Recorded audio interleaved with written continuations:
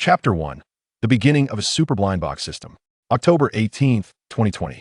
In a parallel universe, free from epidemics. Brooklyn, Barclays Center. Qiao Feng, clad in a Warriors training uniform, sat at the far end of the bench, guarding the water cooler while awaiting the conclusion of the match. He had no opportunity to play. Even during garbage time, it seemed unlikely he would take to the court. When the Warriors drafted him with the 58th pick, everyone assumed that this rookie, whose physical metrics mirror younger Thompson's, was merely a gimmick to attract spectators. That in essence, he was nothing more than a mascot in a jersey, seated on the bench. However, the Warriors management would not concede this point. After all, they had Curry, a man whose mere presence on the court guaranteed high viewership, along with the Warriors' unique and visually captivating style of play.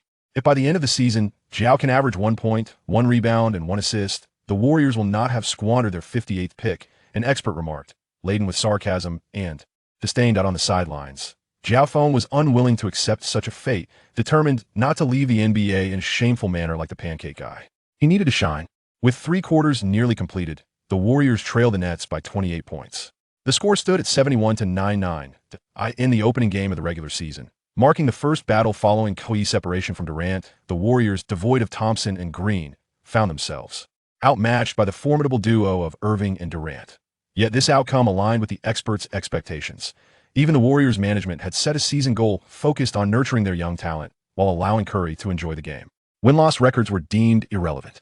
However, their star player, the core of the Warriors, Stephen Curry, was evidently discontent.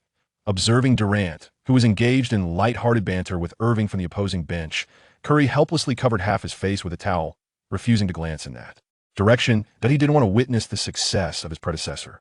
But what could he do? Gazing at his own team, the young prodigy James Wiseman was performing admirably, efficiently scoring 19 points and grabbing 6 rebounds in his debut. Newcomer Oubre displayed considerable passion on the court. Wiggins also exhibited a tendency to abandon his insulated cup, taking a staggering 16 shots. Yet, those who watched the game knew the truth. Much like the player named James, Wiseman was squandering space on the court, still playing with a star's mentality.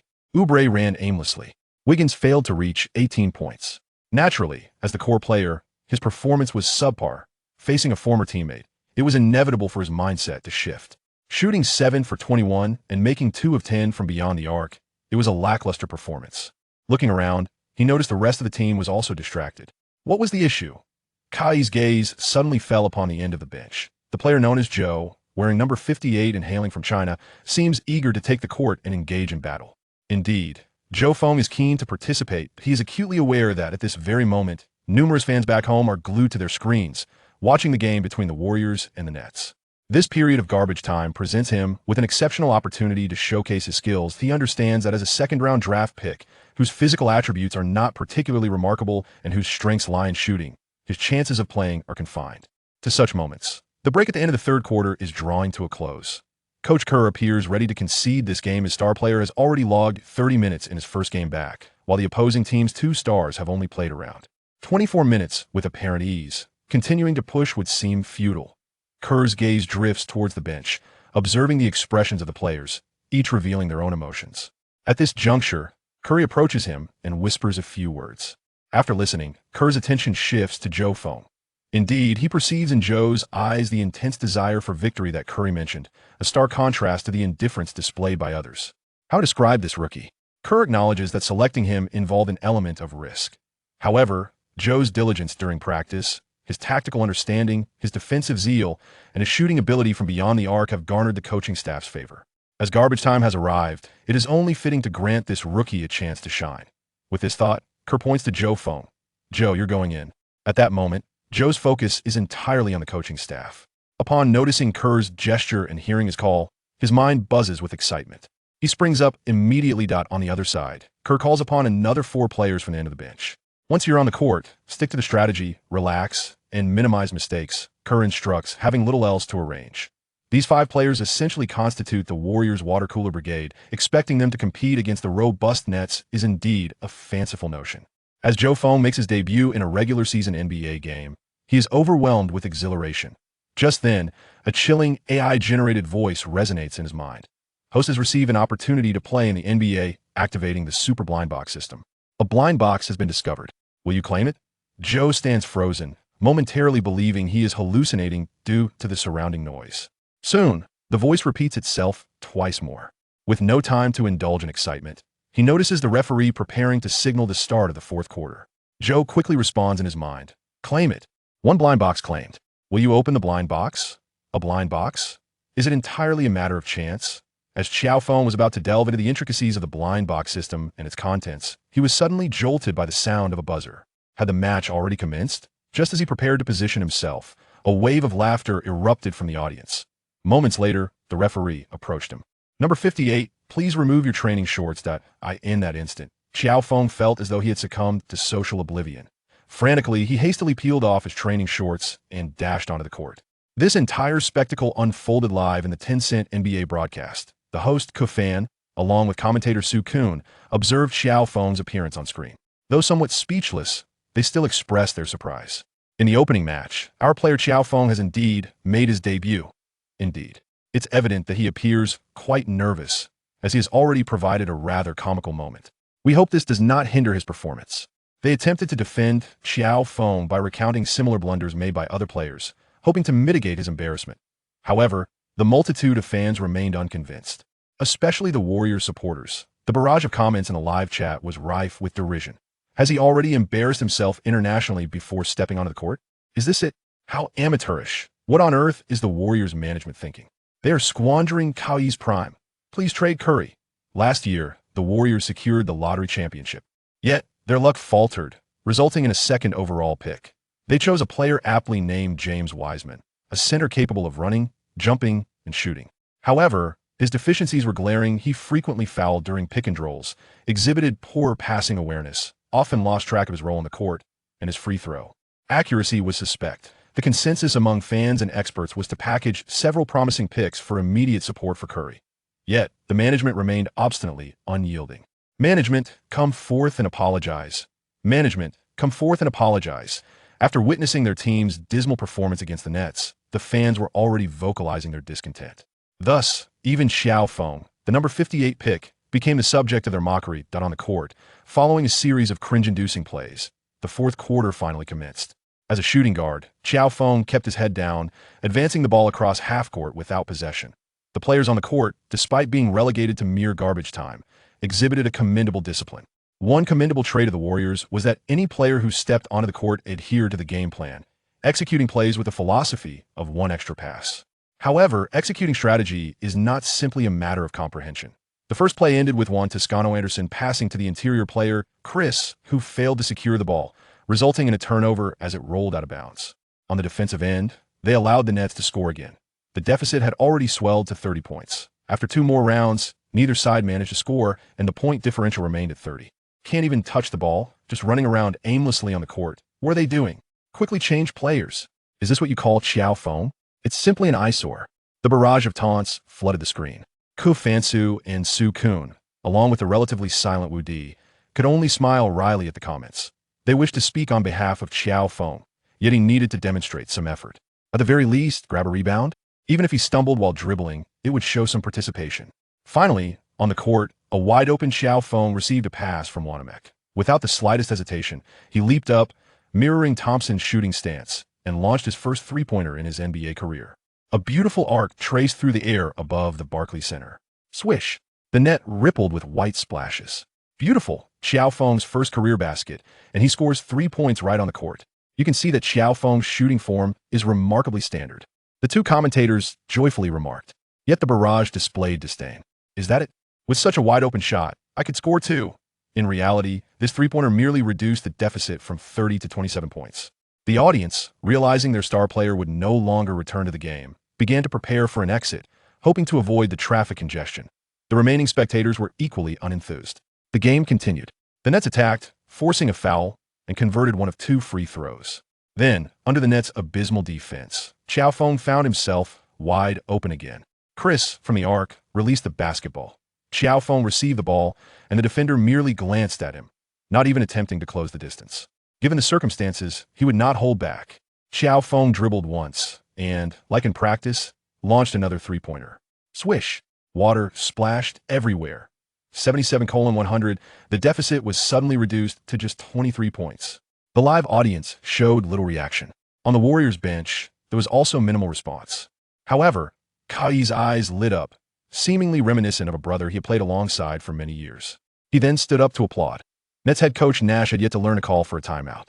Moreover, his assistant coach, D'Antoni, deemed a timeout unnecessary, merely shouting, "Defend the three-pointer. Don't leave number 58 open." Yet on the court, suddenly seeing an opportunity in the paint, Qiao Feng executed a backdoor cut toward the basket. Toscano Anderson immediately delivered a no-look pass, sending the basketball straight into Qiao Feng's hands. Upon receiving the ball, Qiao Feng grasped it with one hand and soared towards the hoop.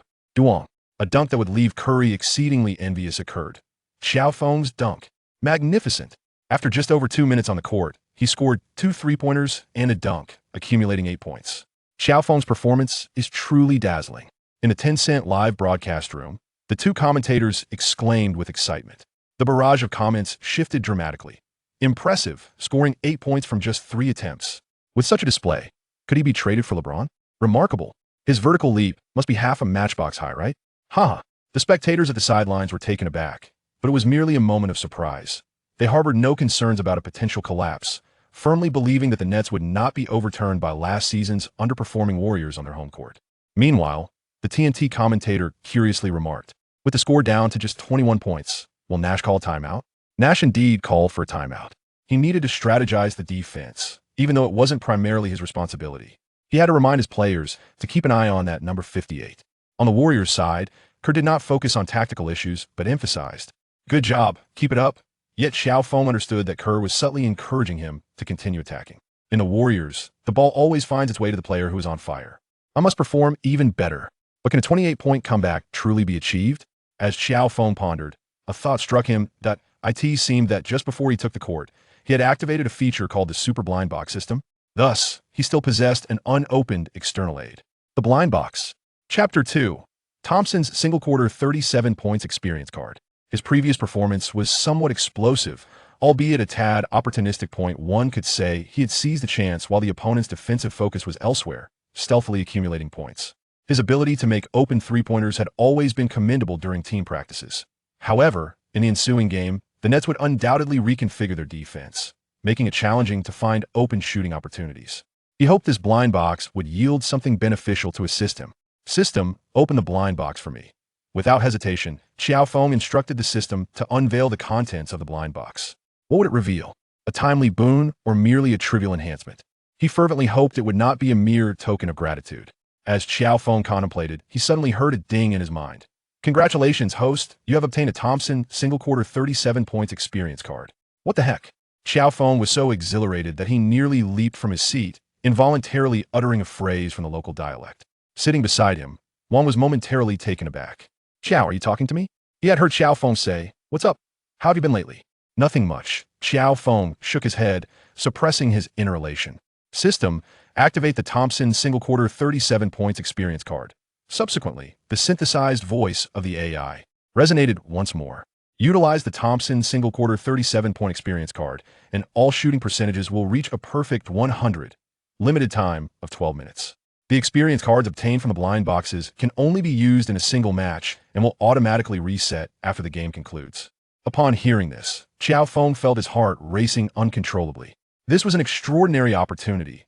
He vividly recalled how explosive Thompson's performance had been during the home game against the Kings. He took 13 shots in a single quarter, making every one of them. He attempted 9 three-pointers, converting them all. Additionally, he made both of his free throw attempts in the third quarter. He played for 10 minutes, maintaining a flawless shooting percentage and scoring a staggering 37 points. This record has yet to be surpassed. And now, was I about to replicate the divine feat of the god of shooting in my debut? He cast a glance at Curry on the bench. This truly is a remarkable display of elegance and charm. As Qiao Feng gazed at the colossal screen at the center of the court, his fists were clenched tightly. The match persisted. On the Warriors' side, Coach Kerr made no alterations to the lineup. In contrast, Nash of the Nets also refrained from making any changes, primarily because their best individual defender was, astonishingly, Durant. Can you believe that? For a team aspiring for the championship, such a configuration is utterly absurd, especially since Durant is not known for his exceptional stamina. Returning to the scene, the timeout concluded, and the game resumed. The Nets' offensive attempt ended in failure. While the Warriors' offense encountered issues, their defense was undeniably systematic. This stood in stark contrast to the Nets. After successfully thwarting one of the Nets' offensive maneuvers, the Warriors swiftly advanced toward the front court. At that moment, Qiao Feng realized that Nash had assigned Shamet, who stood a mere 193 meters tall, to guard him. This was nothing short of an affront to his status as a 58th overall rookie. Shamet, with his limited wingspan, lackluster speed, and average athleticism, seemed an inadequate match. Surely, Coach Nash, you must think it rather cruel to have him defend a player poised to unleash a Klay Thompson-like performance. However, Shamet appeared undeterred, convinced that despite his own defensive shortcomings, he could easily handle a player who was merely a shadow on the court. Thus, he unleashed a barrage of taunts at Qiao Feng. "Hey, Chinese boy, I guarantee you will not get another opportunity to shoot a three-pointer. I assure you, don't even think about it, or I will send you flying, just like scattering a pile of dog waste. Oh, by the way, if I do knock you down, will it hurt so much that you'll cry? Like Jamie Lin? Oh, I'm finished. Qiao Feng was perplexed by Shamet's inclination to collide with a mound of foul excrement. However, he found himself even more averse to the final utterance, which he deemed utter nonsense, leaving him profoundly unsettled. Consequently, he leaned against Shamet, and at the very moment the latter puffed out his chest in a momentary pause, Qiao Feng was propelled away as if he had encountered a pile of putrid refuse. The trajectory was precisely towards the three-point line. As Qiao Feng's feet barely touched the ground beyond the three-point line, his teammates swiftly passed him the ball. He understood that playing for the Warriors meant his teammates would invariably seek out the player in the most formidable rhythm. At the moment Qiao Feng received the pass, he was already well prepared. Shamet charged forward. In that fleeting moment of opportunity, Qiao Feng sprang into action, bending his knees as he leaped. "My goodness!" Shamet exclaimed. As Qiao Feng reached the pinnacle of his jump, he steadied the ball with a graceful tremor. The basketball was released, slicing through the air like a streak of orange light, tracing a beautiful arc. Shamet, in despair, realized that he could not even touch Qiao Feng's wrist, let alone the ball itself. As he landed and instinctively turned to watch the descending ball, he silently pleaded, "Please don't go in. For the love of all that is good, don't." Yet alas, the net erupted in a cascade of ripples. "You cannot thwart me. Go inform your coach to send someone else to guard me, or else I shall rain down at least 30 points upon you." Qiao Feng retracted his arm, which was poised in a shooting stance, and cast a glance at Shamet. "Trash talk? I can do that too. 30 points? Huh. Rookie, you are utterly arrogant. Do not even speak of 30. You won't even manage to score 20. Shamet, infuriated, laughed bitterly. A novice, a low-quality rookie selected at the 58th pick, dared to aspire for over 20 points in his inaugural game. A glance through the annals of over 70 years of NBA history would reveal no precedent for such a feat. While he may not comprehend history, he was certain of its absence. I hope your arithmetic is sufficiently sound. Oh, and do refrain from being like your teammate, who, akin to one who believes the earth is flat, might stubbornly refuse to acknowledge that a score exceeding 20 points could indeed transpire. Qiao Feng shrugged his shoulders, and after speaking, turned back to defense. This statement was somewhat convoluted. However, Shamet glanced back at Irving on the bench, seemingly beginning to comprehend. At this juncture, the point differential had narrowed to within 20 points. In the subsequent possession, the Nets finally seized an opportunity. Allen received the ball inside and forcefully scored against Chris, bringing the score to 82-102, once again restoring the gap to 20 points. The teams switched roles, and the Warriors' offense surged forth like a tidal wave. Coach Kerr waved his arms from the sidelines, urging all 5 players to sprint towards the front court. As Qiao Feng positioned himself just beyond the three-point line at a 40-degree angle, he swiftly received a pass from his teammate. Shamet clung to him like a ravenous woman. Chris promptly stepped forward to set a screen. With a swift turn, Qiao Feng's dribbling skills rivaled those of Thompson, effortlessly leaving Shamet behind. Meanwhile, a voice within him roared with determination. Thus, he dribbled once, shifted laterally half a step, bent his knees to leap, raised the ball above his head, extended his arm, and with a flick of his wrist, released the shot. In an instant, the ball soared like a streak of lightning, reminiscent of a white rainbow arching across the sky. The basketball swished through the net, sending a splash of excitement through the air. The score stood at 85-102. The Nets had just called a timeout, though Nash had yet to learn the art of calling one himself.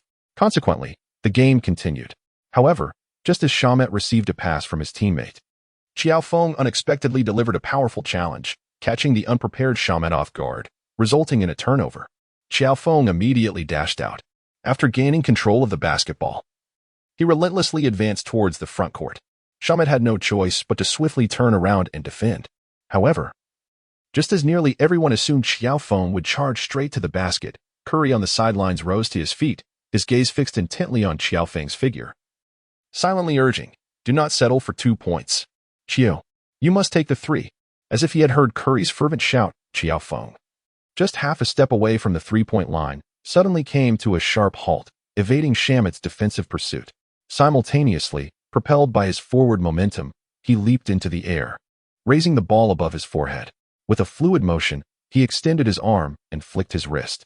The elegance of his shooting form completed. He landed yet maintained the posture of his shot. Qiao seemed to be replicating Clay's shooting technique. Curry, watching from the sidelines, pondered this revelation.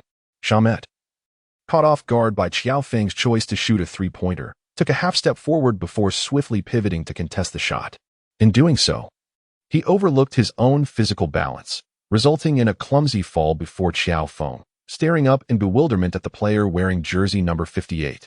A look of resentment etched on his face. Meanwhile, Qiao's gaze remained fixated on the ball he had released. The orange arc of the ball sailed through the air, and with a crisp swish, it found the net.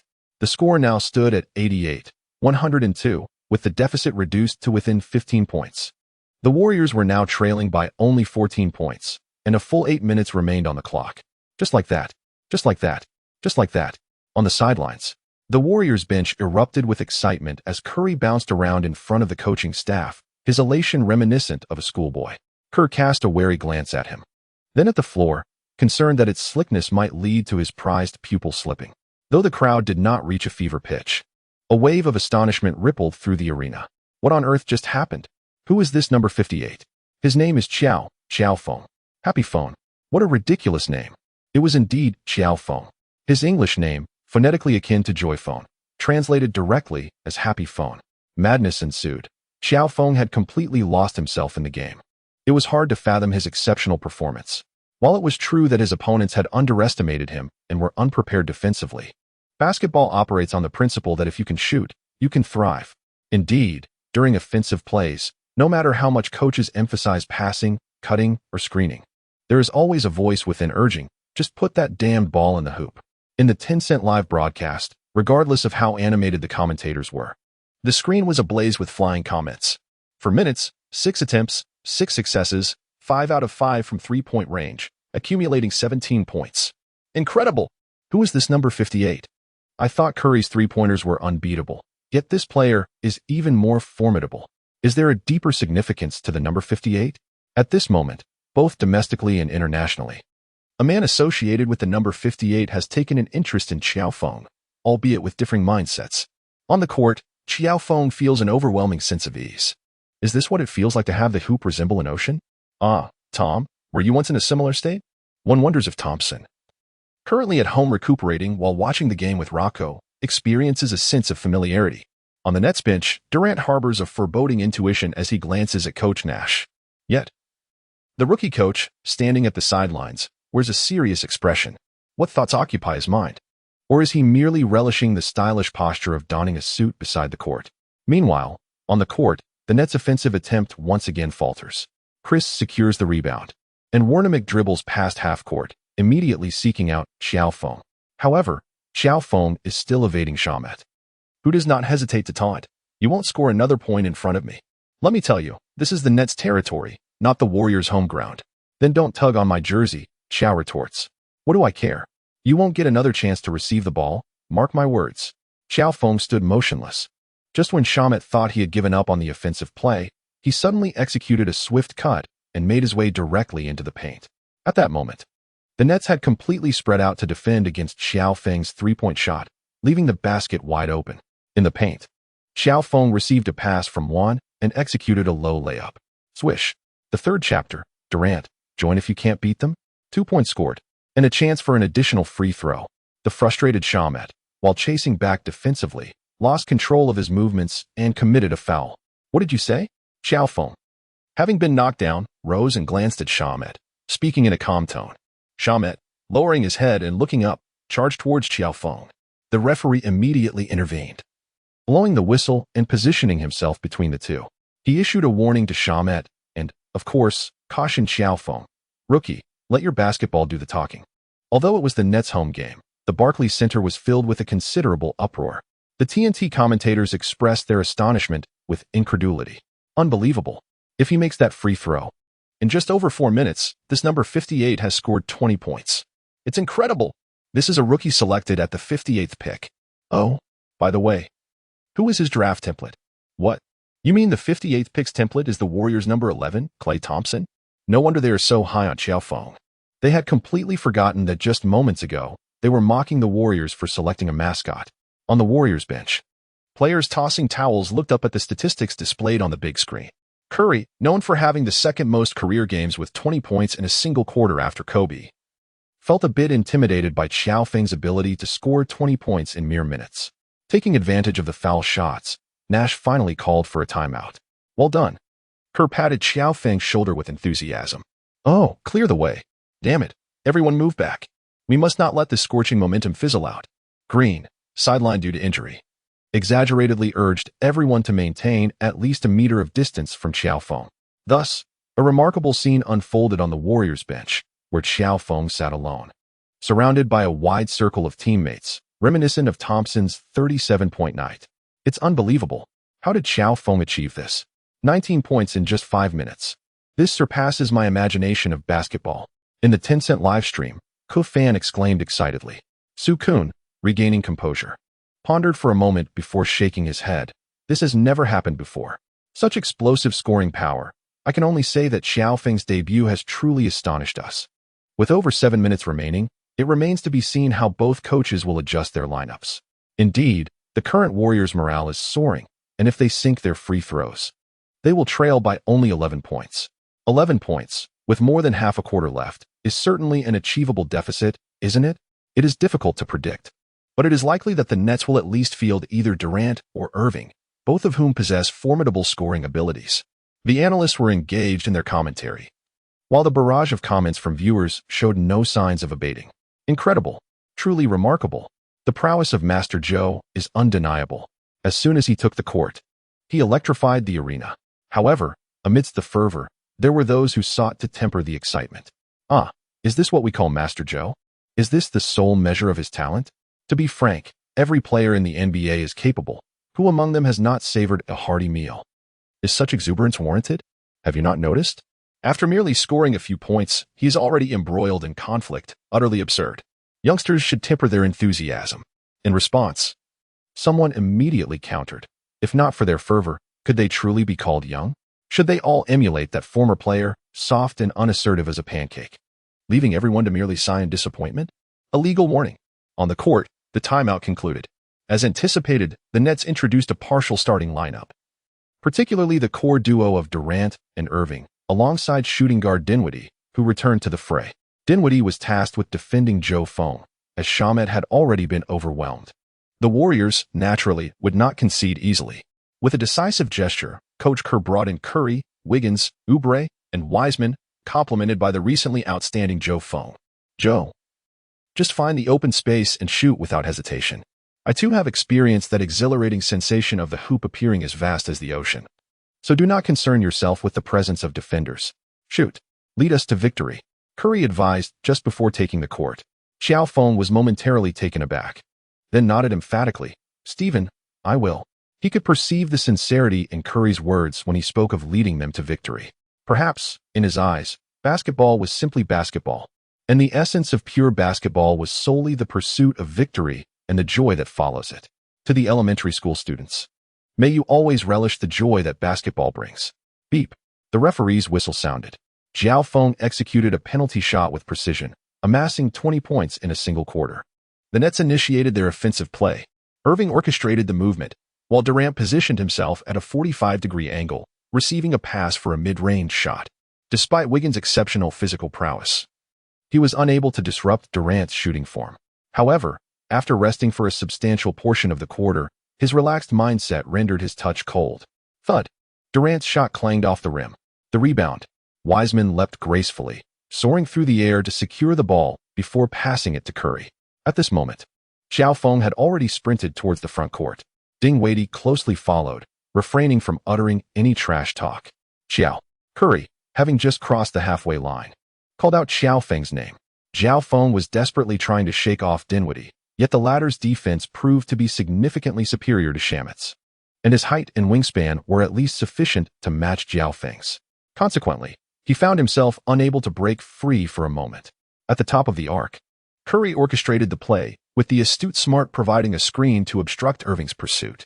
At that moment, Dinwiddie was merely a couple of steps away. Prior to this game, Curry had managed only 2 successful three-pointers out of 10 attempts. Nevertheless, his three-point threat instinctively compelled Dinwiddie to lunge towards him, abandoning his assignment on Qiao Feng. Just as Dinwiddie lunged forward, Curry released the basketball with impeccable timing. Qiao Feng received the pass, yet Durant swiftly intervened, as Qiao Feng failed to perceive the opportunity. His peripheral vision caught sight of Wiggins in the right corner, who had only managed to score a mere 13 points in the game thus far. In an instant, he dispatched the basketball towards him. Wiggins, receiving the ball, found himself in a wide-open position. After adjusting his shooting stance, he launched the ball, but it struck the front of the rim, soaring high into the air. A collective sigh of relief escaped the Nets players. Although it was not Qiao Feng's three-pointer, had it succeeded, the deficit would have dwindled to within 10 points. Below the basket, a chaotic scramble ensued for the rebound. Yet, the ball, having bounced high, played a cruel trick on all those vying for it, ultimately descending directly through the hoop without even disturbing the net. The score now stood at 94-102, with the Warriors trailing by just 8 points.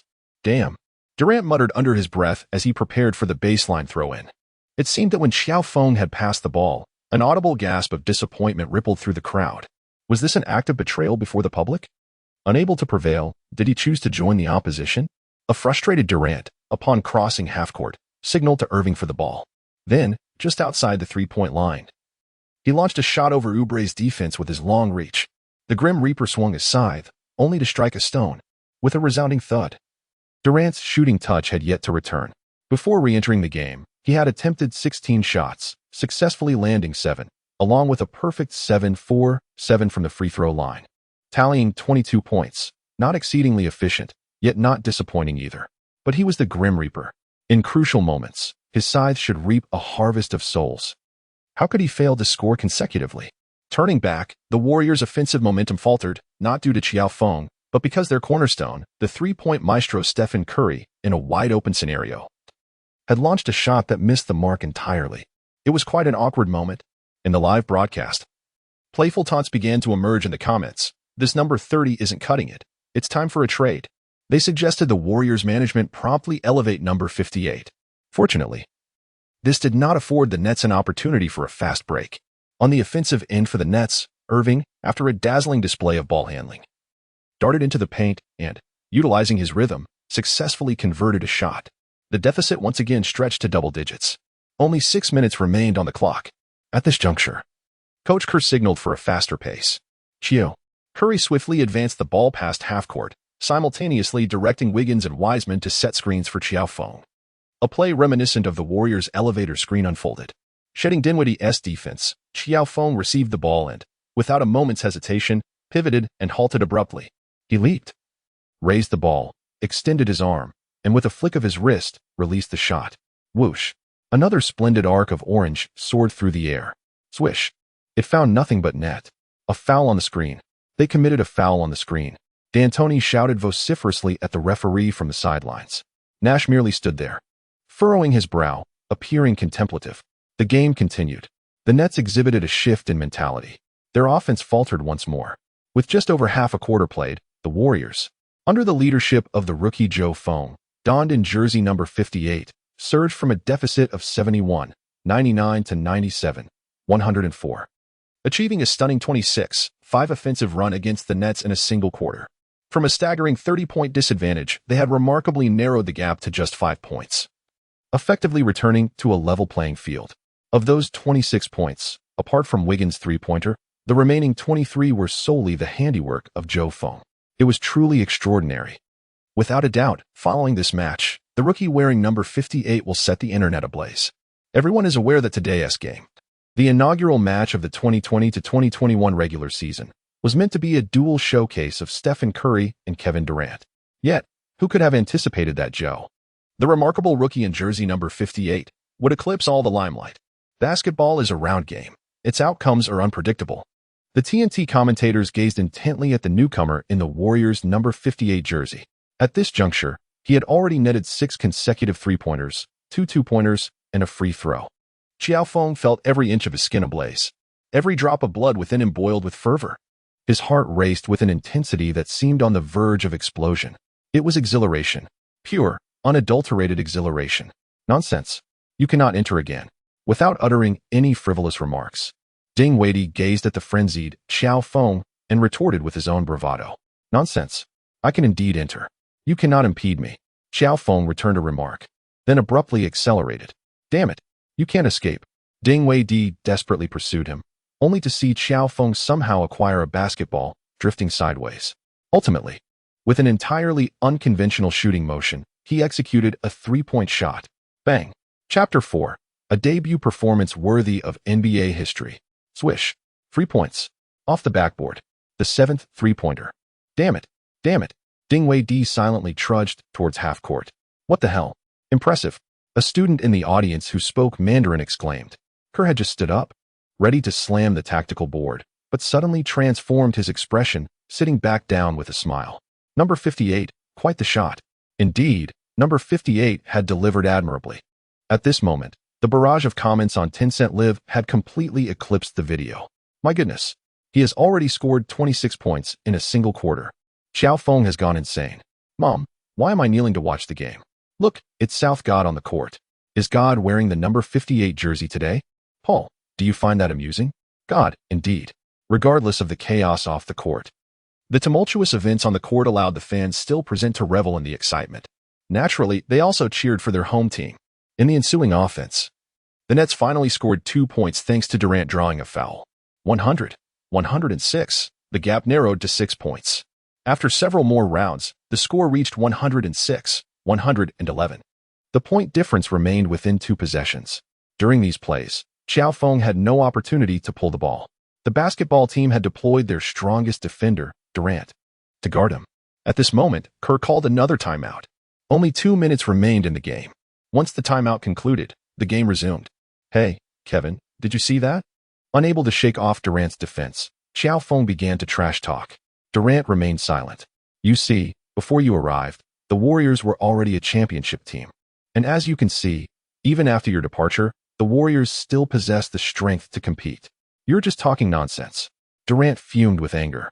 But in that very moment of fury, Qiao Feng completed a handoff with Curry, then executed a step back, leaping high, and resolutely launched his 8th three-pointer. Durant reacted, leaping to contest. The basketball soared just above his fingertips. An arc, an exaggeratedly high arc, adjusted to prevent being blocked.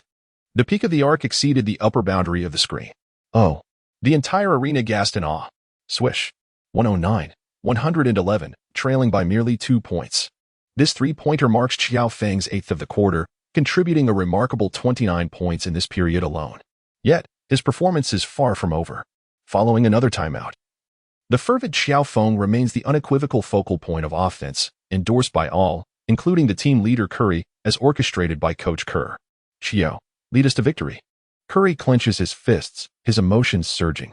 Above all, he is determined not to succumb to a team led by Durant. Stephen, rest assured, victory is within our grasp. As the game resumes, the Nets initiate their offense. Durant stands at a 45-degree angle, his eyes ablaze, not with the intent to slay, but consumed by fury. As Qiao Feng retreated defensively, he engaged him with the lyrics, "If our reunion cannot bring tears to our eyes, can it still bring a flush to our cheeks?" Durant, unable to comprehend the words, since they were undoubtedly unflattering. Thoughts raced through his mind even before you arrived. He soon lost control of his emotions, impulsively demanding the ball from Irving at the top of the arc, eager to back down Qiao Feng. However, the moment Irving passed him the ball, Qiao Feng had already anticipated the play and swiftly maneuvered out. With a sharp sound, he executed the steal. Upon being robbed of the ball, Durant immediately fouled Qiao Feng out of frustration. Fortunately, his foul count was still manageable. Yet, the turnover was marked against Durant. Damn it. You are nothing but a pile of foul waste. As he retreated, Durant pursued Qiao Feng, hurling curses along the way. Kevin, you ought to enlist others to assist you in defending against me. Alone, you stand no chance of stopping my scoring. With a smile, Qiao Feng conveyed his thoughts, as if stating a fact. At that moment, Nash on the sidelines signaled for a double team against Qiao Feng. But an irate Durant waved off the defender, declaring, I can handle this alone. Was the Nets planning to double team the number 58? How could they? When there was also a number 30 on the court. The TNT commentator, witnessing this scene, frowned and remarked, 2 bottles of poison, one must choose a cup. Consequently, the Nets, having opted for Qiao Feng's poison, were destined to face their due reckoning. A crisp swish echoed, shattering the hearts of all Nets fans, serving as a reminder that number 58 had yet again sunk a three-pointer. In this single quarter, it marked his 9th three-pointer and contributed a staggering 32 points.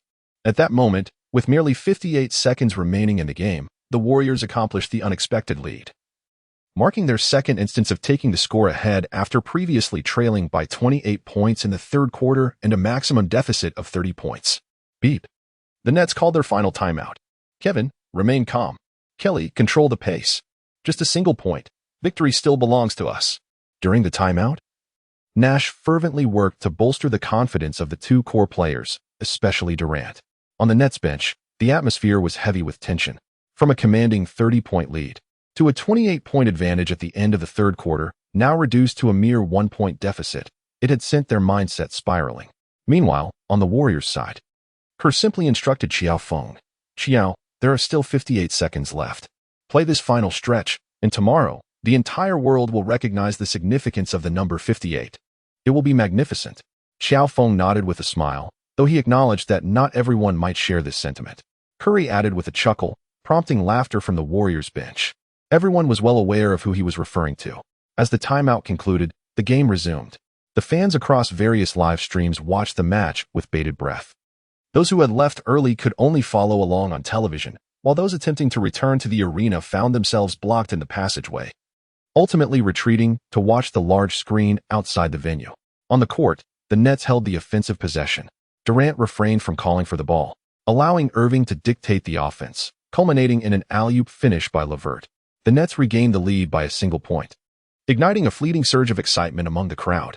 Yet, their exhilaration lasted barely 10 seconds. After crossing half-court, Curry dribbled forward, and Qiao Feng stepped up to set a screen, drawing away Curry's defender. Once again, the Nets, having chosen to indulge in Curry's poison, were met with the anticipated consequence. With a dismal shooting record of 2 for 11 and having missed 6 consecutive attempts, even the previously off-target Curry managed to sink a crucial basket that nearly sealed the game. A 2-pointer. The Warriors equalized, matching the largest lead of the contest. As the ball swished through the net, Curry retreated while shaking his head, playfully pointing at Jordan Poole and flashing a broad smile, revealing the charming gap in his teeth that signifies the Curry family crest. It was as if he were saying, hey, my friend, fret not in this game. No one can overshadow your brilliance. This fellow is simply irresistible. Meanwhile, the Nets, out of timeouts, were left to initiate the ball from the backcourt. A strangely relieved Nash stood on the sidelines, muttering incomprehensible tactical gestures. The Warriors focused solely on defending against the Nets' 3-point attempts. As the shot clock neared its expiration, Durant charged towards the basket, only to be met with a resounding rejection from the collaborative efforts of Wiggins and Oubre. In a remarkable feat, Wiggins, leaping nearly to the rim, executed a one-handed block on Durant's layup. It was a foul, a blatant foul. As Durant landed, he immediately protested to the referee. However, the officials deemed it a perfectly clean block. Nash contemplated a challenge, yet the Nets, lacking timeouts, were ineligible to request one. At that moment, the Warriors called a timeout to strategize for their final offensive play. Above the center court, the big screen replayed Wiggins' impressive block, confirming it was indeed a solid, unequivocal rejection. As the timeout concluded, the game entered its final moments. With only 35 seconds remaining, both teams theoretically had one last possession, but the initiative lay with the leading Warriors. The Warriors commenced their attack, as Coach Kerr deployed a diminutive lineup featuring a point guard and 2 shooting guards, aiming to penetrate the already fragile defense with speed. Qiao Feng deftly evaded his defender, and with merely 3 seconds remaining on the 24-second shot clock, he utilized Pascal's screen to carve out a sliver of space. Wanamek raised his hand, delivering the basketball into Qiao Feng's grasp. The instant he received it, Qiao Feng sprang into the air. Durant, with his elongated arms, lunged towards him. Whoosh. Beep. At the moment Qiao Feng released the basketball, the referee's whistle pierced the air. A foul on Durant for a three-pointer. Yet, the ball continued its graceful flight. The orange sphere soared through the stillness above the Barclays Center, cutting through the silence with a resounding thud. Qiao Feng has finally missed his first three-pointer. However, at that moment, the referee raised his fist and pointed at Durant, signaling a foul for a three-point shooting violation. Oh, heavens, no. I did not commit a foul. I did not touch him at all. Durant, clutching his head, could hardly believe that the referee would call a foul against him at such a critical moment. After all, despite having taken a year off, he remains a superstar. Meanwhile, the player lying on the ground, number 58, is merely an inexperienced rookie, utterly lacking in skill. The audience that remained in the arena fell into a profound silence. Their emotions were tangled, uncertain whether their presence here was justified or misguided. Qiao Feng was lifted by Curry and Wiggins, each grasping one of his arms, as they celebrated the impending victory with a chest bump. Despite the slight pain from the fall, the prospect of scoring a three-pointer loomed large, which would elevate his points for the quarter to a staggering 35, a figure that surpasses Love's 24 but trails Thompson's 37. Interestingly, having played a full quarter, Qiao Feng initially scored 8 points and then utilized Thompson's experience card of 37 points in a single quarter, yet his performance paled in comparison to Thompson's, who only played for 10 minutes. This discrepancy can be attributed to the team dynamics. Initially, Qiao Feng lacked a personal strategy, and presently, the Warriors struggled offensively in the absence of Green. Some spectators had already departed, while others remained, clinging to the hope of a miracle, especially since there were still 14 seconds left on the shot clock following the free throw. Among the audience, particularly those with distinctly Asian features, there was a yearning for a different kind of miracle. If the player, number 58, currently being congratulated by his teammates in various styles, were to make all 3 of his free throws, his scoring for the quarter would also reach an astonishing 35 points, a tribute-worthy tally reminiscent of the Nets' number 7. Should he succeed in all his attempts, it would mark a game for the history books for the rookie. A debut that could tie the record for 9 three-pointers without a miss in a single quarter, setting a new benchmark for rookies with 35 points in just one quarter. What a spectacle! Qiao Feng first scored a free throw, leading by 3 points. This successful shot granted the Warriors an unparalleled advantage in regular time. The Nets could only hope that Qiao would miss his remaining 2 free throws. Only then would they have a chance to equalize and extend the match into overtime. Meanwhile, the TNT commentators heightened the suspense in the arena. Taking his position at the free throw line, Qiao inhaled deeply. The pressure now rested squarely upon him. Thud, thud, thud. He dribbled thrice, gathered the ball, bending his elbow, lifting the ball, flicking his wrist, releasing the ball. The basketball soared directly towards the hoop. At this moment, all eyes in the Barclays Center were fixated on that orange sphere. Chapter 5. A press conference filled with prejudice and pitfalls. Alas, the overwhelming majority were met with disappointment. In the fourth quarter, the once scorching hot Qiao Feng successfully converted his remaining 2 free throws. Thus, the Warriors surged ahead of the Nets by a commanding 5 points, a remarkably secure lead, especially considering the Nets had only 14 seconds left on the shot clock, without a timeout, and could only inbound the ball from the backcourt. Consequently, during the Nets' final offensive play, Nash signaled a tactical gesture from the sidelines. Yet it appeared to convey little. Ultimately, as the final buzzer echoed, he faced the bitter reality of his inaugural regular season defeat as a coach. Oh!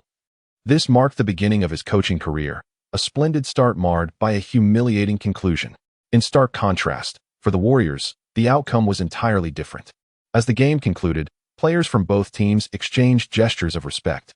In a match characterized by a remarkable 30-point comeback, the victors celebrated with doubled excitement, while the vanquished wallowed in equal despair. Durant and Curry embraced on the sidelines, exchanging pleasantries akin to wishing each other well before parting ways. After exchanging pleasantries with his teammates and opponents, Qiao Feng stood on the court, engulfed in a sense of bewilderment. Upon the conclusion of the match, and upon reviewing his statistics, he experienced an ephemeral moment of disbelief. Where was the historic rookie scoring 35 points in a single quarter? Instead, he felt like a mere novice, relegated to the sidelines beside the water cooler, deprived of playing time, a bitter dream that left him feeling unfulfilled. A phrase unexpectedly surfaced in his mind. Crab without meat, you have tarnished the debut of my Nets career. Durant approached Qiao Feng for a handshake, exuding a certain elegance. It's my fault. Qiao Feng could only mutter an apology. Next time, the victory will surely be mine. Best of luck. With that, Durant turned and departed. A defeated player, even in his home arena, had no choice but to leave. Meanwhile, the victors were naturally called to the sidelines for interviews. Hey, Qiao, Curry exclaimed, his exuberance palpable. Hey, Stephen. Qiao Feng responded with equal enthusiasm. Curry exaggeratedly remarked, 35 points in a single quarter. Qiao, you are truly a rookie killer. Goodness, when will I ever achieve such a feat? Really, Stephen, you, the baby-faced assassin, are envious of someone else's scoring ability? Adaptation to the local customs had led Qiao Feng to embrace the exaggerated expressions. After exchanging a few more pleasantries, the Warriors' public relations manager approached. Hey, Qiao, you need to take part in an interview with TNT. Me? Although Qiao Feng had anticipated this moment, he was still taken aback when it truly occurred. Indeed, Qiao, I believe that no one is more deserving of such an honor than you in this match. Go forth, our hero, Curry encouraged before retreating to the locker room. On the sidelines, a beautiful reporter from TNT, observing the Warriors' public relations manager escorting Qiao Feng, began to highlight his astonishing statistics from the fourth quarter, 11 attempts. 9 out of 9 from beyond the arc, 4 out of 4 from the free throw line, an impeccable shooting percentage totaling 35 points. Throughout NBA history, no rookie has ever delivered such a flawless performance in their debut game. Indeed, it was a performance. And the performer was none other than the shooting guard chosen 58th overall by the Warriors in 2020, hailing from China, a 198-meter-tall guard. Let us extend our congratulations to Qiao Feng. It must be said that the reporter from TNT possesses remarkable professional skills, particularly excelling in body management. Hello, Qiao Feng. Oh my goodness, please tell me I have not mispronounced your name, she exclaimed with exaggerated tone and expression before the camera. She believed that for a rookie, especially one from the East, this approach would help alleviate any tension or shyness. This was advice imparted to her by 2 veteran commentators. Indeed, the lovely Miss Ollie Lafos. You have not erred. Qiao Feng perceived that the Westerners held deeply entrenched stereotypes about the Chinese. They remained oblivious to the fact that the Chinese are arguably the most adaptable individuals in the world, exhibiting unparalleled resilience and excellence in this regard. To dispel such prejudices, Qiao Feng exuded an air of confidence. Of course, you may refer to me as the Rookie Slayer, a moniker bestowed upon me by our very own Stephen. Is it akin to the baby-faced assassin? Raffos chuckled. Indeed. After a brief exchange, Raffos delved into the main topic. In just one session, you showcased a performance that most rookies fail to achieve throughout an entire season. What inspired such a magnificent display? Simply stepping onto the court and tossing that damned basketball into the hoop, Qiao Feng thought to himself, as he looked at the speechless Raffos, silently uttering an apology. He could hardly admit to her that he had an unfair advantage. Moreover, during post-game interviews, if one's mind does not operate swiftly enough, one risks falling into the traps set by reporters, leading to the utterance of meaningless drivel. In this regard, Popovich serves as an exemplary model. Additionally, Raffos had yet to master the art of disbelief. Really? I don't believe it. Well, Joe, we've noted that you scored a total of 35 points in this game. Some speculate that you were paying homage to a certain number 35. Is that true? Qiao Feng had not anticipated this layer of complexity, and certainly did not wish to admit it openly. After all, it was far more intriguing for the spectators and fans to speculate and concoct their own theories. With a smile, he shook his head, stating, in truth, when the Nets utilized their final timeout and I realized I had made 9 consecutive three-pointers, accumulating 32 points. My immediate thought was, goodness, I am on the verge of equaling my idol, Thompson. Alas, I fell just 2 points short. Indeed, it is regrettable. Yet, there remains an opportunity, does there not? Yes, there is still a chance. After all, I am still young. The interview transitioned from a formal exchange into a casual conversation, to the extent that it left the cameraman feeling somewhat concerned about the responsibility towards the viewers at home. Ahem. Well then, thank you, Qiao. I hope to see even more remarkable performances from you. Thank you, I certainly will. Once the interview concluded, the camerawoman voiced her mild critique. Ollie, you cannot act like a lovesick admirer who has never encountered a handsome man before. You are a journalist and must maintain professionalism. Oh, really? Was my admiration that overt? She replied, but that number 58, that Chinese boy, is truly charming and radiant, is he not? However, I have heard that people from that region consider narrow eyes to be beautiful. Have you not seen those models? Although, I must admit, I find that quite unattractive. It seems we share a consensus regarding the aesthetic preferences of the Chinese. Without further ado, as Qiao Feng prepared to head to the locker room for a shower, he encountered a Chinese journalist from Tencent, a familiar face to domestic audiences known as Barbecue Sister. Naturally, the content of the interview revolved around congratulations. After finishing the interview, he proceeded to take a shower. Qiao Feng found himself once again summoned to the post-match press conference. As the principal architect of the remarkable comeback, this was only fitting. Upon entering the venue, he was momentarily taken aback by the blinding flashes of cameras. Relax, Qiao. You must acclimate to this, especially as a player hailing from Golden State. Steph Curry remarked, giving him an encouraging pat. I will, Stephen. The Warriors undeniably bask in a level of attention that evokes envy. We all recall the moment 5 years ago when Klay Thompson astoundingly shot 13 for 13 in a single quarter against the Kings, nailing 9 out of 9 from beyond the arc, amassing a staggering 37 points. During the press conference, a reporter posed a question to Qiao. Qiao, you two achieved a flawless performance today, hitting 9 three-pointers for a total of 35 points. As an individual of Eastern descent, do you possess any secrets? This question, laden with evident bias, though not overly sharp, was fraught with pitfalls. Chapter 6. Issue a Grand Sword Experience card. Exercise extreme caution. Do not leave room for misinterpretation. Were this a decade ago, the public relations manager would have cautioned to be particularly circumspect with every word spoken in response to such inquiries. They would selectively edit to create the most sensational narratives. In professional parlance, this is referred to as news montage. However, such tactics have diminished in efficacy. The advent of social media has, to some extent, curtailed the viability of sensationalized content and news montage. Qiao Feng smiled and nodded. Indeed, I possess a secret. The journalist, brimming with excitement, was on the verge of pressing further. However, he swiftly countered with a question, as a member of the media. You are familiar with the term pulling clips, are you not? Yes, but how does that pertain to your secret? The journalist inquired, puzzled. It is indeed relevant, he replied. It pertains to how I render the external assistance convincingly authentic. Furthermore, it raises another issue. Should you be unaware of what pulling clips entails, I would not only need to elucidate its meaning but also call into question your professionalism as a journalist. It is truly unfortunate that you are aware. Qiao Feng secretly criticized, his face adorned with an expression of utmost sincerity, and continued, as you all know, my draft template is Klay Thompson. Therefore, I will meticulously collect all of his game footage and analyze it frame by frame, segment by segment. The reporters were momentarily taken aback. They yearned to exclaim, nonsense. Utterly ridiculous. Yet, the sincerity etched on Qiao Feng's face rendered them speechless.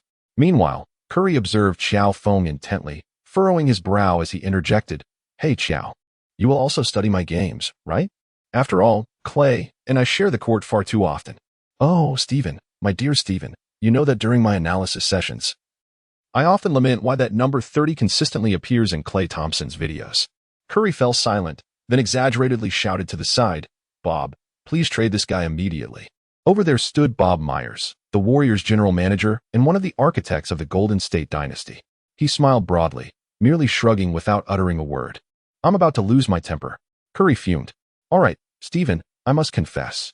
Every time I analyze the footage, I envision myself in Klay's shoes. Well then, I shall refrain from being angry, Curry rejoiced. Ah, this childishness. Laughter erupted throughout the press conference, filling the atmosphere with a jovial spirit. However, this light-hearted ambience was soon shattered by a voice. Qiao, no one will believe that studying an athlete's game footage can bestow upon you their abilities. I would prefer that you voluntarily undergo a urine test post-game.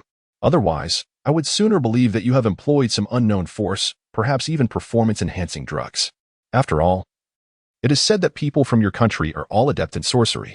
His words caused a noticeable shift in the expressions of the crowd, casting doubt upon Qiao Feng's integrity regarding drug use. Curry, along with the Warriors' management present, were grim expressions. No one would tolerate such baseless accusations. How would he respond? Bob Myers gazed at Qiao Feng, who was at the center of the storm, filled with anticipation. Qiao Feng was acutely aware that everyone present was solely fixated on the 4 characters denoting prohibited substances, yet none seemed to react to the 2 characters representing witchcraft. Even in this global village, despite the internet's role in bridging distances between individuals, it nonetheless perpetuates biases, intensifying them further. Particularly in this, the home court of the nets. Qiao Feng did not respond immediately. Instead, he quietly inquired something from Curry, and after receiving confirmation, he nodded. After a moment of contemplation, he turned his gaze towards the seemingly righteous journalist. Very well. However, I require qualified personnel for the urine test, a fair procedure, and complete transparency throughout the process. Can you ensure that? That needs to be guaranteed by the authorities, the journalist replied somewhat reluctantly. Then let us discuss the necessity of the urine test once you have confirmed whether the authorities can provide such assurance. But no buts. Qiao Feng interrupted the reporter, a serene smile returning to his calm visage. If there are no further questions, I am ready to join my teammates in their celebrations. Stephen. I recall Draymond just mentioned treating everyone to a grand feast. Am I correct? Curry smirked, indeed. Though in the end, it may very well be the team owner footing the bill. The reaction was quite favorable. Beside them, Bob Myers nodded appreciatively at the 58th pick he had selected. After departing from the press conference, Green indeed organized a gathering, which included several players from the Nets, notably Durant. As Qiao Feng, who had undeniably taken center stage for an entire quarter today, he naturally attracted considerable attention. Among players, the relationships remain refreshingly uncomplicated, devoid of monetary concerns. Curry leaned in and quietly asked Qiao Feng, "You inquired whether there would be drug testing on Clay's 37-point night. Why did you not use that as a rebuttal against the reporter?" Qiao Feng shrugged, remarking that such statements invariably create the illusion that Clay has also committed a transgression. Curry remained speechless. Qiao Feng remarked, "Moreover, bringing down the official is far preferable to bringing down LeBron, isn't it?" "Indeed." Curry nodded and then strolled over to Durant. Their shoulders linked, while they indulged in exquisite food and fine wine. News of the rookie number 58 scoring 35 points in a single quarter was already making waves back home. "I have never encountered such audacity in my life," someone lamented. "Well, now you have. Number 58, a name of miracles." The opening game of the 2020-21 season marked the finest hour of rookie Qiao Feng's career. There can be no dissent on that point, right? On Douyin, various basketball commentators and analysts swiftly crafted segments showcasing Qiao Feng's explosive performance. Praise evolved from simple accolades like impressive and astounding into more articulate and eloquent phrases and paragraphs. Naturally, amidst the voices of bystanders and fans, the dissenters emerged, but they did not consider themselves naysayers.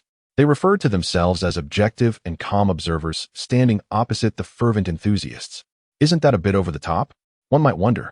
Setting aside the fact that Chinese players lack physical advantages in the NBA, let us consider just one individual, Micah Wei. Do you all remember him? His debut against the Heat's Big Three was nothing short of a near quadruple-double, a promising star arriving at the pinnacle right from the start. And now? It seems such players are nearly extinct in the league. It was merely one impressive game. Let us wait until he reaches the heights of insanity before we celebrate. Oh, how rational.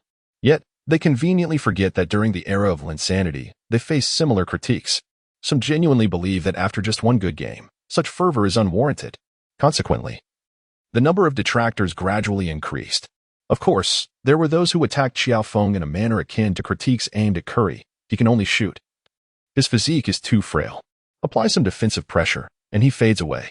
Such perspectives often stem from individuals with average physical attributes yet even more mediocre skills. They refuse to accept that someone with a similar physique can possess superior technique, which casts them in a less diligent light, akin to someone who indulges in pancakes daily. Amidst the online cacophony, Qiao Feng and the Warriors, after spending a night in Brooklyn, set off for Milwaukee.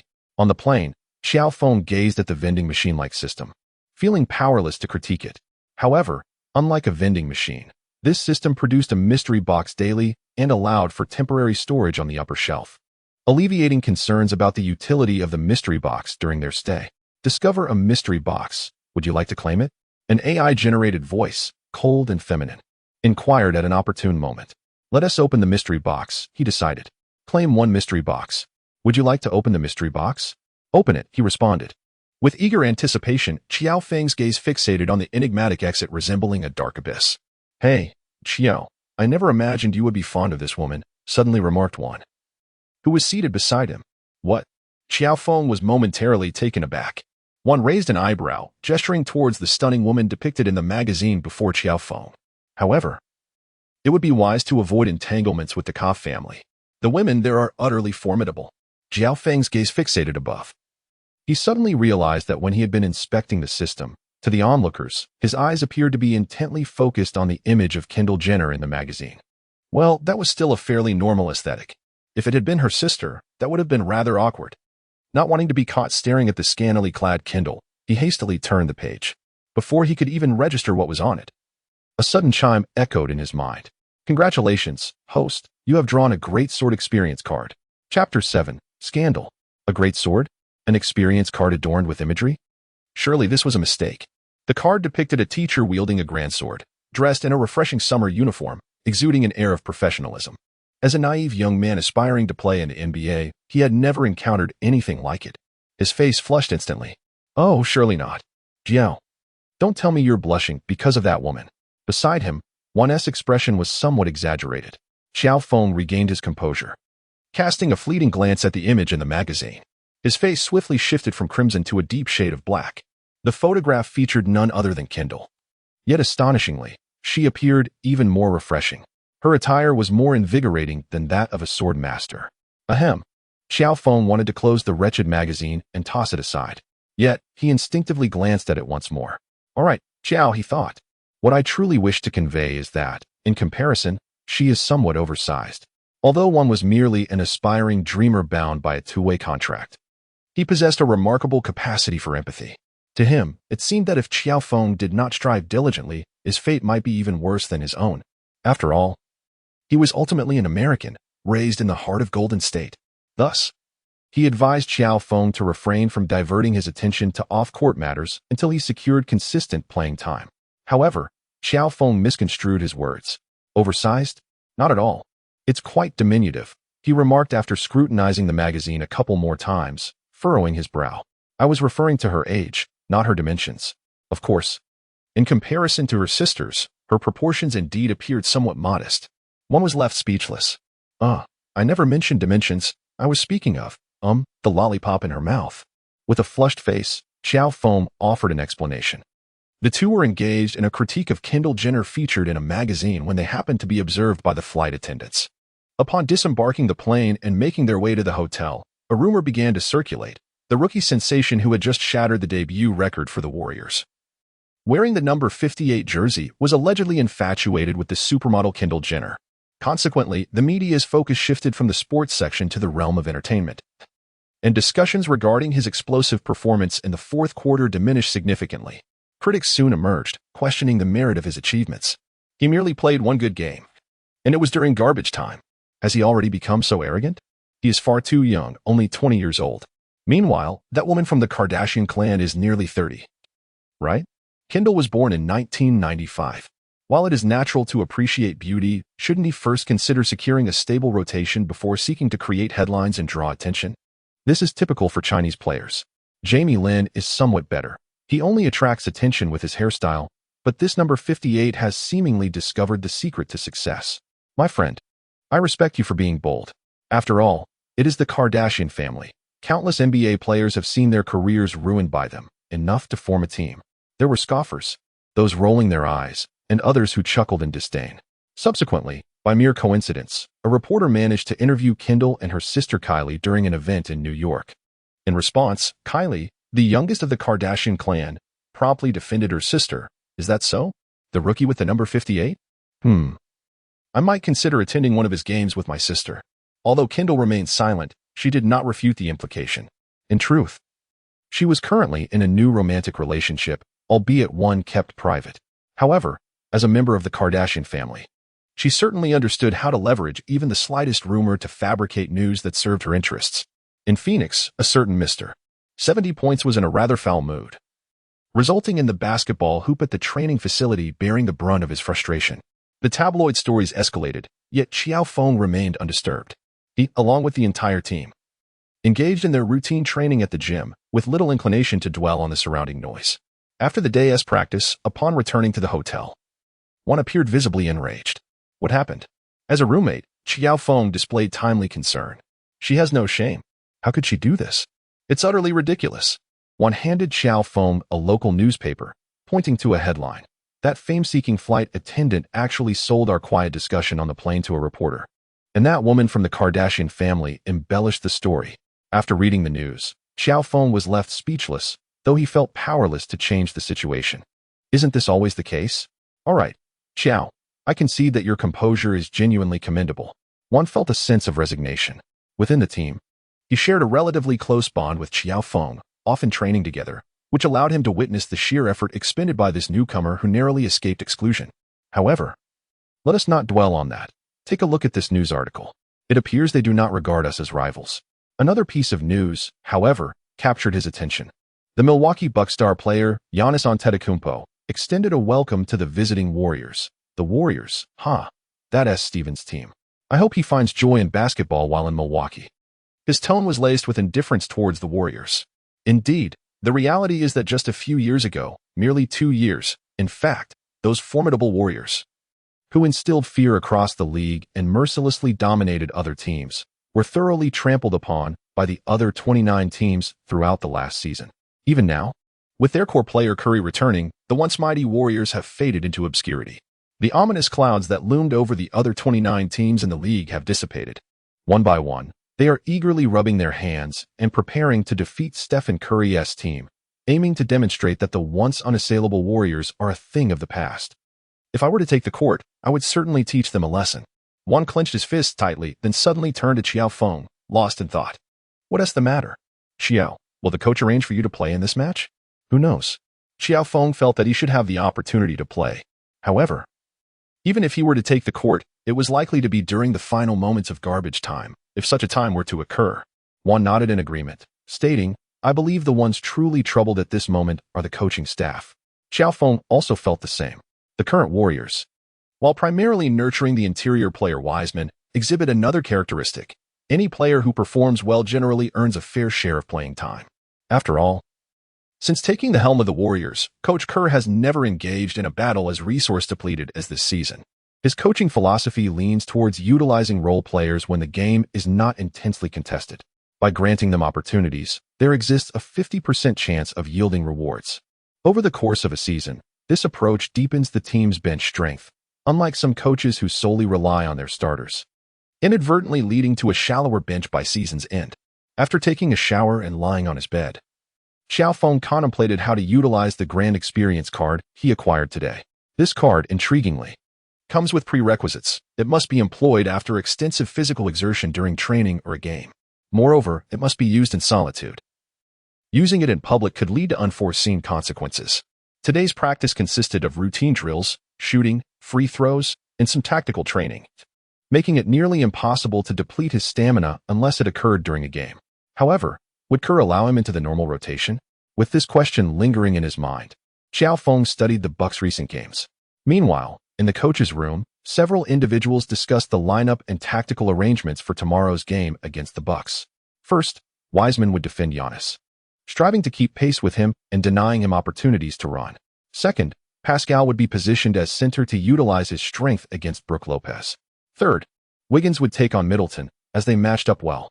Lastly, Oubre would guard Holiday, leaving DiVincenzo to Curry. Everyone concurred with these defensive assignments. Coach Kerr affirmed that the most critical aspect of playing the Bucks was addressing Giannis's penetrating ability, forcing him to the perimeter where he would struggle. Wiseman's height and wingspan, coupled with his decent speed, made him a suitable defender. Otherwise, once that Greek phenomenon gains momentum, the best defensive strategies would boil down to fouling or simply lying on the ground. This was the only recourse. When necessary, they could have Andrew assist. But the primary objective remained to prevent Giannis from accelerating. Offensively, they could also exhaust him. The other members of the coaching staff agreed with this defensive strategy and pointed out several offensive focal points. Now, let us deliberate on Qiao's playing time. Kerr tapped the clipboard again, highlighting the name of Qiao Feng. Chapter 8, Facing the Bucks, First Quarter Appearance, 10-cent live broadcast room.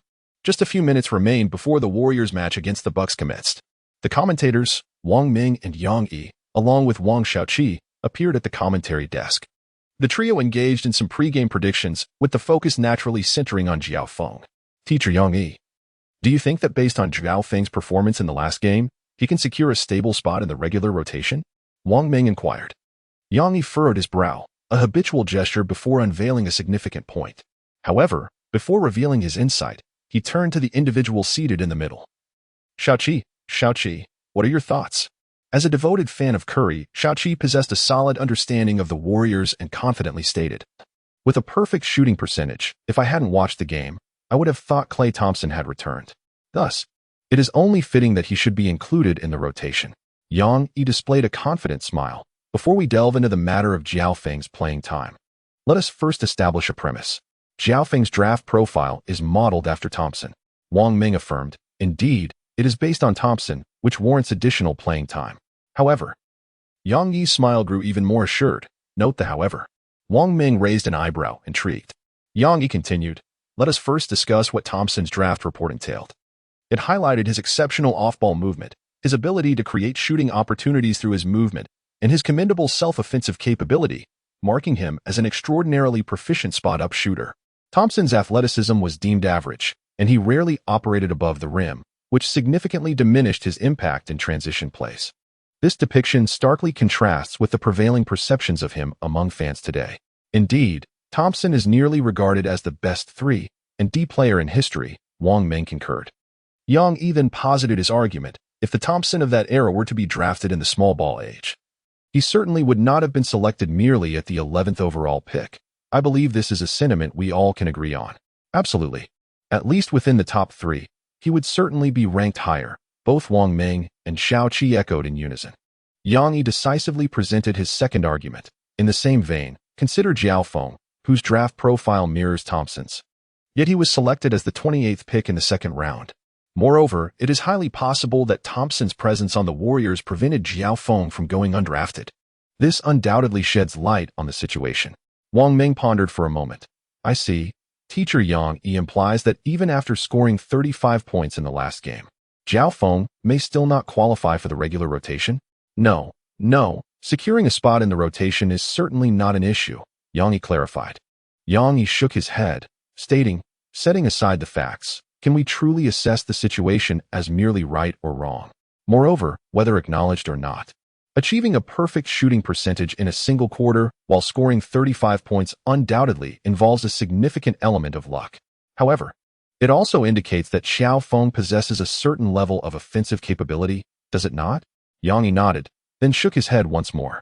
I still maintain that being drafted at the 58th position speaks volumes. Furthermore, in the last game, he played during garbage time, unguarded, and with the ball finding its way to him effortlessly. Additionally, based on the previous game, Qiao Feng played an entire quarter, resembling Thompson from his earlier days. With minimal dribbling and only a single assist. That is indeed impressive. Xiao-Qi interjected, indeed, anyone who makes it to the NBA is remarkable in their own right. Yang Yi continued, however, I still believe that no matter how one looks at it, Qiao Feng is merely a rookie selected at the 58th spot, and that position alone speaks volumes. Xiao-Qi disagreed. Very well. Wang Ming interjected, halting Xiao-Qi, glancing at the data in his hands, and inquired, what does Teacher Yang Yi believe? If Qiao Feng enters a normal rotation, how much playing time can he expect, and what level of performance can we anticipate? Based on Kerr's usage patterns, I predict he won't have too little playing time, approximately around 18 minutes. Kerr is one of the more welcoming coaches for newcomers in the league, as Yang Yi is well aware. However, regarding Qiao Feng's performance, I am not quite as optimistic.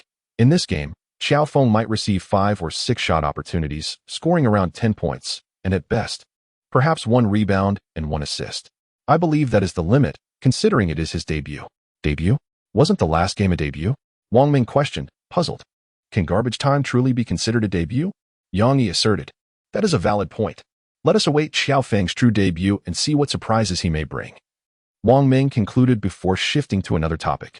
As per tradition, let us predict the course of today's game. Xiao-Qi, you are undoubtedly rooting for the Warriors, correct? Of course.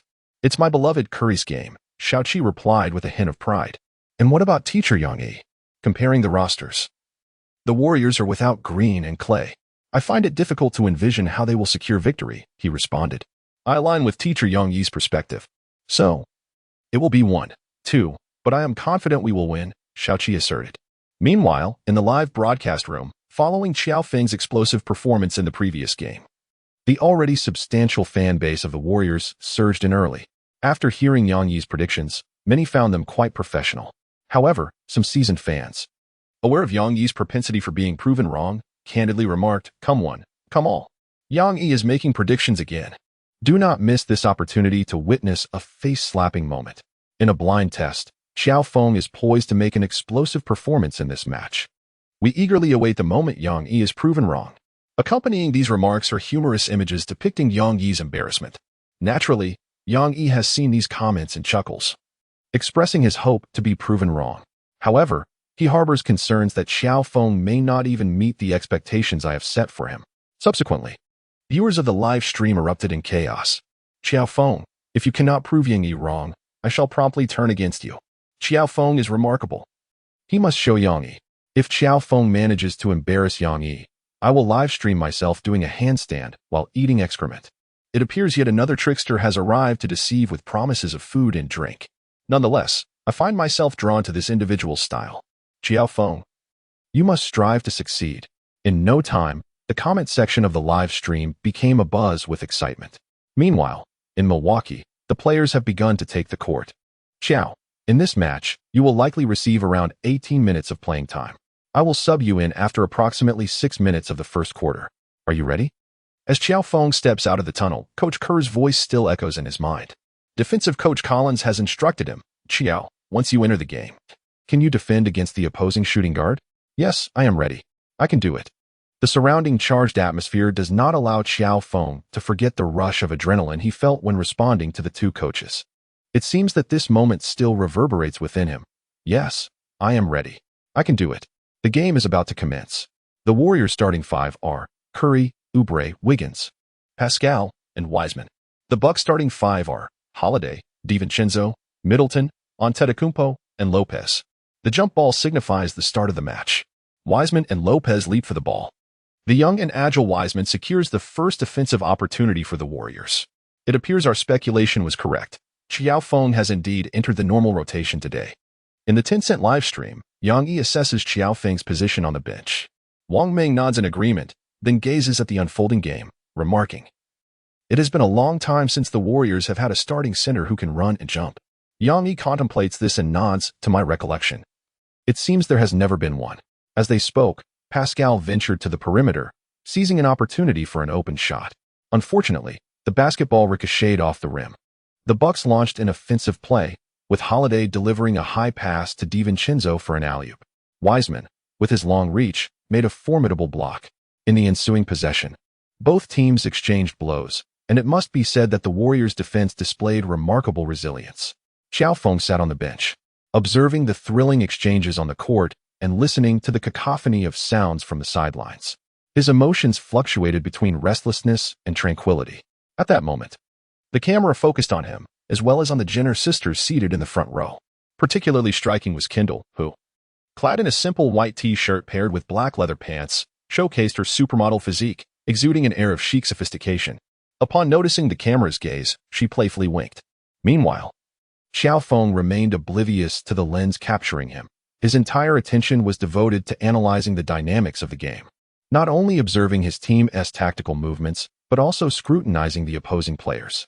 At that juncture, the score stood at 15-16. Middleton of the Bucks had just drawn a foul from Curry. Although it was not a shooting foul, the Warriors had accumulated a troubling number of fouls. Consequently, Middleton prepared to take 2 free throws. Just as Qiao Wan was about to remind Qiao Feng, Coach Kerr approached. "Qiao, it's time to enter the game and replace Pascal." "Understood, Coach." Upon hearing the call, Qiao Feng immediately sprang to his feet, hastily shedding his training attire as he made his way to the technical bench. He attentively listened to the coach's strategic directives regarding offense and defense while awaiting Middleton's first free throw. Qiao Feng, the new rookie wearing number 58 for the Warriors, was on the verge of stepping onto the court. Chapter 9. Unveiling the Blind Box, a premier experience card for human debut. What a moment. Qiao Feng was about to take the stage. In a Tencent live stream, Wang Ming, gazing into the camera at the technical area where Qiao Feng stood, expressed his excitement. Indeed, Kerr is quite bold with his choices. Observing the return of a Chinese player to the NBA, Yang Yi also felt a surge of excitement. Once on the court, Stay composed and minimize errors. On site, the ESPN commentators, Barkley and Smith, appeared somewhat unfamiliar with Qiao Feng. "Hey, Charles, do you know who this number 58 is?" Smith, the renowned ESPN analyst, wore a perplexed expression. Yet, it was evident to any discerning viewer that this was his moment to shine. As an esteemed commentator, how could he be oblivious to a player set to take the court? Such unprofessionalism was inconceivable. Furthermore, the number 58 on the court was not an unexpected addition to the NBA. "Oh, let me see. Thanks to the excellent internet, I have uncovered a bit of information." "My goodness, Stephen, do not be astonished upon hearing this." Barkley feigned a search and then dramatically showcased a look of exaggerated shock. "Oh, is that so?" "Indeed. At first glance, I thought a hacker had infiltrated the backend and altered the statistics." Barkley examined the data and stated, in the previous game, the Warriors' number 58, Qiao, entered during the fourth quarter with the team trailing by 28 points. He suddenly erupted onto the scene, achieving a flawless shooting percentage, 9 three-pointers out of 9 attempts, scoring 35 points, and leading a comeback against the Nets. "Is that true? That's impossible, right? Are you sure this isn't data belonging to Klay Thompson?" Smith exclaimed dramatically. Barkley shook his head. "I wish I could say otherwise, but the big screen has already revealed his statistics." Incredible. Truly hard to believe. Yet there is a Chinese saying, "Who doesn't eat dumplings during the new year?" There is some truth to that. Smith stroked his chin and then turned to Barkley. "Charles, do you think he can replicate such a performance?" "Absolutely not," Barkley asserted emphatically. "Why not? Scoring 35 points in a single quarter translates to 140 points over 4 quarters. Across 48 minutes, Smith remarked, noting Barkley's incredulous expression, then abruptly shifted his tone. "All right, 140 points might be a bit far-fetched. However, surely scoring 30 points is still within the realm of possibility? What kind of logic is that? You're merely rounding up for the sake of it." Barkley gazed at his colleague, whose mathematical prowess was rather concerning, and shook his head, declaring, 30 points is simply out of the question. 10 points, well, perhaps 20. I firmly assert, is beyond the reach of Joe in this game. Reflecting on the anecdote where Barkley wagered that Yao Ming would score 19 points, Smith chuckled. "All right then. It appears you have opted for a more conservative estimate." Haha. Barkley, brimming with self-satisfaction, reveled in the moment. However, Smith sought to amplify the entertainment. "So, what if he exceeds 20 points tonight?" Barkley erupted in laughter, pointing at Smith. "Stephen, I know you're trying to provoke me, but fine. If he manages to score over 20, I will kiss the rear end of a donkey." Roaring with laughter, Smith gave Barkley a thumbs up. Barkley, too, found humor in the exchange. Both understood that with such a wager, the viewership for tonight's game was bound to skyrocket. Meanwhile, at the sidelines, Qiao Feng cast a glance at the enticing experience card within the system's vending box, then turned his attention to the blind box he had just received today. "System, open the blind box for me." In the next moment, a chime echoed. "Congratulations, host. You have obtained the Essence Experience Card of Humanity's first showcase." "What on earth is this? A showcase experience card? And what does Essence of Humanity's first showcase even mean?" Qiao Feng wore a bewildered expression before realization dawned upon him. Wasn't this referring to Michael Carter-Williams? However, hadn't they already faced each other in a previous match? How could this still be considered his debut? Qiao Feng was perplexed and found the card to be rather ominous. After all, delving into nearly 75 years of history in the league, Macaw epitomized the notion of a rookie reaching the pinnacle of success. In 2013, upon entering the league, he made a striking debut against the formidable trio of the Miami Heat, achieving an impressive stat line of 22 points, 7 rebounds, 12 assists, and 9 steals, almost a quadruple-double, while shooting 6 of 10 from the field, 4 of 6 from beyond the arc, and 6 of 8 from the free throw line. This remarkable performance sent shockwaves throughout the league. Subsequently, he concluded the season by claiming the Rookie of the Year award. However, his trajectory took a downturn, as his debut season turned out to be the pinnacle of his career. Thereafter, plagued by injuries, he found himself in and out of the lineup, eventually relegated to a bench role. Coupled with a lack of proficient outside shooting, Macaw increasingly struggled to maintain his position in the league. Last season, rumors even circulated regarding his potential retirement. Nevertheless, regardless of the circumstances, this experience card is undeniably enticing. As Qiao Feng observed Middleton preparing to take his first free throw, he pondered for a moment before decisively activating the human debut Essence Experience card. Regardless of the circumstances, His current prowess paled in comparison to that of Middleton's peak debut. Upon the installation of the experience card, a notification appeared. By utilizing the human debut essence experience card, shooting accuracy is elevated to 60, 3-point accuracy to 70, ball handling ability 9, assist ability 9, rebounding 9, and stealing 9. This enhancement is time-limited to 48 minutes. The experience cards obtained from the blind box can only be used in a single match and will reset automatically after the game concludes. Indeed, it lived up to its reputation as the human debut essence. Such an array of capabilities, if maintained, would undoubtedly elevate one to the status of a super player. After reviewing the benefits of the experience card, Qiao Feng couldn't help but marvel at how his abilities, aside from shooting, had surged from average to the highest echelon. He felt that his 58th draft position was truly justified. With a resounding thud, Middleton successfully made his first shot while Qiao Feng was in the midst of activating the experience card. Qiao Feng lowered his head to inspect his attire, finding no faults, and then made his entrance. Yet, at the very moment he stepped onto the stage, a chorus of boos unexpectedly erupted from the audience. Qiao Feng furrowed his brow as he exchanged a high-five with Pascal before standing beside Curry. "Hey, how does it feel to make your debut in the first quarter?" Curry inquired with a smile, gently patting Qiao Feng's slightly tense shoulder. "To be honest, I am indeed a bit nervous." "Relax, it's merely a game.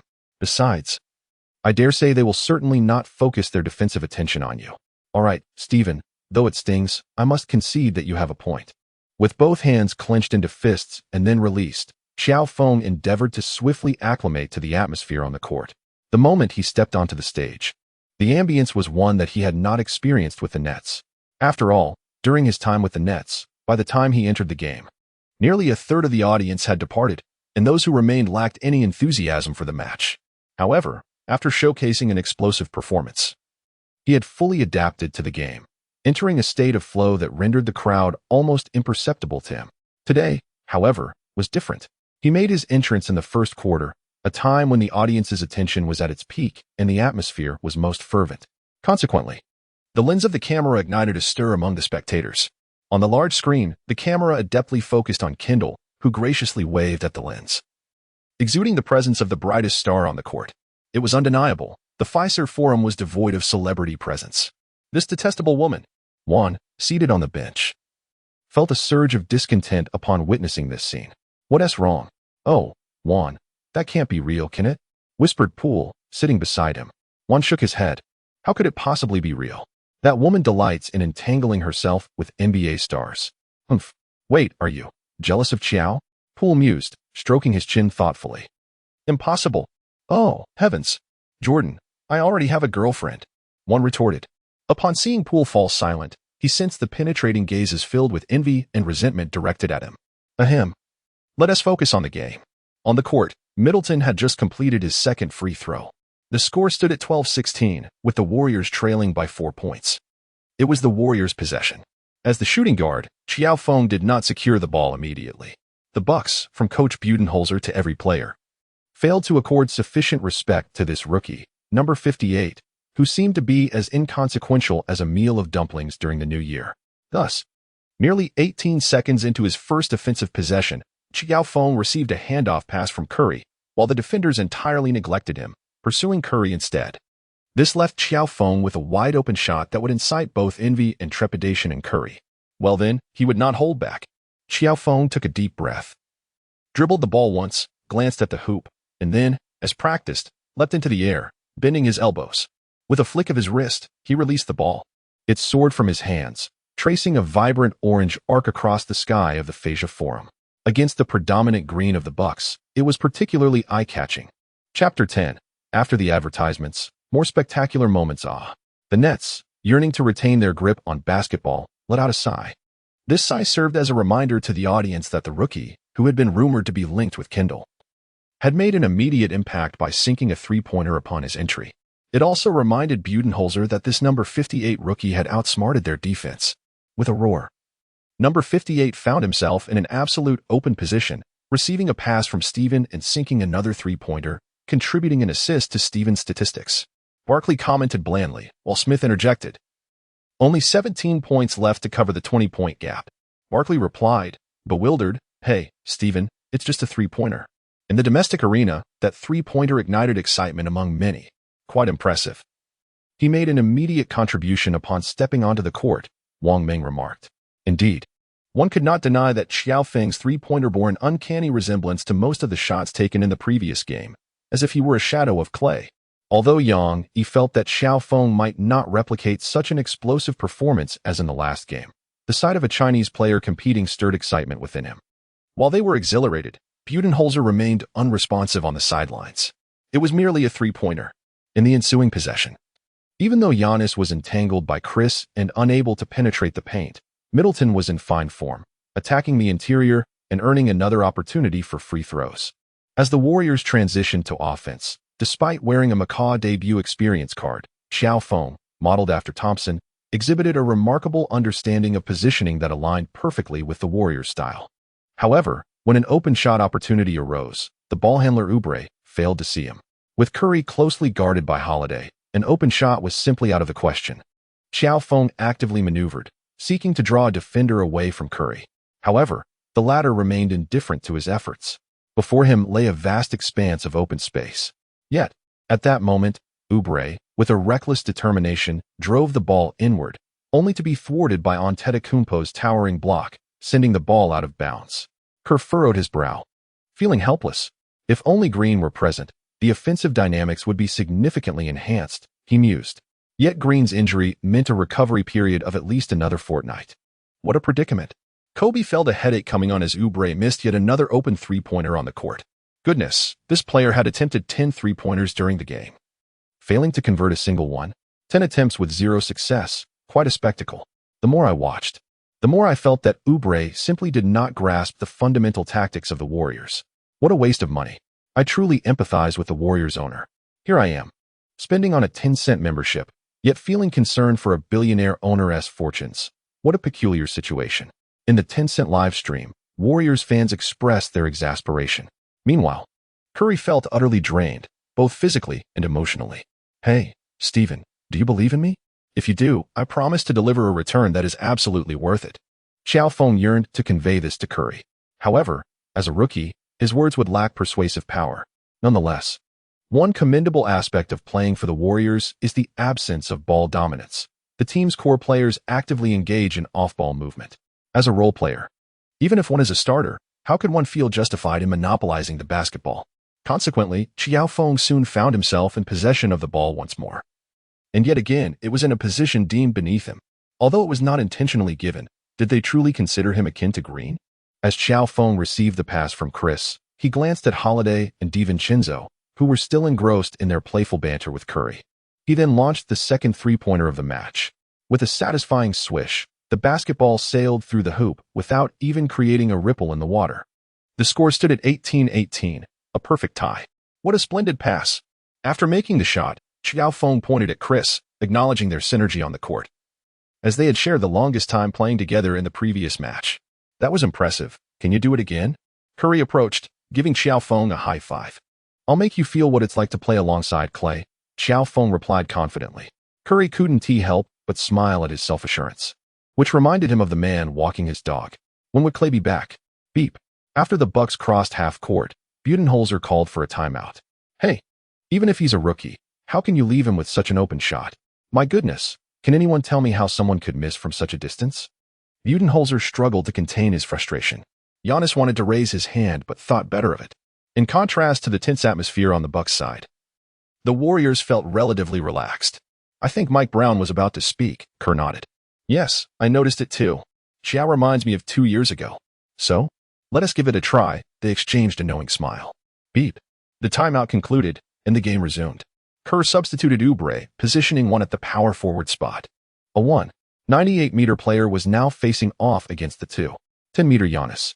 Meanwhile, Wiggins, standing just over 2 meters tall, played small forward. Similarly, Qiao Feng at 1.98 meters occupied the shooting guard position. The Warriors lineup always gave the impression of employing a small ball strategy. As the game restarted, the Warriors immediately implemented a zone defense, particularly advantageous given Giannis's ability to shoot from the perimeter. The Bucks' ATO strategy fell flat, culminating in an enraged Giannis launching a three-pointer that clanked off the rim. Haha. The Warriors advanced for their next offensive play. One assumed Green's role, orchestrating the play from the top of the arc. In an instant, Qiao Feng executed a cross-screen play with Curry, darting in a reverse run. While he failed to create an open shot, the interior defense was left vulnerable. Juan delivered a bounce pass, leading to Wiggins, who, upon receiving the ball, managed a challenging yet not quite a thunderous dunk. "My goodness, what have I just witnessed?" Barkley exclaimed. "What?" Smith furrowed his brow. Barkley, filled with enthusiasm, remarked, "Stephen, have you forgotten the Warriors that shook the entire league? That recent play completely reminded me of the 73-win Warriors." "Well then, let us watch another play." Barkley's reaction was not exaggerated. Tencent's response was somewhat delayed. However, after the Bucks scored and the Warriors launched an offense, with Curry assisting Chris for an alley-oop dunk, the two Tencent commentators began to grasp the significance. "I can't believe what I just saw," Wang Ming expressed, a hint of disbelief in his voice. Yang Yi shook his head, affirming, "No, you did not misjudge. That recent strategy is the quintessential Warriors' offensive tactic." Thus, has Qiao Feng's emergence altered the Warriors' offensive plight? I believe the answer is in the affirmative. Returning to the scene, the Warriors embarked on another offensive possession. As Qiao Feng executed a clever off-ball run, the Bucks opted for a strategy that favored the Warriors' victory, compelling Curry to face defeat, thus granting Qiao Feng a fleeting opportunity of space. Although Wan's pass was slightly delayed, the basketball arrived in Qiao Feng's hands just in time. In a manner reminiscent of the former Thompson, the moment Qiao Feng received the ball, he seamlessly completed his shooting motion. All that was heard was a resounding thud. Qiao Feng's third three-point attempt echoed with the sound of a clang. Yet, who among us is immune to such misfires? A scramble ensued beneath the basket. Unexpectedly, it was Curry who seized the rebound, transforming it into a second-chance opportunity. He skillfully converted the layup, securing 2 points and flexing his muscles in triumph. After all, he is the center of the Warriors. In the following moments, Qiao Feng was granted an opportunity for an inside score, which he successfully executed. However, the Bucks' offensive prowess proved formidable as well. Although Giannis struggled to find his rhythm, Middleton seemed intent on making his mark today, frequently scoring within the Warriors' paint. By the end of the first quarter, the score stood at 28-32, with the Bucks enjoying a 4-point lead on their home turf. Just as many experts had predicted, the Warriors found themselves, from the outset, in a challenging position trailing behind. Qiao Feng played for 6 minutes, scoring 8 points, securing 2 rebounds, and providing 1 assist. As a late-round pick, his performance in the first quarter cannot be deemed ordinary. It was sufficiently commendable. Most observers believe this represents the peak of Qiao Feng's capabilities. However, the excitement of the game often unfolds after the advertisements. Chapter 11, Consecutive Scores Halt the Bucks. Barkley in a panic having made just 2 three-pointers, I believe Coach Budenholzer's reaction was somewhat excessive. Indeed, this dramatically opened up the Warriors' interior space. During the intermission, Barkley conversed with Smith. Many astute fans in attendance felt that the Bucks' defensive adjustments in the latter part of the first quarter were overly aggressive, leading to vulnerabilities in their interior defense. Teacher Yang Yi, how do you assess Qiao Feng's performance after his entry in the first quarter? Wang Ming inquired during the Tencent live broadcast. Yang Yi did not feel embarrassed. To be honest, I wasn't surprised that he made the first 2 wide-open shots. After all, his model is Thompson. However, one cannot ignore that Uber had several wide-open opportunities in the last 2 games and failed to convert. Wang Ming glanced at the stats and replied, "Indeed, that's true." Yang Yi found himself chuckling, awkwardly shifting the conversation. However, after the Bucks adjusted their defense, Qiao Feng only had 1 opportunity to penetrate the paint, scoring just 2 points. All his other attempts were unsuccessful. Indeed, at the end of the first quarter, Qiao Feng had taken 4 shots, making 2 three-pointers and 1 two-point shot. "Let us return to the game," he concluded. "All right, let us watch the game." The viewers of the live broadcast, witnessing Yang Yi's speechlessness, erupted into laughter, their amusement echoing with uproarious guffaws. "Ha ha ha, ha ha ha." The comments flowed in unison across the screen. As the second quarter commenced, Qiao Feng noticed that with Curry's departure, the defensive pressure had intensified significantly. After 2 possessions, the Warriors failed to execute a single offensive play. On the defensive end, they were overpoweringly challenged by Giannis, who, accompanied by the bench players, scored effortlessly on 2 occasions. The score stood at 28-36, with the gap swiftly approaching double digits. The current Warriors lacked a reliable scoring option, Barkley observed. Especially after Stephen's exit, none of the 5 players on the court could initiate their own offense. Indeed, It seemed the Warriors were on the brink of a crisis. Smith also recognized the Warriors' predicament.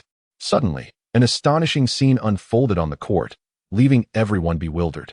Qiao Feng, with his back to Connaughton, unexpectedly reached for the ball. What was he doing? Witnessing this moment, many were left speechless. Kerr even stood up, preparing to call a timeout and substitute the number 58 on the court immediately after this offensive play. But in the next instant, Qiao Feng received the ball, nudged Connaughton, and executed a smooth back turn. As his body floated in midair, he released the basketball. Then came the crisp sound of the ball swishing through the net, signaling a successful shot. 2 points secured. A beautiful shot. Kerr clenched his fist and swung his arm. Pure luck. Upon seeing the ball go through the net, Connaughton glanced back at Qiao Feng with a snort before sprinting towards the frontcourt to engage in the Bucks' offense. Qiao Feng promptly returned to defense. Thanks to their proactive defensive attitude, the Warriors finally managed to secure a stop. Now, the Warriors are on the offensive. Upon witnessing Connaughton's lackluster defense, Qiao Feng swiftly darted beyond the three-point line, extending his hand towards Wernimak to request the ball. Connaughton, taken aback momentarily as Qiao Feng received the pass, hurriedly closed in to defend. Yet, in that fleeting instant of inadequate defense, Qiao Feng was afforded ample space to leap and release his shot. With a forward thrust of his arm and a flick of his wrist, the ball soared, whoosh. The vibrant orange arc once again sliced through the air of the Fez Forum Arena. Swish. The three-pointer found its mark. Did it go in again? Connaughton glanced back at Qiao Feng, a hint of bewilderment in his expression. He subsequently turned towards Coach Budenholzer, who, believing Connaughton's defense was adequate and not entirely lacking, accepted the outcome, recognizing that the shot had succeeded despite the circumstances. However, only a single play had transpired. In the same position, Qiao Feng, utilizing Rooney's screen, deftly evaded Connaughton's defense and unleashed a three-point shot. Remarkably, it swished through the net. As the ball sank, the crowd was astonished to observe that, within merely 3 or 4 minutes into the second quarter, Qiao Feng had efficiently taken 3 shots, all of which found their mark, accumulating a total of 8 points. At this juncture, the score stood at 36-38, with the Warriors almost leveling the score. Beep. Budenholzer finally called a timeout. Well done, Qiao. Curry stood at the forefront, greeting the 5 players exiting the court due to the timeout. Just keep shooting. Imagine yourself as Clay. Coach Mike Brown patted Qiao Feng on the shoulder and exclaimed, "However, today I am Michael." Qiao Feng nodded. Although he was equipped with the debut experience card of McCalber, it did not detract from the inherent abilities that had led to his selection at the 58th position. Furthermore, Qiao Feng realized that after utilizing the Thompson card, which allowed for a remarkable 37 points in a single quarter, the card may have expired after the match. Yet the experience of those 12 minutes left an indelible mark on him. Though subtle, its significance was invaluable. On the Warriors' side, the coaching staff appeared relaxed, while the Bucks coaches furrowed their brows.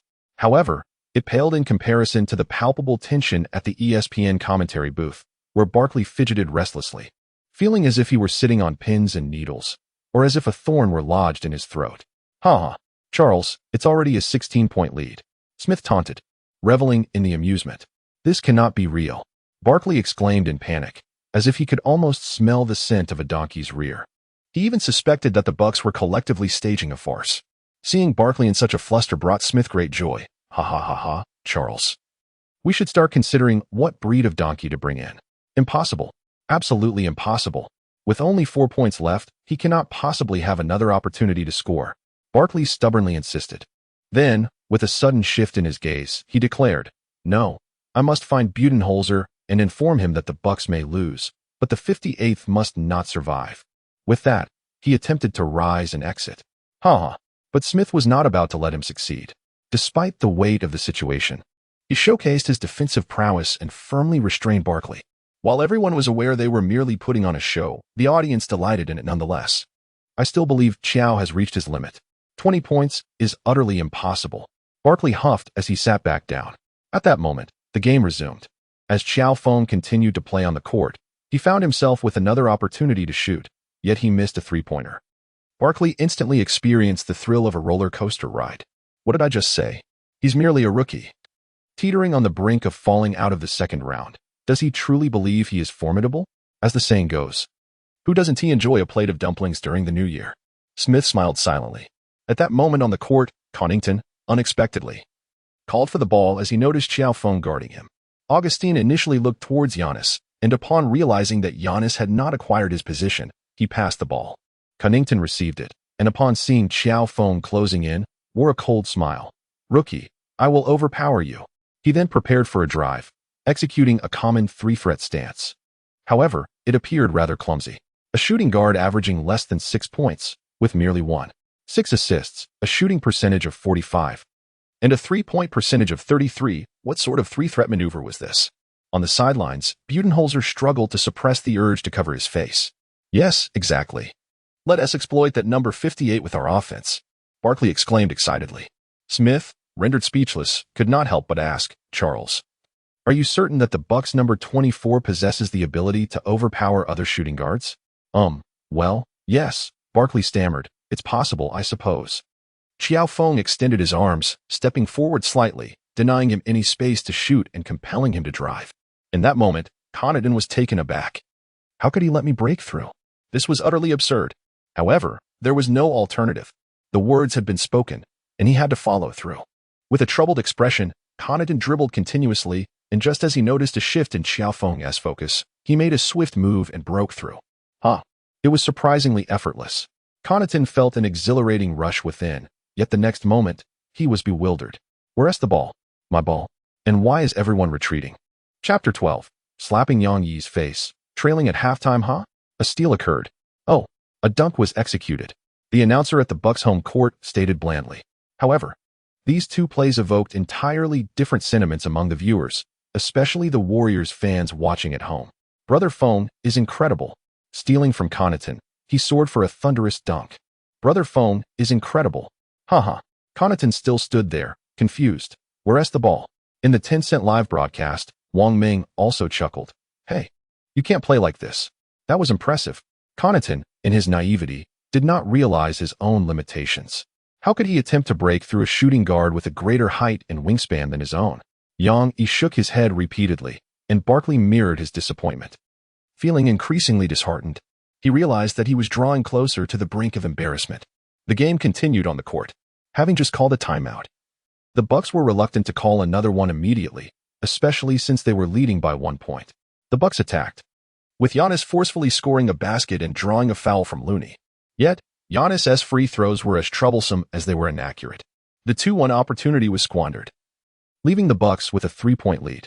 Turning back, Connaughton clung tightly to Qiao Feng. Wiggins temporarily set aside his thermos, utilizing his body to overpower Portis, executing a turnaround jumper for 2 points. After about a minute of play, a dead ball was called. Kerr substituted in the starting lineup, allowing Qiao Feng to take a breather. At this moment, the big screen displayed his statistics for nearly a quarter. 18 points, 4 rebounds, 2 assists, 1 steal. Shooting 7 of 9 from the field and 4 of 6 from beyond the arc simultaneously, the camera panned to Kendall beside him. The NBA truly excels in visual storytelling. "Brother, not bad at all. You've shown no signs of distraction from the presence of women," one happily remarked to Qiao Feng, although he hadn't scored much. The mere presence of Qiao Feng as a shooting threat had afforded him 2 opportunities to drive to the basket. Coupled with a fast break pass from Qiao Feng, he took 3 shots and scored 6 points. Qiao Feng instinctively cast a glance across the room at Kendall, seated in the front row, only to promptly avert his gaze, fully aware that she was indeed a strikingly beautiful girl. Nevertheless, he shook his head in resignation, insisting, "Let us not speak of such things. I have no connection with that girl whatsoever." In truth, there could be a semblance of connection. However, Juan, with a serious demeanor, remarked, much like myself, "Your striking handsomeness is more than sufficient to match with a woman of her maturity." Qiao Feng rolled his eyes and then turned his attention to the ongoing match. At that moment, the score stood at 50-53, with the Warriors trailing by 3 points. Just as everyone believed that the Warriors had weathered the storm of their bench players and that Curry's entry would inevitably exert pressure on the Bucks' defense, the Warriors' offense suddenly faltered in the latter half of the second quarter. This decline was most evident in Curry's performance. By halftime, under the relentless defense of Holiday, he had attempted 9 shots, successfully making only 3, with a mere 1 out of 6 from beyond the arc, no free throws, 2 turnovers, and a total of 7 points. Curry's performance in this game mirrored that of the previous match against the Nets. At halftime, The score was 56-66, with the Warriors suddenly finding themselves down by double digits. This scenario unfolded even after Curry managed to sink a long-range three-pointer just before the half. With the team trailing, the mood was somber as they trudged back to the locker room. In the Tencent live broadcast room, Wang Ming exclaimed, "So efficient. Absolutely impressive." After reviewing Qiao Feng's statistics, he was left in awe. The debut performance was indeed remarkable, a fact that Yang Yi was compelled to acknowledge. Yet, this was merely the first half. What might the second half hold? Would he secure another 18 points to round off to 36? Wang Ming speculated boldly. "Hey, are you just rounding up?" Yang Yi replied, exasperated, before gazing at the screen displaying Qiao Feng's data and conceding, "All right, I admit I've been proven wrong again. At the very least, Qiao Feng is likely to score over 20 points today." Having assessed Qiao Feng's performance, they turned their attention to the Warriors' overall display in the first half. Indeed, the Warriors' sudden power outage in the latter half of the second quarter, trailing by 10 points, was unexpected for many, Yang Yi remarked, though he understood the underlying truth. It was truly surprising that when Qiao Feng was on the court, the Warriors managed to hold their ground against the Bucks. Wang Ming chuckled. Little Seven must be feeling quite down. Curry's performance today has been reminiscent of his struggles against the Nets. Yes, almost identical, Yang Yi concurred. But why is this the case? We all know that Curry's skill level is not one that would remain consistently low. I've studied Curry's games, and generally, his performance at the season's start varies. He has had exceptional games, but nothing this poor. Wang Ming pondered aloud. Could it be related to his new hairstyle? At the beginning of the season, Curry switched to braided hair. Could that be affecting his shooting touch? After all, that style does pull on the scalp. Yang Yi was at a loss for words at Wang Ming's whimsical conjecture. Could it be that the management's summer decisions have left Curry dissatisfied? Dissatisfaction is understandable. Yang Yi nodded, continuing, "Now that Curry is 33, how much longer can he maintain his peak performance?" The team, however, has tasked him with mentoring a host of rookies. Alongside players who have virtually no chance of receiving playing time on other teams, which is tantamount to squandering Curry's prime.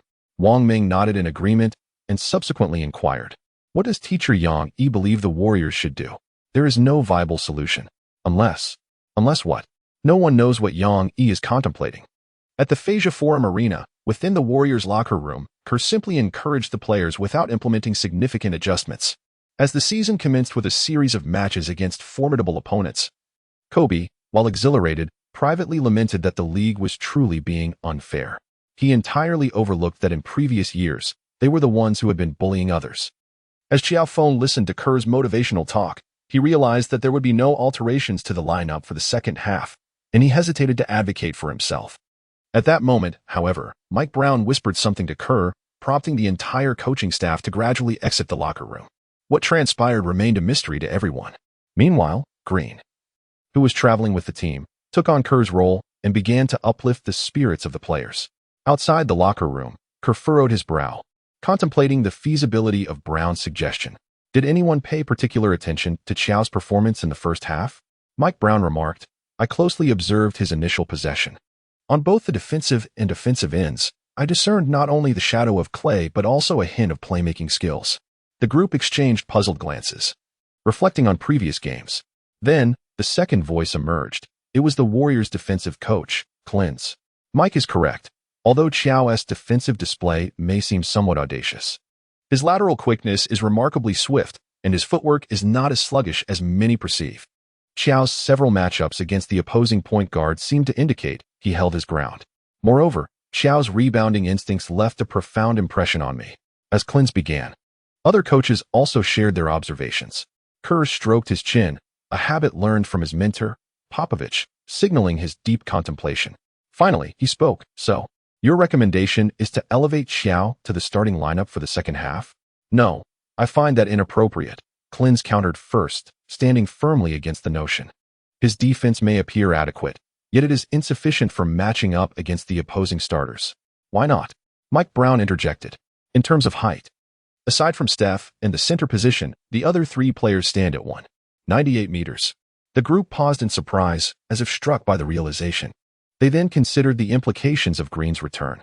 Sometimes, the five players on the court included Pascal at 198 meters, occupying the center position, Green, also at 198 meters, playing power forward, Wiggins at 98 meters, as small forward, and Oubre at 198 meters, positioned as shooting guard. Only Curry at 191 meters. Seemed an anomaly. If, at any moment, Qiao Feng, standing at 198 meters, replaced Curry, it would create a purely 198-meter lineup. Such a notion was indeed intriguing. A phrase emerged in the minds of all the coaches. Chapter 13, a daring leap, filled with fragrance. For the time being, the starting lineup for the second half would remain unchanged. However, I shall consider assigning Qiao more responsibilities beyond mere scoring. If he were to perform exceptionally well, Kerr ultimately did not allow Jordan Poole to start in the second half, but entertained other ideas instead. As the second half commenced, both teams fielded their regular starting lineups. Perhaps it was indeed the influence of the headband that affected the shooting rhythm. Upon returning for the second half, Curry still struggled to find his aim, even missing a fast break layup, resulting in an awkward shot that barely made it. Fortunately, he was alone in the front court and managed to retrieve the ball and score, thereby salvaging that fast break. However, one particularly embarrassing moment was unavoidable. This is great. Haha. This is absolutely delightful. I adore that layup. On the shores of Florida, within a luxurious mansion adorned with a blue roof, a tall, portly man watched the live broadcast on television, gleefully slapping his thigh. As the third quarter reached the fourth minute, the scoreboard read 64-76. The Warriors not only failed to close the gap, but also trailed by another 2 points in that quarter. Moreover, that number 12 player was repeatedly clanging the rim, causing him considerable distress. He found it hard to comprehend how a player who had been proficient with three-pointers could suddenly falter in the presence of more open shots alongside Curry. With a dismal record of 0 for 12, he thought, "Oh dear, someone save me. This simply would not do." A solution needed to be devised. Kerr rummaged through the inner pockets of his jacket, one hand reaching left and the other right, but found no helpful strategies. Turning around, he spotted a plump, bald-headed figure, which sparked a thought in his mind. He waved over Jordan Poole, who had been intently watching the game from the bench. "Coach," Poole responded. Qiao Feng felt a surge of excitement. At this moment, being summoned could only mean one thing. Was he to take the stage ahead of schedule? After the timeout, he would replace Kelly, ready to seize any opportunity to shoot. On the defensive end, he was tasked with guarding Jrue Holiday. Could he rise to the challenge? Cole, with a determined heart, inquired. Holiday was notoriously difficult to defend against. However, the man before them was not merely Qiao Feng. He was Michael Carter-Williams. Unyielding even when facing the three giants, a towering 193-meter Jordan, during his debut. So why should he fear him? Moreover, in such a moment, retreat was not an option. He would grit his teeth and charge forward. "Coach, rest assured, I will handle Jrue Holiday. I will ensure he is thoroughly contained." Qiao Feng nearly pounded his chest in assurance. Cole paused momentarily, suddenly feeling a twinge of hesitation. Should he consider substituting? This rookie seemed rather overconfident, didn't he? Yet, guarding against Holiday was no simple task. However, it would be unwise to dampen the player's enthusiasm, so he merely patted Qiao Feng on the shoulder and said, "Give it your best. I will be watching you closely. Rest assured, coach." Qiao Feng reassured once more before making his way to the technical area. Unlike his initial appearance in the first quarter, he now exuded a sense of calm. The technical area was prepared, having awaited for 1.5 rounds. Neither side had made significant progress in their offensive endeavors. As Holiday aggressively pursued Curry, his excessive actions led the referee to call a foul, prompting Qiao Feng to enter the game, replacing Oubre. Although Oubre displayed a hint of discontent, he had no choice but to heed the coach's directives. Upon entering the court, Curry prepared to execute an inbound pass. Upon receiving the ball, Qiao Feng swiftly assessed the defensive positioning of the Bucks. He immediately passed to the awaiting Wiggins and deftly moved to the opposite side, utilizing Wiggins to obstruct the defender, DiVincenzo. An open opportunity swiftly emerged. "Hey, Andrew," Qiao Feng exclaimed. Upon hearing this, Wiggins, without hesitation, passed the basketball to Qiao Feng, positioned at a 45-degree angle beyond the three-point line. Qiao Feng was already prepared to shoot. An absolute open shot, reminiscent of his usual practice drills. He bent his knees, leaped, raised the ball, aimed. With a flick of his wrist, he shot. Whoosh. DiVincenzo, who had been trying to defend against Wiggins, could only halt his movements, fixated on whether the ball would go in or not. It won't go in. It absolutely won't. A fleeting thought crossed DiVincenzo's mind. However, bang. A bank shot three-pointer, successfully made. As Qiao Feng's three-pointer found its mark, Charles Barkley at the ESPN commentary booth felt an overwhelming sense of relief. It was truly agonizing. Knowing they would lose, knowing judgment would inevitably come. The process of waiting for that judgment was unbearably torturous. Moreover, the most excruciating part was that until the second quarter concluded, number 58 on the court had not returned, as if the game had been paused, with the score remaining stagnant at 18 points. This was not to say that his performance on the court had been lackluster. On the contrary, the contributions he made were far more dazzling and exhilarating than mere scoring. Yet, what Barkley, or rather, the majority who were eager to see if Barkley would kiss a donkey's behind, focused on was Qiao Feng's scoring. When would Qiao Feng achieve 20 or more points? Now. At this very moment. Perfect. Charles, congratulations on earning yourself a donkey's backside. Smith burst into laughter. Well, I don't know why I always seem to lose bets against Chinese players. Goodness, why am I on the opposing side? Barkley sighed dramatically. On the sidelines. Unaware of these wagers, Kerr breathed a sigh of relief upon witnessing the score. As long as points were being scored, the next focus would be on your defense, Qiao. On the court, following the goal, Qiao Feng merely clenched his fist lightly. He immediately ran over to confront his defensive assignment, Drew Holiday. Among the three brothers, Drew Holiday is currently the most developed. As a dual threat guard, he not only contributes consistent scoring, but also provides reliable backcourt defense, making him one of the few guards in the league who excels in both offense and defense. Offensively, Holiday's drives and shooting possess formidable destructive power, complemented by his exceptional playmaking abilities. On the defensive end, Holiday's swift footwork and robust physique enable him to effectively guard not only backcourt players, but also forwards in the league. His defensive prowess is truly elite. Last season with the Pelicans, he averaged an impressive 1 points, 4, 8 rebounds, 6, 7 assists, 1, 6 steals, and 0, 8 blocks per game. In summary, he is a player who is widely underestimated. Therefore, defending against Holiday poses a challenge for Qiao Feng. However, as he stated in a prior press conference, he meticulously studies players like Klay Thompson, analyzing frame by frame.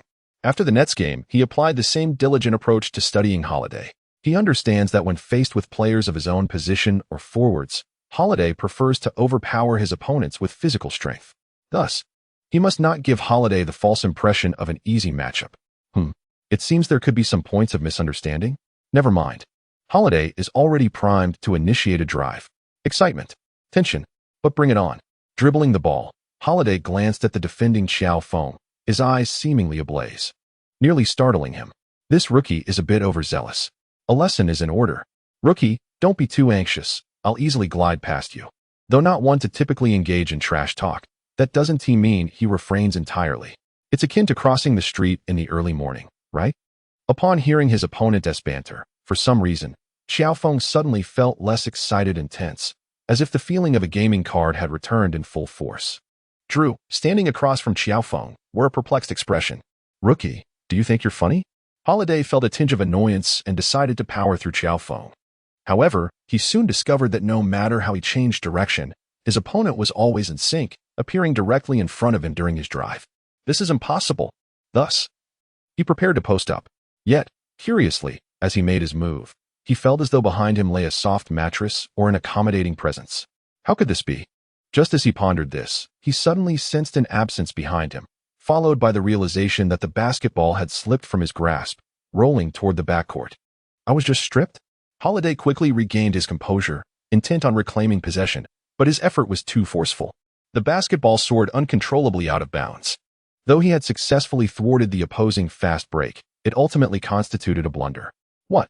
Holiday pondered, only to witness a white figure darting across his field of vision. By the time he processed the sight, he had already observed the player clad in jersey number 58 intercepting the ball midair and sending it soaring towards the Warriors' half of the court. Meanwhile, Curry had already sprinted past the midcourt line. He understood the urgency of his task, to hastily return to defense and deny number 30 the opportunity to launch a three-pointer. No. On the court, Holiday's mind screamed as he lunged towards Curry, who was poised for his shot. However, he failed to notice that at that moment, Qiao Feng had leaped out of bounds, landing directly into the arms of a woman clad in a white t-shirt and black leather pants. A wave of fragrance enveloped him. Wow. The spectators along the sidelines erupted in astonishment. Chapter 14. Wake up, young man. Swish. Curry's three-pointer found its mark. Yet, no one paid heed to his accomplishment. At that moment near the midcourt, chaos reigned along the sidelines. As Qiao Feng fell into the embrace of a woman, he immediately propped himself up with his hands on the chair, ensuring that his weight did not rest entirely upon her. In that fleeting moment, he seemed to sense that the woman in his arms had indeed embraced him as well. This embrace led him to the realization that he was likely cradling a woman. After all, the sensation of being held by a man could not possibly evoke such a softness. Surely, it must be an illusion. It had to be a mere trick of perception. However, as he attempted to rise, he unmistakably recognized that she was, in fact, holding on to him. "Excuse me, madam. Would you kindly release your grip? I must return to the arena." Qiao Feng was still unaware of the identity of the woman in his embrace. However, regardless of who she was, he needed to let her go. At such a moment, a woman would only disrupt his shooting accuracy and speed. Number 58. "Did you not come over here intentionally to hold me?" The woman nestled in his arms spoke, her voice softly brushing against Qiao Feng's ear. How could he possibly withstand such proximity? Instantly, his face flushed a deep crimson. He abruptly released the woman from his grasp, only to find himself staring at the radiant smile of Kendall Jenner, the very subject of the inexplicable rumors surrounding him. In that moment, images from magazines flooded his mind, and he felt a surge of blood racing towards an inappropriate direction. "I'm sorry," Qiao Feng hurriedly shouted to divert his attention. Then, with a bow exceeding 90 degrees, he turned and dashed towards the warrior's bench without waiting for a response. Haha. Witnessing this scene, the crowd erupted in laughter. Kendo was momentarily taken aback, but soon joined in the mirth. "What a delightful young man. Qiao, how do you feel?" Kerr inquired, stifling his laughter. I didn't feel anything. It was just too fast." Qiao Feng was momentarily taken aback, reflecting on the rapid sequence of events that had just transpired, leaving him no opportunity to truly feel. However, it appeared that her heart was indeed quite expansive. She seemed to be a girl devoid of ulterior motives, after all. She was as untroubled as a calm sea. Cole, observing the slight flush on Qiao Feng's face, chuckled in bemusement. "I was inquiring whether you had sustained any injuries. Not asking about your feelings after embracing a girl." Haha. What do you mean? I am perfectly fine. Not a scratch on me." Qiao Feng's face grew even redder as he hurriedly shook his head. He felt that he had most likely experienced a social death in front of the team.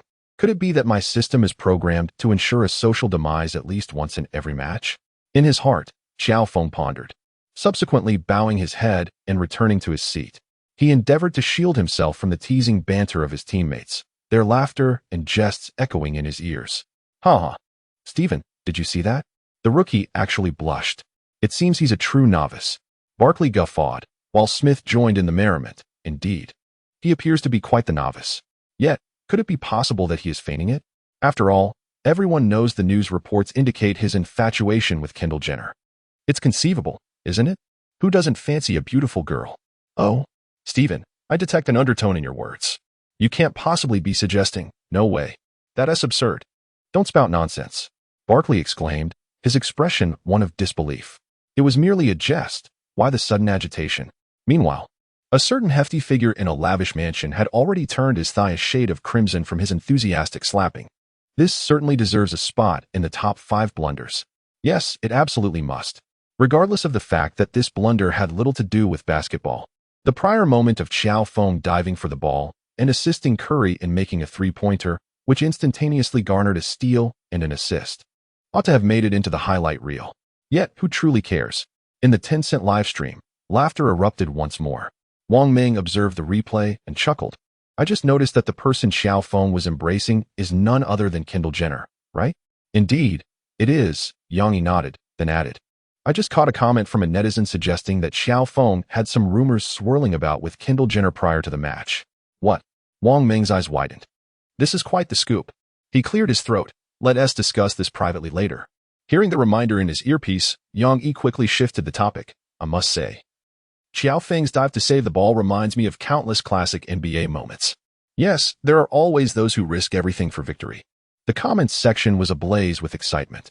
"Incredible. Incredible. Incredible. It's explosive. High energy ahead. Qiao Feng. Qiao Feng. Qiao Feng. This play feels destined to become a masterpiece." The image of him soaring to save the ball. Perhaps this is what the Warriors embody. And then, he received the embrace of a beautiful woman? Haha. Isn't this just a quintessential Hollywood script? By the way, does anyone know who Kendall's current boyfriend is? Yes, it seems her previous relationships are still unclear. Nevertheless, Y1S1. This woman certainly aligns with the aesthetic of many, and she seems quite suited for Brother Feng. Suitability, my foot. Don't you realize that this woman is 5 years older than my husband? What is it with your husband? Haha, have you never been obedient? A woman 5 years older, embracing that. Tiger? The comments are becoming increasingly absurd. However, the atmosphere at the scene has returned to normal. The current score stands at 70-76. After 2 consecutive three-pointers, the Warriors have closed the gap, trailing by only 6 points. Seizing the moment amid the chaos on the sidelines, Budenholzer called a timeout, reminding his players not to overlook the rookie in jersey number 58. The Nets' previous missteps cannot be allowed to replay with the Bucks. Furthermore, having already lost 1 game, they cannot afford a consecutive defeat, even in a back-to-back scenario. A brief moment later, the timeout concluded, and the game resumed. Holiday had just been stripped of the ball and should have done something about it. Yet, his style of play is typically unremarkable and devoid of flair. Obediently following the coach's directives, he has now forgotten that disruption and is wholly committed to facilitating the plays. Moreover, with the star Giannis and the second-in-command Middleton on the court, alongside the shooting guard and center, he finds himself deprived of the opportunity to score as a traditional point guard. Qiao Feng discerned the thoughts of Waletti. However, he refrained from taking any unnecessary actions. For several consecutive rounds, he diligently fulfilled the responsibilities of a playmaker. Yet, during this period, he appeared somewhat out of sorts. It was as if he could sense the alluring fragrance of femininity wafting through the court. Oh, Qiao Feng, what occupies your mind? You are but a second-round rookie, yet to secure consistent playing time. What are you truly contemplating? Awaken, young man. Qiao Feng clapped his hands vigorously, reminding himself. At that moment, Giannis received a pass, but awkwardly realized that he was utterly alone. Should he attempt a three-pointer? He had already missed 2 attempts. And coupled with the previous game, his confidence was waning. Thus, he passed the ball to Middleton. Middleton was in fine form today. Upon receiving the ball, he confidently took a mid-range jump shot. However, with a resounding duong, the rim denied him. The rebound. The players beneath the basket were calling out fervently. Giannis found himself inexplicably under the basket.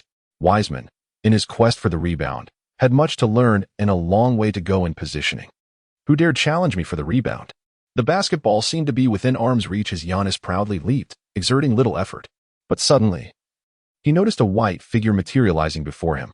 He could only watch in disbelief as the ball was snatched away by that infuriating rookie, number 58. How frustrating.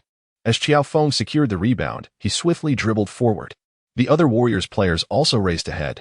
At that moment, he spotted Wiggins, who was at the forefront, and mentally calculated a precise diagonal pass. He clasped the ball with both hands and forcefully propelled it forward, simultaneously shouting, "Andrew, dunk it." Upon hearing this, Wiggins immediately focused on the pass, realizing that he merely needed to sprint forward. He took a couple of quick strides to catch the descending basketball midair, positioned just inside the free throw line, and resolutely soared into the sky. Chapter 15. What can he not do? With a resounding duong, Wiggins, having heard Qiao Feng's call for a dunk, discarded his thermal cup into the atmosphere, showcasing his extraordinary athleticism as he leaped from just inside the free throw line. After a prolonged moment of weightlessness, he executed a powerful windmill dunk, forcefully thrusting the basketball into the hoop, akin to tossing goji berries into a thermos. The rim reverberated with a loud clang, seemingly reminding the audience of the tremendous force it had just endured. Oh, the arena fell into a momentary silence, followed by an eruption of fervent cheers. What is the art of dunking? This is the art of dunking. What? This is our home court? Sit down quickly? To hell with home court. With a dunk of such caliber, you expect me to sit down? Don't be ridiculous. Moreover, the score reads 72-76. We are still leading, aren't we? Oh my God. Markley, cradling his bald head, exclaimed, "What did I just witness? Stephen, what did I just see?" Smith shook his head in disbelief. "I don't know. Charles, if I don't get a replay, honestly, I can't tell you what just happened." Fortunately, although neither team called for a timeout, the referees issued an official pause, leading to replays from various angles. Wiggins beamed with joy, accepting the chest bumps from his teammates. "I knew it. Andrew, I knew it," Qiao Feng shouted as he rushed towards Wiggins. "Your pass was exquisite." Wiggins responded in kind. In the Tencent live broadcast, the majority were captivated by Wiggins' highlight-worthy dunk. It was a once-in-a-lifetime moment. My heavens, Goji Berry guy actually dunked. Did Coach Kerr hide the thermal cup before the game? I suspect that Goji Berry guy must have used a fresh batch of goji berries. Did you not consider Qiao Feng? What if he brought along some high-quality goji berries with him? That would certainly still be goji berries. While many engaged in discussions about goji berries, some astute viewers noticed the brilliance of the moment. Did no one recognize how astonishing Qiao Feng's rebound and assist were? I watched the replay 3 times. The rebound snatched above Giannis was remarkably impressive. I glanced at the statistics: points, assists, rebounds, steals. Aside from blocks, is there anything that Maple Brother cannot accomplish? Maple Brother is truly extraordinary. In the live broadcast, the 2 commentators shook their heads in astonishment. This reminded me of a moment that had just transpired in the broadcast room. Wang Ming exclaimed, "Teacher Yang Yi, you didn't see it earlier." Xiao Qi jumped straight up. Yang Yi turned to Xiao Qi. "Oh, really?" Xiao Qi, covering his face, replied, "Not at all. I merely, slightly lifted my toes." The audience was utterly captivated by the scene. Then the game continued. After being halted twice by the Warriors, the Bucks proved they were no pushovers. Upon resuming after the timeout, Giannis aggressively penetrated the paint, drawing 2 fouls, one of which was a 2-1 play. Fortunately, Giannis's free throw shooting was somewhat unreliable, making only 1 out of 3 attempts. The score stood at 72-79, with the Warriors trailing by 7 points. Coach Kerr assessed the situation on the court, deciding to observe further before making substitutions. "I need to be more proactive." On the court, Qiao Feng furrowed his brow. He began to reposition himself, actively moving to receive the ball from Pascal, who had crossed half court. Although Pascal had initially planned to orchestrate the play from the top of the arc, an unexpected turn of events prompted him to rely on the coach's pregame strategy and Green's guidance, leading him to navigate towards Qiao Feng. Qiao Feng first led the defenders towards Pascal and then made a swift retreat. DiVincenzo, who was defending him, was left in Pascal's embrace. At the same time, Pascal executed a bounce pass, delivering the basketball to the now unmarked Qiao Feng. Without a moment's hesitation, Qiao Feng seamlessly transitioned into a fluid motion, launching a 3-point shot before DiVincenzo could close in. The sound of the ball swishing through the net echoed, followed by a resounding thud. Though this 3-pointer did not pierce the heavens of the Fascia Forum, DiVincenzo failed to halt his momentum and collided with Qiao Feng, resulting in a clear shooting foul. The referee, positioned right nearby, decisively called the foul, especially since it was still early in the season. DiVincenzo, instead of raising his hands in protest, quietly walked away. Barkley merely shrugged, knowing the inevitable ridicule awaited him, while also anticipating a surge in viewership. On the sidelines, as Qiao Feng prepared for his 3 free throws, Budenholzer frowned deeply, realizing the Warriors were not quite as he had envisioned. Last season, the Warriors were devoid of Curry and Thompson, leaving no room for debate. This season, most experts and coaches, when preparing to face the Warriors, would refer to the 2018-2019 finals as a definitive guide. While employing a 1-on-4 strategy was not strictly necessary, effectively neutralizing Curry was widely regarded as a surefire way to cripple the Warriors. Yet now, he found himself perplexed. How had a player, nearly identical to Thompson, suddenly emerged? And to make matters more astonishing, he was merely a rookie, a second-round pick at the 58th overall? This felt somewhat unfair. In that moment, he considered seeking a refund for training expenses from the Raptors. As he pondered, the assistant coach and players exchanged words, and the game resumed.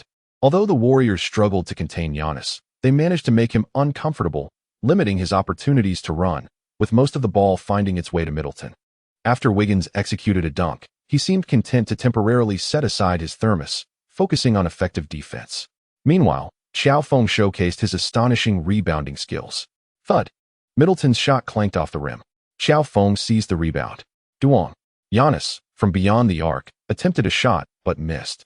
Qiao Feng leaped into the air, intercepting the rebound that was destined for Holiday's grasp. Duong. This time, it was not a miss. Wiggins emphatically swatted Holiday's layup against the backboard, sending it ricocheting away. Qiao Feng intercepted a basketball, yet it did not count as a rebound. During the first half, his team was on the defensive while the opponent attacked, and Budenholzer remained unfazed. However, upon transitioning to the second half, the cacophony of clanging iron reverberated painfully in his ears. Fortunately, the Warriors encountered a momentary lapse in their offensive prowess. Curry missed a 3-pointer, Qiao Feng's mid-range attempt fell short, and Wiseman even squandered a seemingly effortless layup. Just as he began to exhale in relief, he noticed, from the periphery of his vision, Middleton extending his hand for the ball at a 45-degree angle while defending against Giannis. In that instant, as Holiday released the ball, Qiao Feng lunged forward, intercepting the pass with remarkable agility. He swiftly propelled the ball across half-court, and by the time Giannis reached the halfway mark, Qiao Feng had already deposited the basketball into the hoop, landing back on the ground and preparing to return to defense. Although it was merely an unremarkable shot, barely clearing the height of a matchbox, it displeased him greatly. He retrieved the ball to execute an inbounds pass, contemplating an offensive response. Perhaps spurred by a surge of adrenaline, he found his shooting touch remarkably softened. He astonishingly sank a wide-open three-pointer. Just like that. Shoot boldly, Budenholzer shouted from the sidelines, while Giannis grinned broadly. Nevertheless, this three-point shot did not alleviate the Bucks' extraordinary struggles on offense. Conversely, the Warriors' attack began to flourish, particularly with number 58 on the court, who, alongside Curry, positioned themselves at the arc's apex, delivering 3 spectacular assists to the Bucks, despite not scoring. One to Curry, another to Pascal, and yet another to Wiggins. This led the Warriors to secure a three-pointer, a mid-range jump shot, and a floater, culminating in a 7-0 surge that tied the game at 82-82. With a sharp beep, Budenholzer called for a timeout. By then, 7 minutes had elapsed in the third quarter. Kerr patted Qiao Feng on the shoulder, a smile gracing his face. That was quite impressive. Those passes were exquisite. Your defense has been commendable. Although those 2 steals were somewhat risky, your timing was impeccable. Keep up the hard work. That block was splendid as well. Other assistant coaches echoed their encouragement to Qiao Feng. Qiao Feng sat back in his chair with a stern expression. His hands clenched into fists as he lowered his gaze. Then, he lifted his head and broke into a wide smile, radiating an extraordinary joy. Qiao Feng's radiant smile, accompanied by his impressive statistics displayed on the big screen, left many viewers momentarily stunned. With a remarkable tally of 26 points, 8 rebounds, 6 assists for steals, 1 block, 2 turnovers, and 3 fouls, shooting 9 out of 13 from the field, 5 out of 8 from beyond the arc, and a perfect 3 out of 3 from the free throw line. One could only exclaim in astonishment, reminiscent of a viewer in a live broadcast. Points, rebounds, assists, steals, blocks. My goodness, what can't he do? Chapter 16. The first double-double of a level 20 rookie with a stunning performance of 26 points, 7 rebounds, 6 assists, 5 steals, 1 block, 2 turnovers, and 3 fouls. Along with a moment of unexpected affection, someone in the Tencent live chat immediately inquired, "Pray tell, what else is Brother Feng incapable of?" The comments section quickly veered into the realm of gossip. In the live broadcast, Yang Yi touched his face, exclaiming, "If you had told me before the game that a rookie picked 58th overall could achieve such statistics, I would have dismissed it as mere exaggeration. But now, it's truly unbelievable." Wang Ming nodded in agreement, unable to fathom the figures presented. Yang Yi's brow furrowed as a thought crossed his mind. To be honest, these numbers remind me of a certain rookie at the peak of his powers. Is it McCaw? Indeed, Yang Yi replied, having already pulled up McCaw's statistics. 22 points, 7 rebounds, 12 assists, and 9 steals. You see, apart from having slightly higher points, Qiao Feng's assists and steals are somewhat lower, but in every other aspect, he is on par with McCaw's performance. The barrage of comments, however, disagreed vehemently. What nonsense! How could my brother Feng possibly be compared to a mere rookie highlight reel? Yes, Yang Yi, retract your statement. It is well known that Teacher Yang is infamous for his jinxing remarks. Oh, Teacher Yang, pardon the interruption, please continue. Yang Yi chuckled dryly, signaling his reluctance to elaborate further. As the timeout concluded, Qiao Feng remained on the bench, not returning to the court until the end of the third quarter. With the score at 94-98, the Warriors trailed by 4 points. On the Warriors bench, Stephen Curry, having scored only 22 points, was taken aback by the statistics. He turned to Qiao Feng and challenged him. "Hey, number 58, you're just a rookie. How dare you outscore me? And at such a high shooting percentage. I suspect you must have stolen my shooting practice while I was asleep last night." Qiao Feng was equally astonished. "Ah, this is unexpected. You actually discovered it." He hurriedly searched his entire body. In the midst of the bewildered gazes from the crowd, he pretended to remove non-existent items from his arm, raising his hands high above Stephen Curry's head. With a wide-eyed stare, he proclaimed, "Here you go, Stephen. Humph. I no longer desire it." Curry rolled his eyes and then returned to his seat, bursting into hearty laughter. Qiao Feng did not indulge in a playful banter of "Do you really not want it? Or if you don't want it, I shall insist." While smiling and taking his seat, the crowd was left speechless, bemused by the antics of these two performers.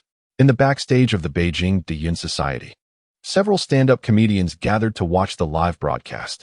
They exchanged glances, and an audacious idea began to take shape. After all, mocking someone's height was not a novel occurrence. Given the circumstances, it seemed fitting to combine the two. At the Phasia Forum Stadium, the fourth quarter commenced with Curry taking a rest. In a lineup predominantly comprising substitutes, Qiao Feng, Wiggins, Chris, Poole, and Wanamaker took to the court. Conversely, the Bucks featured Giannis alongside four other reserves, Augustine, Wilson, Forbes, and Connaughton, as the fourth quarter commenced. Observing this ensemble, Barkley furrowed his brow, exclaiming, "The Bucks are displaying a lack of prudence. Is that number 24 merely a source of points for the opposition?" Number 24 referred to Connaughton, who had previously boasted about overpowering Qiao Feng but had been thwarted by a steal. Could it be? Smith remained uncertain. During the recent intermission, Smith had been educating Barkley about the distinctive characteristics of donkey posteriors, thus redirecting his ire towards Connaughton, as if the one causing him to lose the bet was indeed the culprit destined to kiss the donkey's backside. This sentiment echoed a certain reality. People often prefer to attribute blame to others. Ahem. On the court, the game resumed. The Warriors initiated their offense, but the ball movement was lacking, and the Bucks' defense appeared competent. Ultimately, Wanamaker attempted a mid-range shot just inside the three-point line but failed to convert. Connaughton secured the rebound and promptly passed it to Giannis.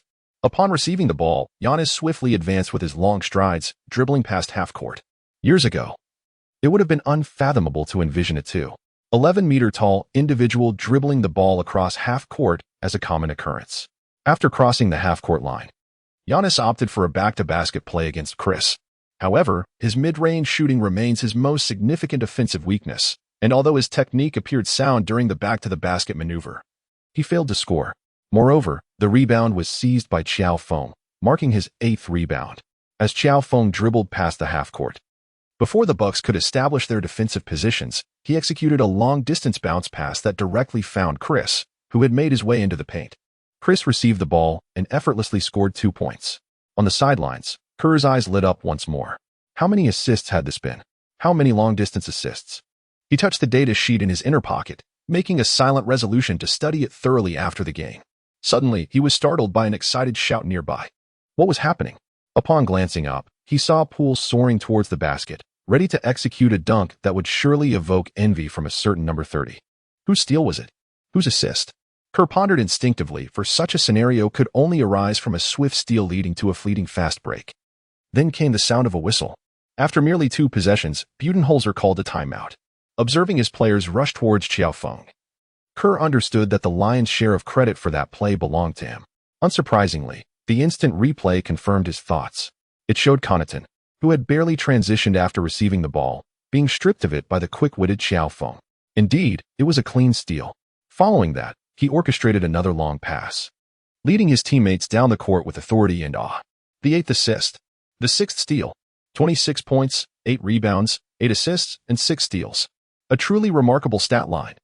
Could this really be the rookie I selected 3rd from the bottom in the 2nd round? Surely, I did not confuse him with the top 3 picks. The performances of those top players, including Wiseman, had not been nearly as dazzling thus far in the 3rd game of the season. Had I stumbled upon a treasure? Kerr and Brown exchanged a glance, stifling their excitement, and nodded in agreement. Indeed, it was a treasure. As the timeout came to an end, Kerr, who had not devised any tactical adjustments during the break, felt no sense of panic. After all, I have a rookie, number 58, who outshines the number 1 pick. Why should I be anxious? Kerr sat comfortably in his chair. The ensuing game became increasingly effortless, to the point where he contemplated leaving early, as the pain in his back still lingered. Yet, there was a glimmer of hope that something remarkable might unfold. On the court, following the timeout, the Bucks executed an ATO and scored 2 points, reclaiming the lead at 100-98. But as the game progressed, Qiao Feng shook off Connaughton and seized the offensive rebound after Poole's 3-point attempt clanged off the rim. He then executed a low-handed layup. However, in his haste, the ball circled the rim twice before rolling out. It fell to the floor amidst a chaotic scene beneath the basket. At that moment, Giannis was blocked outside by Chris. Still under the basket, Qiao Feng forcibly pushed past Connaughton and snatched the offensive rebound once more, scoring with a bank shot. Oh my goodness. Oh Qiao, let me perish. The Warriors bench erupted, all leaping to their feet.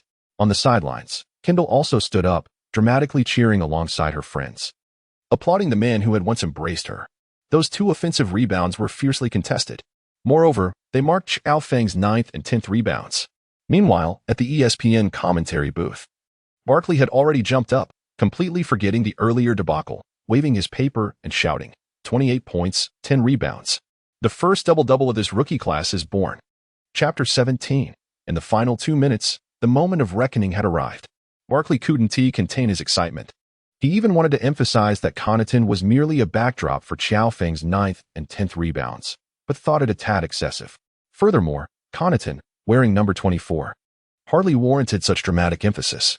On the court, the score was tied once again. Coach Budenholzer refrained from calling a timeout, instead loudly urging his players from the sidelines to maintain their rhythm in both offense and defense, undeterred by the Warriors' momentum. Yet, they were indeed affected, especially as the entire arena seemed to turn Connaughton into a mere prop for Qiao Feng, who had just achieved the remarkable feat of a double-double in his debut. This understandably impacted their morale. Thus, on the offensive end, Connaughton failed to notice a pass from a teammate, the ball ricocheting off his back and into the hands of Qiao Feng, who was hesitating about whether to engage Giannis. This led to his 7th steal, arising from sheer happenstance. Fortunately, the ball bounced favorably to him, and the ever-alert Giannis used his long legs to foul Qiao Feng, thwarting his fast break opportunity. What the heck? What are you doing? Budenholzer, visibly frustrated, substituted Connaughton as the Warriors prepared to inbound the ball. He shot a glare at number 24 before replacing him with Giannis' brother, hoping the duo could summon some strength from Greece. Yet, what they offered was merely raw power. Giannis' brother, fresh on the court, was swiftly outmaneuvered by Wiggins, who drew a shooting foul in the process. Damn it. Budenholzer unleashed a string of expletives that could be roughly translated, his expression darkening as he crossed his arms, choosing not to call a timeout, instead opting to simply watch. Durant, the foul committed by Antetokounmpo's brother was indeed quite painful, and Wiggins failed to capitalize on the free throw opportunity. Subsequently, the rebound was seized by Antetokounmpo's brother, who relied solely on his Greek brute strength. At last, a chance to catch my breath had arrived. Budenholzer quickly applauded, clapping his hands while vociferously directing the offense from the sidelines. As the sideline referee passed by, he felt as though his ears might be deafened. In a moment of excitement, he nearly issued a technical foul. The ensuing possessions were a back-and-forth affair. On the court, Qiao Feng's presence seemed to diminish slightly. He did manage to snatch another rebound, though it was merely a cherry on top. However, just as Curry was about to enter the game, he received a pass from Wiggins, skillfully maneuvering to evade Antetokounmpo's brother's block and executing a reverse layup with finesse. What an extraordinary display of skill and athleticism. In a university classroom, a young associate professor was presenting a PowerPoint. Suddenly, a student slammed his palm on the desk, leaping up to shout enthusiastically. Realizing his outburst, he turned crimson, sitting back down and burying his face in his arms on the desk. The professor, frowning slightly, glanced at his presentation and then at the student. Come on, enlighten me. What was so impressive? Laughter erupted in the classroom. Interestingly, the professor's name also contained a character for peak, though it was not the same as Qiao Feng's phone. Yet, who could discern the difference? Especially from a young associate professor. The student hesitated, then stood up, gazing at the presentation, suddenly struck with inspiration, and proceeded to shower the professor with extravagant flattery. All right, Xiaoming, you can sit down now. The professor, addressed as Peak, felt a bit embarrassed. If you keep this up, I might start to question whether this presentation was hastily cobbled together overnight, with nearly all the content copied and pasted with minimal formatting. How could it be? Professor Peak, your presentation is indeed impressive. The student continued to refer to him as Peak. The professor shook his head. Enough now? I certainly do not wish to create presentations in such a lazily haphazard manner in the future. Laughter filled the classroom once more. Returning to the game. With about 6 minutes remaining, an official timeout was called. The recent basket had brought Qiao Feng's score to 30 points. Well, it was merely 30 points. In the previous game, he had scored 35 points in just one quarter, so it was not as astonishing by comparison. However, a double-double with over 30 points from a rookie is indeed impressive. Feng is remarkable. 666. My mother asked why I was kneeling to watch the game. My grandfather just rushed in, throwing away his cane, questioning why I still knelt before foreigners. Then, my grandfather and I knelt together, captivated by the overwhelming barrage of comments on Tencent's live stream, which nearly obscured the screen. In areas with poor network connectivity, our devices were already experiencing lag. Meanwhile, the large screen at the center of the venue timely displayed the impressive statistics of the game. Qiao Feng's performance: 30 points, 11 rebounds, 8 assists, 7 steals, and 1 block. Oh, the crowd erupted in excitement. Shortly thereafter, Kindle appeared on the screen again. In that moment, her smile seemed less genuine, and some perceptive individuals noticed a faint blush on her cheeks. The one who made this observation was Juan Toscano Anderson, seated beside Qiao Feng. Drawing from his own experiences in matters of the heart, Juan thoughtfully patted Qiao Feng on the shoulder and remarked, "Hey, Qiao, I think after the game, you should consider asking that girl for her contact information." Huh? Qiao Feng was momentarily taken aback. I mean, Kendall Jenner would most likely be open to establishing some form of connection with you, Juan said with a mischievous grin. In a moment of instinct, Qiao Feng cast a glance towards Kendall, inadvertently locking eyes with her. 3 seconds later, he hastily averted his gaze, vehemently shaking his head. Enough of this, Juan. My sole focus right now is basketball. Women only serve to hinder my pursuit of a triple-double or even a quadruple-double. Juan, with an expression of bemusement, patted his shoulder, implying, "Brother, you ought to reflect on this. Do not allow mere statistics to cloud your judgment." He then accepted Coach Kerr's invitation and took to the court. The contest between the Warriors and the Bucks continued, with the Warriors maintaining a fragile lead. Upon Curry's entry, his shooting touch slightly revived, yet the score remained tightly contested, with both teams exchanging leads. This stalemate persisted until the final 2 minutes of the game, with the score tied at 126 to 126. The high-scoring affair had thoroughly captivated the audience present. The ensuing 2 minutes would be a veritable clash, where victory or defeat could only be discerned at the last second. Regardless of the outcome, I believe that after this match, Qiao's name and the number 58 on his jersey will echo throughout the nation, Smith asserted confidently. At this juncture, Barkley finally recalled that he must maintain his stance against Qiao Feng, lest the spectacle of kissing a donkey's behind lose its allure. Therefore, he grinned and remarked, "I suspect the most talked about moment will be his embrace with Kendall Jenner. The photographer who captured that shot must be anticipating a substantial bonus. Don't you think?" "Haha. Indeed, Charles." Smith chuckled in agreement. "A handsome man and a beautiful woman. Everyone loves to see that." Barkley retorted indignantly, "How absurd. Even if it were me, there would still be an audience." "Very well." Smith refrained from further banter and returned to the game. "Let me see what lineup they will deploy in these final 2 minutes." On the court, Kerr had finally decided on the critical closing lineup. My heavens, Qiao Feng is stepping onto the court. In his very first game, Kerr is entrusting him with the crucial moments, exclaimed Wang Ming with excitement in the Tencent broadcast room. Throughout this match, as a commentator, he had been in a constant state of exhilaration. Clearly, in these 2 games, Qiao Feng had garnered the trust of the Warriors coaching staff, especially when one observes his plus-minus rating. Yang Yi scrutinized the statistics, incredulous. In the last game, the team made a comeback with a 28 rating. Thus far in this match, he boasts the highest plus-minus at 16. Wang Ming furrowed his brow, pondering. So, it implies that when Qiao Feng is not on the court, the Warriors were trailing by at least 16 points. Precisely. So, indeed, Yang Yi nodded with a smile, affirming that one could indeed say that Qiao Feng single-handedly maintained the suspense of the game for the Warriors. Wang Ming added that there was even hope for the Warriors to secure consecutive victories against 2 formidable teams. In the comment section and the barrage, there was an overwhelming display of praise for Qiao Feng, with phrases like Qiao Feng, 666, Brother Feng is incredible, and Go, Brother Feng, filling the screen. At the Phasia Forum Arena, the final 2 minutes approached, heralding the climax of the contest. Qiao Feng stood on the court, feeling an entirely different atmosphere from the previous match. In the last game, upon entering the arena, he and the team radiated an overwhelming momentum, ultimately leading to the Nets' downfall under that pressure. However, this match was a different affair. Throughout the game, the score remained tightly contested, and the ambience was perpetually tense. At this moment, standing on the court, he realized that the cacophony of the crowd had faded into silence. Thud, thud, thud.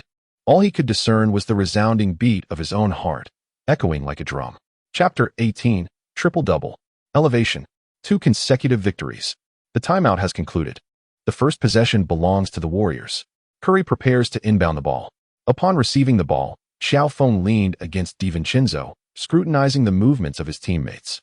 The Warriors lineup on the court presented an unusual small ball configuration, comprising 4 forwards and guards standing at 198 meters, complemented by the 191-meter Curry.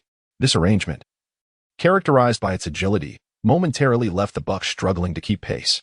With the ball held aloft, Qiao Feng keenly observes his teammates' movements. Juan and Wiggins simultaneously make their runs. One approaches to set a screen, while the other creates space. Only Oubre, after just running alongside Curry, merely shifts to the 45-degree angle on the same side, and then remains stationary. On the sidelines, Kerr furrows his brow at this scene. Suddenly, Qiao Feng delivered a direct pass into the paint. After executing a pick and roll, Juan swiftly descended, receiving the ball, taking a quick dribble, and then leaping into the air with determination. Beneath the basket, a void awaited him. With a resounding thud, Juan emphatically slammed the ball into the hoop. And after pulling ahead, he roared triumphantly while retreating on defense. 128-126. The Warriors had taken the lead. As he retreated, Qiao Feng met him near the midcourt. Exchanging a silent high-five, their focus solely on thwarting the Bucks' offensive maneuver. Among the 5 players on the court for the Warriors, Curry had become the primary target on defense. Indeed, Holiday had set his sights on him. However, Curry's defensive prowess was far more formidable than the common perception suggested. After failing to exploit Curry's defense, Holiday was compelled to pass the ball back to the three-point line to Giannis, who would initiate the offense. At this moment, Juan positioned himself in Giannis's path. And despite Giannis's imposing physique, Juan utilized his agility and tenacity to disrupt Giannis's offensive rhythm. Regardless of how adept a big man might be at dribbling, he could never surpass the finesse of a point guard. The relatively high center of gravity in Giannis's dribble made him uncomfortable under Juan's relentless pressure, increasing the risk of a turnover. As Giannis prepared to consolidate the ball and relinquish this scoring opportunity, he suddenly felt a lightness in his hands. Turning his head, he spotted a white figure racing toward the opposite half. Instinctively, he sprinted after him in pursuit. But at that moment, Qiao Feng had intercepted the ball, sending it hurtling toward the other half of the court. With unmatched speed and an advantageous position, Curry approached the basket, finally securing Qiao Feng's quarterback pass. And with a deft flick of his wrist, he sent the ball through the hoop once more. Another 2 points. 130-126. The Warriors had extended their lead to 4 points. With just over 80 seconds remaining, the 9th assist had been recorded. Charles. At the ESPN commentary booth, Smith was momentarily stunned, yet eagerly anticipated Qiao Feng's forthcoming 10th assist. Barkley nodded in agreement before shifting his focus to the Warriors' defense, a suffocating display. Kenny, I have witnessed the finest defense from the Warriors. On the court, trailing by 4 points, the Bucks called for another timeout. Damn.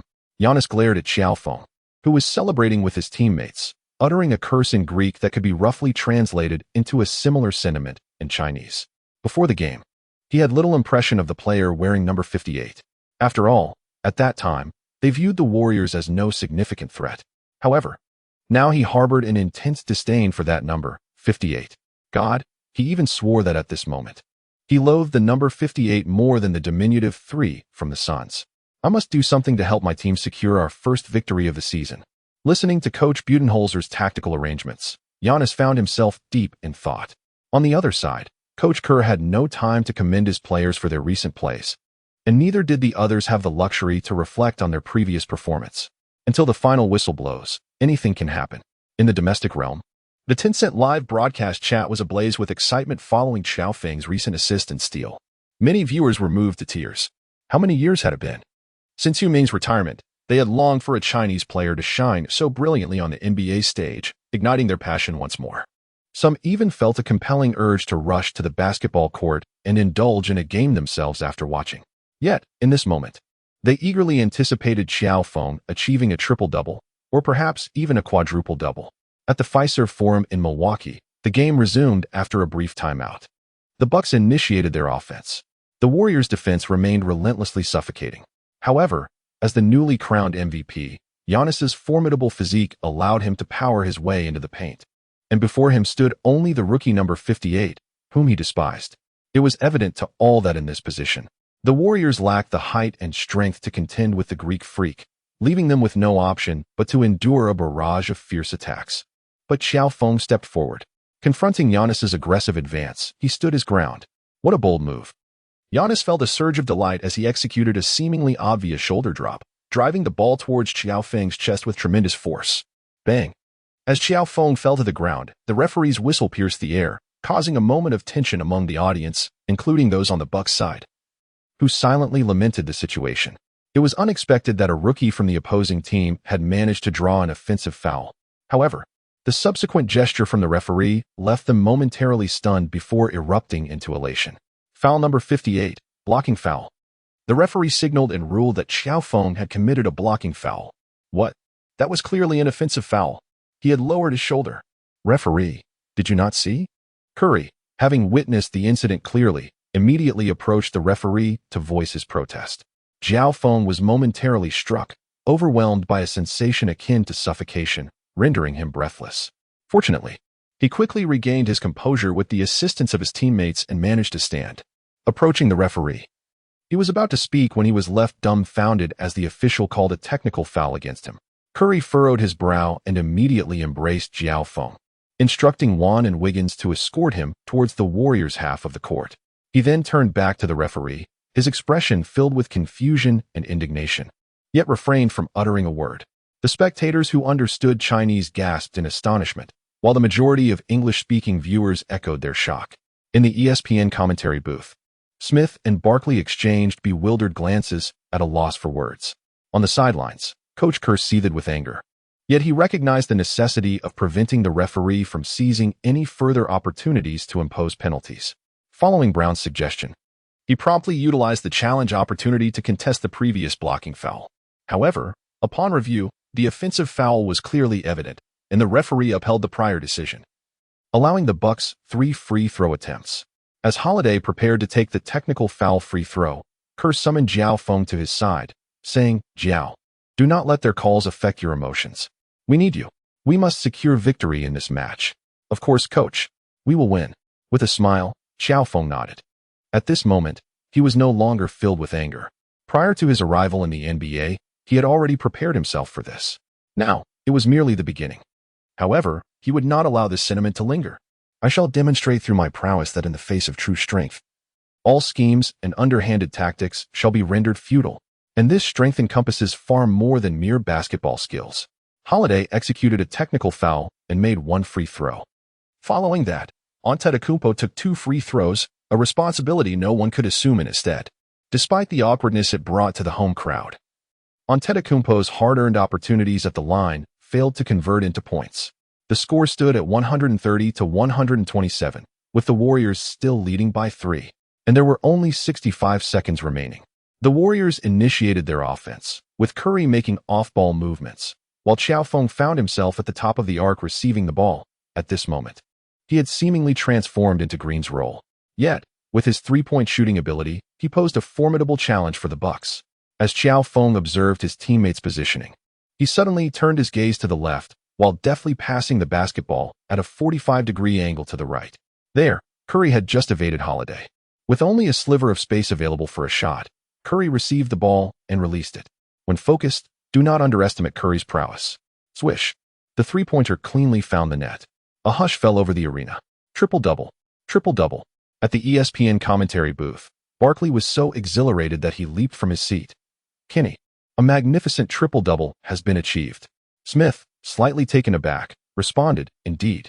Qiao, that was an extraordinary pass." Curry shouted excitedly at Qiao Feng, "Stephen, please refrain from being so loud. Moreover, your shot was exquisite." Qiao Feng replied, his voice booming. The two shared a hearty laugh. With less than 50 seconds remaining and a 6-point lead, the Warriors were on the brink of victory. The Bucks did not call a timeout. Middleton took a daring shot from beyond the arc, hoping for fortuitous success. Ding! As the Warriors transitioned to offense, Qiao Feng crossed half-court when suddenly a sound echoed in his mind. Achievement unlocked. Triple-double. Reward granted. A mystery box. A mystery box discovered. Shall it be opened?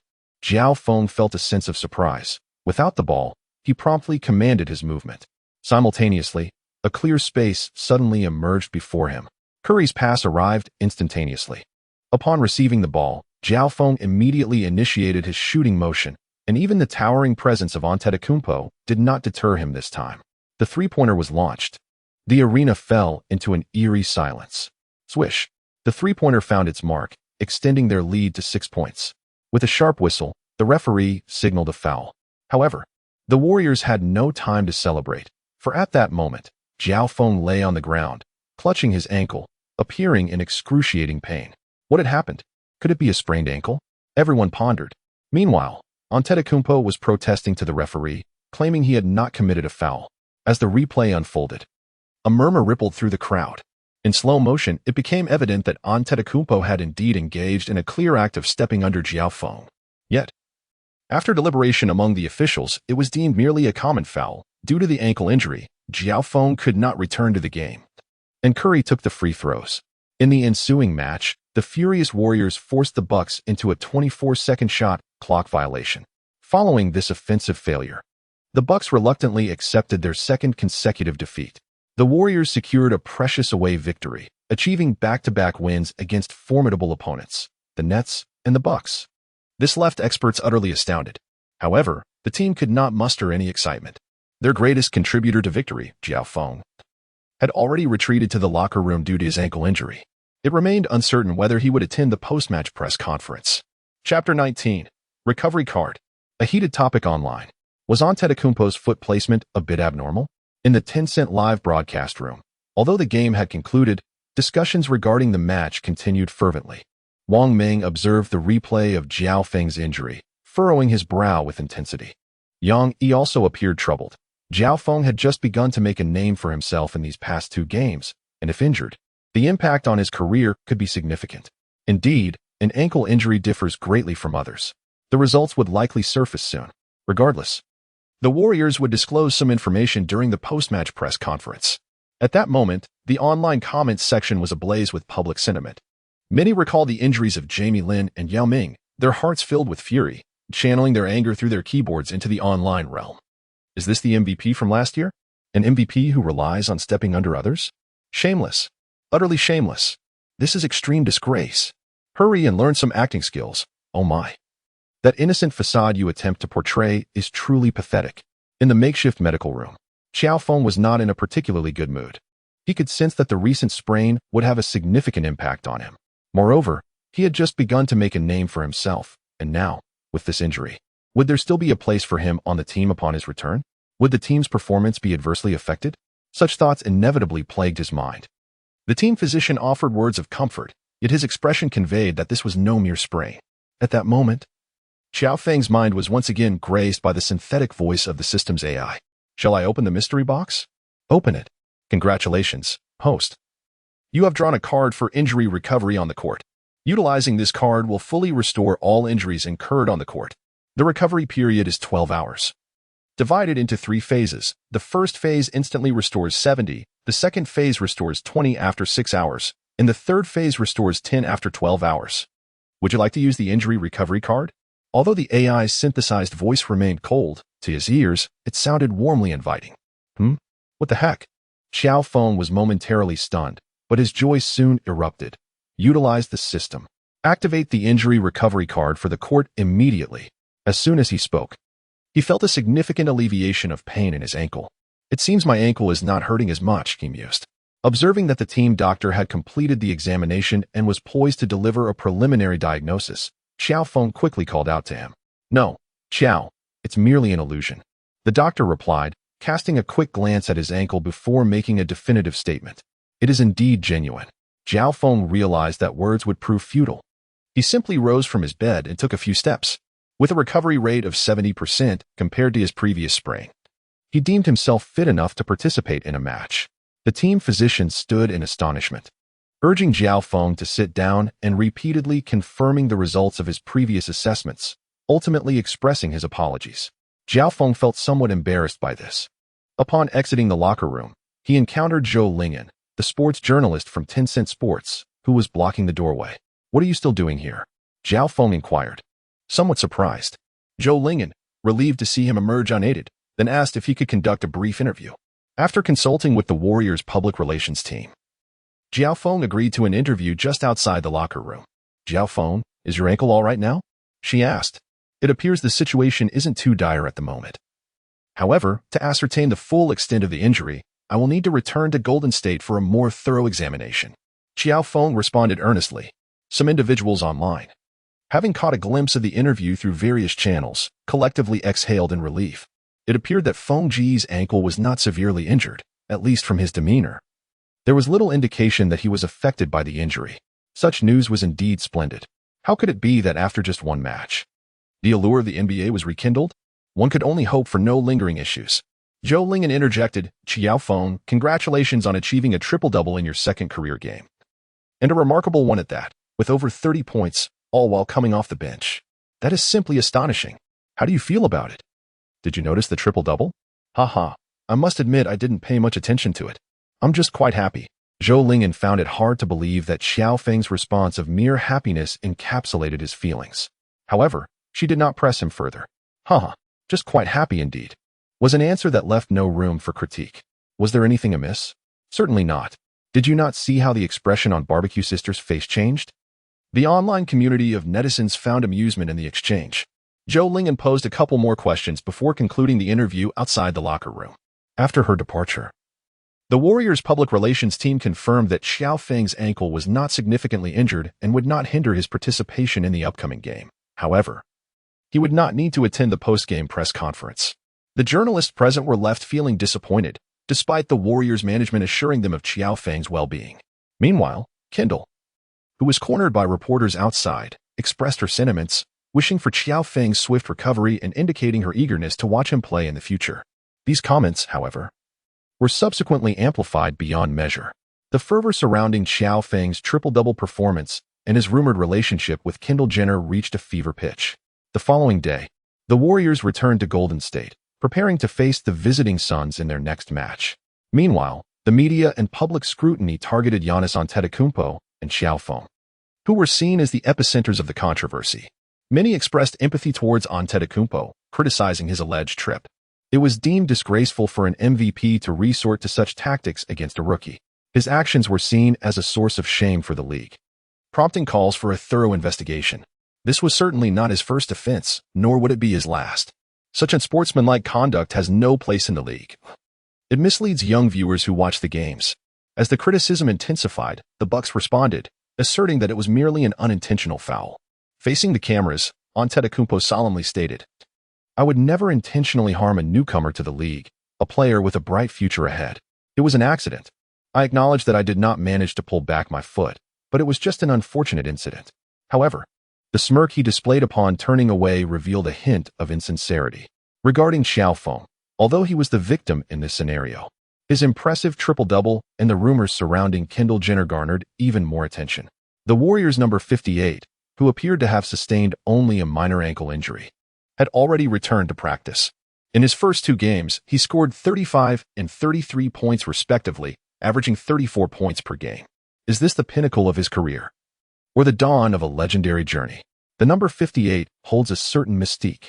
Reports have surfaced suggesting that Kendall Jenner attended the game to watch Qiao, while simultaneously being romantically involved with the Sun star player, Devin Booker.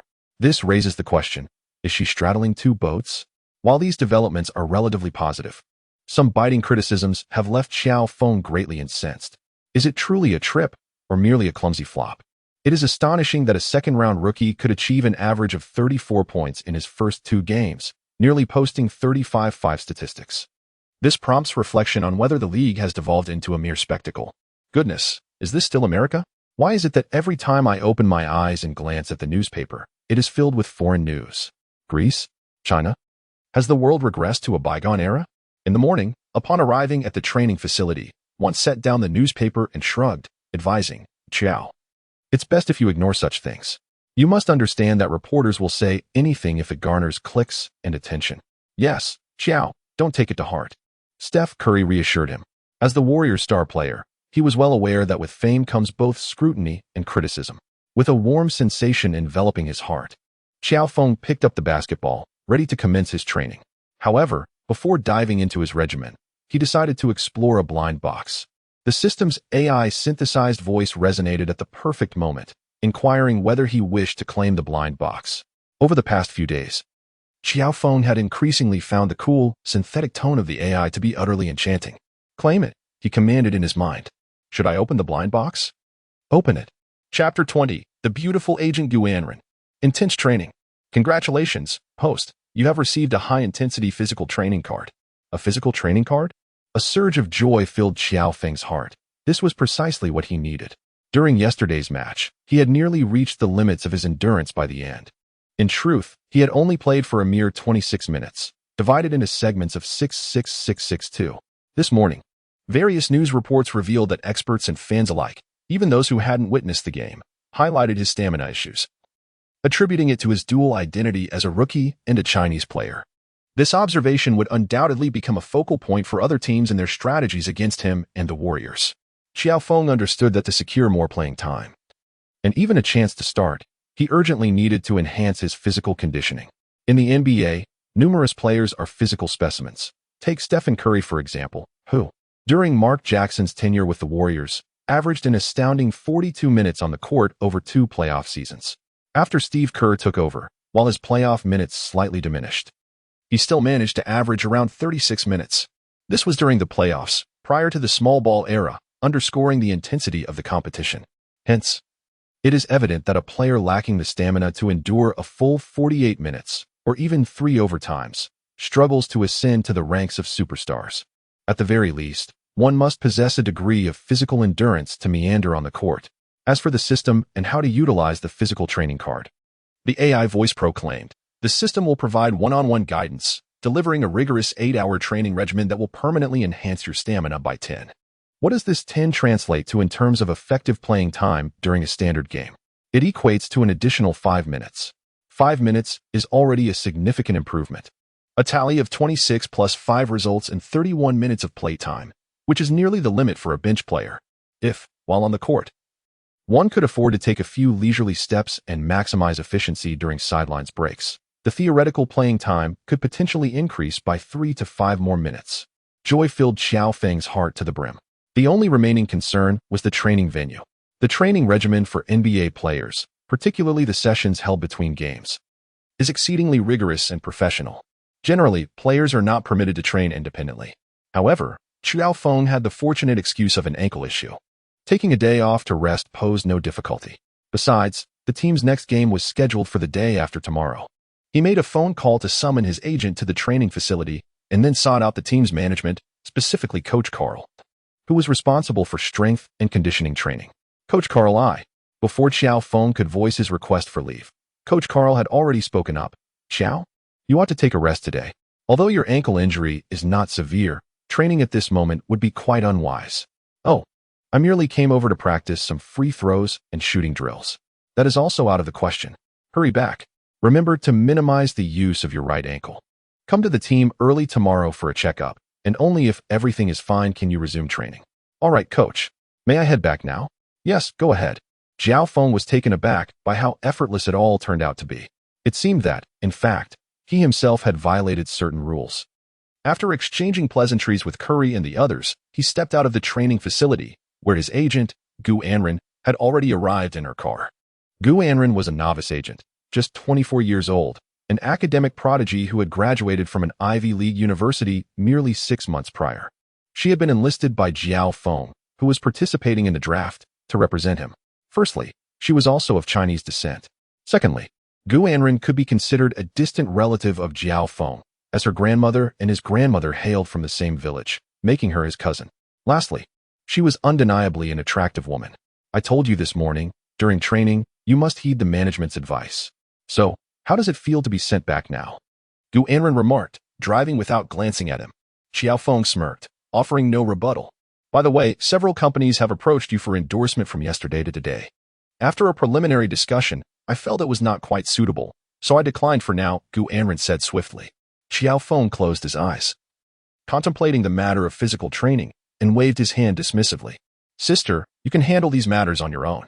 I hardly understand them. I merely know how to play basketball. Gu Anren sighed softly. It's not that you don't understand. You simply choose not to. Xiao Feng, I heard from Annie that your academic performance in school was consistently among the top 10, wasn't it? Qiao Feng chuckled. A true hero does not dwell on past courage. After all, Everything has been returned to the teacher now. Gu Anren, with a look of resignation, sighed as the traffic light turned red once more, saying, "Fine. I am your manager after all. My duty is to serve you, the young master of the Qiao family." Upon arriving home, Qiao Feng resides in a quaint villa, a property acquired by his parents during their work in this area a few years ago. Little did they anticipate that this house would eventually serve as their son's residence as he embarked on his journey into the NBA. It is indeed fortuitous. Having a space to train alone at home ensures he does not disturb others. After settling Qiao Feng in, Gu Anren took her leave. The role of a manager is anything but simple. It can be overwhelmingly busy, especially when catering to the young master of the Qiao family, who possesses a far greater commercial market than most NBA players. Meanwhile, Qiao Feng immersed himself in the basement, transformed into a training room, preparing to commence a day of rigorous practice. System: activate the high-intensity physical training card. Training duration: 8 hours. Training concluded. Stamina increased by 510. The countdown begins. Interruption during this period is not permitted. Shall we commence training? Wait a moment.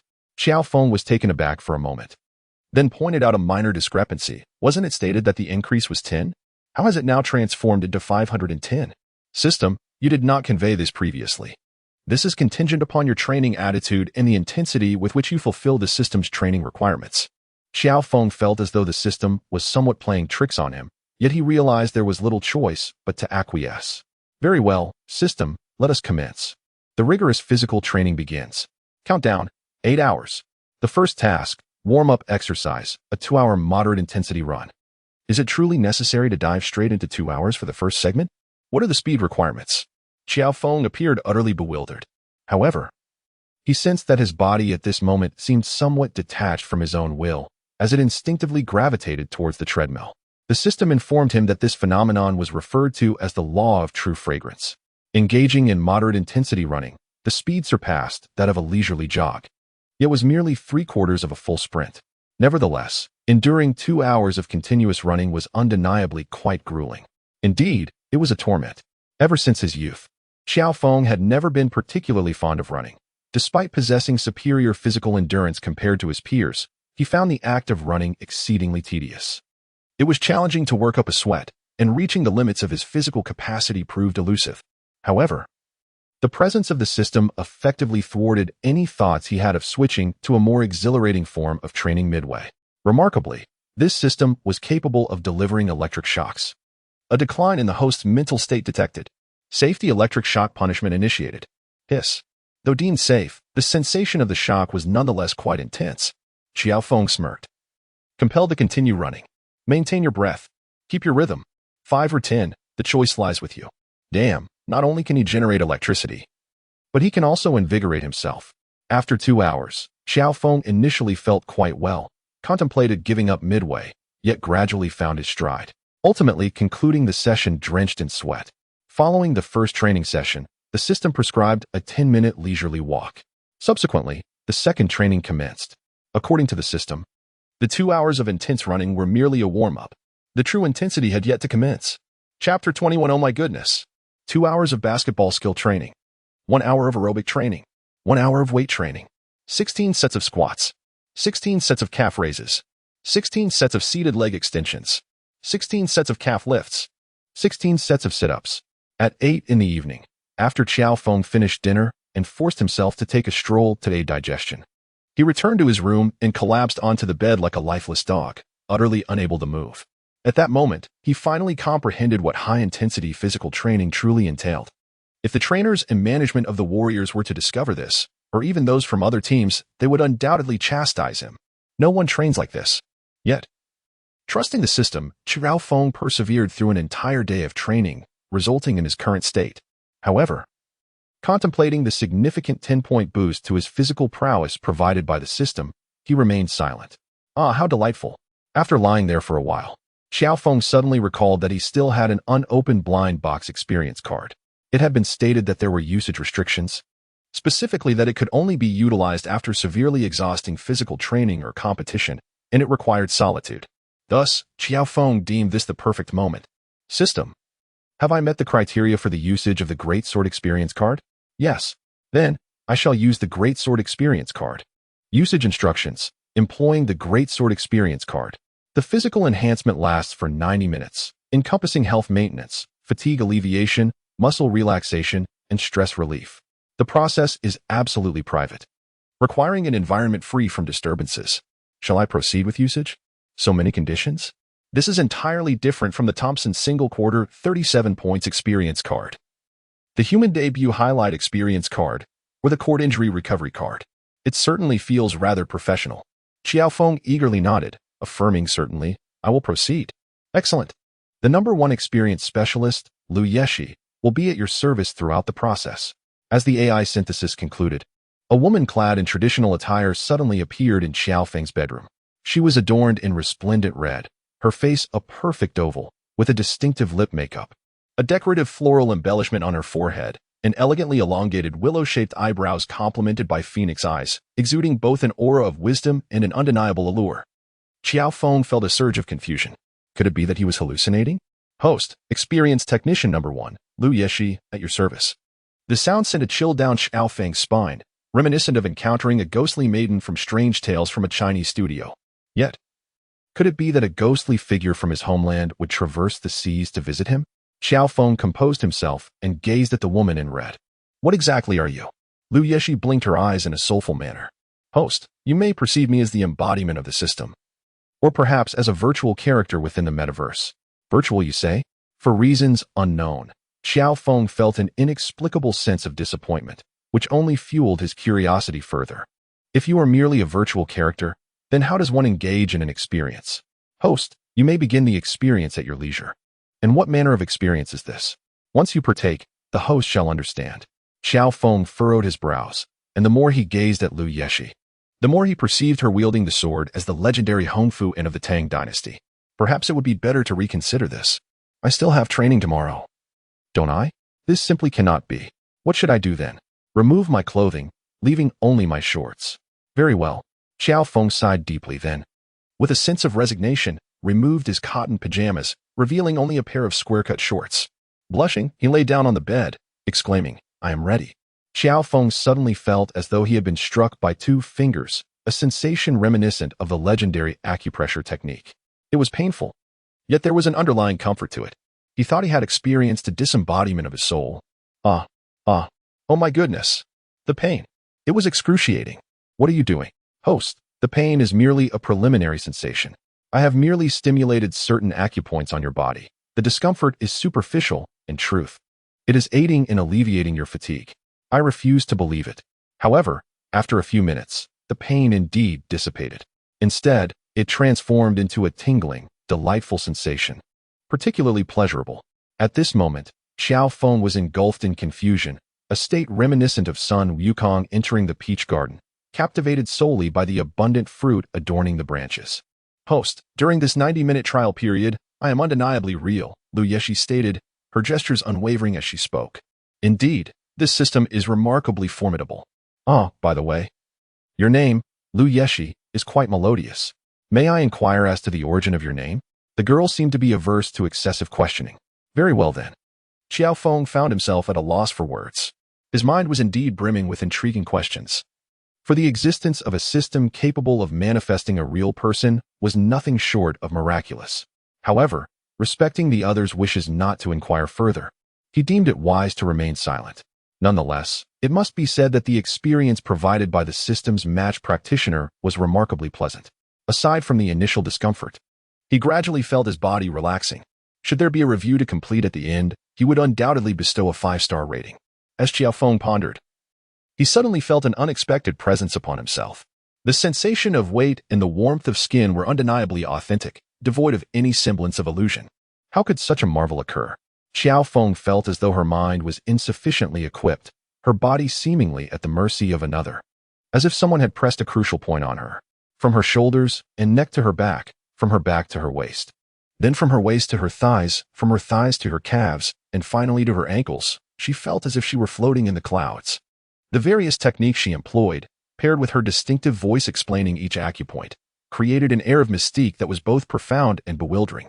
Gradually, the rigidity of his muscles began to dissipate, and the fatigue of his body started to alleviate, particularly from the waist to the legs. Qiao Feng discovered that she might soon rise from the bed, ready to engage in a high-intensity playoff match lasting 48 minutes. She felt utterly invigorated, as if fatigue were a mere illusion. It was truly remarkable. Time seemed to drift away unnoticed. Lu Yeshi gently patted Qiao Feng's waist. "Host, the treatment on your back is complete. Please turn over." Was that all? It felt as though she had yet to fully experience the benefits. The front seemed even more promising. Very well. Qiao Feng obediently turned over his body, beginning from the head. Qiao Feng finally beheld her technique. A performance of acupoint striking that exuded grace and mastery. If the bed were upright, Qiao Feng mused that she might resemble the individual bound to the rotating platform during a flying knife act. An intriguing and anticipated notion. Yet, she knew she could not evade it, for that would signify a lack of respect towards her partner. From a young age, Qiao Feng had been taught to maintain a profound respect for all individuals, as respect is the most economical yet invaluable form of social etiquette. Thus, when the 90 minutes concluded, she left Lu Yeshi with an indelible impression. "Host, should you decide to redeem another experience card for the Grand Sword, do not hesitate to call upon the first experience master. It will be I who facilitates your journey. Your acupoint technique is truly remarkable." "Is it? Hee. Where's the merit in that? I feel as though I shall awaken tomorrow as a spirited young man," Qiao Feng said joyfully. But then a hint of regret suddenly crossed his face. "What's wrong?" Lu Yeshi inquired. "If only there were a competition tomorrow. That way, I could showcase my best self and deliver an exceptional performance." Lu Yeshi rolled her eyes in a remarkably human manner, then got out of bed and bowed slightly. "Host, Lu Yeshi is leaving now." "Ah, has the time already come? Please take care of yourself, host. If you need anything, remember to communicate with the system. Well then, goodbye." She ultimately vanished before Qiao Feng, leaving behind a faint trace of her presence, as if she had truly existed. Chapter 22. Ugly Eye is out to teach Qiao Feng a lesson. Early the next morning, Qiao Feng arrived at the training facility with a face full of melancholy. Lu Yeshi had made a profound impression on him. Her stunning red attire was simply too striking. He found himself dreaming about her multiple times throughout the night. Fortunately, by dawn, he could already feel the benefits of yesterday's intense strength training combined with the effects of the Great Sword Experience card. "Good morning, handsome." While washing up, Qiao Feng couldn't help but compliment the dashing young man in the mirror. Upon arriving at the training facility and after a thorough examination, he discovered that his ankle was completely healed and he was cleared to participate in training, which further brightened his spirits. Before training commenced, he engaged in some warm-up exercises. Today, Qiao Feng opened a blind box. "Congratulations, host, you have obtained a Warrior Tactical System Learning Card, valid for a limited time of 8 hours. Will you use it?" "A tactical learning card? This is undoubtedly a valuable card. It is widely acknowledged that achieving success with the Warriors is quite straightforward, primarily due to the gravitational influence of Curry. As long as you can shoot, a plethora of open shot opportunities will present themselves. However, playing for the Warriors is not without its challenges. It necessitates a certain level of cerebral engagement, which can be overly complex and unfriendly for some NBA players. Even in the year 2020, a considerable number of domestic NBA players still cling to the belief that brute strength is paramount, as if their physical attributes could rival those of Jordan. The unfortunate outcome is that many lack the physical conditioning needed, and their skills are often so rudimentary that they are difficult to endure. Simultaneously, they lament the encroachment of international players into the NBA. It is perplexing to ponder their mindset. If the league were composed solely of domestic players, the ensuing competitive strife would undoubtedly intensify, given the contraction of the market. Just look at the entertainment industry in Hong Kong. It serves as a cautionary tale. Intelligence is a precious asset, yet it is regrettably underutilized in favor of sheer muscle. In a scenario akin to a zombie apocalypse, the muscle-bound would likely thrive. Returning to the main topic, since the morning training session was dedicated to tactical training, Qiao Feng did not hesitate to utilize the learning card he had just acquired. In his view, regardless of whether today's card was a learning card or merely a training card, or any other type of experience card related to basketball, it could be effectively employed during practice. There was no need for reservation. After all, the season had only just commenced, and opportunities for trial and error, as well as learning, were still abundant. It would be sensible to consider stockpiling experience cards for the playoffs after the All-Star break or perhaps in the final months of the regular season. I digress. Upon using the Warrior Tactical System Learning Card, which is valid for 6 hours from 8:30 a.m. to 11:30 a.m. and 2 p.m. to 5 o'clock p.m. Qiao Feng distinctly felt a deeper comprehension of Coach Kerr's tactical philosophy. The awkward aspects he had encountered in the previous 2 games seemed to have smoothed out considerably. As if he had been part of the team for over 3 years, he and Curry shared an almost matrimonial synergy. The coaching staff of the Warriors was equally astonished by Qiao Feng's grasp of the core tactical concepts. This surprise quickly turned into delight. I believe it would be prudent to elevate Qiao Feng to the starting lineup for the next game. His compatibility with Steven is remarkable. Coach Brown was the first to articulate this suggestion. If he had perused some Chinese web novels, he would certainly be acquainted with the term fusion technique, which embodies the notion that 1-1 can surpass 2. Brown subsequently elaborated on his reasoning, stating that Zhou's performance reminded him of Clay. Offense, three-point shooting, defense, he was, in essence, a mirror image of Clay. Furthermore, based on the first 2 matches, I personally believe that Zhou appears to possess a more comprehensive skill set than Clay. The crowd was somewhat taken aback, sensing that Brown's assessment of Qiao Feng might be somewhat inflated. Yet upon reflection, it seemed difficult to counter that assertion. After all, he had specified more comprehensive rather than more formidable. In their eyes, and indeed in the eyes of the entire league, Klay Thompson epitomizes the quintessential 3D player. Having fully defined the attributes of that role, three-point shooting, defense, and off-ball movement without monopolizing possession, Kerr remained silent, harboring similar thoughts. However, the question arose, if Qiao Feng were to be inserted into the starting lineup, how would the other 4 positions be arranged? Particularly concerning the shooting guard role. How would they accommodate Oubre?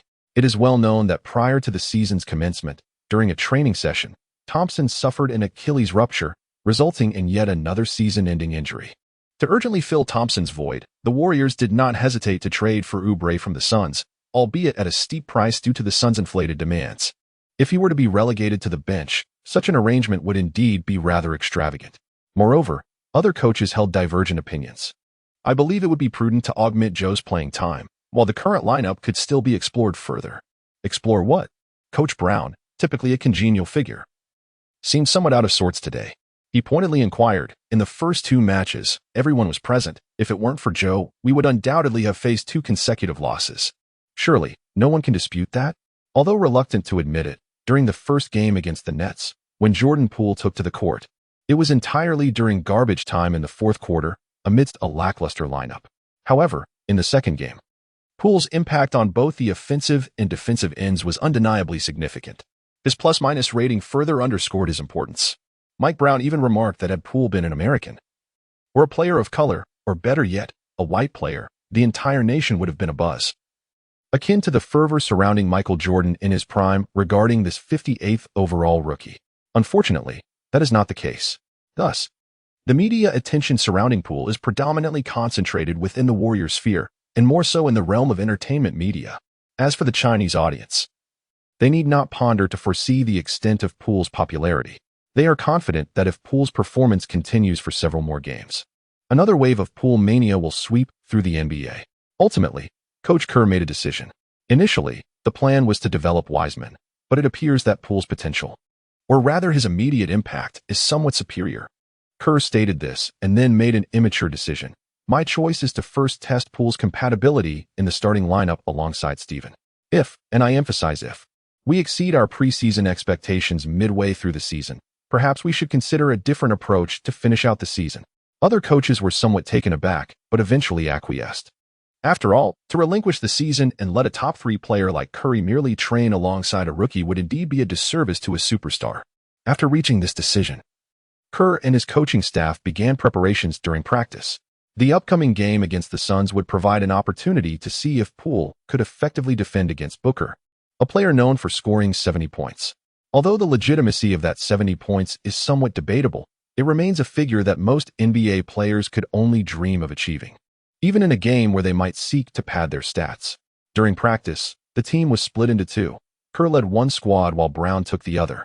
Curry was teamed with Poole. Oubre, upon realizing he was not placed with Curry, despite his tactical shortcomings, quickly grasped the situation after a few plays. The team had expended an additional $80 million in luxury taxes to acquire him. So what could a mere 58th overall rookie possibly do to claim a starting position? All right, you wish to challenge my starting spot? Let's see if you possess the skill. Ubre is an exceedingly emotional player. Whatever thoughts occupy his mind immediately manifest in his actions on the court. During an offensive play, upon receiving the ball, Ubre glanced at the rookie pool defending him and promptly halted his teammate's screen. He was determined to confront this 58th pick face-to-face and teach him a lesson. Inform the coaching staff of the Warriors that their vision has become obscured. I, Kelly Oubre Jr., am unequivocally the prime candidate for the starting shooting guard position. Chapter 23. Who wishes to contest with you? What should be done? Should we intervene? Why intervene? We must avoid any mishaps. It is merely a routine matchup among players during practice. Very well, rest assured, I shall not allow them to overstep the bounds of basketball itself. On the sidelines, the coaches of both teams, Brown and Kerr, swiftly exchanged glances, concluding that as long as things do not escalate excessively, they would act as though they had not witnessed anything and continue to direct the game. On the court, others also perceived that Oubre was intent on causing some trouble for Qiao Feng. Curry furrowed his brow, contemplating an intervention, yet Qiao Feng waved him off. Stephen, no need. I am capable of anything. Curry nodded, glancing towards the coaches and realizing that they were seated like spectators, exhibiting no intention to interfere, thus understanding the situation. Go for it, Joe. Curry encouraged, giving Qiao Feng a pat on the back before stepping aside. Oubre took note that Qiao Feng had just proclaimed, I can do all things. That was Curry's motto. You are capable of anything? Huh. You are incapable of everything. Oubre scoffed, rookie. I shall inform you that your feeble physique will be ruthlessly shattered by me. In terms of height and weight, Oubre and Qiao Feng are quite comparable. However, Oubre possesses an arm span nearly 10 centimeters greater than Qiao Feng's. His core strength also surpasses that of Qiao Feng. Although he plays with passion, he can easily become engulfed by his emotions. With exceptional athleticism, outstanding rebounding capabilities, and consistent three-point shooting and free throws, he can emerge as an excellent defender. However, he needs to enhance his strength and physical bulk. This is the consensus of Oubre's external perception. Qiao Feng is well acquainted with each opponent he is about to face, including his own teammates, particularly the fervent defender from the opposing team. In response to Oubre's provocation, Qiao Feng is acutely aware that the coaches are observing closely, and the outcome of this one-on-one duel may very well determine the selection of the starting shooting guard for the upcoming matches, perhaps even for the entirety of the season. Therefore, in this fierce competition for the starting shooting guard position, Qiao Feng cannot afford to lose. Let us go. Qiao Feng clapped his hands and then spread them wide, assuming a defensive stance. Despite having recorded an astonishing near quadruple-double with 7 steals in the previous match, the emotionally volatile Oubre had reduced his basketball IQ to a mere shadow of its former self. With an air of arrogance, he dribbled the ball, preparing to charge at Qiao Feng. Would he attempt a crossover, or perhaps a nutmeg? Oubre fantasized about humiliating Qiao Feng, but as he surged forward, he realized that the basketball had slipped beyond his control. Seizing the opportunity, Qiao Feng executed a clean steal without any unnecessary flair, launching a long pass that set up Chris for a thunderous dunk. Even without the enhancement of the human debut essence card, remnants of its influence lingered within his body and consciousness. Particularly notable was the experience granted by Liu Yeshi the previous night, which mystically heightened his perception of basketball. No, it transcended basketball. It seemed as if he had developed a sixth sense for spherical objects, an inexplicable phenomenon. Yet, this steal had come rather easily, attributed to Oubre's inherently lackluster ball-handling skills. It would be an exaggeration to label him weak, yet his offensive technique remained rudimentary. First steal. Upon retreating, Qiao Feng, observing Oubre's composed demeanor, remarked, "Shall we wager? Let's see how many times you must be stolen from before the coaches call a timeout to end this match." Humph. Oubre retorted, his expression darkening. What is so impressive about a steal? Why not confront me head-on? Are you afraid? Passing. Why would I pass? Have you ever seen Thompson pass? Have you ever witnessed Kobe pass? Why should a shooting guard concern himself with the duties of a point guard? Oubre was perplexed and infuriated by Qiao Feng's decision to pass right after the steal. Qiao Feng was momentarily taken aback, then nodded. All right, for the next shot. I shall comply with your wishes. At that moment, Ouber's teammate, Juan, Qiao Feng's first good friend, had already passed the ball to him. During the 1v1 training, the coach permitted it, and everyone was eager to witness the outcome. This time, Ouber learned from his previous lesson and chose not to confront Qiao Feng head-on. Instead, he opted for a back-to-basket play, intending to leverage his strength advantage. It must be noted that with Qiao Feng's wingspan, He was momentarily unable to disrupt Uber's move. However, just as Uber thought he had found his rhythm and completed his turn, Qiao Feng, who should have been left behind on his right side, unexpectedly appeared on his left, delivering a powerful slap that knocked the basketball from his hands. In that fleeting moment of surprise, Qiao Feng swiftly regained control of the ball. A collective gasp echoed from both the court and the sidelines. 2 consecutive steals. Though this was merely practice, it was undeniably impressive. Everyone recalled the previous game against the Bucks where 7 steals had occurred. Exceptional defensive judgment. On the sidelines, Kerr observed even more. Uber, being left-handed, provided Qiao Feng with the opportunity to deceive his opponent into thinking he had evaded the defense, only to reappear on Uber's left side. Even without the steal, this represented stellar defense. After being stripped of the ball twice, Uber's expression turned grim as he extended his long arms, preparing to defend. Qiao Feng, however, did not disappoint him. Ready for attack, he dribbled past half-court, positioning himself 2 steps beyond the arc, gazing at Uber, who was an arm's length away. Qiao Feng had 2 options. The first was to attempt a long-range three-pointer, akin to Curry's style. However, he lacked sufficient confidence in his shooting accuracy in this regard, and such shots in formal games currently remained Curry's exclusive domain. Thus, Qiao Feng opted for the second choice, a drive. Focus on defense. Pay attention to your positioning.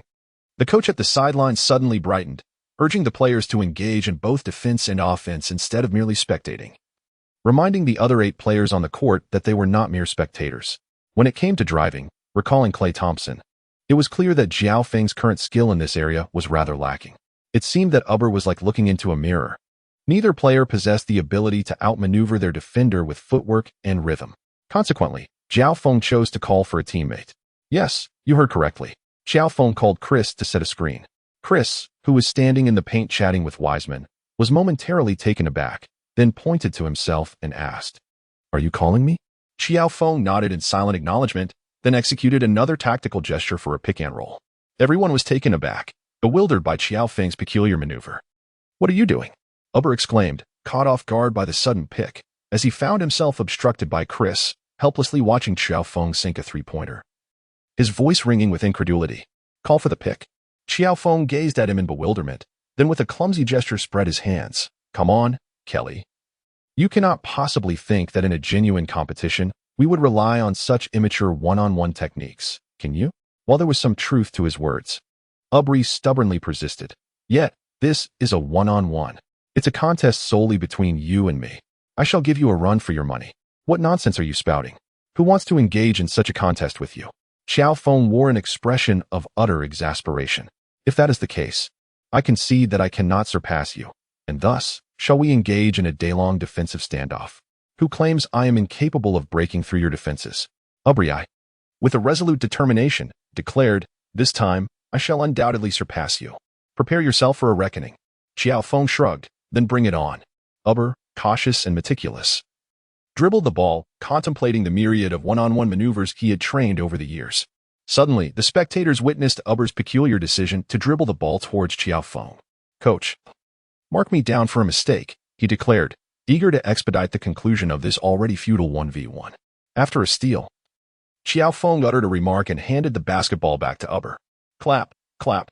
Kerr applauded, halting the game. He then gazed at Uber and Qiao Feng, ultimately resting his gaze on Uber.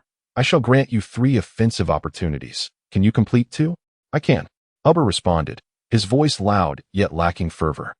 Turning his attention to Qiao Feng, he inquired, "You have 3 defensive chances. Can you thwart 2? "Absolutely," Qiao Feng replied, his voice softer yet brimming with intensity. Thus commenced the final showdown, one of offense and the other of defense. Chapter 24. Praise Me. The first attempt saw an overly cautious Uber, who, after dribbling for an eternity without finding an opening, inadvertently dribbled the ball onto his foot, sending it out of bounds, a mistake. "That doesn't count," Qiao Feng interjected, seemingly benevolent. Yet, to the onlookers, it felt like a dagger to the heart. Uber's face turned ashen, his wild hair resembling a recently detonated explosion. He glared at Qiao Feng, yet he had no choice but to accept the judgment. The stakes were too high, even if it felt like a personal affront. He had to endure. Brown remarked to Kerr, "Qiao's trash talk is on an entirely different level compared to others. In a formal game, just that one quip would definitely make the opponent lose their composure." Kerr raised an eyebrow. "Yes, This aspect can be further developed, but it shouldn't be forced. Also, remind him not to argue with the referees. Since Green's injury, it seemed no one on the team had spoken up during games, particularly when it came to exchanging trash talk with opponents. Curry was too gentle, even when he spoke on the court. It felt more like playful banter to lighten the atmosphere, wholly disconnected from the art of trash talk. As the two discussed the team's developmental direction, the 1v1 resumed. On the first play of the restart, Qiao Feng applied pressure defensively, disrupting Uber's rhythm, ultimately resulting in another steal. Just one more point was needed. Qiao Feng handed the basketball to Ubre, his expression devoid of emotion. At that moment, Ubre had already lost his confidence, and the onlookers closely witnessed Qiao Feng execute his second steal from Ubre. As the game concluded, Kerr called for a timeout. Ubre, filled with frustration, slammed the basketball onto the ground, dark clouds of anger shadowing his face as he turned away from the crowd and made his way to the sidelines, grabbing and tossing aside a towel to vent his fury. This defense had a certain edge to it. The eyes of the spectators flickered, and they naturally began to comprehend the underlying implications. Some players, who previously harbored alternative thoughts on defense, surprisingly adjusted their attitudes following this encounter, a development that Kerr had not anticipated. Green, observing from the sidelines, slapped his thigh and draped his arm around Qiao Feng as they strolled towards the edge of the court. "Hey, Steve. It seems you have a particular fondness for our rookie." Mike Brown glanced at Kerr, voicing his quiet grievance. Indeed, allowing one individual to exploit another's weaknesses while attacking their strengths was undeniably biased. Had Qiao Feng been allowed 3 offensive attempts while Ubre defended thrice, the outcome would likely have been similar. Is that so? Kerr did not concede, merely offering a sly smile. "I'll go take a look." Mike Brown, having grasped Kerr's intentions, chuckled softly and cast a glance at the dejected Ubre on the sidelines. Kobe nodded in agreement. "Yes, do have a good word with him. He will be our most crucial substitute, without a doubt." It was unclear what Mike Brown conveyed, but when training resumed, Ubre returned to the court. Although his demeanor remained somber, his enthusiasm on the court showed no signs of waning. On defense, he exerted himself wholeheartedly, particularly when guarding Qiao Feng, shadowing him as if gazing into a mirror, resolute in his determination that while the team may falter, Qiao Feng must not prevail. The coaches, pleased by this development, offered no further comments. After an entire day of training, Qiao Feng clocked out and, just before leaving, was summoned to the office by Kerr. Inside, besides Kerr, were coaches Mike Brown and Clintz. "Qiao, after discussions among the coaching staff, you will be starting in tomorrow's game against the Suns." This was an expected outcome. Upon entering, having seen Ubre emerge from the office with a dark expression and his own face reflecting a mix of anger and helplessness, Qiao Feng could surmise the situation with considerable accuracy. However, receiving Kerr's confirmation still brought him joy. "Thank you, Coach. I will strive to play my best and ensure that your decision does not face any doubts after the game." Qiao Feng took a deep breath, his expression solemn. The 3 of them, Cole and the others, exchanged glances and then smiled. Brown patted Qiao Feng on the shoulder, chuckling, "Don't be too anxious. We have achieved 2 consecutive victories, and the season has just begun. There's ample room for trial and error. All right, you may head back now. Remember to arrive early for training tomorrow." Upon returning home and enjoying dinner, he video chatted with his parents. In his hometown, it was breakfast time, and his mother made a point to showcase the breakfast prepared by Auntie, which looked utterly appetizing, nearly tempting him to indulge in some snacks. Qiao Feng refrained from divulging his entry into the starting lineup, merely reminding them not to forget to watch the match tomorrow morning. "Son, rest assured, I will have the television on in a timely manner. I am now a premium member, a super VIP of Tencent Sports. Mom, should we take the opportunity to ask President Ma for a refund on the membership fee when I visit Tencent? I wonder if he would actually refund it." Qiao Feng, focus on performing well, strive to achieve results, showcase your skills, and exhibit your style. "Son, let me tell you, your father at work has completely lost his sense of being a boss.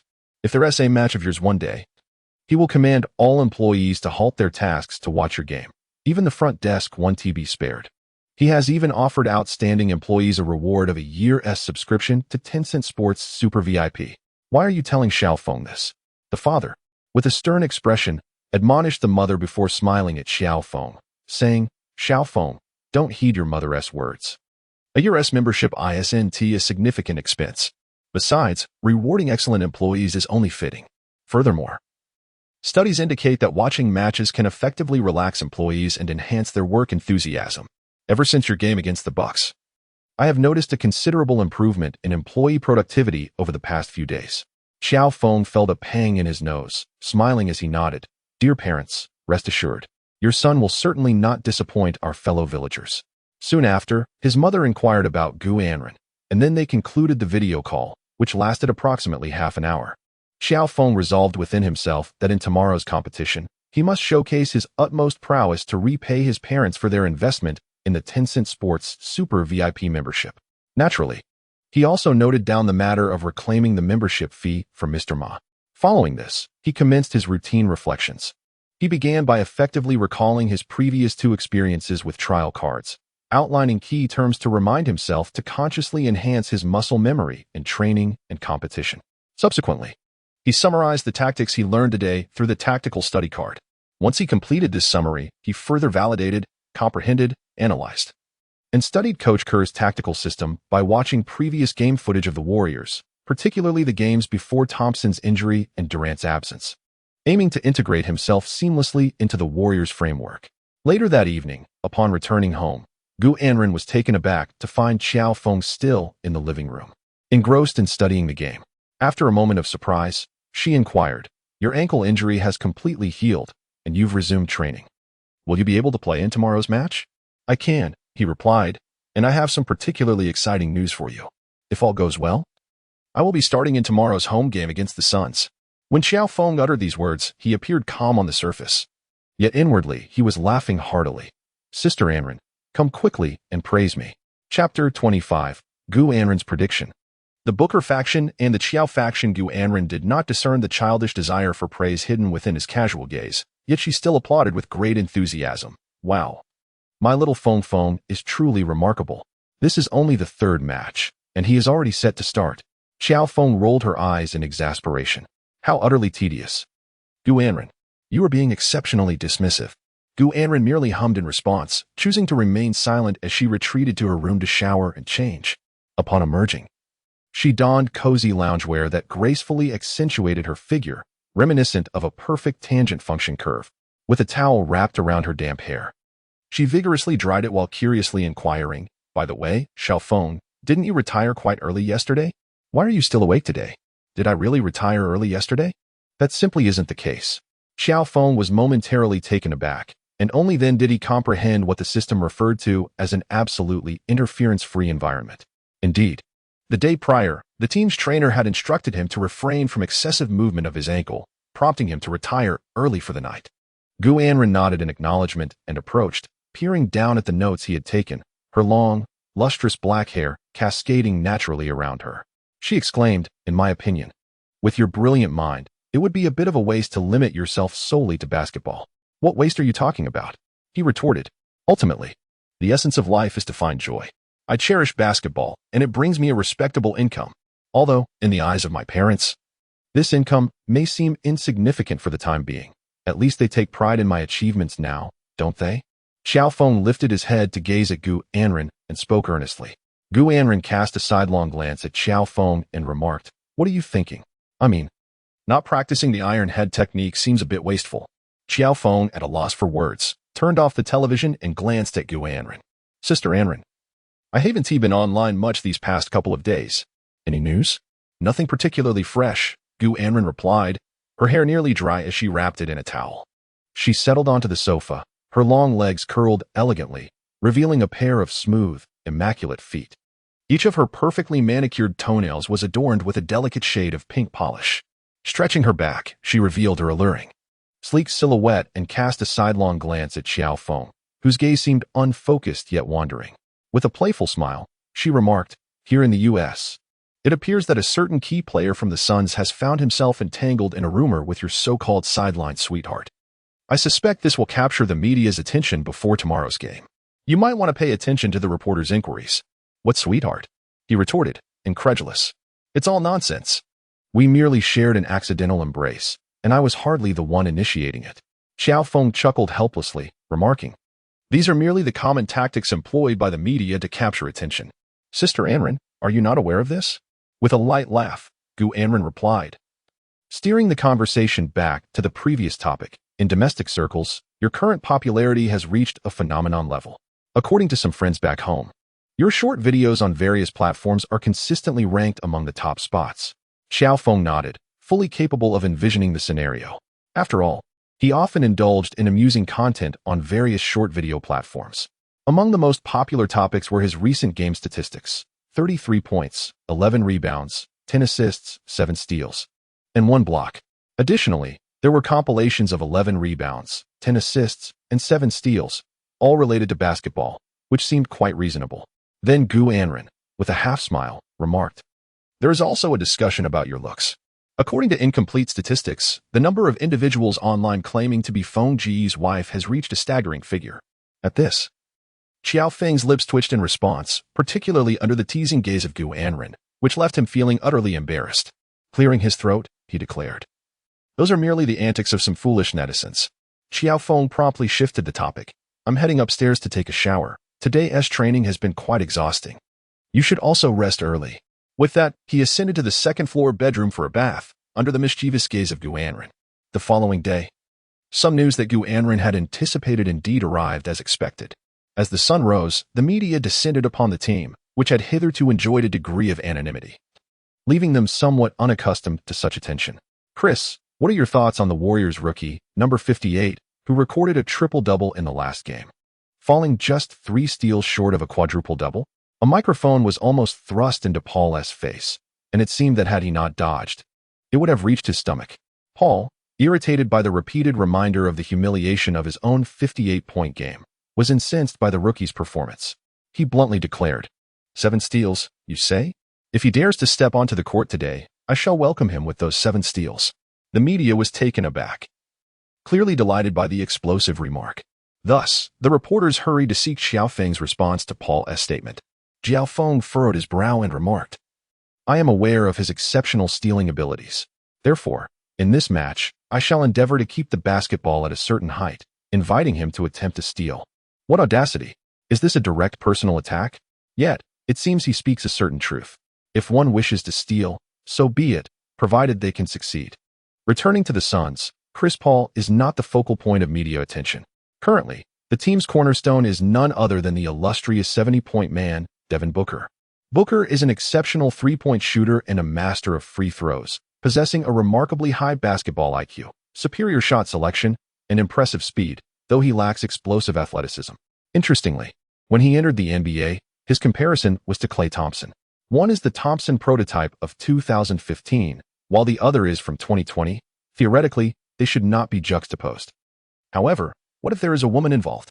"Mr. Booker, it is rumored that you are in a romantic relationship with Kendall Jenner. How do you reconcile this with the whispers surrounding the Warriors number 58? The reporter approached Booker and said, "Brother, if your romance with Kendall is indeed true, congratulations on acquiring a green hat." Booker clenched his jaw, his chewing muscles nearly fraying. He glared at the reporter with fiery eyes, as if he wished to consume him whole. Yet, the reporter merely smiled and said, "Mr. Booker, I hope you can respond candidly." "I shall respond to you with disdain." Booker finally retorted darkly, "Fake news. That is nothing but a fabrication." However, certain media outlets have confirmed that Kendall Jenner will indeed be present at the game, raising the question of whether she is, in fact, making a choice between you and the Warriors, Joe. This is a ruthless attack on character. Absolutely a heartless assault. Booker's mind buzzed with confusion. Goodness, she actually came to watch the game. Why had she not mentioned it beforehand? Following the Bucks game, during his date with Kendall, he distinctly sensed that the older woman seemed somewhat distracted, hastily concluding their outing. This resulted in his subpar performance in the recent match, where, despite the team's victory, he managed only 20 points, shooting a dismal 1 for 6 from beyond the arc, averaging just 21 points over the first 2 games. Suddenly, the media began to amplify the narrative, an all-star reserve averaging merely 21 points versus a burgeoning rookie averaging 34 points. Kendall Jenner, please open your eyes. The Joe faction is gathering. Indeed, online, the divisions between Booker Party and Joe Party have emerged. The reporter before him, hailing from a Golden State outlet, was unmistakably a part of the Joe faction. Does Mr. Booker feel inferior to Joe? The reporter gently pressed the knife deeper. Humph. With a scowl, Booker cast a piercing glare at the reporter. "I shall demonstrate my prowess on the court, tearing him apart with sheer force. Chapter 26. One claims to obliterate, while the other vows to shred. I will make that rookie acutely aware of my stature as Devin Booker, the All-Star, the 70-point phenom, the three-point contest champion, and a member of the All-Rookie First Team. In front of the camera, Booker gritted his teeth, his eyes blazing with fury that seemed almost tangible. It is no wonder he felt more incensed than Paul. After all, Paul was merely mocked for the shame of a 58 and his height, while Booker felt he had nearly lost his love. Qiao Feng's response was one of innocence and simplicity. I have been diligently training in the gym, familiarizing myself with the team's tactics as per my coach's guidance, completely oblivious to the unfolding events. Assisting the team in securing victories is my foremost priority. Other matters do not concern me. As a rookie, earning consistent playing time is paramount. I embody the image of a well-behaved child, obedient and eager to learn. Consequently, the media in Golden State unleashed a torrent of criticism towards the two players from the Suns. He's merely a child. How can you treat him this way? CP3, as a seasoned veteran in the NBA, should exhibit more kindness towards a newcomer. 7 steals? What would happen if a mere rookie managed to steal the ball from you 7 times? Where would your pride reside? Moreover, if you are attempting to steal from a rookie, wouldn't that ignite a fierce response from Stephen Curry of the Warriors? CP3, I urge you to be compassionate. I have never witnessed an NBA player flaunting their minor achievements before the media daily. Booker has reshaped my perception of NBA players. An all-star substitute, a third player scoring 70 points, yet losing, a 3-point champion absent of Curry, and merely a rookie all-NBA first-team player, yet he resorts to harsh words against an entirely innocent rookie due to a woman. Is this a reflection of humanity's decline or a moral degradation? Naturally, there were also several media voices filled with disdain. My goodness. How can a 58th overall rookie garner so much attention? Well, we acknowledge that his impressive 35 points during garbage time is remarkable, and achieving a triple-double off the bench is commendable, but is it truly warranted? Are you overlooking the voices of other superior players? Trae Young, averaging 36, 5 points, 4, 5 rebounds, and 8 assists over 2 games. Doesn't that dazzle? Is Harden's performance of 44 points and 17 assists alongside Wood's 31 points and 13 rebounds not explosive enough? Or the formidable duo of CJ and Lillard, with CJ scoring 44 points and Lillard adding 32. Does that not impress? He is merely a rookie. During the game against the Bucks, did he truly trip someone at the critical moment? I think not. It was likely due to his lack of stamina. Thus, I can assert that the 58th pick can only manage around 25 minutes of play. The online discourse erupted. Domestically, Tencent Sports routinely conducted predictive analyses before the game. The commentators for the Warriors match included the familiar voices of Durant and Sue Kuhn, along with the charming commentator Schweier. Durant posed a question. Teacher Sue Kuhn, many domestic fans are suggesting that the Warriors elevate Qiao Feng to the starting lineup. Do you think this is appropriate? Sue Kuhn, having prepared and contemplated, replied, I believe it is still not suitable. Oh, why is that? With an average of 34 points. Wouldn't it be somewhat wasteful to keep him as a substitute? From the perspective of the previous 2 matches, it is indeed a squandered opportunity. However, one cannot merely focus on these 2 games. Qiao Feng possesses undeniable talent, yet whether he can shoulder the weight of a starting position is, in my opinion, still a matter requiring further maturation. What does Teacher Sue believe? Does this season hold any prospects? If he maintains his current performance level, not necessarily aiming for over 30 points each game, but rather focusing on solid defense and hitting open shots, I believe that midway through the season, Coach Kerr may reconsider his position. Sue Kuhn's remarks appeared rather conservative, yet the viewers watching the live broadcast were evidently unconvinced. What do you know about basketball? Get lost, they exclaimed. As for the timing, with the likes of Oubre, despite the ample open shots, has he even made a single 3-pointer in these 2 games? If I were Kerr, I would have swiftly promoted Qiao Feng to the starting lineup for this match. The comment section was flooded with dissenting voices against Sue Kuhn, with some even resorting to outright insults. Undeterred, Sue Kuhn remained steadfast. However, when the player introductions commenced before the game, the crowd erupted in astonishment as Qiao Feng was announced as a starter. The Warriors' starting 5 comprised Curry, Wiggins, Wiseman, Qiao Feng, and Juan Toscano-Anderson. Indeed, Kerr not only relegated the esteemed Oubre to the bench, but also replaced Pascal, who had performed moderately in the previous 2 games as Green's substitute, with Juan. How audacious of Kerr. This lineup features a 2nd overall pick, a 58th draft pick rookie, and an undrafted player struggling to find his footing in the NBA. What a remarkable roster. Facing off against the Suns, led by Paul, Booker, and Aiden, Chris Paul, after 15 years in the NBA, is a maestro capable of keeping the team on the right track. In the Tencent broadcast, Durant exclaimed, "Am I seeing this correctly? Qiao Feng is starting?" Yes, you are not mistaken. Kerr has been remarkably bold, completely defying my predictions. Nevertheless, well done, Qiao Feng. Although Sukun was proven wrong, he could hardly mask his excitement. Durant suggested, "How about we revise our predictions, Teacher Su?" Sukun nodded. If Qiao Feng is indeed starting, the outcome may be unpredictable. To be candid, I do not believe this is a rational decision. Yet, I am on the side of the Warriors. Durant chuckled. I too support the Warriors. Only Shuai remained, helplessly asking, "Is there a rule that someone must support the opposing team?" Both commentators shook their heads. Instantly, Shuai brightened up, raising her fists. "Then I support the Warriors." With Feng starting, victory is assured. At the Chase Center, both teams took to the court for pre-game salutations. Paul gave Qiao Feng a hearty pat on the back, saying, "Rookie, you'll regret choosing this number." Qiao Feng harbored a desire to gently pat Paul on the head. However, in order to avert a warning from the referee, he ultimately refrained from doing so. This is an issue pertaining to the NBA's official regulations. One might suggest that the second-round selections be limited to only 27 individuals, thus eliminating the possibility of the 58th pick. Rookie, you are exceedingly arrogant. Truly. You are insufferably proud. Very well. Today, I shall obliterate you. Even Jesus cannot intervene. Mark my words. Paul spoke with a smile adorning his face. Yet as soon as he turned away, that smile vanished.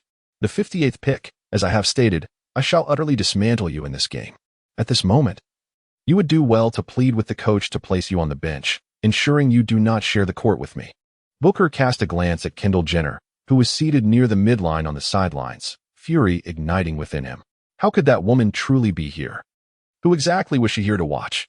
Or, as the reporters suggested, was she here to ascertain whether the Suns' number 1 is formidable? Or if the Warriors' rookie 58 is more impressive? If this is for that girl, I believe you need not bother. Qiao Feng nodded with a smile, then cast a glance at Kendall Jenner, sensing an unusual glint in her eyes before averting his gaze. To be honest, I shall not entertain matters of the heart until I secure the championship. Qiao Feng was remarkably sincere. This indeed reflected his genuine thoughts. For he was merely a lad who had just turned 20. He felt no necessity to fill his life with love. However, to Booker, his words sounded rather sarcastic. Was he mocking him for not having secured a championship? Was he ridiculing him for being preoccupied with romance? Was he sneering at him for being deemed unworthy? How infuriating. To be scorned by a novice. Just wait. You are doomed. Booker, with an unfriendly shove, pushed Qiao Feng aside and walked away with a frosty demeanor. Hey Qiao, what did you say to those two? As they prepared for the jump ball, Curry bumped into Qiao Feng and, with a curious expression, inquired, "Why do both of their faces look rather grim?" One said he would obliterate me, and the other claimed he would tear me apart. Qiao Feng gazed into the innocent eyes of Curry, reminiscent of a child's, and with a sense of resignation remarked, "I have assured them that the great Stephen shall avenge me." Curry responded with a playful "do." At that moment, the referee blew the whistle, and the basketball soared into the air. Wiseman leaped triumphantly, directing the ball to Curry. The timer began to tick. The match had officially commenced. Chapter 27. The Gary Payton Experience card in the domestic realm. It was nearing noon. At a villa on the southwestern coast, a middle-aged woman, engrossed in watching television, leaped up in excitement upon seeing Qiao Feng take the court as a starter. She called out to the aunt preparing lunch in the kitchen, "Lujia, come quickly. Qiao Feng is starting today." Lujia, the family's longtime housekeeper who had been with them for over 20 years, had watched Qiao Feng grow up. With a household member involved in basketball, she was well aware of what it meant to be a starter. Hearing Jiao Mai's voice, she promptly set down the vegetables she was washing, wiped her hands, and rushed out to the living room. "Is that true? Qiao Feng is starting?" she exclaimed, eyes glued to the screen. "Look, the television has already displayed the 5 starters for the Warriors." Having played on television the previous morning, Qiao Feng must have known he would be starting and kept it from us, Jiao Ma thought with a grin, genuinely delighted. Simultaneously, in a corporate office, the chairman, dressed in an elegant suit, exclaimed a curse upon witnessing Qiao Feng take the court as a starter. He soon heard a chorus of similar exclamations from outside his office. Though the tones varied, to his ears, they sounded like celestial music. In the Daitong Center Arena, oblivious to the happenings back home, he was engaged in a communication system. System, open the blind box. Qiao Feng enjoys opening mystery boxes after taking the stage. Everyone delights in unveiling these surprises post-performance, doubling the thrill. In the next moment, a chime sounds. Congratulations, host. You have unlocked the Gary Payton Highlight Reel Experience card. What? Gary Payton? The Gary Payton known as the Glove? And a Highlight Reel Experience card, no less? Qiao Feng found it difficult to articulate the emotions that surged within him upon receiving this card. Having just maneuvered to a 45-degree angle, he gazed intently at the opposing Devin Booker before casting another glance at the card in his hand. Suddenly, it dawned upon him that the system must have been aware of his impending duel with two adversaries, thus bestowing upon him something truly formidable. Gary Payton, the Glove, a moniker that epitomizes his tenacious and astute defensive prowess. Defense and trash talk are his trademarks. Reflect upon the past assessments of his defensive capabilities. Payton is heralded as the greatest defensive point guard in history, excelling in both individual and team defense with unparalleled finesse. However, let us not fall prey to mere impressions. The moniker the Glove signifies that Payton was not solely a defensive stalwart. Offensively, his skills surpassed those of the majority. He possessed remarkable shooting and penetrating abilities, with low-post isolation being one of his signature techniques. Now, astonishingly, Qiao Feng had come into possession of Gary Payton's Highlight Reel Experience card. Everyone understands what a highlight reel entails. Even a mediocre NBA player, after a few years, can surely compile a highlight reel segment. Yet, this was Gary Payton's highlight reel.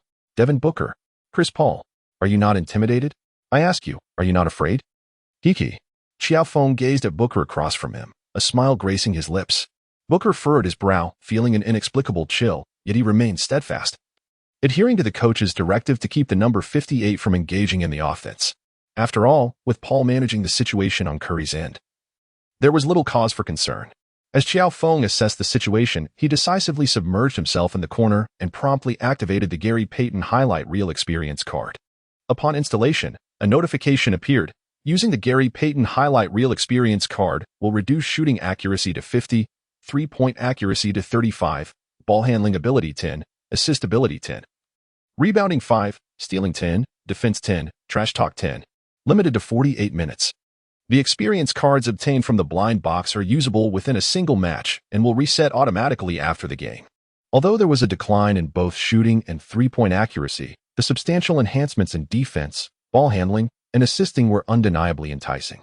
After reviewing the experience card's effects, Qiao Feng found that apart from a decrease in shooting accuracy, all other attributes were elevated to the highest level, particularly the augmentations in defense and trash talk. Qiao Feng could not help but feel a sense of admiration. Truly, the gloves that solely rely on defense and banter could obliterate the opponent's crystal. Bang! Just as the experience card was freshly installed, Curry, exhilarated by Qiao Feng's promise of vengeance, took it upon himself to face Paul one-on-one, executing a deft step back to sink the first basket of the game, a banked three-pointer. Stephen Curry, a three-pointer. Bang! The exuberant voice of the home announcer, Matt Pittman, reverberated throughout the arena. Paul remained unfazed. Having battled Curry for years, he understood that this individual was capable of performing the most extraordinary feats. The Suns initiated their offense. Paul dribbled past half-court, one hand controlling the ball while the other directed his teammates' movements. Upon noticing that Qiao Feng was defending Booker, he swiftly passed the ball. Booker received it, positioning himself to back down Qiao Feng. He leaned against Qiao Feng, rhythmically dribbling, then suddenly pivoted for a fadeaway jumper. Swish. It must be said, Booker's post-up play bore a striking resemblance to Kobe's style. I will tear you apart. After scoring, Booker shouted, glancing at Kendall on the sidelines. Woman, keep your eyes wide open. In the TNT commentary booth, the familiar duo of Barkley and Smith was on duty. Charles, I recall your wager, kissing a donkey's behind, has yet to come to fruition, hasn't it? Smith quipped, casting a sidelong glance at Barkley, chuckling at his own jest. This marked the third time he had brought up the matter since the game commenced. Barkley, with a scowl, retorted, Hey, Kenny, I've told you. No more talk of behinds today. Very well, Smith replied with a grin, then turned his gaze back to the court, stating, At present, it appears that Qiao's entry into the starting lineup has not been able to contain Booker. What do you think, Charles? Barkley cautiously admitted, Indeed. That last shot was not well defended. On the court, the Warriors were on the offensive. Having installed the highlight reel experience card of Gary Payton, Qiao Feng was eager to witness Payton's classic offensive maneuvers. Just then, Curry found himself entangled with Paul. Meanwhile, Wiggins and Bridges faced off in the corner. While Wiseman battled Ayton for position, Qiao Feng reached out for the ball as one at the top of the arc passed it to him. At that moment, Qiao Feng positioned himself for a back-to-the-basket play against Booker. Barkley gasped in disbelief. Could it be that Qiao is returning a favor to Devin Booker? Smith shook his head, remarking, "This is clearly not a wise choice." But in the next instant, everyone was left in awe as they watched Qiao Feng nearly push Booker into the paint. Smith's words faltered, his mouth agape. Booker, too, was in disbelief, questioning his own strength. It felt as though Qiao Feng's power had surged, bulldozing him with relentless force. Despite his efforts, Booker found himself overwhelmed. Outside the three-point line, Qiao Feng exerted one final push, causing Booker to lose his balance. In one fluid motion, he executed a graceful step-back jumper. Soaring into the air, he flicked his wrist, and the ball swished through the net. The white net billowed. "A magnificent shot from the number 58, Qiao Feng," Pittman shouted, his voice echoing. He expressed his gratitude for Qiao Feng, whose name phonetically resembled Joe Phone in English. Barkley tugged at Smith, his gestures exaggerated. "Oh, Kenny, did you see that?" Smith replied with a serious expression. The Warriors' number 58 utilized his physique and strength to overpower the Suns' number 1. Indeed, you heard correctly, and you saw accurately. It was a display of physical dominance that succeeded. On the sidelines, Brown glanced at Kerr. "Did you know Qiao could do this?" Kerr thought to himself, "How was I to know?" He had been taken aback when he first saw Qiao Feng's intentions to isolate, but that shock quickly transformed into exhilaration and ultimately into points. Exhilaration, points. I desire them all. Kerr clenched his fist tightly. Chapter 28. Another steal from Booker, a block on Paul. After the basket was made, as Qiao Feng retreated, he shrugged and raised his hands, exclaiming, "Hey, Mr. 70 points, you nearly thwarted me just now." Booker, his expression darkened, remained silent. He was not one to engage in banter, and countering would be essential for him as the cornerstone of the Suns, both tactically and in terms of morale. Paul, being a seasoned veteran, naturally understood whom the ball should be entrusted to. However, this time, upon receiving the ball, Booker found himself under relentless defensive pressure, leaving him no room to execute a back-to-the-basket play. Unable to establish his position, he attempted to pivot for a face-up shot. Yet, at that moment, Qiao Feng seemed to envelop him, akin to having 6 arms, forcing Booker to cautiously protect the ball, too apprehensive to attempt any other maneuvers. Durant exclaimed rapidly. Booker is completely immobilized. Qiao Feng's defense is overwhelming. Should Paul come to assist? Su Kun's eyes sparkled with excitement. Qiao Feng, a textbook defense. Noticing Booker's predicament, Paul prepared to step in for support. "No need to come. I can handle this. I must break through him." Booker interjected. Yet, in the very moment he spoke, he lost his rhythm and balance. The basketball was swiftly snatched away by Qiao Feng, who executed a steal. Qiao Feng with a long pass. Pittman shouted. Following the steal, Qiao Feng quickly dribbled towards the Warriors' front court. Juan, already positioned at the perimeter, sprinted with remarkable speed and soon found himself within the three-point line. As Qiao Feng cast a glance at Juan, he executed a swift long pass just beyond the halfway mark, assisting Juan in delivering a breathtaking windmill dunk. Juan Toscano-Anderson, 2 points, thanks to Qiao Feng's assist. Pittman bellowed, fervently pumping his fist. The entire audience was ignited by Qiao Feng's steal, followed by his assist and Juan's emphatic dunk. The score was 2-7, trailing by merely 2 points. Yet, merely 2 rounds into the game, the atmosphere was already electric. Coach Monty Williams observed from the sidelines, refraining from calling a timeout, instead clasping his hands and vociferously urging his protege, Paul, to control the pace. It must be noted that having a point guard capable of regulating the tempo of the game can indeed save numerous timeouts and spare the coach from losing more hair. Monty Williams, with Paul handling the ball, an additional brain was introduced to the court. Booker also refrained from intervening, as he was not a player who played without intellect. At this juncture, Paul's optimal strategy was to engage Ayton in a pick and roll, then release the ball to Cole for 2 deadly shots. First, a mid-range jumper from Paul, who effortlessly sank it. Second, Ayton rolled to the basket, executing a powerful dunk for 2 points. However, the seasoned veteran, true to form, dribbled while carrying his defender, Juan, towards Qiao Feng and Booker. The intent was unmistakable. He aimed to teach Qiao Feng a lesson on behalf of his younger teammate. One might say he sought to fulfill his pre-game boast of overpowering Qiao Feng ahead of time. Indeed, after the switch, Qiao Feng found himself guarding Paul. Durant ran, nearly shouted. Paul is playing with no regard for the rules. Su Kun frowned. Defending a guard like Paul is no easy feat. It is indeed a formidable challenge. However, at this moment, Qiao Feng was not the player who had reversed the nets nor the one who had bravely confronted the Bucks. He was Qiao Feng, equipped with the highlight reel card of Gary Payton. Thus, "Hey, Chris, I am your defender." With arms outstretched, Qiao Feng resembled a hen in the game of eagle catching the chick, encircling Paul, the eagle, within his embrace. Paul found Qiao Feng's behavior perplexing. "Rookie, are you ready to be overwhelmed?" Having uttered these words, he commenced an array of dribbling maneuvers. Left, right, forward, backward, like a diligent and clever little top. Yet, however, Qiao Feng exhibited an extraordinary lateral speed, effortlessly keeping pace with Paul's spinning leap. With my eyes closed, the clamor faded away, leaving only the intoxicating sensation. Why did I inexplicably break into song? Paul felt a twinge of irritation. Couldn't he shake him off? Was his ankle truly unscathed? Is this fellow a rookie? He now harbored grave doubts that the league had deliberately allowed this bothersome character to be selected at the 58th pick, clearly targeting him. Isn't this an affront to honest players? Paul was the only one inundated with questions, beyond the casual spectators merely enjoying the spectacle. Even the slightly more knowledgeable experts were astounded. Barkley exclaimed, "This is impossible." Smith echoed, "I too find this implausible." Durant remarked, "This is Su Kun added." Paul's signature move actually failed to work.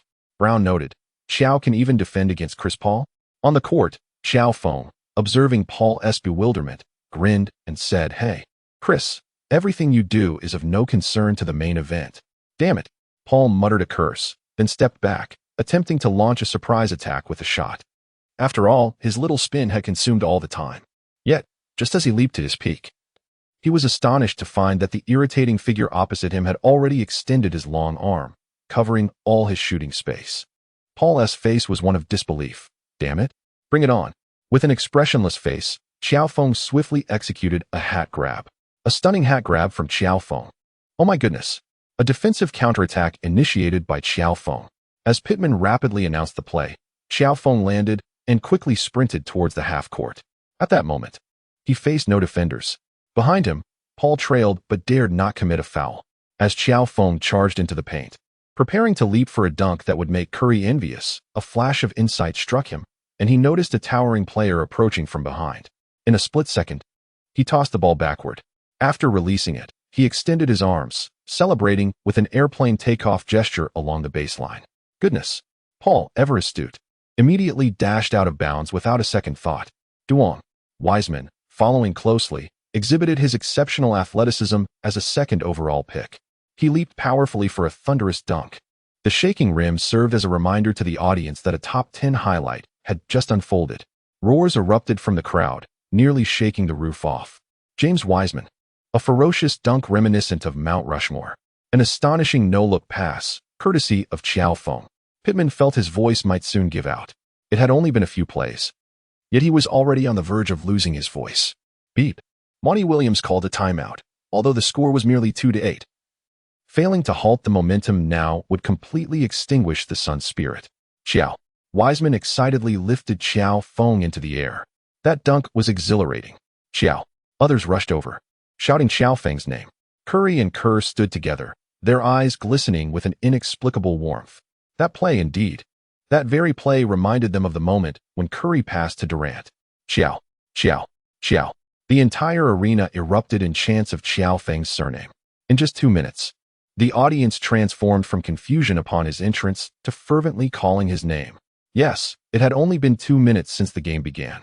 2 minutes, 2 points, 2 assists, 1 steal, and 1 block. First, he faced Booker. Then, he intercepted Booker. Finally, he blocked Paul. How utterly dominating. Chapter 29. The emergence of trash talk skills at the Chase Center Arena. The staff swiftly compiled a brief highlight reel. While it was termed a highlight, it primarily featured Qiao Feng's impressive post-up, a steal followed by an assist, and a block leading to another assist. Accompanied by the exhilarating commentary from TNT, the audience was left in a state of euphoria. In the highlights, 2 shots captured Devin Booker, his expression grim. "I clearly executed the post-up first," he thought, feeling that he had been unjustly overshadowed. He is merely a rookie, deserving no special treatment. On the Suns bench, Monty Williams vocally reminded his players, "Control the tempo. The Warriors excel at fast-paced play. We must slow it down and prevent them from gaining momentum." Even a diminished Warriors squad, with Curry in the lineup, remained an almost invincible force once they established their rhythm. "In my tempo, no one can defeat me." This sentiment encapsulated the essence of Curry and his Warriors. Monty Williams was acutely aware that this game held significance beyond the court. It bore its share of off-court narratives as well. Nevertheless, he had faith in his players, particularly in Paul, thus offering only reminders. After all, the game had merely commenced. It was essential to set aside past grievances. The victors would naturally have the opportunity to speak with authority in the media. Monty Williams patted both Paul and Booker on the shoulder. Paul nodded in acknowledgement, while Booker harbored a twinge of discontent. Yet, the coach was right. Only by winning the game could they earn the right to voice their thoughts. "Our sole objective today is to defend the Chase Center's first home game of the season." On the Warriors' side, Coach Kerr merely injected some enthusiasm into the team. He was pleased with their performance in the first 2 minutes, particularly with Qiao Feng's defense, which exceeded all expectations. Even the discontented Oubre, seated on the bench, had no words. Having previously been teammates with Booker, he understood just how formidable a defender Qiao was. As Qiao returned to the court, the excitement was palpable. "Qiao, I adore you." Qiao Feng stood at the technical platform. Beside him, a white female spectator with the ball rose to her feet and boldly professed her affection for him. Qiao Feng was thoroughly distracted. He nodded and turned to enter the arena. There, he immediately caught sight of Kendall, who was gazing at him from across the way. Upon realizing that she had been caught stealing glances, Kendall, though slightly embarrassed, still managed to present an elegant and courteous smile. Juan resolutely assured Qiao Feng, "Rest assured, Qiao. In this contest for Kendall, my brothers and I will undoubtedly support you." Qiao Feng meow? The Kendall rivalry? What on earth is that? Curry patted Qiao Feng on the back. "Qiao, although I am not particularly fond of that family, this girl seems to be merely a shade less appealing than my wife. Therefore I support you." Qiao Feng meow? There are no outsiders here, nor any teammates who delight in surreptitiously recording in the locker room.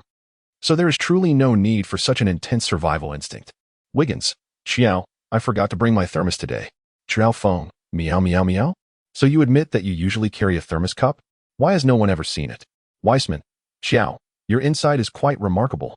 Qiao Feng, meow meow meow meow. You truly are quite clever. The absurdity of his teammates left Qiao Feng both speechless and touched. Hooray, the match resumes. The Suns launch an offensive. This time, Paul genuinely orchestrated the tempo. He meticulously structured the team's attack, driving forward before distributing the ball to Crowder, who lay in wait at the corner. Crowder is known for his three-point prowess, yet this particular attempt fell short, ricocheting off the front of the rim. Under the basket, Wiseman and Ayton jostled for the rebound, while Curry stealthily slipped in, seizing the first rebound of the game. The Warriors advance on offense. Booker continued to shadow Qiao Feng. However, the Warriors' strategy does not hinge on isolation. Their relentless movement creates opportunities for open shots, especially with the addition of another shooter. On this occasion, an open look materialized for Qiao Feng. In a fleeting moment at the corner, he received a pass from Wiggins and swiftly prepared to shoot. He leaped, aimed, and released. Whoosh! Bang! Qiao Feng's initial attempt at a three-pointer ended in a miss, with the rebound claimed by Ayton. Indeed, the influence of the experience card featuring Gary Payton on three-point shooting percentage is evident. However, the trajectory was accurate. It was merely the force that was slightly excessive. As Qiao Feng transitioned back on defense, he reflected on his recent shot, unperturbed by the prospect of his three-point shooting percentage dipping to 35. After all, merely making shots was not his sole objective. His previous 2 games had already garnered the Suns' attention, ensuring they would not afford him the humiliating luxury of wide-open looks as they did with Green. This, in turn, significantly alleviated the defensive pressure on Curry. The Suns initiated their offense, realizing that an aggressive defensive approach would only enable Booker to extract himself from the Suns' offensive framework, rather than fundamentally disrupt it. Consequently, Qiao Feng resolved to adopt a baiting defensive strategy, allowing Booker a modicum of space while feigning assistance. How foolish. You dare to grant me space. You are doomed. Number 58. With newfound breathing room, Booker felt a surge of elation, swiftly becoming the focal point of the Suns' offensive tactics. Without hesitation, Paul passed the ball to Booker, who smugly declared, "Rookie, I'm going to tear you apart." Yet, this was precisely the moment Qiao Feng had been anticipating. As soon as Booker received the ball, Qiao surged forward, his body nearly pressed against Booker, denying him both dribbling and shooting space. Booker was in distress. He sought to pass, but found no available lanes. Indeed, the instant Qiao applied pressure, the other four Warriors players, having practiced this scenario countless times in training, immediately executed defensive maneuvers to thwart Booker's passing options. "Come here." As the referee leaned in, straining to assess whether a foul had occurred, Qiao seized the ball with one hand and swiftly followed with the other, yanking it away with ferocity. A fierce steal, an audacious reclamation. In a moment of desperation, Booker overexerted himself, resulting in a whistle from the nearby referee. Qiao Feng's defense. A suffocating defense. Devin Booker had been stripped by Qiao Feng. He committed a foul. The Warriors gained possession. A commanding steal, once again by number 58, Qiao Feng. Pittman quickly reported the unfolding situation, becoming increasingly adept with Qiao Feng's name, pondering a more elaborate intonation. "Qiao, you are simply extraordinary." On the court, Curry excitedly pounded his chest against Qiao Feng's, sharing in the exhilaration of such a remarkable steal. One move to the sidelines to inbound the ball. Qiao Feng glanced at Booker beside him, then turned to Paul, a faint smile gracing his lips as Gary Payton's trash-talking program automatically initiated. "Hey, Chris. It would be wise not to pass the ball to your 70-point man anymore." Paul frowned in silence. "Did you see that?" Qiao Feng showcased his hands, seemingly conversing with himself. "Do you see the invisible gloves I wear? Today, I am the glove. Wise words dictate that a basketball must not appear before my eyes. Otherwise, the number 58 from Golden State shall become your second nightmare." "Damn it. What are you saying?" Paul exclaimed angrily, shoving Qiao Feng aside. The number 58, akin to his head, was a forbidden topic. The referee promptly blew his whistle and rushed to separate the two, preventing further escalation, while warning Qiao Feng, number 58, "Refrain from your provocations." "Damn it. Damn it." Upon hearing the number 58, Paul erupted again. Thus, the referee issued him a technical foul. Booker and others swiftly pulled Paul away to avert another technical foul, which might lead to his ejection from the game. The match was abruptly interrupted after just a couple of plays. Chapter 30, Qiao Feng, Enigma. First, he targeted Booker, then intercepted Booker again, followed by blocking Paul. Another steal from Booker. Intense. Qiao Feng's two steals were nothing short of ferocious. Durant's commentary, typically mundane, now brimmed with fervor. "Unbelievable. I can hardly believe it. How does it feel like Qiao Feng has added to his skill set since the last game against the Bucks?" Sukun's face glowed with excitement. "Feng is phenomenal. Purely dominant." What did Feng say to rile up Paul? It must have been something about the number 58. "Feng is incredible." In the comments section, Warriors fans were ecstatic. "My son is truly remarkable. That Booker, the so-called core of the Suns, is merely average. If he can be deemed a core player, my son surely can." In her villa, witnessing Qiao Feng's performance, Qiao Ma joyfully remarked, "Having a son who plays basketball has made me somewhat of a connoisseur myself. My little Feng looks like an MVP today." In a certain chairman's office, Qiao Ba sat down to collect his thoughts, envisioning the possibilities. At the Chase Center, the game was interrupted due to the conflict, naturally leading to a replay of the altercation. Although the fault lay clearly with Paul's side, some were able to read Qiao Feng's trash talk through lip reading. "Gloves." Barkley slammed his hand on the table. "What did he say? Gloves? That defense. Goodness. Kenny, just as I had thought." Smith shot a disdainful glance at the shameless Barkley. Indeed, it's strikingly reminiscent of that individual known as Gloves. Fierce. Domineering. Barkley was ecstatic. "Exactly. Goodness, I can hardly believe I witnessed this." In another villa, a voice echoed, "You should be out there, using that damn trash talk to provoke your defensive adversary. One should not behave like a gentleman, extending a hand to assist a fallen opponent. How absurd.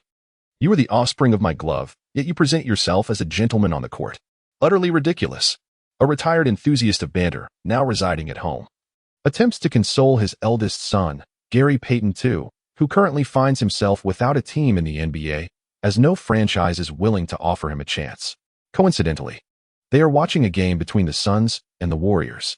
He is contemplating reaching out to some team executives to secure another opportunity for his son. Naturally, the Warriors, who are in desperate need of players, are among his teams of interest. The recent defensive performance of Qiao Feng, along with Barkley's interpretation of Joe's banter, immediately piqued Gary Payton's interest.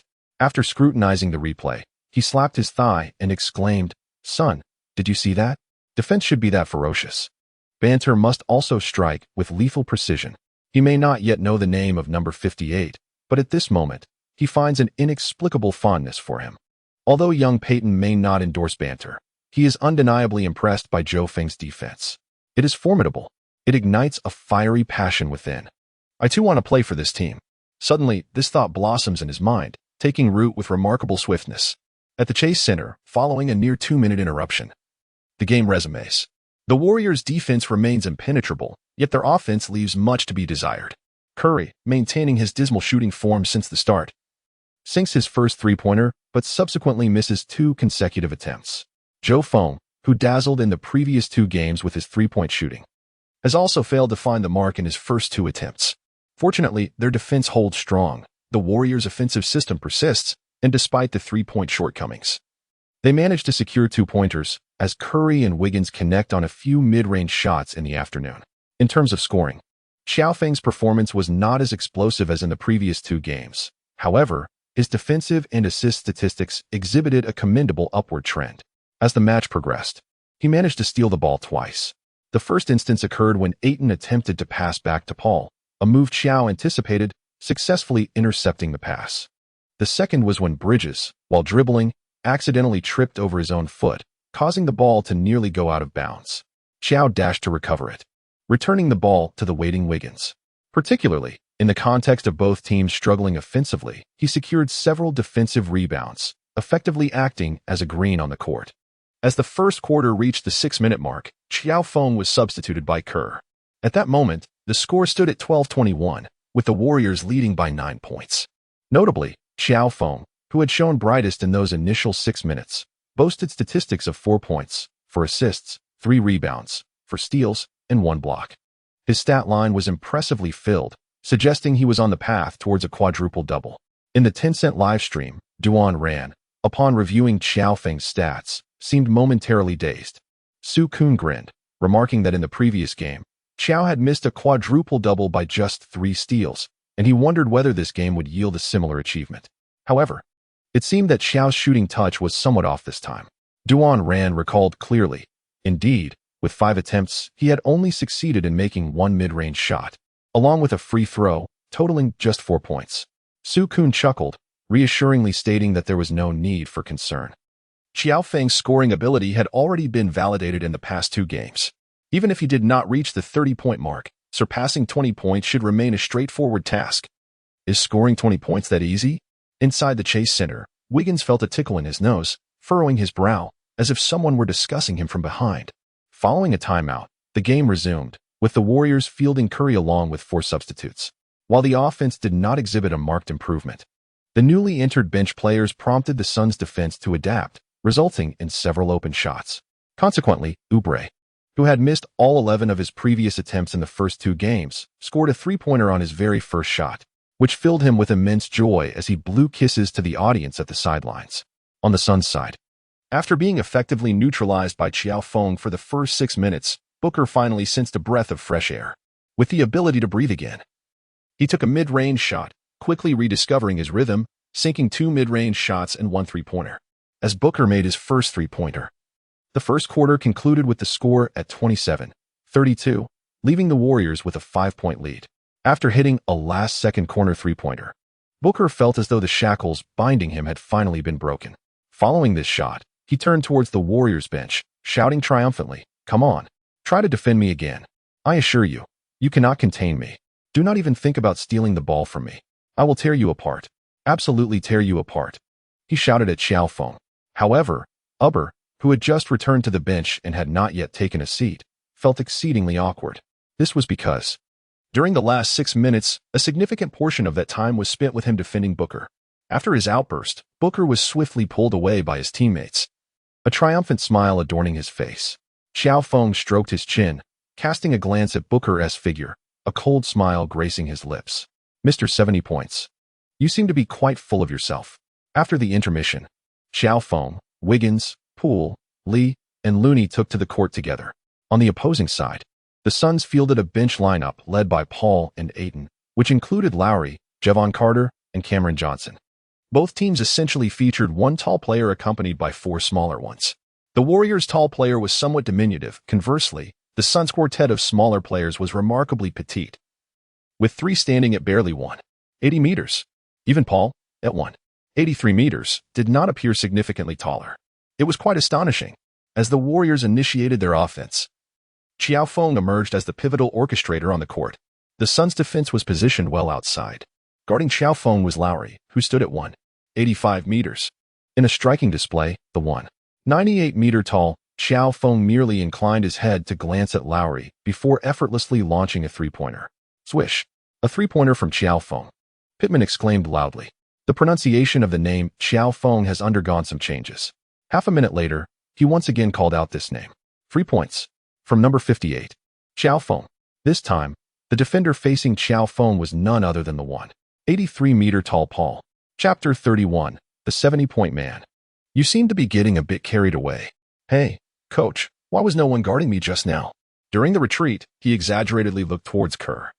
His hands spread wide, and his big eyes displayed a hint of confusion. Coach, did they perhaps have one less player on the court? Kerr could only cover his face in response, feeling the same awkwardness he experienced years ago when witnessing Curry's air slide and thunderous dunk. What to do? What if there are two clowns on the team? Waiting online, quite urgent. Yet Qiao Feng felt an overwhelming sense of exhilaration. Delightful. Exhilarating. Finally, he could indulge in banter. After all, it was Gary Payton, and one does not engage in trash talk with the nameless. Coincidentally, the legendary CP3, the god of point guards, standing at 58 inches tall, was indeed such a noteworthy adversary, deserving of a retort. Alas, Paul's eyelids twitched in frustration. He contemplated retaliating with a powerful punch aimed at Qiao Feng, yet feared incurring a technical foul. The risk outweighed the reward. As for the minor antics of pulling at jerseys or pinching flesh, he had already employed those tactics. Nevertheless, he found himself dwarfed in comparison. His height of 183 centimeters could not possibly impede Qiao Feng's three-point shot. The score stood at 31-42. Qiao Feng consecutively sank two three-pointers, swiftly extending the lead to 11 points. As he elevated both the score gap and his own tally into double digits, he signaled to the audience that he was not merely a facilitator. He is, indeed, a shooting guard. Monty Williams felt a twinge of concern, placing his hopes solely on Paul. Astonishingly, the Suns fielded three players barely over 6 feet tall, while the Warriors boasted a lineup all exceeding 6 feet 5 inches. What was Coach Monty Williams thinking? Smith was left perplexed. Barkley chuckled, shaking his head. Although they struggled to contain the Warriors' offense, the Warriors' towering players were equally challenging to defend. Smith paused briefly, surveying the unfolding dynamics on the court, and soon comprehended. The Suns had quickened their pace. Indeed, the Suns had accelerated their tempo, and they were doing so on the Warriors' home court. It must be said, Monty Williams is a tactical genius, facing the Warriors' formidable small ball lineup. He countered with an even smaller five-man unit, deploying a miniature small ball strategy against their small lineup, with Paul as the engine and season navigator. The pace soared. Although the Warriors were no slouches in speed, Paul's quickness was something extraordinary. His pursuit was not merely about rapidity. It was about achieving precision in basketball execution, guiding the ball to where it needed to be. Remarkable. Truly deserving of the title, God of Point Guards. Alas, your teammates could use a bit more support. On the court, Qiao Feng observed Paul orchestrating his teammates with a plethora of passes that sliced through the Warriors' defense, prompting an involuntary exclamation of admiration. Indeed, Paul's ability to identify open teammates was nothing short of remarkable. However, if his teammates failed to convert their opportunities, there was little that could be done. Following several open looks, only Johnson managed to sink a three-pointer, while the others seemed to enter a phase of erratic shooting, repeatedly clanging the ball against the rim. If one were to capture the moment of a missed shot, a geometric analysis would undoubtedly reveal that the parabolic trajectory of the basketball upon contacting the rim was aligned with the continuous direction from the rim to its center. Chris, perhaps you should take matters into your own hands, he mused. This ball may be passed, but if it doesn't translate into an assist, it's utterly futile. With the score at 36-49, a daunting 13 points behind, yet another offensive possession for the Suns unfolded. Glancing at the scorer's table where Booker and others awaited their turn, Qiao Feng positioned himself in front of Paul, activating his banter mode. "Rookie, don't get too cocky," Paul retorted, his gaze scanning for teammates. "Huh. If I'm not cocky, how can I be called a rookie? Rookie, I'll kick your ass." Note, in English, the phrase kick your ass is a colloquial expression for defeating someone decisively. Then go ahead and try. Talking without action is mere bravado. As Qiao Feng spoke, he adopted the defensive strategy of an old hen, extending his long arms as if poised to envelop Paul in a grand embrace. Was he resorting to old tricks? It had always been my team training the towering players. It was hardly the time for them to act arrogantly in my domain. In the NBA, relative to Paul, nearly 99% could be considered giants. Coincidentally, among his teammates on the court, two shared a similar stature. Paul chuckled coldly within himself, maneuvering the ball diagonally backward. Although he mentally dismissed this rookie, having already experienced a merciless block, Paul took the opponent seriously in action. Oh, it seemed Paul was about to put Qiao Feng through some rigorous training. Su Kun furrowed his brow, stating that defending Paul could prevent being subjected to such training. Durant chuckled, "That can't be true." In the first quarter, Qiao Feng directly blocked Paul once. "I think Paul was just careless there, oh my," Su Kun exclaimed suddenly, letting slip a curse. Durant, equally excited, shouted, "Oh my heavens, Qiao Feng has blocked Paul once again." Moments earlier, Paul had spun like a top, attempting to sway Qiao Feng's balance with his dribbling and rhythm. In fact, he had succeeded. Yet, just as he thought it was the moment to shoot, as he collected the ball to take a shot, suddenly, that damned rookie number 58, like a specter, lunged at him. With a swift motion, he swatted the basketball away just as Paul released it. Blocked again. Upon landing, Paul stared at the ball soaring toward the audience, his brow knitting tightly. "Oh my goodness. Another block. From number 58, Qiao Feng," shouted Pittman, his voice rising in excitement. Having played over 4 minutes, Monty Williams seized the opportunity to call a timeout. On the Warriors bench, Curry had already jumped up, searching for a spot to regain his footing. Kerr promptly pulled back his foot, while other players displayed exaggerated gestures and expressions of shock. Hisses and gasps filled the air. Upon replaying the moment when Qiao Feng, having secured his position, twisted his ankle to adjust his direction and leapt to block Paul's near top 10 play shot, a wave of astonished gasps erupted. A top 10 play. This was undoubtedly of top 10 caliber. Barkley exclaimed with fervor, watching the replay of the newcomer clad in white, filled with nostalgia. Could he deliver even more spectacular performances? The answer was a resounding yes. As the timeout concluded, the Suns were the first to signal a substitution. Booker and Bridges entered the game. "Hey, Mr. 70 points. Feeling a bit too lofty, are we?" As soon as Booker stepped onto the court, he confidently reached out for the ball, but Qiao Feng pressed up, challenging. "Do you think just because you're a top rookie, you can dismiss me, this rookie number 58? How dare you still call yourself a rookie? Have you no shame? Which rookie possesses such ferocity as you? Is this a new breed of rookie?" Not only the Suns, but even the Warriors players blush at the words of Qiao Feng. The spectators in the front row are slightly embarrassed, yet they can only nod in agreement. Yes, we attest. He is indeed a rookie, a fresh talent at the Capital One Arena. Rookie Qiao Feng grants no breathing space to the former Rookie of the Year. Thus, Booker is left with no choice but to extend the basketball forcefully forward, seeking his teammates for assistance. However, the Suns find themselves ensnared once again in the suffocating defense orchestrated by the Warriors. With little time remaining on the shot clock, the helpless Booker resorts to backing up and then attempting a forced turnaround shot. Yet, adhering to the principle that allowing you a shot, even one devoid of significance, would signify my defensive failure, Qiao Feng, quick as a flash, mirrors Gary Payton, deftly swiping the ball from Booker's grasp with his left hand. Simultaneously, he performs a graceful retreat. As Booker's balance falters, Qiao Feng lunges for the basketball, seizing control and executing a steal. Clad in white, he dashes towards the front court, dribbling, crossing the three-point line, passing the free throw line. Beneath the basket, he leaps. Chapter 32, The Embarrassed Booker, Paul's last-ditch effort roar. A steal. From number 58. Qiao Feng. No one ahead. No one. A dunk. Is Qiao Feng about to dunk? He completes a delicate layup. The exuberant Pittman, nearly twisting his back from the unexpected layup in what was essentially a 1-on-0 situation following Qiao Feng's steal. Feels a sensation akin to being exposed without pants. Incredible! Another steal. Brother Feng is phenomenal. Clearly capable of a dunk, yet opting for a layup. Ah, what a play. Witnessing Brother Feng and mouth brother high five. A thought crosses my mind. The thermos. On 10-cent Live, the comments section erupts with excitement. On the sidelines, Curry glances at Qiao Feng, then at Wiggins, questioning whether these two might be long-lost brothers. Why, when he could dominate the rim, does he choose a layup? Is this some form of performance art? Amidst Curry's confusion, the Suns' offense presses on. Once again, Booker, feeling the pressure, is stripped of the ball. He realizes he must change his approach. He can no longer afford to be passive and succumb to forced errors. He must rise. He must reclaim his former glory. Otherwise, it's all over. Hasn't he noticed that the woman on the sidelines hasn't he even cast a glance in his direction? Although it is indeed secondhand, he remains indifferent. In fact, the entire Western world seems to care little for the notion of secondhand, and in many ways, it has become quite fashionable. Booker is fond of this woman. More importantly, she possesses the ability to generate income.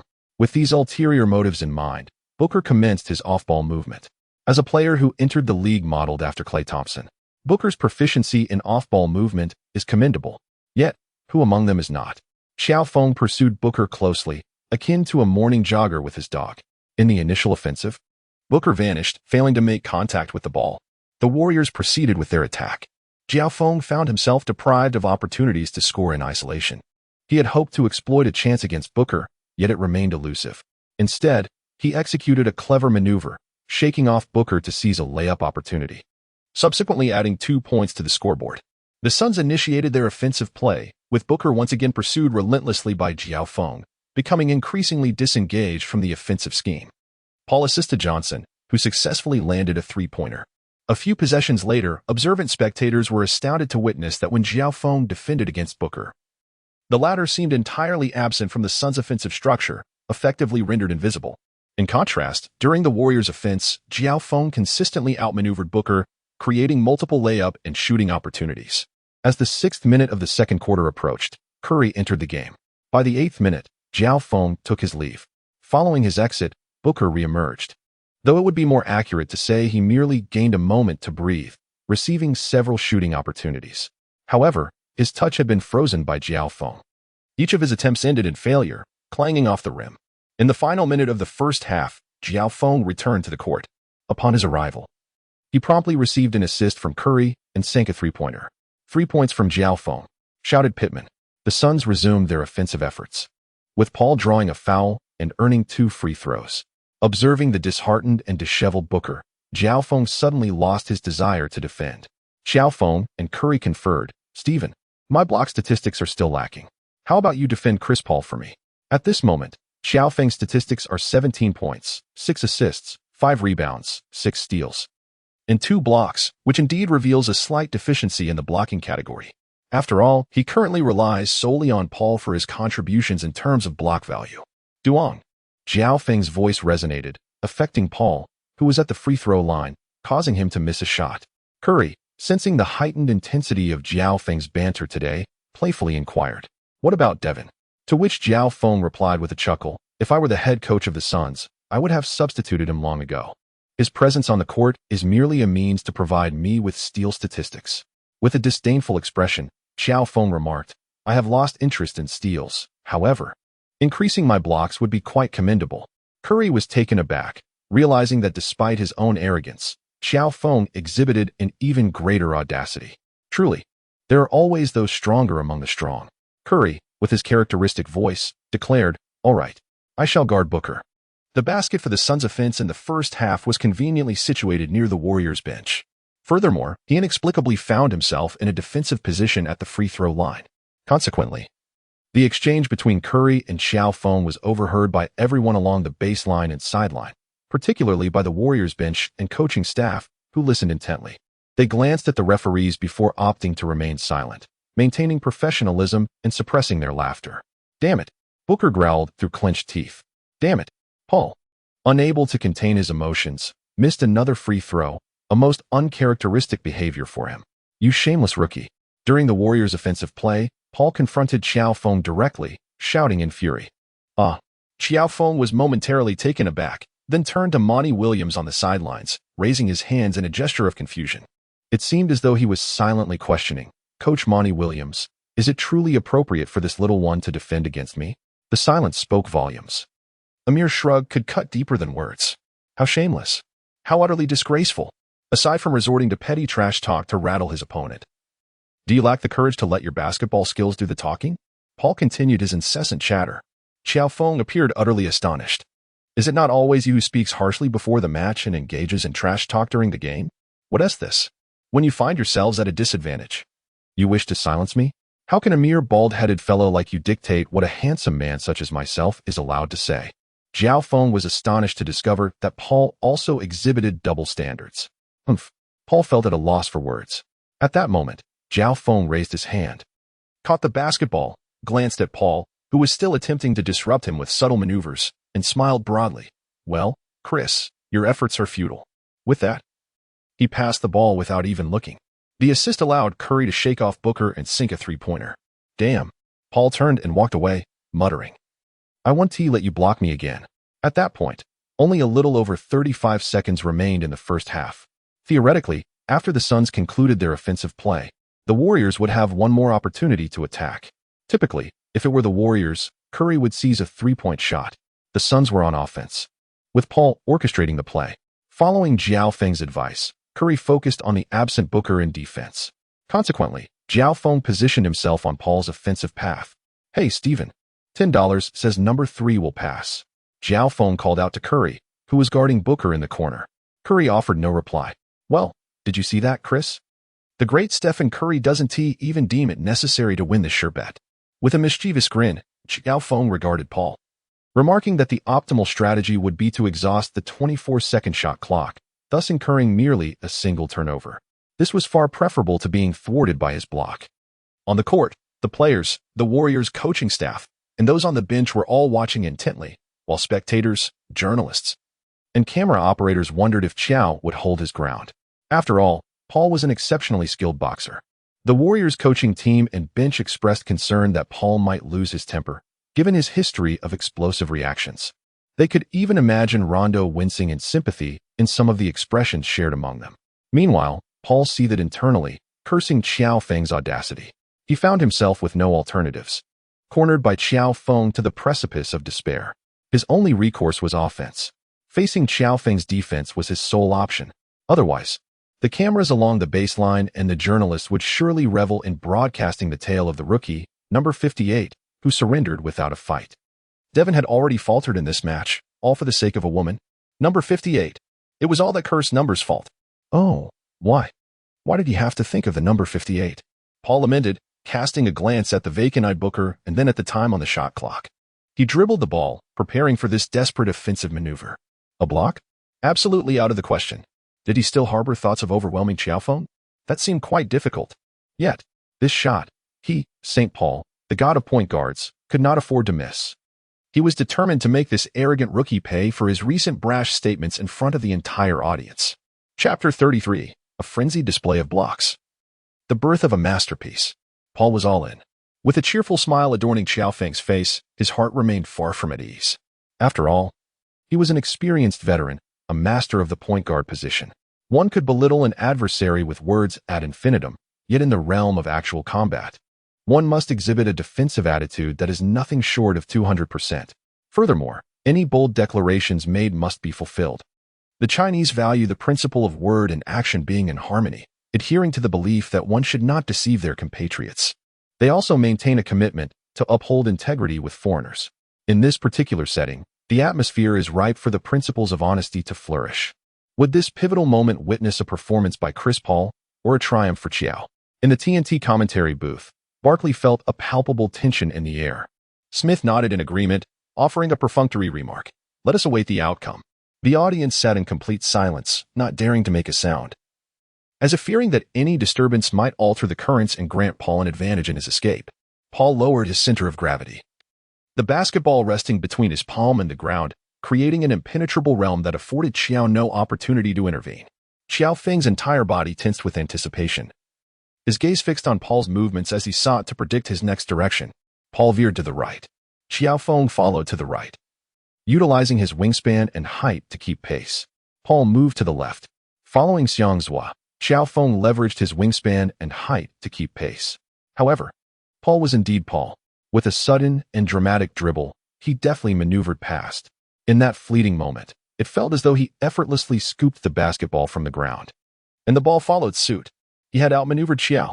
Barkley reported with urgency. When Paul focused intently, he became a formidable force. Kamaizi could only think briefly, uttering a simple yes. At this juncture, the interior players had all spread out, wary of Paul's passing ability.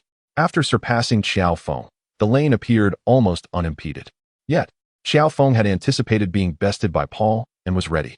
He strode forward, extending his long arms just as Paul approached the basket for a layup. Humph. Dream on if you think you can block me. Paul confidently went for the layup, only to hear Aiton's loud warning.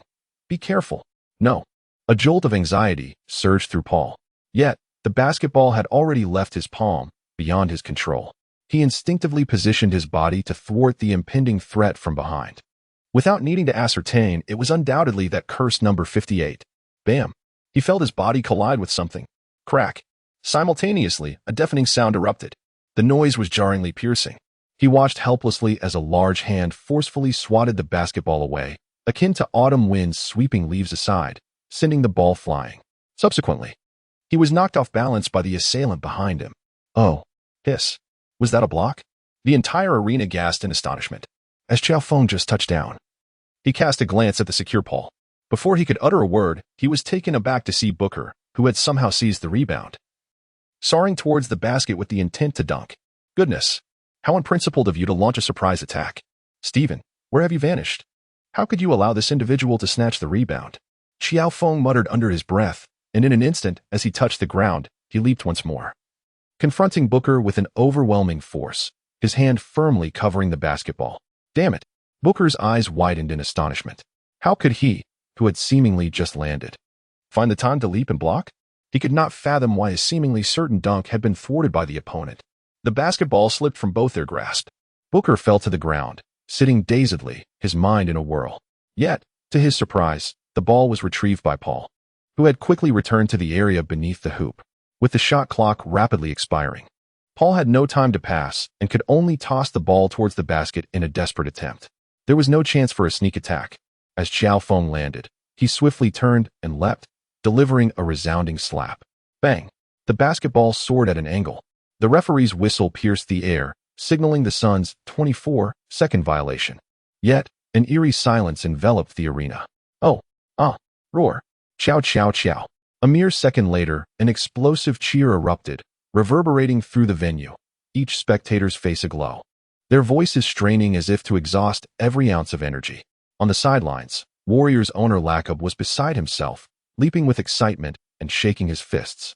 Ken also swayed, visibly thrilled. The Warriors bench was in utter disarray, towels flying in all directions. Oh my goodness. Oh, Kenny, what have I just witnessed? 3 consecutive blocks. Could this be real?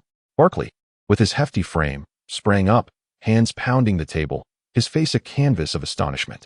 Is this real? Smith was equally bewildered. A catastrophe. An absolute calamity. Durant exclaimed with fervor. 3 consecutive blocks. The visual impact is simply overwhelming. Sukun was not faring any better, unable to keep up with the barrage of comments on the screen and in the chat. At this moment, only 15 seconds remained on the shot clock. Neither team called for a timeout.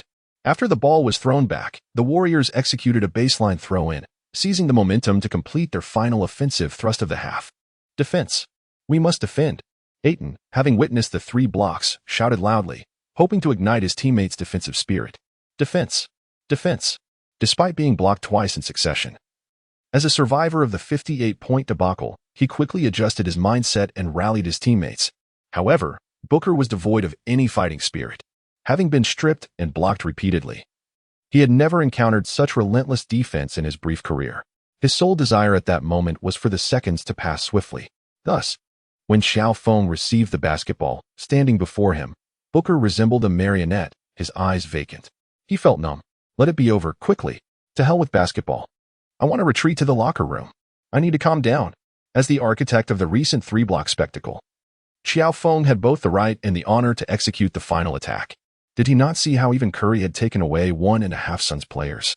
Watching from afar, with the enhancement of Gary Payton's experience card, Qiao Feng's dribbling had reached a level comparable to that of most starting point guards.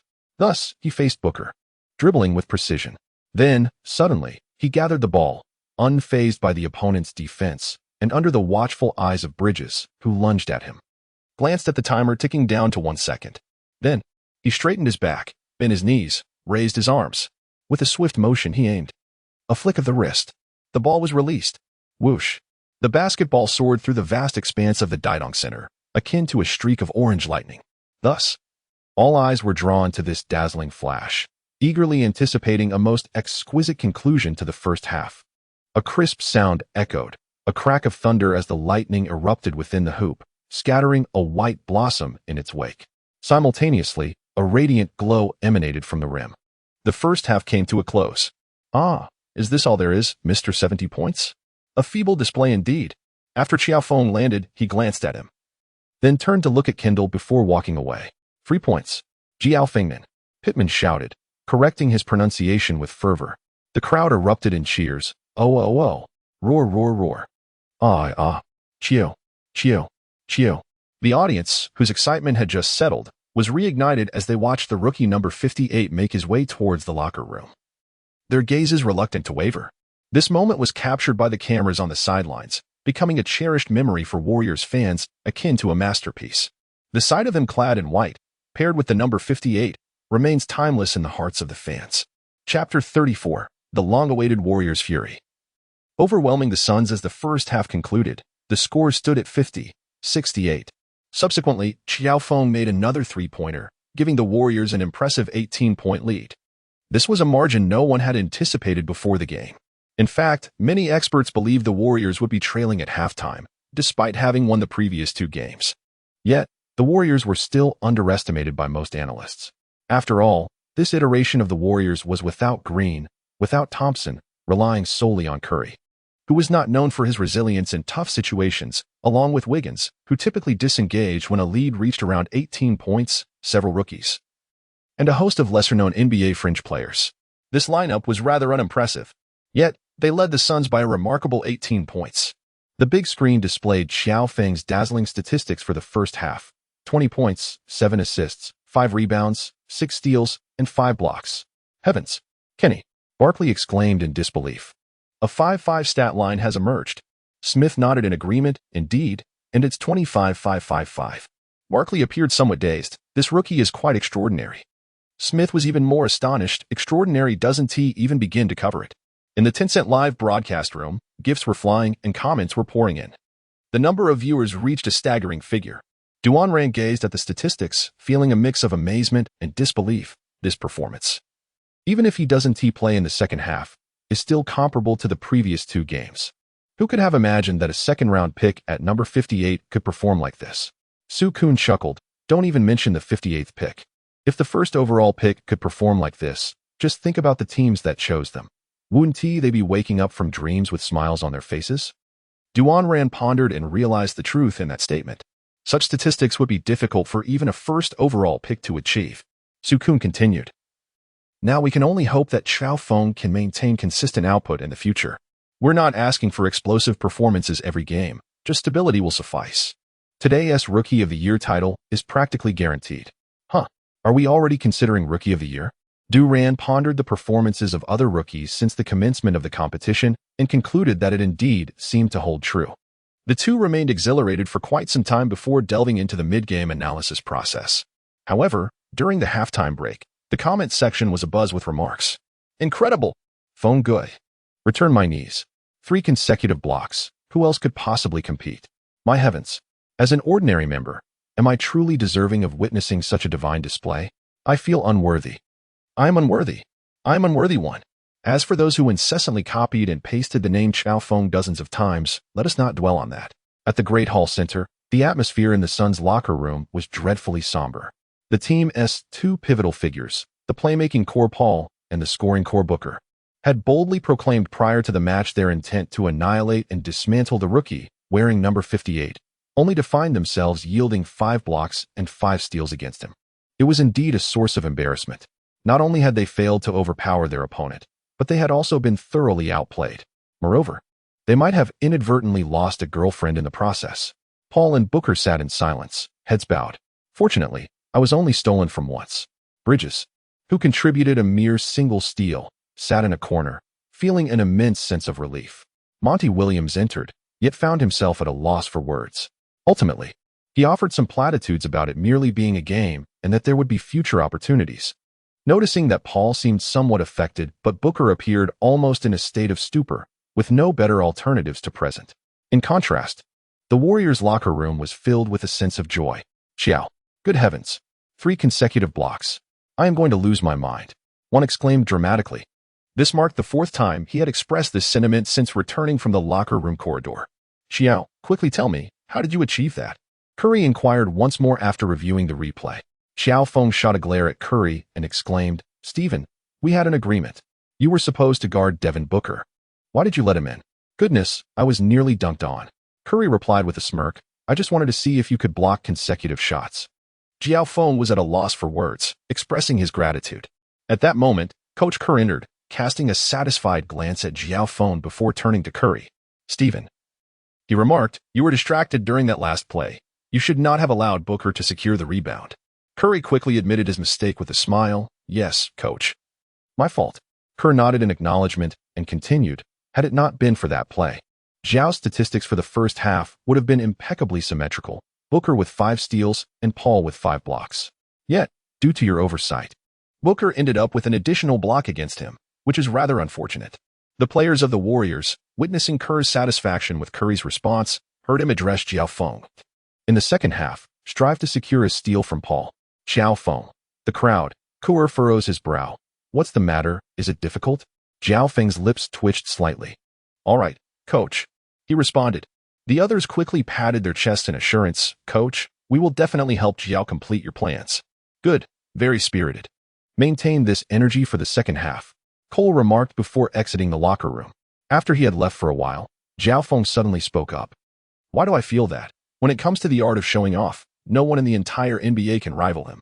Since Qiao Feng had introduced them to some Chinese-style English and colloquialisms upon joining the Warriors, they were all familiar with the term zwingbility. Curry was the first to respond. Absolutely. Without a doubt. One added a bit more. I can only say wow. Which he pronounced in a way reminiscent of what's up. Laughter filled the locker room, accompanied by various pronunciations of Chinese-style English. The second half of the game commenced swiftly. Returning to the court, Booker appeared as if his soul had been lost. Within half a quarter, after being intercepted by Qiao Feng twice, he was substituted out by Monty Williams. On the bench, Booker covered his face with a towel, waiting for the game to end so he could leave swiftly. Paul fared slightly better, but the game's momentum was entirely against them. During this quarter, Qiao Feng fulfilled his promise to Cole, drawing 2 fouls from Paul before finally achieving a steal from him, along with 2 blocked shots. Qiao Feng was in a frenzy, resembling a shot-blocking machine, denying anyone who dared approach. In the final minute of the third quarter, he executed a spectacular block over Ayton. Oops, that was his 9th block. Oh my goodness, he was absolutely on fire. Throughout this quarter, Barkley's hands grew weary from clapping, half in praise for Qiao Feng and half for Stephen Curry, who had suddenly found his rhythm and stolen some of Qiao Feng's spotlight during the third quarter. Beep, beep, beep. Monty Williams continuously called for timeouts. Yet the team's downward spiral could not be reversed. In the third quarter, the audience witnessed the familiar Warriors, who had been absent for a year, going wild as they always did when the third quarter arrived. The Warriors went on a scoring spree, overwhelming the Suns with a 25-40 quarter score. At the end of 3 quarters, the score stood at 75-108, utterly dominating the Suns. The Warriors had surpassed 100 points in just 3 quarters. With a colossal 33-point lead, it seemed as though the Suns had received their death sentence. In the third quarter, Curry executed an astonishing performance, sinking 5 out of 6 3-point attempts and flawlessly converting 3 2-point shots, alongside 9 successful free throws, amassing a remarkable total of 30 points, thereby shattering his previous record of 28 points in a single quarter. Such brilliance has become a customary spectacle for the spectators. Meanwhile, the rookie donning number 58 astounded the audience with his third-quarter statistics of 9 points, 2 assists, 4 rebounds, 3 steals, and 4 blocks, eliciting hoarse cheers from the crowd. His defensive prowess rendered the Suns' Paul and Booker utterly lost on the court. A second-round draft pick. He dismantled the season's CP3 and overwhelmed the scoring dynamo known for his explosive 70-point games. One must wonder if Kendall Jenner has now come to terms with her choice. Chapter 35, Qiao's Choice. With a staggering tally of 29 points, 9 assists, 9 rebounds, 9 steals, and 9 blocks, Qiao Feng, having played the entire third quarter, found himself momentarily taken aback by his extraordinary stats. This was nothing short of a luxurious pair of foursome singles. However, with the Suns trailing by 33 points, the prospect of padding his stats seemed futile. Surely, there was no need to return for another half-quarter to orchestrate a disastrous 58-point rout. Such an act would be unnecessary. Moreover, Paul, now with the Suns, is no longer the defiant Rivers of the past who would not concede despite losses with the Clippers. There was no need to cultivate such animosity. As the fourth quarter commenced, Kerr contemplated and summoned Qiao Feng, signaling him to return to the court for the sake of enhancing his statistics. After all, as a rookie, no one would fault him for seeking to improve his numbers, especially considering that the 70-point maestro had also achieved his feats through similar means. Qiao Feng glanced over at the Suns, who were preparing to deploy their third-string lineup, and shook his head. Coach, although it is somewhat regrettable, it is certainly preferable to accumulating points during garbage time. 5 double-doubles, Qiao. That is indeed 5 double-doubles. Coach Brown interjected from beside him. Qiao Feng ultimately declined, stating, I am still young. There will surely be opportunities in the future, will there not? Yet, while uttering such words, his heart was bleeding. How he yearned to step onto the court and accumulate some statistics. Moreover, what chance would he have to grasp the coveted experience card in order to attain the quintuple achievement? However, to leave his third career game with the impression of merely being a participant in garbage time was truly disheartening. He was still youthful, and his resilience had yet to solidify. This was an exceptionally challenging decision. Very well. Brown and Kerr relinquished their plans and subsequently sent in the players seated at the far end of the Warriors bench. The audience, witnessing this scene, found themselves at a loss for words.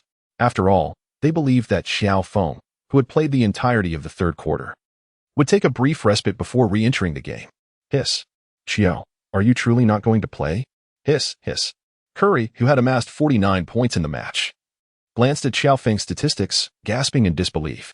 Upon encountering Curry, Qiao Feng felt a surge of frustration. Steven, ask yourself why you performed so poorly in the first half. Managing only 19 points in 2 quarters, yet suddenly unleashed a barrage of scoring in the third, amassing 30 points? Rookie, your single-quarter achievement of 35 points puts immense pressure on your elder brother.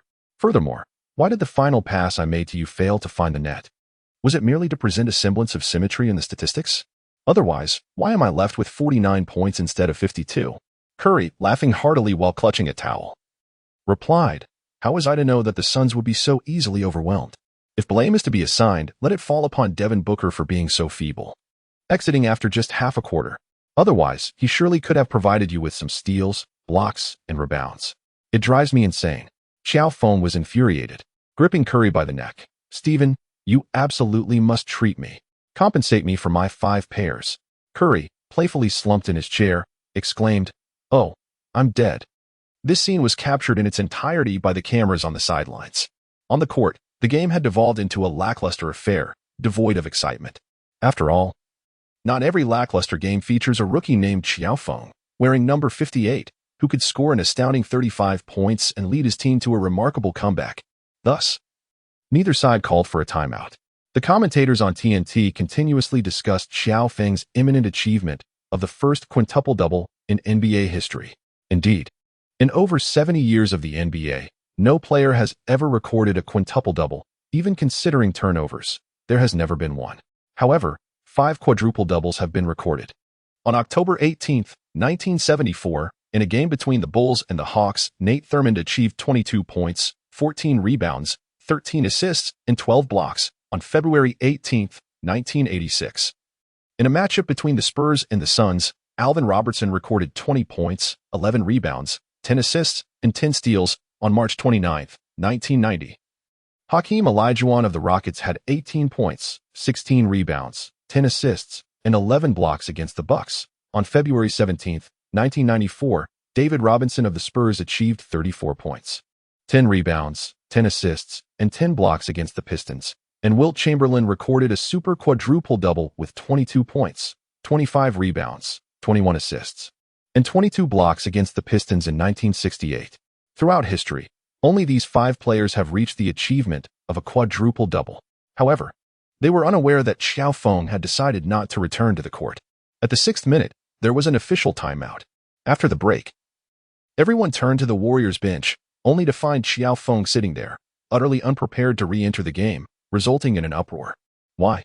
With just 1 rebound, 1 assist, 1 steal, and 1 block remaining, he could achieve a quintuple-double. The magnificent quintuple-double was beckoning to him. Why would he give up? Barkley held his head in disbelief. Why? Why won't he that damned Kerr let Qiao play? Smith was equally incredulous. Could it be Qiao's own decision? On the sidelines, Kerr approached Qiao Feng, inquiring once more, "Qiao, have you truly decided not to play?" If he were only 1 stat short of a quintuple-double, he would undoubtedly step onto the court. After all, merely padding 1 statistic is not beneath him. Yet now, he was falling short in 4 categories. The difficulty of achieving those stats was considerable, and the game's dynamics could easily become quite unsightly. What if the Suns resorted to desperate measures? After all, even a cornered rabbit will bite. Qiao Feng shook his head. "Coach, a quintuple-double is possible, but it's unnecessary." Cole responded, and others chimed in as the timeout concluded and the game resumed a minute later. The audience gradually began to chant, their voices swelling into a united chorus. "We want Qiao. We want Qiao. We want Qiao." In this manner, they demanded Qiao Feng's presence on the court. Even the Warriors owner and Kendall, seated not far from him, joined the crowd in their fervent cries, "We want Qiao. We want Qiao Feng to take the court." In the TNT commentary booth, the analysts were already aware of Qiao Feng's decision and understood its implications. Yet they still felt a twinge of regret. Amidst the collective chant, Barkley's eyes shimmered with emotion. "My goodness, Kenny, my Kenny. Do you know how long it has been since I last heard such a sound?" "Indeed, it's been a long time," Kenny replied. Can he withstand this pressure? Perhaps he will. It wasn't just them. In the Tencent live broadcast, Durant and Sue Kuhn were in tears. Durant remarked, "This is an incredibly difficult decision." Sue Kuhn clenched his fist. Yes, if Qiao Feng takes the court, he might have a chance at a quintuple-double, but afterwards, he would be labeled a stat padder. Moreover, it doesn't align with the unwritten rules of the game. Durant nodded, adding, "And right now, he is just 1 rebound, 1 assist, 1 steal, and 1 block away." It may seem manageable, but securing those stats might not be easy, especially if the Suns refuse to cooperate. They might even adopt a strategy of playing poorly, deliberately committing violations and errors, denying him the chance to accumulate steals and blocks. Sue Kuhn concurred, that is indeed a possibility. If that were the case, it would be even more embarrassing. Shao-Chi even opened his mic, playfully urging, "Brother Feng, hurry up and get on the court." Meanwhile, at home, Chao's mother complained, "It's all Curry's fault. Why did he suddenly get hot in the 3rd quarter? And the Suns are just too weak to withstand the pressure." Chao's father also felt a sense of regret, yet he respected his son's decision. It is merely 5 pairs, and Qiao Feng will undoubtedly have more opportunities in the future. The chant of "We want Qiao" echoed throughout the Daitong Center arena. At that moment, Qiao Feng suddenly rose to his feet, extending his arms wide. He then brought his right fist to his chest while his left hand formed a palm, merging into a gesture of respect, bowing in gratitude to all directions. This movement, emblematic of Chinese martial arts, is one that many Americans are quite familiar with. The shouts from the crowd gradually diminished. Under the leadership of the Warriors owner, Incapable, the entire audience reciprocated Qiao Feng's gesture of respect. This scene was captured by a nearby camera, immortalizing it as a world-renowned masterpiece, aptly titled, Qiao's Choice. Chapter 36. At this very moment, it is reminiscent of a time long past. As the final whistle blew, the score settled at 98-128, with the Warriors triumphing by a notable 30 points. A resounding victory. This marked their 3rd consecutive win at the commencement of the regular season. Following the conclusion of the match, a substantial number of spectators lingered, reluctant to depart from the exhilarating ambience of the Chase Center's season opener. After enduring a year of disheartening lows, the audience was suddenly transported back to a year ago. Though that previous time was not spent at the Chase Center, but rather at the Oracle Arena. Yet, the people remained the same. How vibrant was the atmosphere at the Oracle Arena a year prior? And now, this present moment mirrors that cherished time. Victory instilled a newfound pride within them. Victory brought tears of joy to their eyes. Some longtime fans were moved to tears, while a young boy, no older than 11 or 12, wept the loudest. His parents beside him, beaming with joy. This young lad was also a devoted fan, having supported the Warriors for 9 years. This victory unveiled the resurgence of the once-feared Warriors that sent shivers throughout the league. Barkley succinctly remarked, "What a performance." Smith added, "The game flowed seamlessly." A total of 34 assists throughout the match. Their defense was suffocating, allowing the Suns to score merely 95 points. This is a quintessential Warriors victory. They then proceeded to evaluate individual players. Barkley began with Curry. Stephen Curry scored 49 points, alongside 2 rebounds and 4 assists, with a shooting percentage exceeding 50%. His performance was nothing short of flawless. Smith could only concur. It is hard to fathom he is already a 33-year-old veteran. Next, they turned their focus to another outstanding player from the Warriors. Barkley paused momentarily before stating, Qiao's performance was equally remarkable. He recorded 29 points, 9 assists, 9 rebounds, 9 steals, and 9 blocks. Though not quite a quintuple-double, such statistics are still historically significant. Smith readily agreed. Indeed, it seems so. At that moment, Barkley received an earful through his earpiece. The voice insisted, "Do not only offer praise, there must be dissenting opinions and critiques, especially concerning that number 58. We need broader participation, not just the revelry of Warriors fans." Barkley chuckled wryly, shaking his head as his mind raced, then remarked, "While Qiao's performance was commendable, there are aspects worthy of discussion." Smith quickly engaged. Barkley assumed his analytical role. It was evident throughout the game that he frequently matched up against Chris Paul, incessantly employing trash talk to unsettle his opponent. This behavior is undesirable and could set a poor example for young fans. Smith nodded in agreement. Yes, he had to show greater respect towards seasoned players. Indeed, such perspectives are refreshing. Barkley chuckled and continued. Moreover, the matchup against Devin Booker clearly indicates that certain external factors significantly influenced his performance. Could this be part of Jordan's pregame strategy? Smith immediately interjected, "The art of war." Indeed, the art of war. Barkley nodded in agreement. Exactly, we all recognize that the Chinese excel in military strategy. So, could the pregame verbal sparring have been a deliberate effort to create a competitive atmosphere? A tactical maneuver? After all, the outcome suggests he emerged as the beneficiary. Smith pondered for a moment before shaking his head. That assertion may not be entirely fitting, considering that it was Chris Paul and Devin Booker who refrained from responding during the game, was it not? Indeed. Well, to be honest, I still find it hard to believe that a rookie could perform at such a level. Even after witnessing it firsthand? Yes, even after watching the game and providing commentary, I still struggle to accept it. The two were analyzing the game while attempting to provoke some controversy. On the court, the match concluded, and players were exchanging embraces as a gesture of respect. "Jordan, I will definitely return the favor next time." Paul firmly patted Jordan's back. This time, he refrained from referring to Jordan as a rookie, treating him as he would most others. This away defeat was quite embarrassing for him, yet an experienced player remains dignified, not choosing to exit prematurely after a loss. "I'll be waiting for you, Chris." Booker merely glanced at Jordan, showing no intention of embracing or acknowledging him. Qiao Feng would naturally refrain from stepping forward. "Qiao, this is for you," Curry said as he handed the game ball to Qiao Feng. "This is worthy of being treasured or perhaps gifted to a certain young lady." Qiao Feng cast a glance at the menacing Booker, then deliberately directed his gaze towards the spot where Kendall sat. As anticipated, he heard the ominous threat. "Number 58, should you dare to act in such a manner, I shall challenge you to a duel." Is such deep affection truly warranted? Surely not.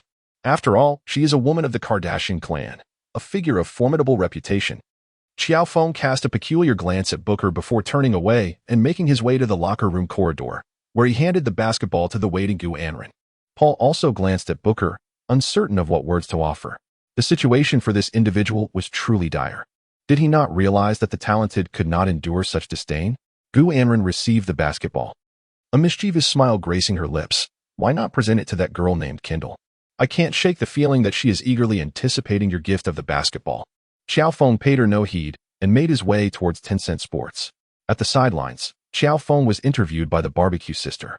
"Congratulations, Qiao Feng, on your victory. Congratulations to the Warriors for achieving a 3rd consecutive win." "Thank you." The barbecue sister swiftly delved into the core of the matter. "Qiao Feng, in this match, you nearly thwarted the Suns' Booker and Paul, achieving a remarkable tally of 9 steals and 9 blocks.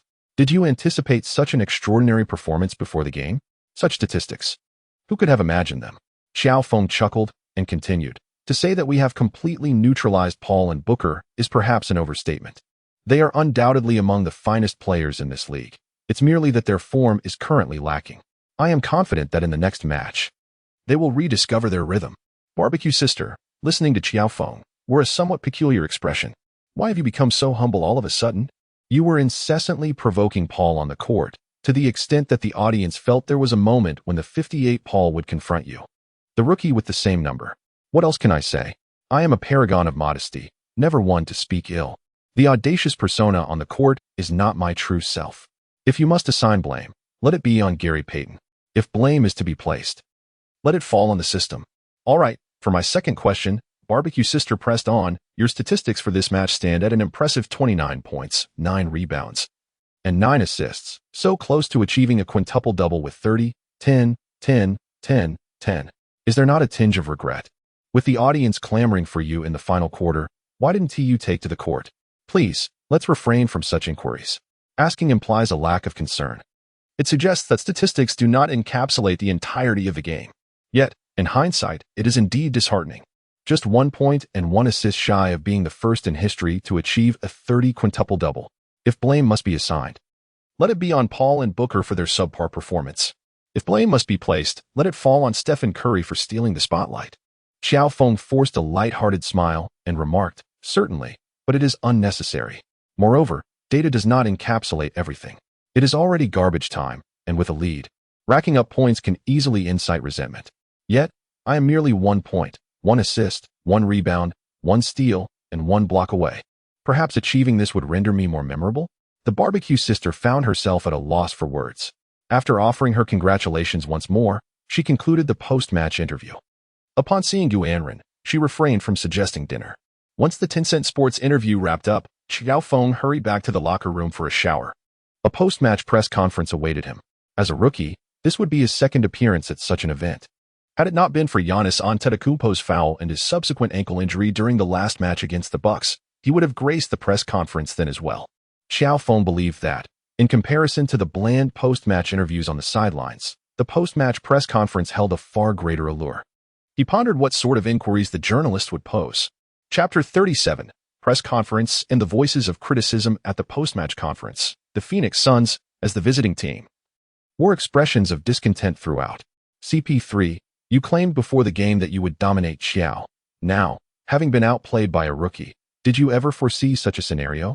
Paul, his demeanor grim, retorted, next time, I shall return with vengeance. Devin Booker, you declared your intent to shred Qiao. Yet now, before Kendall Jenner, you have been rendered invisible by a rookie's defense. What do you say to that? Booker's displeasure was palpable as he interrupted. My performance is in no way linked to that rookie's defense. However, amidst Qiao's 9 steals and 9 blocks, he had indeed contributed to 7 steals and 1 block. I have stated before, my performance has nothing to do with that rookie's defense. With that, Booker flung down the microphone and stormed out of the press conference. If a fine were to ensue, so be it. After all, a top-tier player would not be burdened by such trivialities. Paul remained. A journalist inquired, CP3. Do you not feel that a rookie incessantly trash-talking you on the court is rather disrespectful to an elder statesman? Disrespectful? It is nothing short of blatant disrespect. Paul was inclined to agree. Despite acknowledging Qiao Feng's sharp tongue, he recognized it as a display of skill, far removed from the lowly insults aimed at one's family. He merely stated, trash-talking is an integral part of the game. In stark contrast to the Suns' somber atmosphere during the post-match press conference, the Golden State Warriors maintained a convivial spirit for the majority of the time. After all, they were in their home territory. The predominant inquiries revolved around the quintuple-double. To this, Qiao Feng offered a response reminiscent of his previous remarks. Like the Venus de Milo, the beauty of imperfection holds its own charm. Qiao Feng initially crafted an image for himself as a sagacious philosopher. As the journalists began to perceive this novice as a member of the elite group, contemplating criticism, he retorted with a quip. I can assure you that had I taken the court back then, whether I would achieve a quintuple-double is another matter entirely. However, all of you present would undoubtedly report extensively on how the Warriors' number 58 disregards sportsmanship. His audacity to challenge the journalists endeared him to the audience. American journalists exhibit a peculiar disposition, When approached with politeness, they perceive insincerity. Yet, when one offers a playful jab or two, they feel an inexplicable camaraderie. In essence, if you express goodwill towards them, they are inclined to suspect ulterior motives. Conversely, if you critique them, they may stubbornly choose to regard it positively. One journalist inquired, "We have observed that in the first match, you closely emulated Klay Thompson, while in the second, echoes of Michael Curry were apparent. In this match, your steals, assists, and defensive maneuvers inevitably evoke memories of Gary Payton. Are you deliberately imitating their playing styles?" How might Qiao Feng respond? It is rather difficult to deny such matters, so he nodded, "Just as I study Klay Thompson's games. I invariably analyze my opponents prior to each match, while also considering whom I should emulate for that particular encounter. Thus, for this match, you chose to imitate Gary Payton?" "Indeed." Qiao Feng nodded and then suddenly became serious. Clearly, Mr. Glove's techniques, characterized by oppressive defense, no-look passes, and individual skills, still hold significant merit in this era. As soon as he uttered these words, he immediately garnered the affection of the crowd. Who does not appreciate a rookie who shows respect for the legends of the game? Naturally, during a Warriors game, one cannot avoid questions regarding Curry. In this match, Stephen Curry scored 49 points, sinking 10 three-pointers. As a teammate, how do you perceive his performance? A reporter inquired. "You know, I was essentially on the court with Steven the entire time. He is the kind of player who makes you feel that every one of his three-point attempts should go in." Qiao Feng shrugged his shoulders. A frown etched upon his face. "It perplexes me that out of those 7 missed three-pointers, 4 were from my passes, and he was in absolute isolation. Goodness, absolute isolation. Steven, the god of three-pointers, failed to convert those open shots. If even one of those 4 passes had found its mark, my assist tally would have soared into double digits. Should all 4 have succeeded, it would have equaled Klay's record for the most three-pointers in a single game. Furthermore, and perhaps most crucially, had he maintained his performance from the first half in the second, the Suns would not have crumbled, and I might have had the opportunity to step onto the court in the fourth quarter, potentially amassing a quintuple-double. This also lends credence to the argument that he is not a player who enhances his teammates' abilities." The reporters chuckled, clearly detecting the sarcastic undertone in Qiao Feng's final remark. One journalist, smiling, inquired, "So?" As he desired, Qiao Feng stated, "So, if blame is to be assigned, let it be directed towards Stephen Curry." The journalist found amusement in this. When asked about Curry, he beamed with joy, the gap between his front teeth reflecting his delight. The players' interviews were devoid of particularly luminous moments. The most adept at pretense was undoubtedly Coach Kerr. "You see, when fans reminded me that Qiao's statistics were just shy of a milestone, I pondered that if I allowed him to take the court, years hence, all that would remain in memory would be the rookie, number 58, known as Qiao, who achieved the unprecedented quintuple-double. Indeed, it is true. Perhaps padding statistics may become a blemish in the moment, but soon, the specifics will be forgotten. At that time, the stark figures will present the most vivid portrayal. Otherwise, why do certain superstars insist on scoring when their team is trailing in the fourth quarter? Does anyone genuinely believe it is an act of perseverance? When they choose to abandon the game, they exit faster than anyone else." Kerr continued, "Thus, I resolved to keep him off the court. This way, people would remember that the rookie, number 58, had the opportunity to attain a quintuple-double, only to be thwarted by the great and sagacious coach Steve Kerr." At this juncture, a glint of cunning sparkled in his eyes, an effect that could easily be accompanied by a fitting soundtrack and dazzling visual effects. In that moment, Curry understood why he always felt the floor was too slippery. It was because Kerr perpetually exuded an air of slyness. The press conference was jovial. However, outside the arena, amidst the fervent support of enthusiastic fans, dissenting and critical voices swiftly emerged, seemingly occupying a moral high ground. As a rookie, one should focus on playing the game well, rather than resorting to unseemly trash talk that disrupts opponents.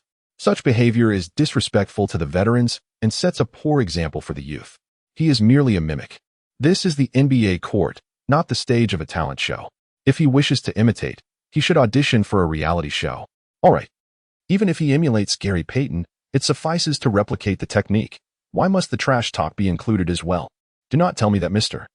Glove's banter is the very essence of defense. It is not something one can simply replicate with a bit of study. Who does he think he is? A keyboard? Can he simply Control-C and Control-V? No one can achieve such feats, unless he is a mischief maker, apocalypse, shapeshifter, disciple, or sentinel. Good heavens! Are we to raise an outcry against the incursion of mutants into the NBA? Merely a gesture seeking attention. Furthermore, some who have not even watched the games are quick to voice their opinions upon glancing at superficial reports. Oh, so that rookie only scored 20 points? 35 in the first game, 33 in the second, and now his decline seems rather precipitous. I observe that he is merely a character who achieves greatness upon debut, only to fade into obscurity thereafter. A fleeting novice, indeed. Chapter 38, The Kiss of Barkley and Hamilton's Dog. Will this be a transient phenomenon? Time shall ultimately reveal the truth. Is it merely an act of seeking attention? Qiao Feng couldn't help but feel that the special TNT program he attended today was merely a spectacle designed to attract attention. He cast a glance back at the oblivious donkey, full of lamentation. Poor donkey, you are about to follow in the footsteps of that predecessor. Who would have thought it would be the same person again? The donkey tilted its head and glanced at Qiao Feng. At that moment, the staff reminded him that it was time to take the stage. His name echoed in the air. Come now, go meet that man, regardless of your feelings. Qiao Feng led the donkey as he stepped outside. Qiao, Qiao, Qiao. It was evident that a considerable number of his fans had been arranged, whether genuinely or not. At the very least, the atmosphere of the event was palpable. Welcome to the special TNT program, The Kiss of Barkley. Kenny Smith rose to his feet, applauding enthusiastically. Barkley cast a glance at Qiao Feng and then at the donkey behind him, promptly turning to leave. Perhaps it was shyness. Smith quickly intercepted Barkley, while Qiao Feng blocked his escape route from the other side. Oh no, dear God, Qiao, why are you here? Realizing there was no way to evade the situation, Barkley reluctantly returned to his seat and addressed Qiao Feng, who was already occupying the central position. Come and fulfill your promise. Qiao Feng smiled and then explained to the audience. In truth, this program was launched just a few days ago. It was merely that I was unaware at the time. With this statement, he adeptly filled the gap left by the author's failure to inform him about Barkley's wager. Smith inquired, all right, Qiao. How do you assess Charles's bet? Barkley quickly interjected, I believe it is quite a commendable wager. What are your thoughts, Qiao? Qiao Feng adjusted his attire. It is widely acknowledged that, in the past, Charles was reluctant to believe that the Great Wall of China could achieve a score of 19. Yet, Yao Ming, with an impeccable shooting accuracy, secured 20 points, effectively silencing Barkley with undeniable statistics. In truth, what he wagered was a rather humiliating forfeit. Let us not dwell on those glorious bygone days any longer. Qiao Feng continued, in this day and age, Charles has made a similar choice. Thus we are graced with the advent of the 2.0 version of the Kiss of Barkley. We eagerly anticipate the 3.0, 4.0, and even higher iterations. No, you do not share our anticipation. The two exchanged playful banter, with Qiao Feng becoming quite animated. As for Charles Barkley's actions, I can only laud him as a fervent pursuer of the rear ends of donkeys, hoping he soon gathers every donkey's behind on this planet. Barkley appeared utterly speechless. Our anticipation has only grown. He added, oh, let me ponder, how many types of donkeys are there? Smith laughed uproariously, finding Qiao Feng's proposal exceedingly amusing, envisioning it as a potential staple segment for TNT. At the very least, it could become part of a lifetime series. Observing Qiao Feng's mischievous grin and Smith counting donkey breeds with his rather limited biological knowledge, Barkley interjected, all right, let us swiftly conclude this tedious program. How could we possibly wrap it up so soon? Qiao Feng retorted, as the central highlight of the show. The kissing of the donkey must naturally occur in the final segment. After all, we cannot allow Barkley to continue the program with lips that have kissed a donkey's rear. That would be quite unkind to the guests, the live audience, and those viewers at home. Qiao, your time with the Warriors has been brief. During the Summer League and the exhibition matches, your performance was rather lackluster. Why is it that once the regular season commenced, you appeared to be a different person? Smith raised a question that resonated with many. Although it may seem as though he has transformed, it is rather akin to having acquired a powerful enhancement. Qiao Feng pondered to himself, maintaining a smile on his face. I have been diligently studying. In our culture, there exists a proverb that states, when in Rome, do as the Romans do. During my previous time, I have been acclimatizing to the customs here. The first tactic is to create a diversion. So, are you suggesting that after becoming accustomed to this place, one can truly exhibit their capabilities? Barkley was reluctant to accept this notion. It is essential to recognize that the draft market is determined by one's past performances, training, and physical assessments. If the first tactic fails, then one must resort to the second. The art of storytelling. There is another saying, where there is a will, their essay way. You must believe that sometimes individuals can transcend prejudice and surpass their physical limitations. Qiao Feng smiled, a hint of nostalgia gleaming in his eyes as he recounted. When I was preparing to participate in the draft, neither the domestic media, some acquaintances, nor the press here held any expectations for me. After being selected as the 58th pick by the Warriors, nearly everyone believed I would merely occupy the last spot on the bench. Barkley pondered thoughtfully. Indeed, I was one among them. Smith nodded in agreement, including myself. Qiao Feng feigned a nonchalant emotional shift, expressing that, fortunately, our traditional culture boasts numerous remarkable figures who provide me with profound spiritual support, instilling in me the unwavering belief that physical limitations should not hinder competitive sports. Be like water, my friend, he proclaimed, concluding with a quote from Li Xiaoqing. As he spoke, his eyes radiated a resolute confidence. Barkley and Smith exchanged glances, realizing that such a light-hearted program was on the verge of becoming serious. That simply wouldn't he do. Barkley quickly chuckled. Qiao, lighten up. This is a comedic show. Your words are a bit too grave and not humorous at all. Smith found the atmosphere somewhat stilted. Yet, the audience actually reveled in this very awkwardness. Qiao Feng shrugged, contemplating that it was their decision to cease inquiring about his performance prior to the regular season. Barkley inquired once more. Joe, it is rumored that you are quite displeased with Stephen Curry's conduct? This naturally marked the onset of humor. Qiao Feng quickly immersed himself in the role. Indeed, my goodness. Charles, Kenny, my friends, if you had the opportunity to break the 5-point barrier, only to have it thwarted by a teammate's sudden outburst in a single quarter, how would you feel? Barkley displayed a fierce expression of indignation. I would retaliate in kind. Smith, equally enraged, added, I would recommend that the team trade that individual. Qiao Feng stifled a laugh and remarked, I am but a novice, lacking in authority. Thus, he went ahead and thoroughly bested him.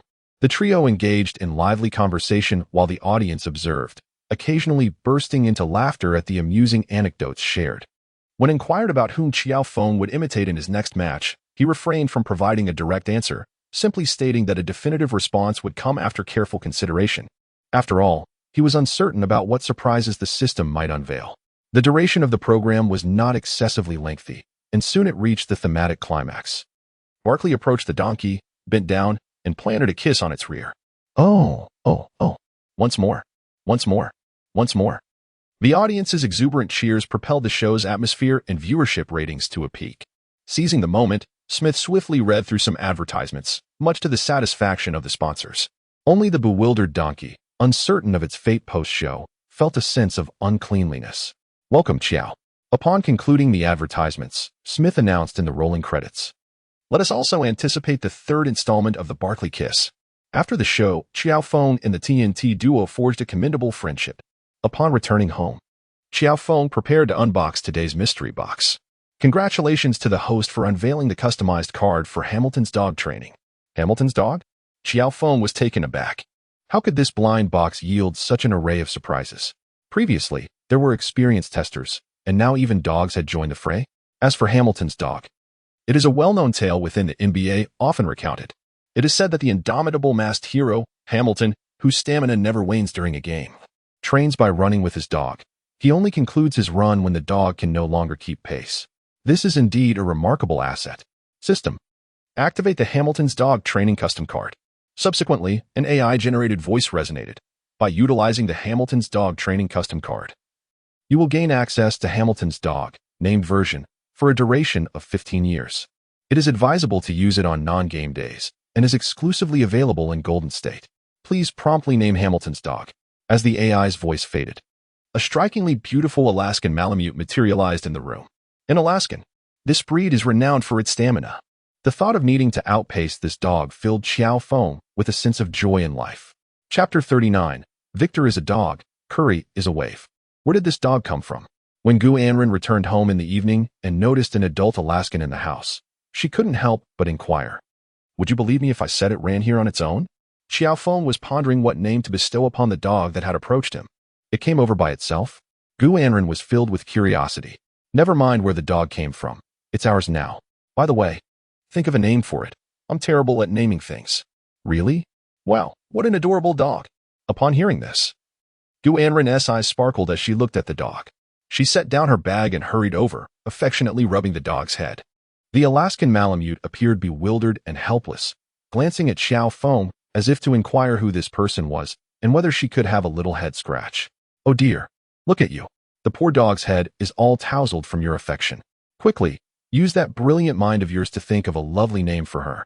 Qiao Feng sat upon the couch, harboring no intentions of rescuing it. After all, when a dog is in the company of a beautiful woman, both seem to be graced with an enchanting filter.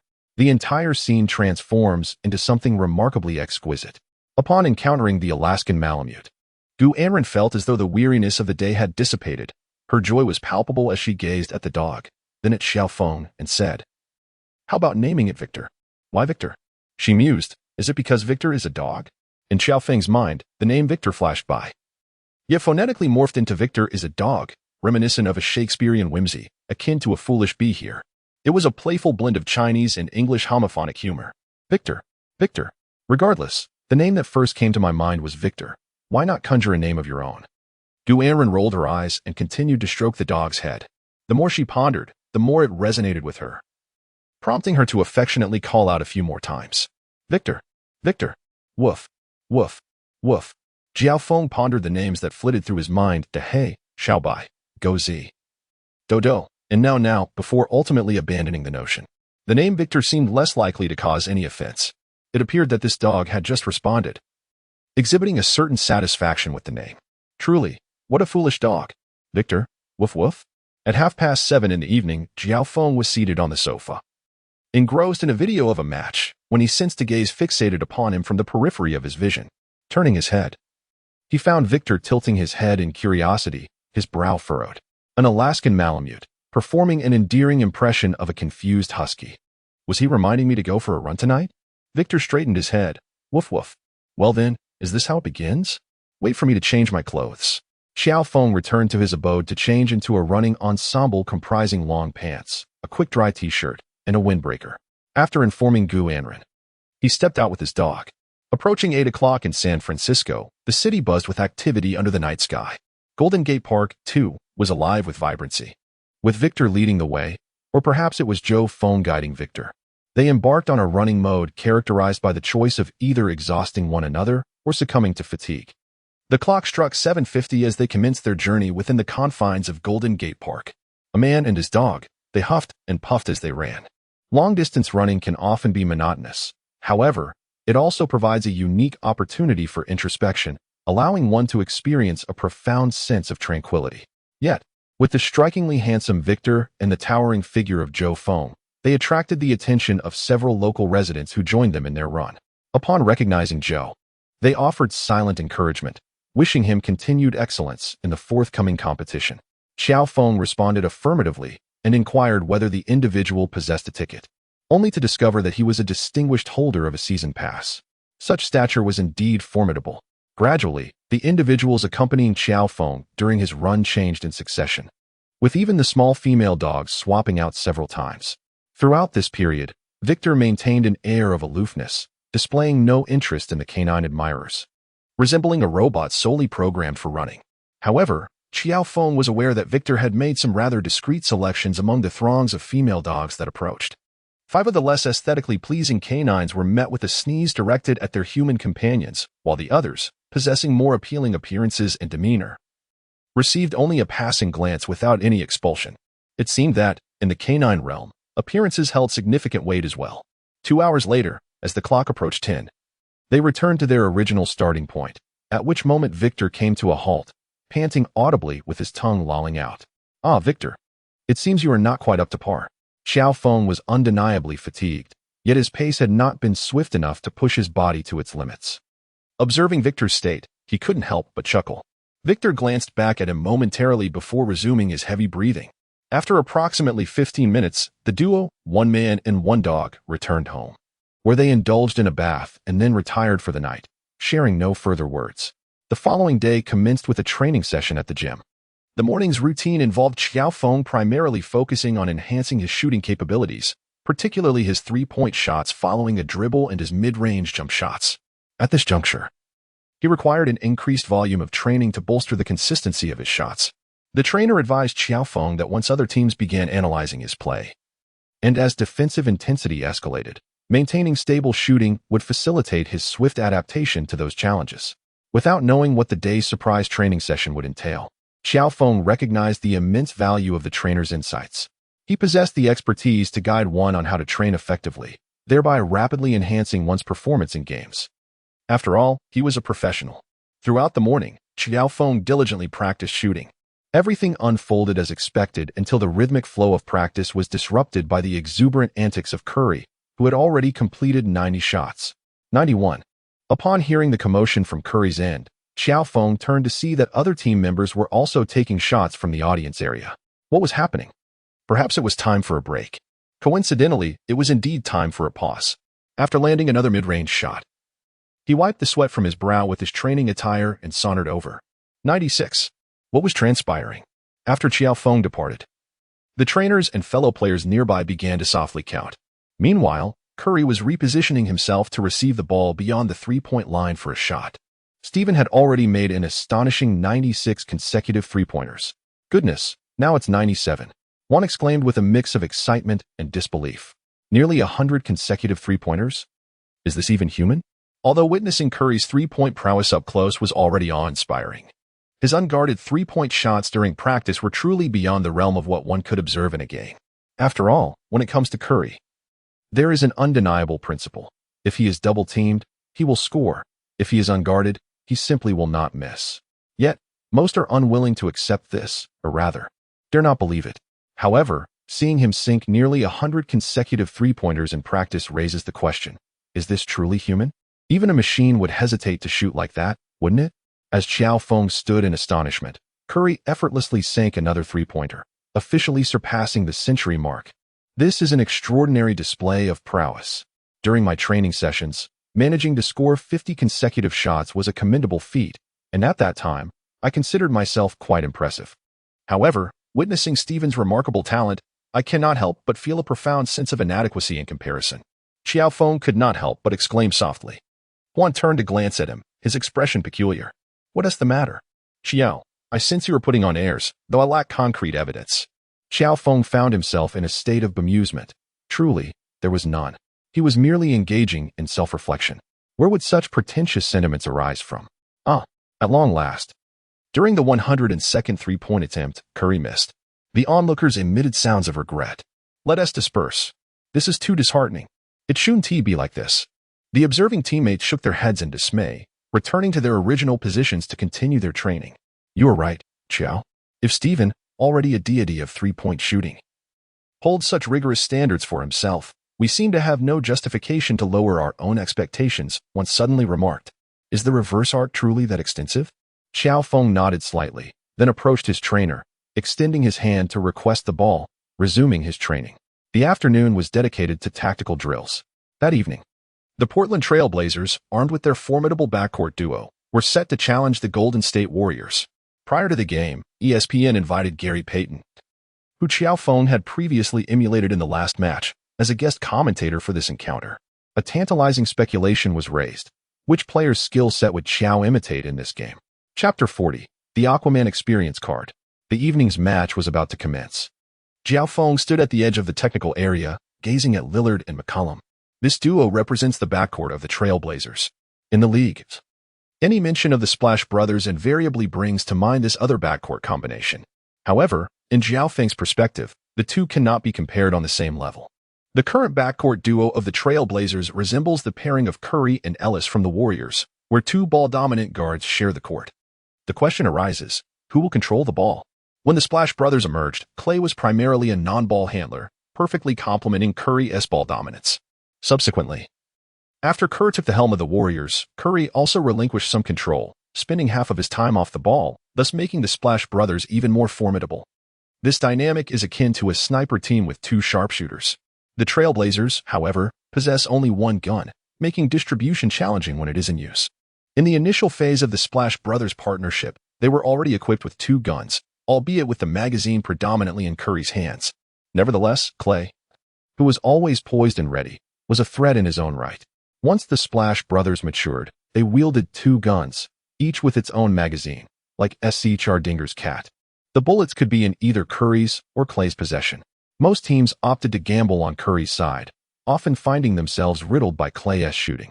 As the game was about to commence, Tencent Sports featured commentators Qiao Feng and Yang Yi, alongside Wang Xiaoqi, who was responsible for aesthetics. Qiao Feng brought up a recurring topic of conversation over the past few days: teacher Yang Yi. Who do you think Qiao Feng will emulate tonight against the Trailblazers backcourt duo? Reflecting on Qiao Feng's first 3 games, the first saw him embodying Clay, orchestrating a remarkable comeback against the Nets while narrowly missing Klay Thompson's record of 37 points in a single quarter. His appearance during garbage time seemed to have little connection to the Nets players. The second game against the Bucks was less apparent, but as many fans noted, his style indeed mirrored that of a bygone Michael Jordan, seemingly unrelated to any specific player on the Bucks. However, the third game against the Suns featured a pre-game verbal exchange, leading to speculation that he would imitate Peyton, utilizing his defense to confound Paul and Booker, a particularly targeted and debatable choice. A thick dossier lay before Yang Yi, indicative of his thorough preparation. Curiously, Qiao Feng inquired, "So, what is Teacher Yang's prediction?" Yang Yi replied calmly, "Against the Trailblazers, Qiao Feng will undoubtedly be tasked with defending Lillard. This is certain." Qiao Feng and Wang Xiaoqi echoed in unison. Yang Yi continued, "We must analyze how to defend against Lillard." Wang Xiaoqi remarked, "Lillard seems impossible to guard. It feels like when he raises his hand to check the time, his shot is even more formidable than Curry's three-pointer." Kevin remarked, "Indeed, when Curry takes a three-pointer, it seems destined to find its mark." Yang Yi initially nodded in agreement before shaking his head, stating, "While Lillard's three-point shooting is undeniably formidable, it lacks the same level of threat as Curry's. When Curry sinks a three, it instills a palpable fear in the hearts of opponents." Acknowledging the validity of this observation, Yang Yi proceeded to share his own insights. In analyzing the games over recent years, Klay Thompson has undoubtedly been among the top defenders against Lillard. Kevin's eyes brightened with recognition. "Yes, during that Western Conference Finals, Klay effectively neutralized Lillard." Yang Yi continued, "Indeed, Klay typically guards the opposing team's offensive linchpin. Therefore, in this matchup, I believe Qiao Feng need not emulate anyone. He should simply harness the defensive prowess he has developed, inspired by Klay Thompson." On the Tencent side, predictions were being made. The live broadcast team from ESPN, featuring Van Gundy, Mark Jackson, and Gary Payton, were also weighing in. Both Van Gundy and Jackson, former coaches themselves, speculated on whom Qiao Feng might emulate, mentioning both legendary figures and current players, with Klay Thompson frequently cited. "I believe it is best to continue the analysis from the previous game. By defending the Trailblazers backcourt duo, it is possible he could even achieve a quintuple-double." Gary Payton remained steadfast in his opinion, even sketching out his ideas. While not without merit, Van Gundy and Jackson exchanged glances, thinking, "You really believe you can imitate him?" After all, the spotlight was substantial. Since the start of the season, Qiao Feng, as a second-round rookie selected 28th overall, has delivered a series of explosive performances, capturing the attention of numerous experts, media, and fans alike, turning discussions about him into a trending topic. Riding the wave of popularity is an inherent trait of humanity. From the moment our ancestors discovered fire and recoiled from its heat, exclaiming in astonishment, they transitioned from a primitive existence to one of civilization, embracing warmth and community. Returning to the matter at hand, "Qiao, who will you be tonight?" Kerr suddenly inquired before the game commenced. Qiao Feng was momentarily taken aback, feeling a mix of amusement and exasperation within, yet maintaining a calm demeanor on the surface. "Coach, you shall see," he replied with a hint of irony. "Ah, keeping secrets from me, are we? Very well."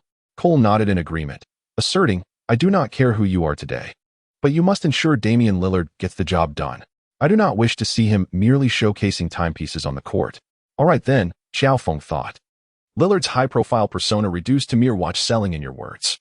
Qiao Feng felt uncertain within himself. However, he was quite eager to test the limits of defending against Lillard. Since the conclusion of the game against the Suns, he had begun to analyze the footage of Thompson's defense on Lillard. The essence of Thompson's defensive strategy against Lillard could be distilled into 3 key points. First, his movements are precise, avoiding unnecessary fakes, and he exhibits strength in physical confrontations. Second, when defending against pick-and-roll situations, he relinquishes the rolling center, thereby creating a double-team scenario on Lillard. Third, in defending against off-ball cuts, he clings to Lillard like a stubborn gum, offering no opportunities whatsoever. In summary, it is a consummate defense that permits no chances. At this moment, the players began to take the court, preparing for the jump ball. Qiao Feng stood on the field, simultaneously issuing a command to the system within his mind. System, open the blind box. In the next moment, a pleasant chime resonated. The melodious AI-generated voice of the system echoed, "Congratulations, host, you have unwrapped a Poseidon Experience card." Poseidon Experience card? System, you jest. Is this Poseidon the one who perpetually exudes the briny essence of the sea, or is it the one wielding a trident? Juxtaposed against another brandishing a rifle, Qiao Feng wore a bewildered expression. Regardless of the circumstances, he thought it best to give it a try. Surely, the system could not be so frivolous. Qiao Feng contemplated for a moment, then flashed a smile at Lillard across from him, decisively utilizing the Aquaman Experience card. Upon installation, a notification appeared. Using the Aquaman Experience card grants abilities related to Steven Adams. Rebounding 10. Offensive Rebound 8. Defensive Rebound 6. Finishing Ability 6. Pick and Roll Ability 5. Block Ability 5. Limited to 48 minutes. The experience cards obtained from the blind box can only be used in a single game and will be reset automatically after the match. Oh, so this is the Aquaman. How surprising it is that it is this Aquaman. Why is it this Aquaman? As he watched the game, he sensed something amiss. Go Warriors. Go Curry. Chapter 41. What to do when you can't help but want to play as a power forward. What if a shooting guard finds himself unable to control the urge to play as a power forward? For minutes into the first quarter, witnessing Curry effortlessly secure 2 offensive rebounds right before him, Qiao Feng contemplated posting on Bihu. The number of followers was scant. Kerr was quite pleased with the team's performance during those 4 minutes. Lillard felt as if he had returned to that year's Western Conference Finals, constantly accompanied by someone, inseparable, utterly inescapable. Let it go, Damien. No one can escape the domain of Aquaman. Qiao Feng felt remarkably at ease. Lillard, a man of few words, stood quietly in the corner, observing McCollum's one-on-one play. Curry's defense, though not weak, was challenged. Duong.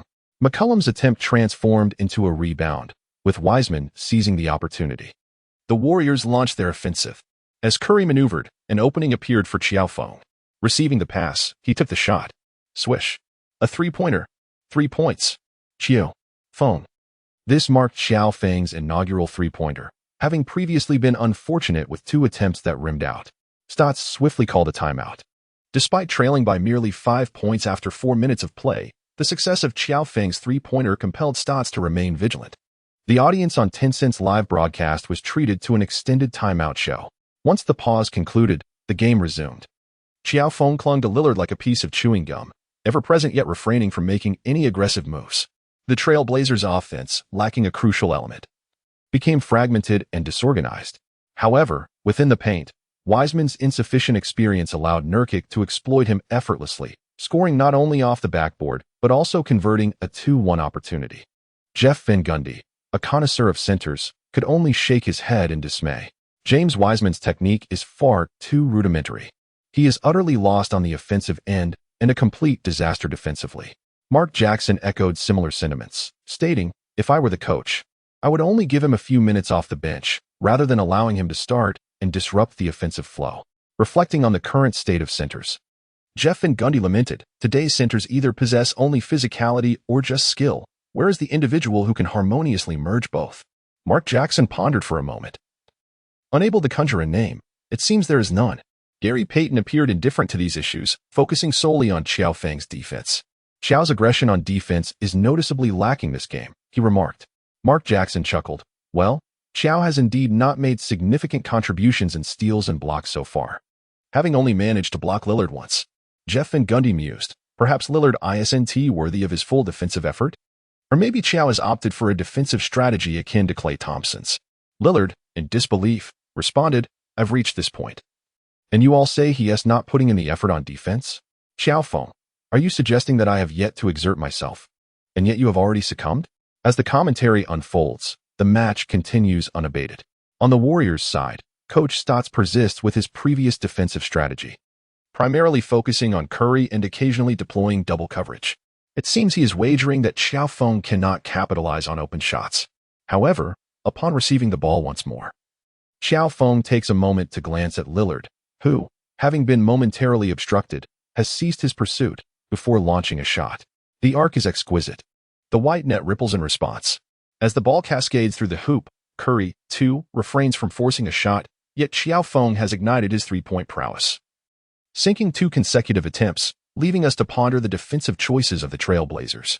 Qiao Feng quickly remarks, while Yang chuckles, "It is a formidable challenge." Coach Stotts has faced the Splash Brothers numerous times. If he had devised a countermeasure, he would have done so long ago. Indeed, Stotts finds himself at a loss, despite his presence at the technical area. After half a quarter, during an official timeout, not only has Qiao Feng gone on a scoring spree with 3-pointers at 3 of 5, but Curry has also managed 2 successful 3-point attempts. At the halfway mark, the score stands at 13-25, with the Trailblazers trailing by 12 points. Fortunately, at this juncture, Qiao Feng takes a breather. Trailblazers fans watching the live broadcast eagerly await Lillard's moment to shine.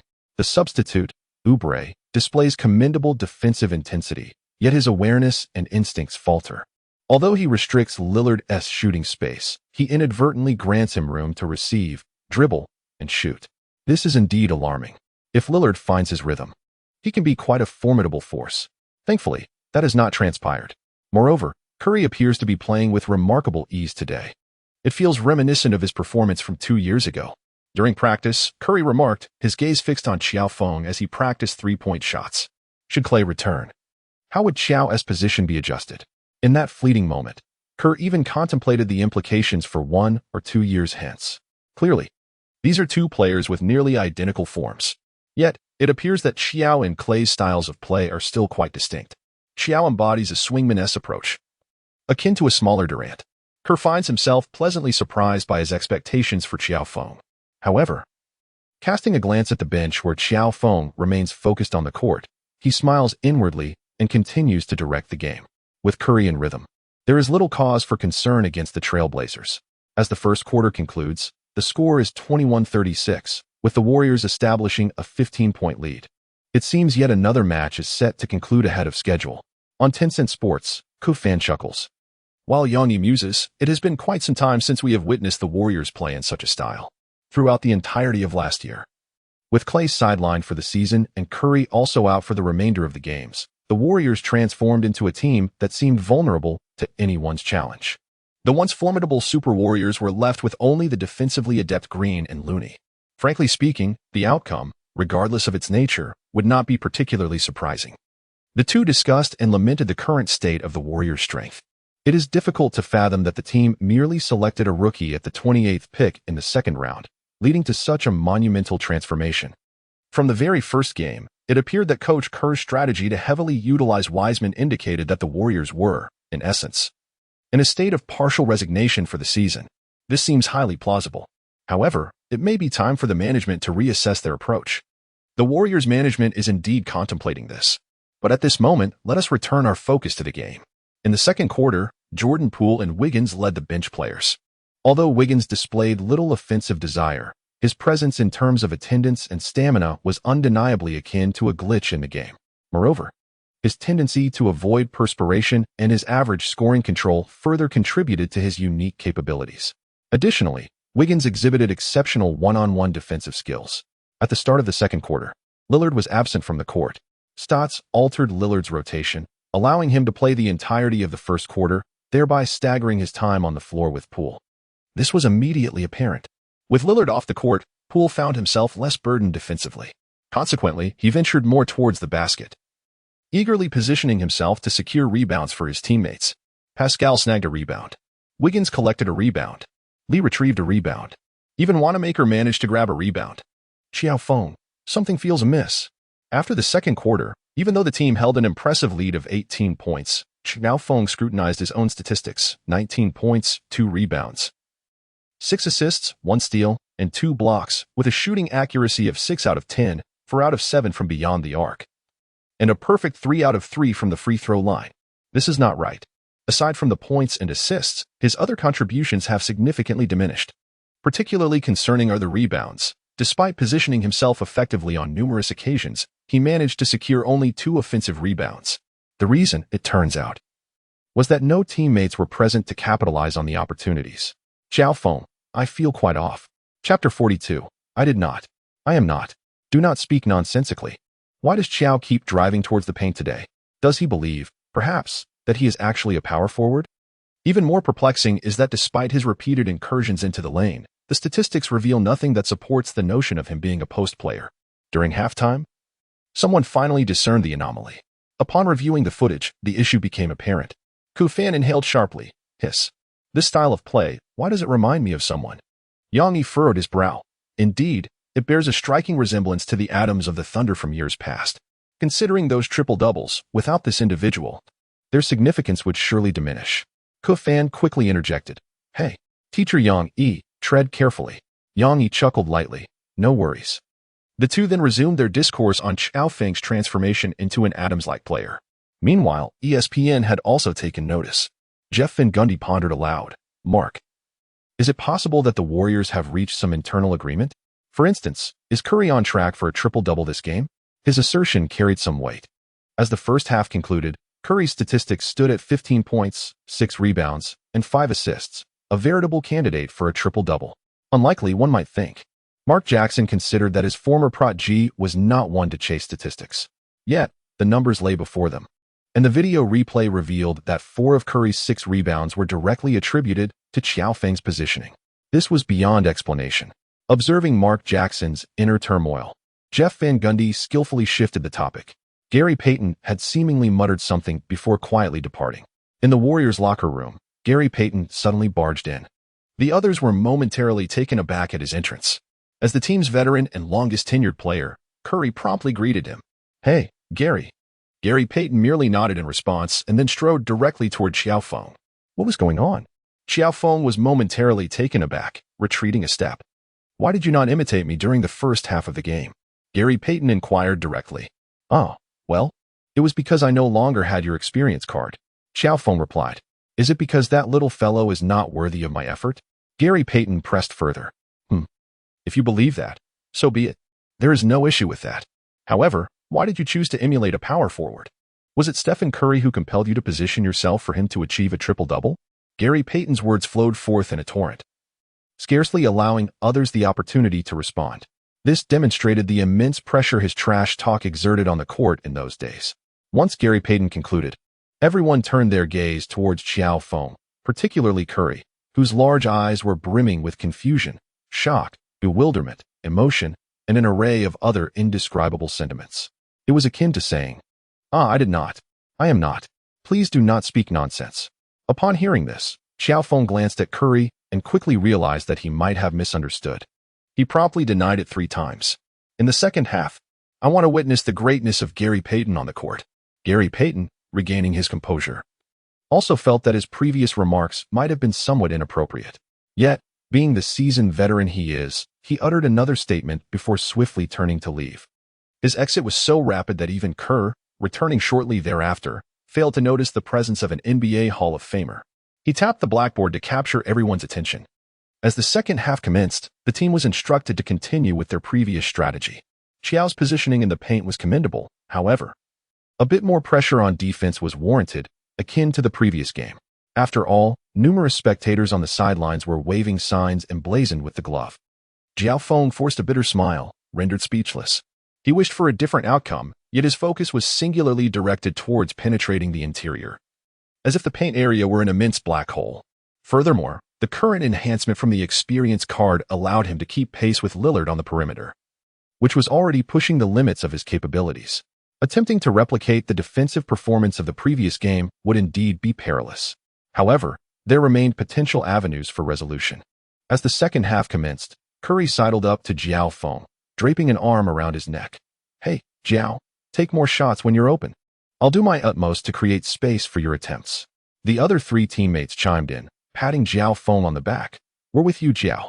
Confused. He replied, What's wrong with you all? I certainly didn't intend to box you out. Qiao Feng felt both amused and exasperated. Yet he found it difficult to articulate his thoughts. What occupied his mind now was how to effectively engage with Lillard. As the match commenced, Qiao Feng once again followed closely behind Lillard. Lillard, seemingly aware of his helplessness for most of the first half, wore a sullen expression and ceased to move into position, instead retreating into a corner. Even in disarray, one must maintain dignity. Indeed, this is the way it should be. Qiao Feng nodded slightly, casting a sidelong glance at Lillard before speaking. In this match, I prefer not to exert too much effort in defense. It would be splendid if you could simply remain outside of the offensive play. Lillard felt a twitch in his forehead. Are you threatening me? Indeed, I am threatening you. What? Do you dare to challenge me? If you insist on presenting me with a triple-double comprising steals and blocks, I would graciously accept. Qiao Feng forced a polite smile. FAQ. Lillard felt as though he might explode on the spot. At this moment, he finally comprehended why Paul had almost resorted to violence in the previous match. He then began to grumble about Paul. This rookie, if you don't give him a punch, will he simply sit out for 2 or 3 games? Saving his energy for the new year? Paul has betrayed me. Yes, this worked splendidly. Qiao Feng believed that his threats had taken effect, and he felt quite satisfied. Lillard could no longer contain himself. He was aware of Qiao Feng's prowess in steals and blocks. After all, both Paul and Booker, particularly the seasoned Paul, had suffered greatly at the hands of this rookie. He did not consider his ball-handling skills to be superior to Paul's. Thus, prior to the game, the coach had advised against excessive dribbling and one-on-one plays in front of player number 58.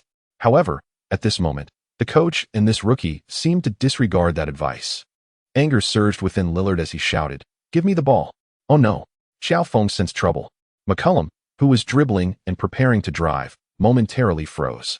Curry, quick on his feet, seized the opportunity for a stealthy steal. Well, that turned out well.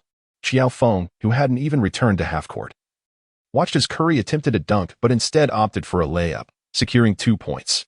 He raised an eyebrow at Lillard, teasingly remarking, "I heard you're a local from Golden State? Surely you aren't an undercover agent planted by the Warriors and the Trailblazers, are you?" Lillard could no longer restrain himself. He reached out for the ball, exclaiming, "Hand over that damn ball." And just like that, it was in his grasp. The spectators on the sidelines suddenly came alive. The cameras perked up, and the ESPN commentators were equally invigorated. Here it comes. Finally, Gary Payton, brimming with excitement, pounded the table and shouted, "Qiao, take him down." The entire crowd unified in a chant of Qiao, Qiao, Qiao. The audience erupted with anticipation. On the court, Lillard had only one thought. He aimed to dismantle Qiao Feng's defense through his offense. Meanwhile, Qiao Feng felt a twinge of anxiety. Goodness, these trash talkers are relentless. He had encountered a formidable opponent. Indeed, where there is pressure, there is resistance. Hey, do you know what a gargantua is? Have you seen Interstellar? That is a black hole. The defense you will encounter is an inescapable black hole. Surrender now, for within the realm of 58's gargantua, no one can evade. Although Qiao Feng felt somewhat anxious, the Payton-esque trash talk continued to loom as a threat. He could not afford to give Lillard any opportunity. This defense must succeed. If successful, at least in this game, Qiao Feng would usher in an era of intimidation. Chapter 43, There is always someone more perverse than you thanks to the encounters against the Suns, where he was subjected to 2 instances of foul calls for a round-the-arm violation by Paul, one in the front court and the other in the back court. Qiao Feng learned his lesson while defending Lillard. He extended his hand, but not completely. Lillard rhythmically dribbled the basketball, contemplating whether to drive or shoot. Qiao Feng gestured with both hands behind him, signaling to the others that there was no need to encircle. Lillard swayed from side to side. Qiao Feng merely utilized his exceptional lateral speed to keep pace and tower over him. Lillard became flustered. He suddenly dribbled the basketball behind his back and moved in pursuit, intending to employ a behind-the-back dribble to shake off the pesky defender. However, this was nothing more than a fanciful delusion. Even I could not escape Qiao with a behind-the-back maneuver. What chance did he have? Curry, witnessing the scene, curled his lip in disdain. Little did Lillard know. He had already fallen into his own rhythm. After executing the behind-the-back dribble, a shot was sure to follow. Yet, at the very moment he prepared to release the ball, bang! A resounding thud echoed, followed by a sudden heaviness in his hand. Qiao Feng's hand deftly intercepted the basketball, sending it tumbling to the ground. At that moment, Lillard's body was ascending, leaving him no time to react. He merely flailed his arms in a habitual motion, attempting a desperate shot in hopes of eliciting a whistle from the referees. However, the officials were already positioned, observing the play with clarity. What a magnificent steal! The referee marveled, nearly gasping in astonishment, almost causing the whistle to sound. After Qiao Feng executed a precise cut, a surge of joy filled his heart. He swiftly retrieved the basketball and propelled it forward, his body following suit as he sprinted towards the half-court. The other members of the Trailblazers reacted, but only McCollum had a chance, being the closest to half-court. Thus he was the first to pursue. Having completed his shooting motion, Lillard had no time for any awkward expressions and immediately focused on defense. At the very least, their attitude was commendable. However, channeling the spirit of a Sea King, Qiao Feng, upon reaching the 3-second zone, glanced back to find no one within a meter of him. He then leaped off his right foot, raising the basketball high. With a thunderous sound, he emphatically slammed the ball into the hoop. A steal. A direct steal. Fast break. Qiao Feng was on the fast break. Was he preparing to dunk? Oh, a dunk, a powerful dunk. Qiao Feng. Stephen rushed over, celebrating with Qiao, undoubtedly envious of his dunk. Pittman quickly reported that the previous game's dunk had turned into a layup, leaving him quite uncomfortable. But at this moment, everything was perfect. Everything flowed seamlessly. I always said, when defending a guard with such singular skills, simply increase the intensity. Running around the entire court was merely a waste of energy. Gary Payton finally felt at ease. Qiao's suffocating defense led to the steal from Lillard. After this play, who would still believe they could take on the Warriors rookie number 58 one-on-one? Mark Jackson inquired. It was just one steal. I think your expectations for this rookie are a bit too high, given the many formidable guards in the league.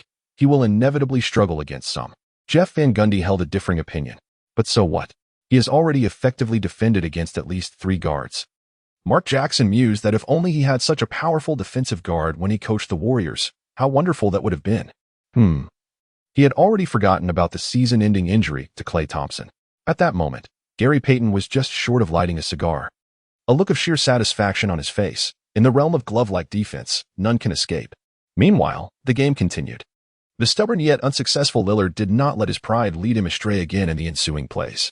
During the brief time Qiao Feng was off the court, he subtly promoted his watch, though without any ostentation, resembling a small-time vendor from years past, hiding an electronic watch or a disc in the inside pocket of his suit. Yet, after this defensive display, Qiao Feng successfully ushered in an era of intimidation. Not only did Lillard fall silent before him, but even the other Trailblazers who occasionally switched to defend against Qiao showed no inclination to provoke him. During the timeout at the end of the third quarter, Kofan smiled and remarked, "Well, Qiao Feng's defense is so formidable that it has rendered the Trailblazers unable to play." This game had completely evolved into a rhythm dictated by the third quarter's flow. Yang responded, "There's nothing that can be done. The Trailblazers indeed lack a player capable of decisive offensive maneuvers. Lillard still falls short, and McCollum is even less formidable." The Warriors once again clocked out after 3 quarters, exhibiting a robust start to this season. Teacher Yang, if you were to reassess, do you believe the Warriors might emerge from the Western Conference this season? The season has only just begun. Yang chuckled. Pondering for a moment, the current Warriors still lack a pivotal figure, someone who can seal the deal in the crucial moments of the game. Curry is too easily targeted. No changes. Even with Qiao Feng's explosive performance, there will be no alterations? Correct, no changes. What about Shao-Chi? Given the Warriors' performance, do you have any differing thoughts? We all see that the Warriors could win 4 games against Eastern Conference teams by next June, and that is no lofty ambition. Ha. Ho ho ho. Kofan and Yang found amusement in this. Winning 4 games against Eastern Conference teams in June? Isn't that tantamount to claiming the championship? Kofan retorted to Shao-Chi, is that not a modest expectation? Then what constitutes a high expectation? Shao-Chi chuckled, of course. It would be Curry winning the MVP and the Finals MVP. Yang casually remarked, you truly seem to have lost your sense of reason. While they jested. On the court, as the third quarter drew to a close, the score continued to widen under the bizarre circumstance that anyone encountering Qiao Feng would temporarily lose connection. At the end of the third quarter, the score stood at 75-98, with the Trailblazers trailing by a staggering 23 points. The game had not yet descended into complete garbage time. However, prior to the commencement of the fourth quarter, the Trailblazers' 5 starters and several key substitutes were not prepared to re-enter the fray. In front of the technical table for the Trailblazers stood a group of bench players at the end of the lineup. Stotts had already conceded defeat. Consequently, Kerr saw no need to send his main players back onto the court. The Warriors were on the verge of securing their 4th consecutive victory to start the season. And remarkably, 2 of those wins were by considerable margins. Curry recorded 25 points, 11 rebounds, 14 assists, and 2 steals. Not an overwhelming score, yet he successfully achieved a triple-double. Qiao Feng achieved a remarkable performance with 43 points, 3 rebounds, 7 assists, 4 steals, and 3 blocks, while other statistics remained modest. Yet, he surpassed the 40-point mark. This rookie is truly exceptional, having scored over 25 points in 4 consecutive games. In the opening quartet of matches, his total score reached 140 points, averaging 35 points per game. Across these 4 contests, he averaged 35 points, 6 rebounds, 5 assists, 5 steals, and 3 blocks. Due to his limited playtime in the fourth quarter of the first game, he only managed to accumulate points, alongside 2 rebounds, resulting in an average that, aside from scoring, appears rather unremarkable. When compared to the illustrious Wilt Chamberlain's rookie season, which boasted an astounding average of 37, 6 points, and 27 rebounds, it is hardly comparable. Furthermore, in comparison to Oscar Robertson's rookie season, where he averaged 5 points, 1 rebounds, and 7 assists, nearly achieving a triple-double, the disparity is evident. Alas, being a player for the Warriors can be quite disheartening. Qiao Feng pondered the historical single-game scoring record held by Chamberlain, a staggering 100 points, and felt as if there were no records left for him to shatter. "Qiao," the commentator noted, "you have made an astounding 28 three-pointers in your first 4 games, setting a terrifying new record." The previous record for three-pointers in the first 4 games was held by Lauri Markkanen, with merely 12. After the game, a charming ESPN reporter interviewed Qiao Feng and presented him with some intriguing statistics. "Oh, is that impressive? What about Curry? Where does he rank?" Perhaps sensing Qiao Feng's curiosity, the reporter replied, "Following you is Durant with 10 three-pointers, and as for Steven, in his first 4 games, he only made 3 three-pointers. His average was even less than 1 per game. Haha, only 3 in the first 4 games. Was Curry's start really that dismal? The three-point god, it seems, had a rather bleak beginning. Haha, his average was even less than 1. Qiao Feng endeavored to stifle his laughter, striving to appear more courteous. However, the beautiful reporter suddenly inquired with a smile, "Do you find it quite amusing?" It is particularly entertaining." As Qiao Feng glanced at the silently observing Curry, he remarked that his smile was merely a manifestation of the phenomenon of empathy, the cause not lying within himself. If blame were to be assigned, it would be directed at Curry for his unfortunate past.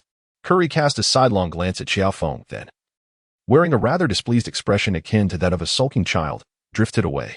Chapter 44. The training card for the spot-up shooting combo. Qiao, during this match, you did not imitate anyone else. Do you believe that within the Trailblazers, there exists no adversary worthy of such an endeavor? Questioned a reporter during the post-match press conference, attempting to stir controversy. That is a gross misrepresentation and utter fabrication. If you have the time, perhaps you should revisit the Western Conference Finals of 2018. Qiao Feng cast a glance at the reporter. Do you believe my defense is lacking? Or do you think Clay is not impressive? A splendid retort indeed. Congratulations, Qiao, on achieving over 40 points in this match. Throughout the game, particularly in the third quarter, you launched an impressive 20 shots, scoring 24 points. Was the team deliberately assisting you in accumulating points? What a provocative inquiry. The reporters today seem rather peculiar. Is this truly the media of Golden State's home court? If someone can ensure a near 50% shooting accuracy while racking up points, I see no fault in that. After all, basketball is fundamentally a game where the one who scores the most triumphs. Qiao Feng gazed at the journalist. Are you attempting to alter the rules of the game? Is it us who are in the wrong? He had assumed that with Qiao's defense weakened today, he might gain some advantage during the interview. However, it turned out that not only had his defense not faltered, but his offense had also intensified. How vexing. After the press conference, everyone returned to their respective homes, seeking solace from their mothers. Qiao Feng returned home and first had a brief meeting with his parents, Qiao Dad and Qiao Mom. They waited for Gu Anren to return so they could enjoy dinner together before he headed out for a stroll with Victor. On competition days, there is no need to run with the dog. Victor maintained his aloof demeanor, yet he exhibited a noticeably reduced resistance towards the approaching dogs. Victor, you must retain your composure.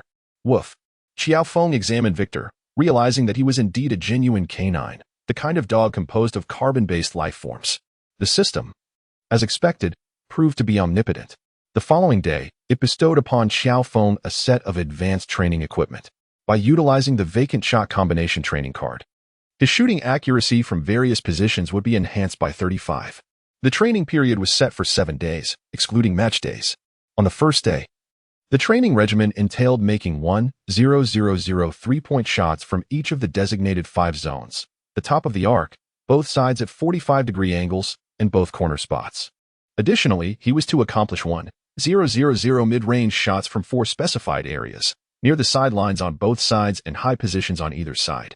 Notably, the system did not allocate any drills for the 3-second zone, perhaps because shots within that area were deemed layups rather than standard shots, making it an ideal zone for boosting overall shooting accuracy.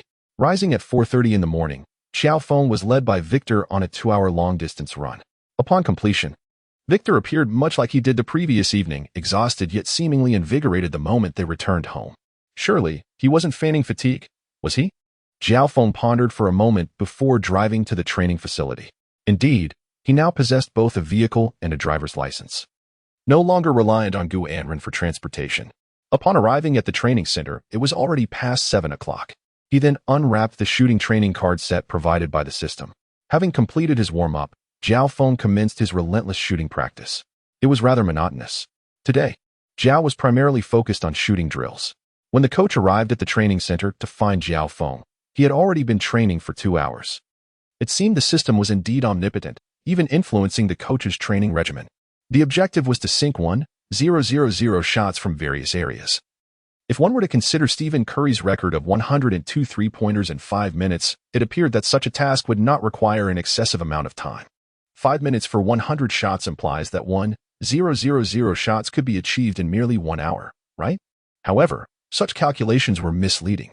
One must not forget that humans are not machines, they require rest, and fatigue inevitably sets in during shooting practice. Moreover, mindlessly shooting continuously is not the optimal approach to training.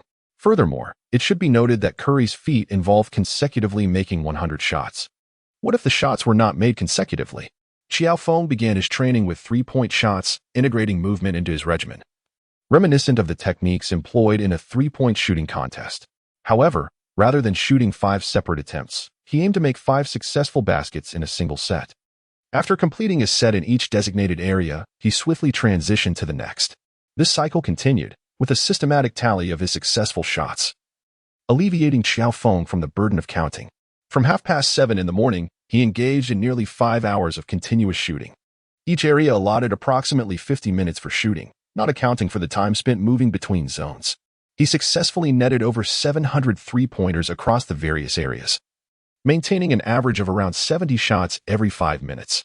While the pace was somewhat languid, it was unavoidable. He could not compare himself to a shooting machine like Curry. Moreover, it was unrealistic to expect a flawless shooting performance, as missed attempts also contributed to the elapsed time. After a break for lunch, he resumed training, feeling a significant recovery in his stamina. The repetition of the morning's practice seemed to have enhanced his shooting touch. In the afternoon, he completed 1,000 three-pointers in just an hour and a half, with the clock striking 2:30. Nevertheless, he was yet to tackle the 4 1,000 mid-range shots. With a slight ache in his arms and wrists, Qiao Feng realized that this comprehensive shooting training regimen was far from effortless. However, having embarked on this journey, he resolved to see it through, even if it meant doing so with a heavy heart. Luckily, he discovered that, in addition to mindlessly opening daily mystery boxes, the system endowed him with remarkable recovery abilities. After a game or a day of training, a good night's sleep restored him to a vigorous state, ensuring that his performance the following day remained unaffected. This augmented recovery capability, combined with the endurance he would develop in the future, was indeed a blessing. After sharing a laugh, Qiao Feng prepared to begin his mid-range shooting practice. Following a brief half-hour respite and some light treatment from the physiotherapist, he returned to the court to commence his mid-range training. Mid-range shooting was not Qiao Feng's forte. He had practiced it sparingly in the past. In this era, mid-range shots had somewhat diminished in prominence, with the focus primarily on either layups or three-pointers. While there were certainly players excelling in mid-range shooting, their numbers had dwindled compared to a decade ago. Although Qiao Feng seldom utilizes mid-range shots, his proficiency in capitalizing on open training opportunities surpasses his three-point shooting percentage. Moreover, the shorter distance significantly reduces both the difficulty of the shot and the exertion required.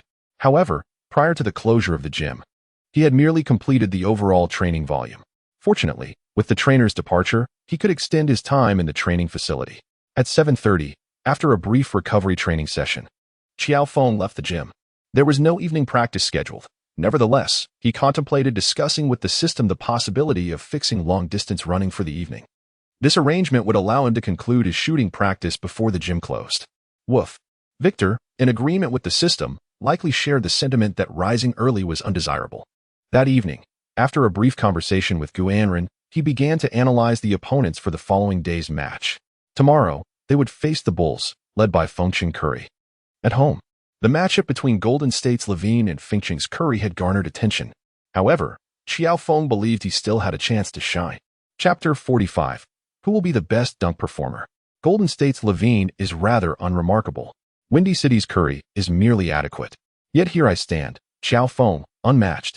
Qiao, what are you mumbling about? Could you perhaps speak in English? During warm-up training prior to the game against the Bulls, Juan overheard Qiao Feng muttering to himself and couldn't help but inquire. Haha, I'm not saying anything at all. Qiao Feng's gaze shifted away from Lavin, who was practicing three-pointers on the opposite half of the court, as he let out a dry chuckle.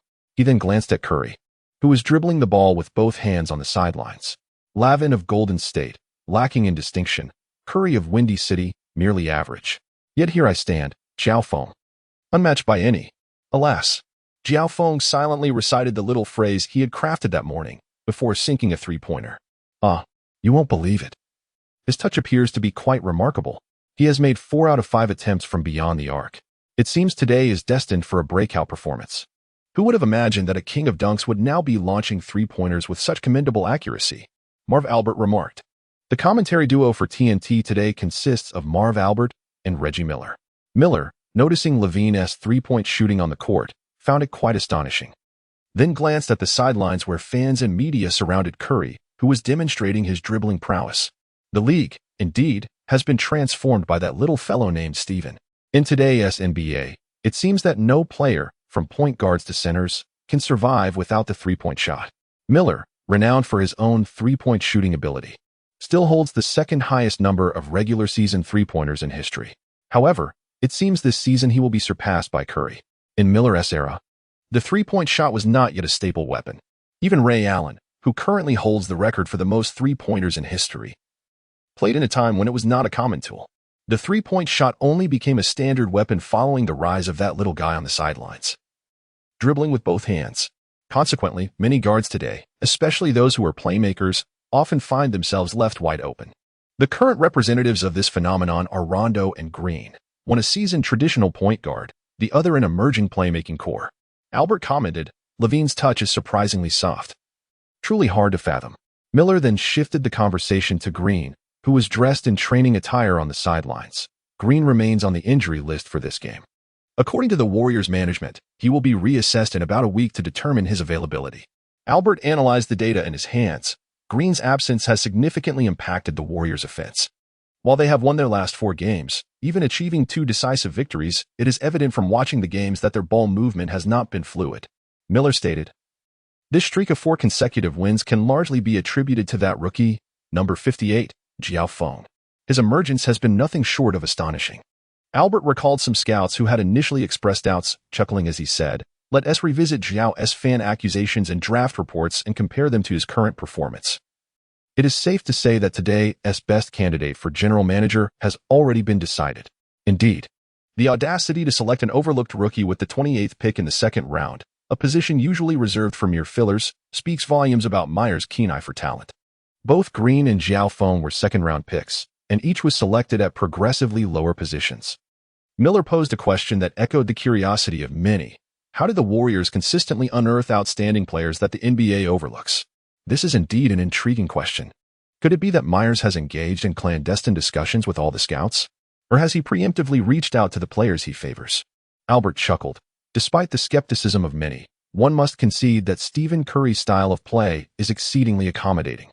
Whether for rookie sensations or those on the periphery of the league, Miller played the supporting role. Why do you assert this? Because the Warriors system enables players of average physical attributes, but possessing sufficient basketball intelligence to garner a fair share of playing time. As long as Curry is present, the Warriors' margin for error expands infinitely, permitting less skilled players to make certain mistakes. With Curry's magnetic allure, he provides ample opportunities for open shots. If one cannot even convert open looks, well, perhaps it's time to exit the NBA. Miller realized that Albert had covered everything, relegating him to mere comic relief. So he deftly shifted the topic. Let us discuss the Warriors rookie Joe. His remarkable performance, coupled with an intriguing ability to emulate others, has garnered him considerable popularity. Indeed, predicting who Zhou is appears to be evolving into a new trend within the league. We too must venture a prediction. This is quite a challenge. Albert remarked, as it stands, we have only 4 games to reference. The first 2 can be disregarded. In the latter 2, it is evident that Zhou's emulation targets primarily align with the principal defensive players he faces in each game. Precisely, in this encounter, the Bull's Levine should be his primary defensive focus. Indeed, guarding Levine should pose no greater challenge than defending Lillard. So, in this match, Zhou need not imitate anyone else, where he could simply continue emulating Klay Thompson from the previous game. Speaking of Klay Thompson, how formidable will the Warriors be upon his return? I suspect no one would relish facing them. That seems likely. Zach, I am your defender today, Qiao Feng stated, looking at Levine before the game commenced. Levine, unfamiliar with the reference, nonetheless adhered to the principle of bravado, responding, "That's my good fortune." Indeed, Levine is not one to engage in trash talk. How many in the current NBA are adept at such banter?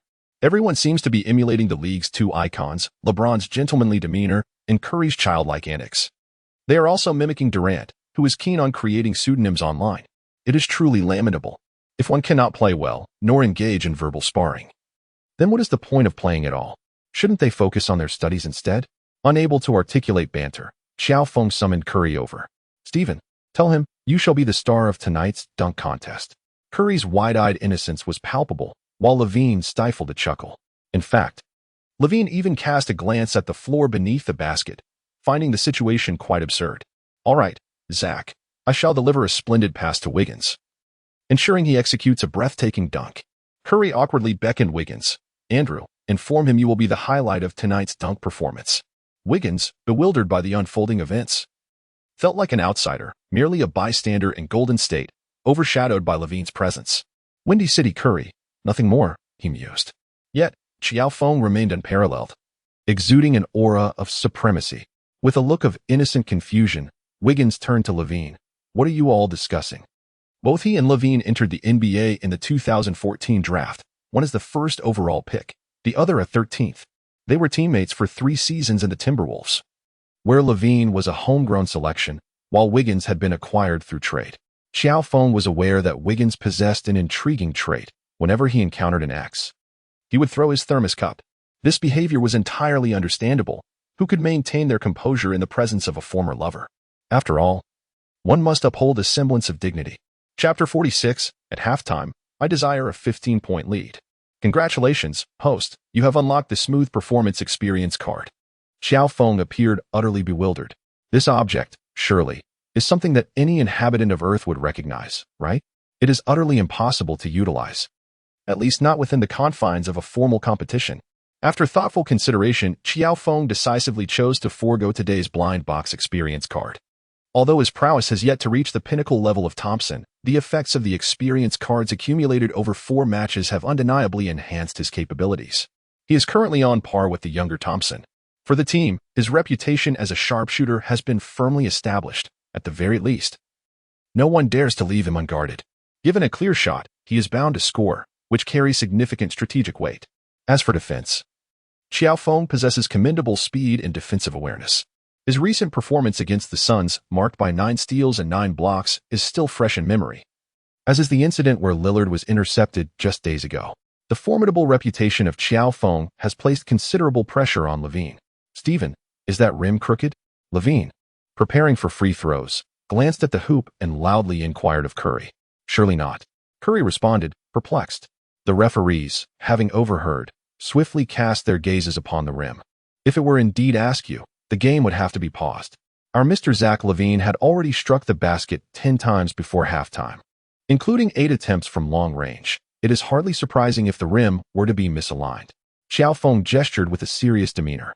Levine and Curry, along with the referee, hesitated, contemplating whether to issue a technical foul to the rookie, given the suspicion of time wasting. Ding. Affected by the pressure, Levine's 2 free throws turned into 2 clangs against the rim. Surely, the hoop must be askew. He requested the staff to check it during halftime. Qiao Feng addressed Lavin, who looked helplessly at Wiggins. "Isn't anyone going to intervene?" Wiggins turned a blind eye, preoccupied with thoughts of how amusing it would be to dunk over his former teammate. At that moment, Qiao Feng made a swift cut, utilizing Chris's screen to create ample shooting space. Curry, quick on the uptake, delivered yet another assist. As Qiao Feng sank the three-pointer, he spread his arms toward Lavin, exclaiming, "See? Shooting is really that simple. Just release the ball and watch it go in. That's all there is to it. I can't believe you. You little rookie, you're quite the trickster." Lavin realized that his shooting rhythm was unlikely to return today, and strangely, every time he thought of shooting, his mind echoed with a resounding thud. Consequently, he began to attack the rim. Although the sound remained thundering, he managed to reap some rewards. In this era of basketball, players bold enough to challenge the rim generally found some measure of success, as the rules were decidedly unkind to defenders. "Sir, I certainly did not commit a foul. I jumped straight up." "Sir, I did not foul." Referee. After being called for 2 consecutive fouls, Qiao Feng lost his temper and yelled at the referee, ultimately receiving a technical foul. Curry rushed over to pull Qiao Feng away. "Oh no, the referee is getting serious." To be fair, Qiao Feng's defense during those 2 plays was exceptionally clean. It is well known that the referees at the Warriors' home games are particularly adept at favoring the visiting team. The crowd erupted with chants on the screen. "Referee sucks. Referee sucks. Referee sucks." The audience joined in booing the officials. Fortunately, the rim was ours. It would neither betray the home team nor favor the visitors. Once calmed, Qiao Feng stood poised at the free throw line, glanced at the hoop, and declared loudly, "Here it comes." With that, he launched the ball, striking the rim. Qiao Feng fixed his gaze upon the referee, whose expression was inscrutable, rendering it impossible to discern any sign of anger. The Warriors on the sideline struggled to suppress their laughter. "Qiao, come here." Coach Kerr, anxious that the referee might be provoked into issuing another technical foul, hastily summoned Qiao Feng over, mindful of similar incidents in the past. Subsequently, Levine successfully converted his second free throw. As Qiao Feng observed Coach Kerr, he exclaimed, "Coach, you are aiding the enemy. Surely, you haven't betrayed us, have you?" The large screen mischievously focused on Kerr, who, feeling unjustly accused, promptly called a timeout without devising any particular strategy, for the team still held a lead. Yet, it was not a double-digit advantage. Although it felt gratifying to dominate the opponent, a larger margin would only amplify the joy. With 4 minutes remaining until halftime, Kerr, with a stern expression, declared, "Before the half concludes, I demand a 15-point lead." The other coaches were somewhat taken aback. How long had it been since they dared to think this way? However, the mere thought ignited a thrill. It was not just about achieving a 15-point lead, it was about the audacity of demanding such dominance. Though aware that Kerr was diverting attention from his supposed betrayal, Qiao Feng could not help but feel exhilarated by the words, a fire inexplicably igniting within him. "All right, coach." He instructed the starting 4 to replace Wiseman with Juan, re-entering the game. Over the course of 4 matches, Kerr had come to realize that Wiseman could not keep pace with the team's offense. Rather, one exhibited a hint of Green's essence. Though his offensive prowess left much to be desired, his passing instincts were commendable. As the game resumed, Levine cast a glance at Qiao Feng, momentarily taken aback. What was happening? Why did it feel as though this guy were a predator? Before he could process this, he noticed the Warriors swiftly repositioning, each player executing screens and cuts. The Bulls' proud defense was suddenly shattered. Curry, utilizing the screens provided by his teammates and the opposition, successfully created an open shot. Wiggins passed the ball, assisting Curry in sinking a three-pointer. The Bulls were on the offensive. Qiao Feng's defense against Levine appeared somewhat lax initially. However, as Levine received the ball and prepared to penetrate the paint once more, seeking a foul to reach the free throw line, Qiao Feng's defensive intensity suddenly surged. He physically pressured Levine's dribble with formidable strength, employing his long arms to envelop Levine, denying him any opportunity to drive past. Qiao has truly elevated his defensive prowess, Albert exclaimed. Indeed, Levine found himself in a predicament. Qiao's current defensive reputation precedes him. Miller watched with great interest, although offensive plays are universally adored. Exceptional defense equally captivates the audience. Unable to advance straight, Levine prepared to pivot and back down. Yet, in that fleeting moment of his turn, Qiao Feng swiftly maneuvered in front of him, executing a precise and decisive steal of the ball from Levine's grasp. A theft. Once again, a theft. After Qiao Feng intercepted the ball, he noticed someone had already dashed past half-court, donning the colors of the home team. Without hesitation, he launched the basketball from behind while exclaiming, "Dunk it." Upon turning to glance back, he was taken aback to discover it was none other than Zach LaVine of the Golden State Warriors. "Oh no, please don't dunk. Whatever you do, don't dunk." However, at that moment, Curry was already in the zone, his mind consumed by the move of dunking over Shaquille O'Neal. As he received the ball, he found himself standing on the free throw line. A Lavine-style dunk originating from the free throw line was beyond his imagination. Curry continued to dribble, nearing the basketball, and then leaped with great force. Thud! His initial attempt met the rim with a resounding clank. Fortunately, the Bulls assumed he would score, and no one was there to defend him. Consequently, upon landing, Curry felt no embarrassment, quickly retrieved the ball, and prepared for another attempt. After all, could anything be more humiliating than the infamous slip and slide incident? Naturally, Curry had a plan. Should he successfully execute a second dunk, it would effectively alleviate the awkwardness of the previous attempt. Yet, he pondered, what if his layup went awry? That would be even more embarrassing. After contemplating, he leaped again. Thud! The second attempt also met the rim with a heavy thump. Curry had become a laughingstock. Chapter 47. The trade of 3 bags of popcorn. What to do? How can one suppress laughter? Oh my goodness, this is simply astonishing. Covering his mouth. I must not laugh. After all, he is our leader. I cannot laugh. I absolutely must not laugh. Pfft, ha ha ha ha. I am invisible. I am invisible. On the Warriors' bench, some stifled their laughter, covering their mouths with varied expressions. Though they appeared somewhat pained, Coach Kerr concealed his face, staring down at the floor. But it was the floor's fault. The Bulls' bench, however, was quite elated. Though they restrained their laughter to maintain respect for Curry, refraining from excessive celebration, Levine glanced at Qiao Feng, questioning, was this all part of a premeditated plan? Qiao Feng shook his head, stating that any design must be of exceptional quality. Moreover, today was not a particularly noteworthy day. Raven pondered for a moment and remarked that the author had published the piece around New Year's Day. Qiao Feng suddenly realized, that is indeed the case. Lavin raised an eyebrow. Are you not going to assist? Qiao Feng shook his head, stating that in such times, the best course of action is to grant him ample invisibility. Raven nodded in agreement, exclaiming, what a master. Qiao Feng grinned and said, I concede, I concede. The basket beneath was empty. Curry picked up the basketball that had fallen on the floor, aimed carefully, and successfully shot it into the hoop, finally letting out a sigh of relief. How embarrassing. He wished he could find a crack in the floor to hide in. At the same time, he pondered whether he should consult O'Neal about the possibility of only attempting one more dunk after failing twice. Would that qualify him for the top 10 fails? With his head bowed, he jogged toward half-court. The audience was left dumbfounded, exchanging bewildered glances. They were at a loss for how to react, as such a spectacle was entirely outside their realm of experience. After all, when Curry had previously showcased his slippery mishap, it had been in an away game. With the Lakers fans in attendance, their reactions had been inconsequential. Now, playing at home, laughter felt decidedly inappropriate. Observing in silence was equally awkward. Surely this was just an accident. Miller was a good guy.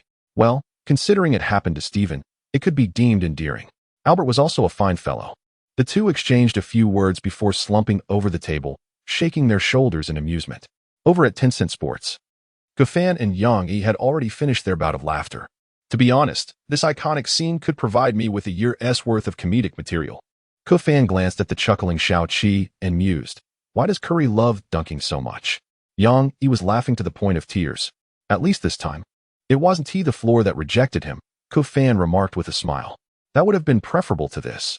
If he had slipped, at least we would have had an excuse.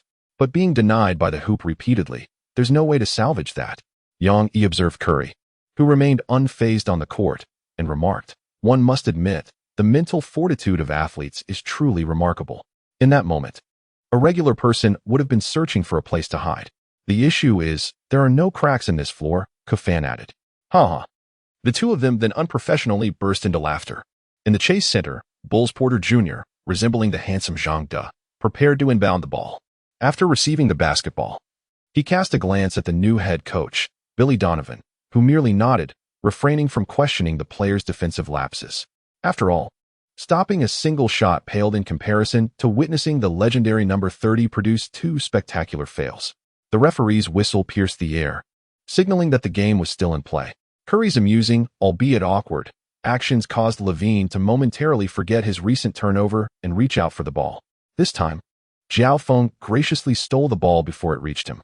Curry dashed out once more, but the Bulls responded swiftly, denying him any opportunity to maneuver with the basketball.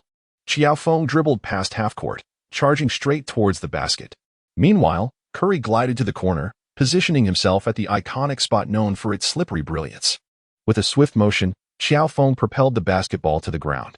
"Steven, shoot it." Upon receiving the ball, Curry's gaze was solely fixed on the hoop. "Shoot it." Whoosh. Swish. "Oh, what a marvel." Curry scores a three-pointer. Pittman quickly exclaimed. This three-pointer from Steven should momentarily eclipse the memorable instances where he was denied by the rim on 2 consecutive occasions, don't you think? Albert chuckled. "Perhaps that is unlikely." Miller pondered and candidly shared his perspective. "Indeed, whenever I think of a slam dunk, I envision Steven relentlessly challenging the rim with the basketball in his hands." Albert struggled to suppress a laugh. What will the Bulls do next? They are trailing by 16 points. Miller awkwardly shifted the topic. With Curry's three-pointer, the Warriors surged ahead, scoring 8 consecutive points and establishing a 16-point lead over the Bulls, thus fulfilling Coach Kerr's requirement for a 15-point advantage. He shrugged his shoulders.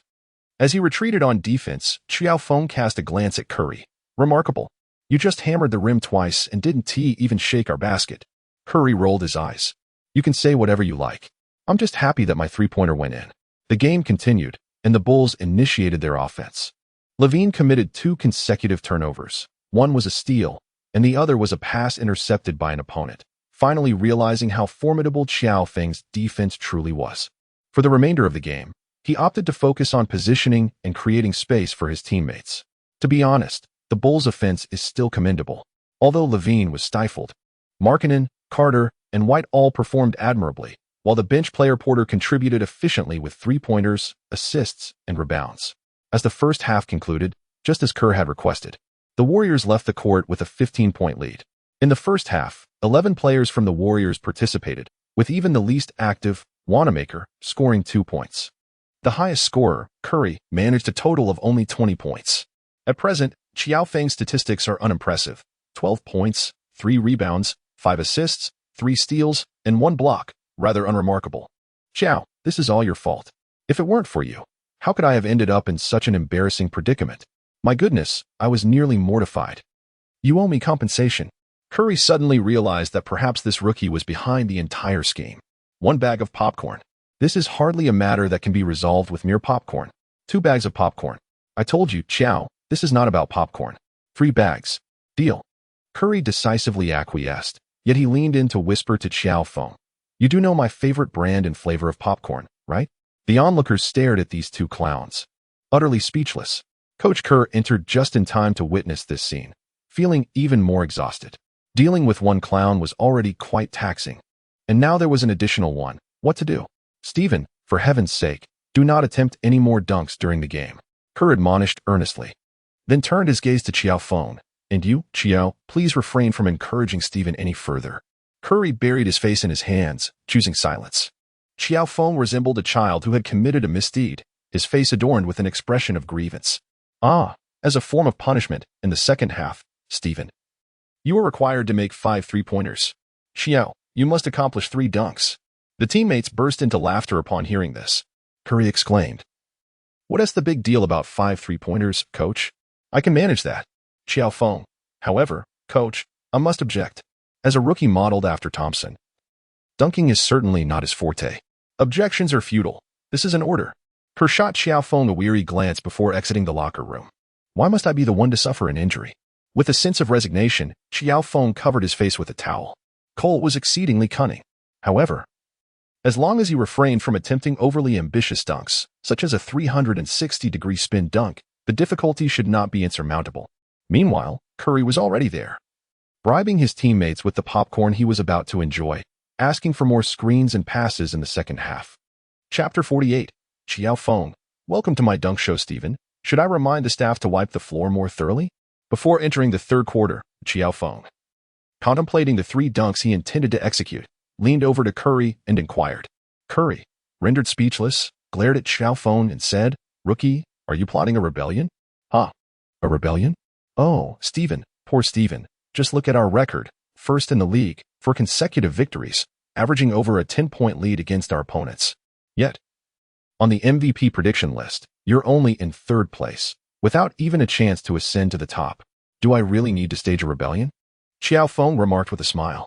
Curry, Regarding the official MVP predictions, being placed third is something he cannot contest.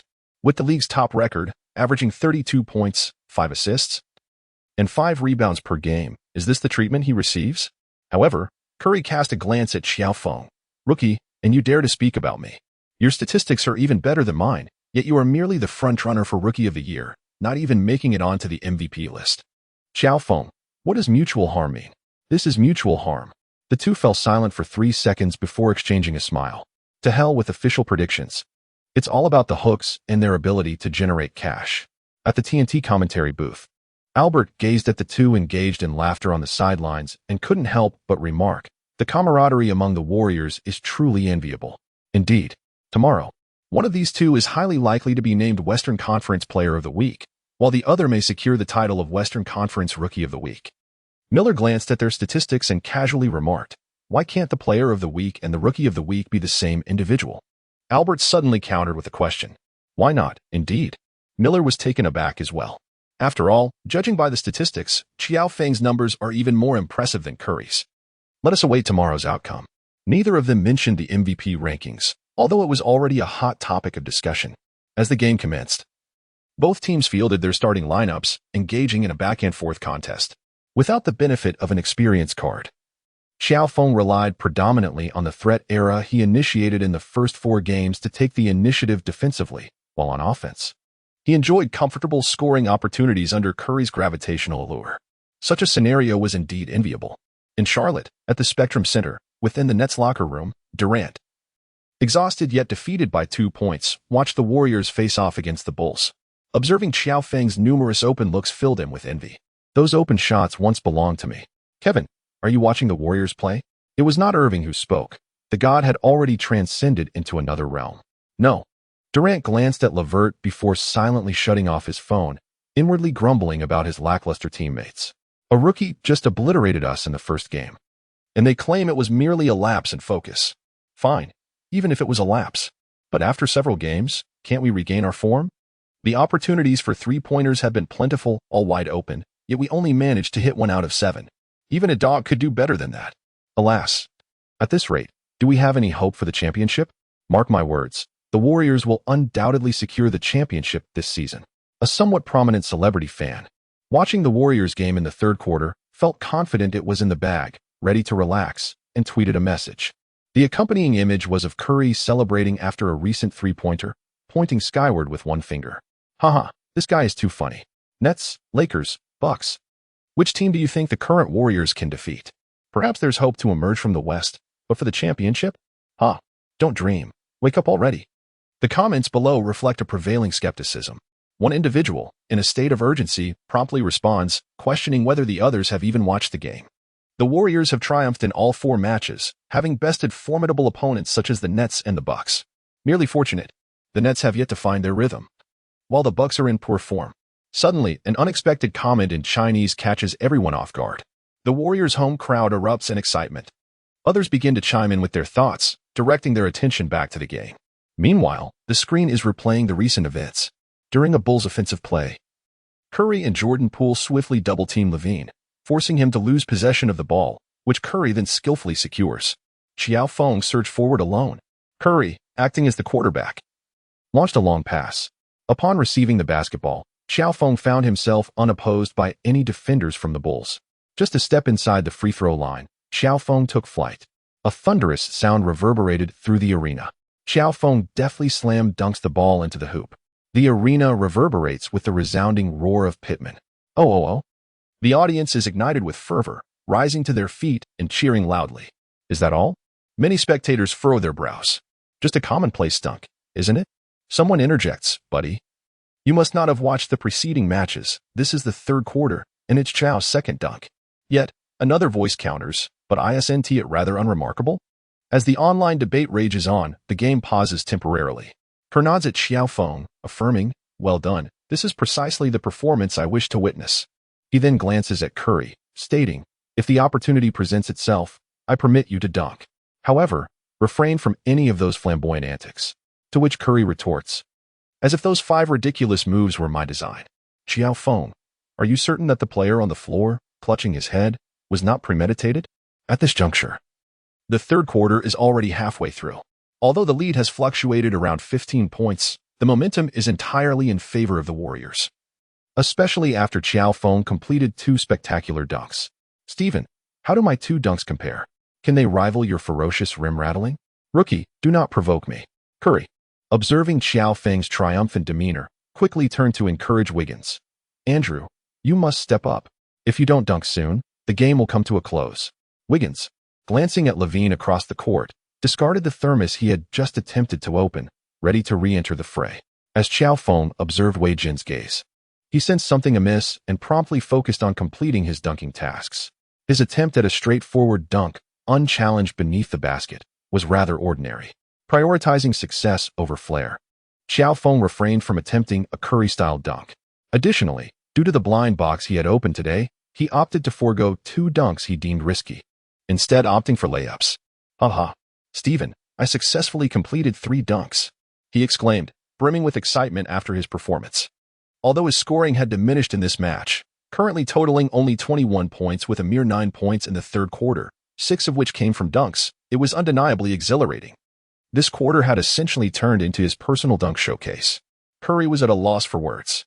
His shooting was not nearly as effective in the third quarter, having made only 4 out of 7 attempts. With the end of the quarter approaching, he found himself uncertain if he would have another opportunity to score. Moreover, with a 19-point lead, it appeared that the Bulls were lacking in spirit. As the fourth quarter approached, the substitutes were eagerly awaiting their chance to play. Would they possibly obliterate the Bulls in one fell swoop, leading to garbage time? Sigh, when would he have the opportunity to rack up points in the fourth quarter? He yearned to break his scoring record, aiming to surpass 54 points and perhaps even reach 60, feeling particularly in form today, with a strong possibility of achieving it, provided his opponents put up a fight. As Curry assessed his current stats, he noted he had only 36 points. He felt he was in exceptional form this season, especially after having rested for an entire year. While maneuvering around the court, these thoughts occupied his mind. Meanwhile, an unguarded Wiseman attempted a three-pointer, which, predictably, clanged off the rim. Qiao Feng found himself once again in the paint, battling for a rebound against Levine. Suddenly, a shadow surged into the air behind Levine. Chapter 49, The Dunk Master. When I unleash my fury, even my teammates are left in awe. The figure clad in the Warrior City Edition jersey hovered momentarily, and all eyes were fixated upon him as he seized the basketball with determination and, with a powerful arc, slammed it into the hoop. Below him stood Qiao Feng and Levine, true warriors among warriors. It was none other than Andrew Wiggins. Pittman immediately announced with fervor, a phenomenal dunk. Andrew has just posterized the dunk king, Zach LaVine. The crowd erupted in exhilaration. The spectators, especially those seated close to the action, witnessed Wiggins' audacious dunk over 2 defenders, his leap defying the very rim. Such athletic prowess was utterly astonishing. Did I just get dunked on by my own teammate? Qiao Feng steadied his body as he surged forward, turning to gaze at Wiggins, who had just touched down. Am I being dunked on by my former teammate? After deftly evading Wiggins' form, Levine appeared utterly bewildered. In the homeland, one might exclaim, what a sight to behold. Truly, what an astonishing experience. This sentiment resonates with those who began watching the games a bit late, reminiscent of a youthful nostalgia. Indeed, it feels like a return to one's youthful days. This is particularly poignant for those who have been following the league since Wiggins' entrance. Andrew, do you possess any sense of decorum? Qiao Feng approached with determination, delivering a forceful strike to his teammate, exclaiming loudly. It was rather uncouth to dunk over one's own partner. His teammate, Zui Gu, merely grinned. Lavin felt compelled to join in the celebration, for he had witnessed a remarkable dunk, albeit from a distance. However, given that they were no longer teammates and that it seemed inappropriate, he settled for a sharp retort. Andrew, I shall repay this in kind. Good heavens. Andrew, can you truly leap that high? He not only reached the rim but surpassed it entirely. After viewing the replay, Curry shouted in excitement, reminiscent of an exuberant child clutching a large bag of popcorn. The entire audience was left in a state of stunned disbelief. Such prodigious talent. My word, it was astounding. Miller was nearly salivating. Yet why does Andrew Wiggins, possessing such immense potential, appear so lackluster during games? This is what we call the demeanor of a number 1 pick.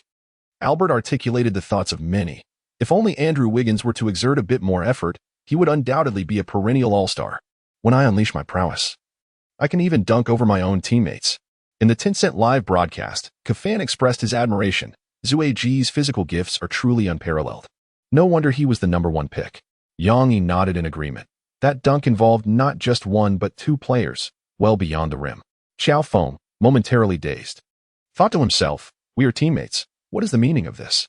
Zhu Gu likely mused, surprised, "Are you? Though I seldom dunk, when I do, I truly go hard, even over my own teammates." After reviewing the replay once more, Qiao Feng remarked, "Indeed, Zhu Ji's talent seems somewhat underutilized. What he needs to address is his mindset, followed by enhancing his skills. He is undoubtedly a star in the making." Yang Yi nodded, "Just observe him."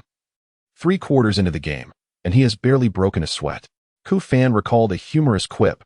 Netizens suggest that Zhu Gu might play until he is 50, leading the Warriors to a championship alongside the league's top center, Runo.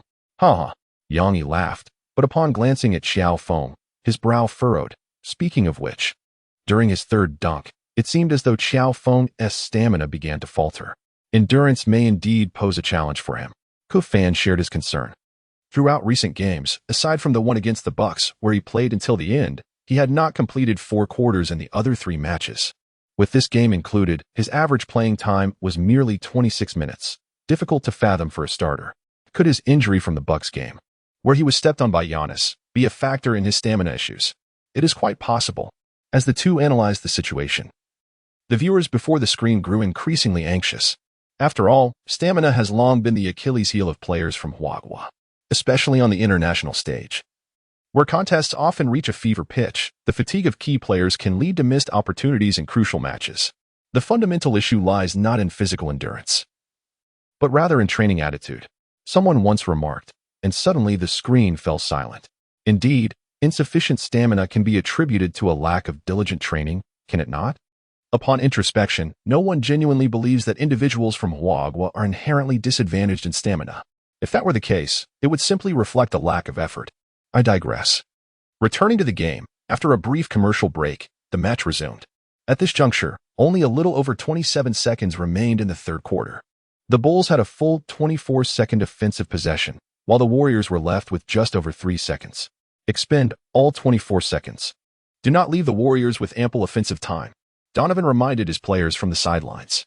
The Bulls executed their strategy commendably, passing the ball to the open Porter only at the last second. Upon receiving the pass, Porter seized the opportunity without hesitation, sinking a three-pointer. With the shot, the Bulls narrowed the gap to within 20 points, suggesting that the fourth quarter still held promise. However, their spirits were soon dashed.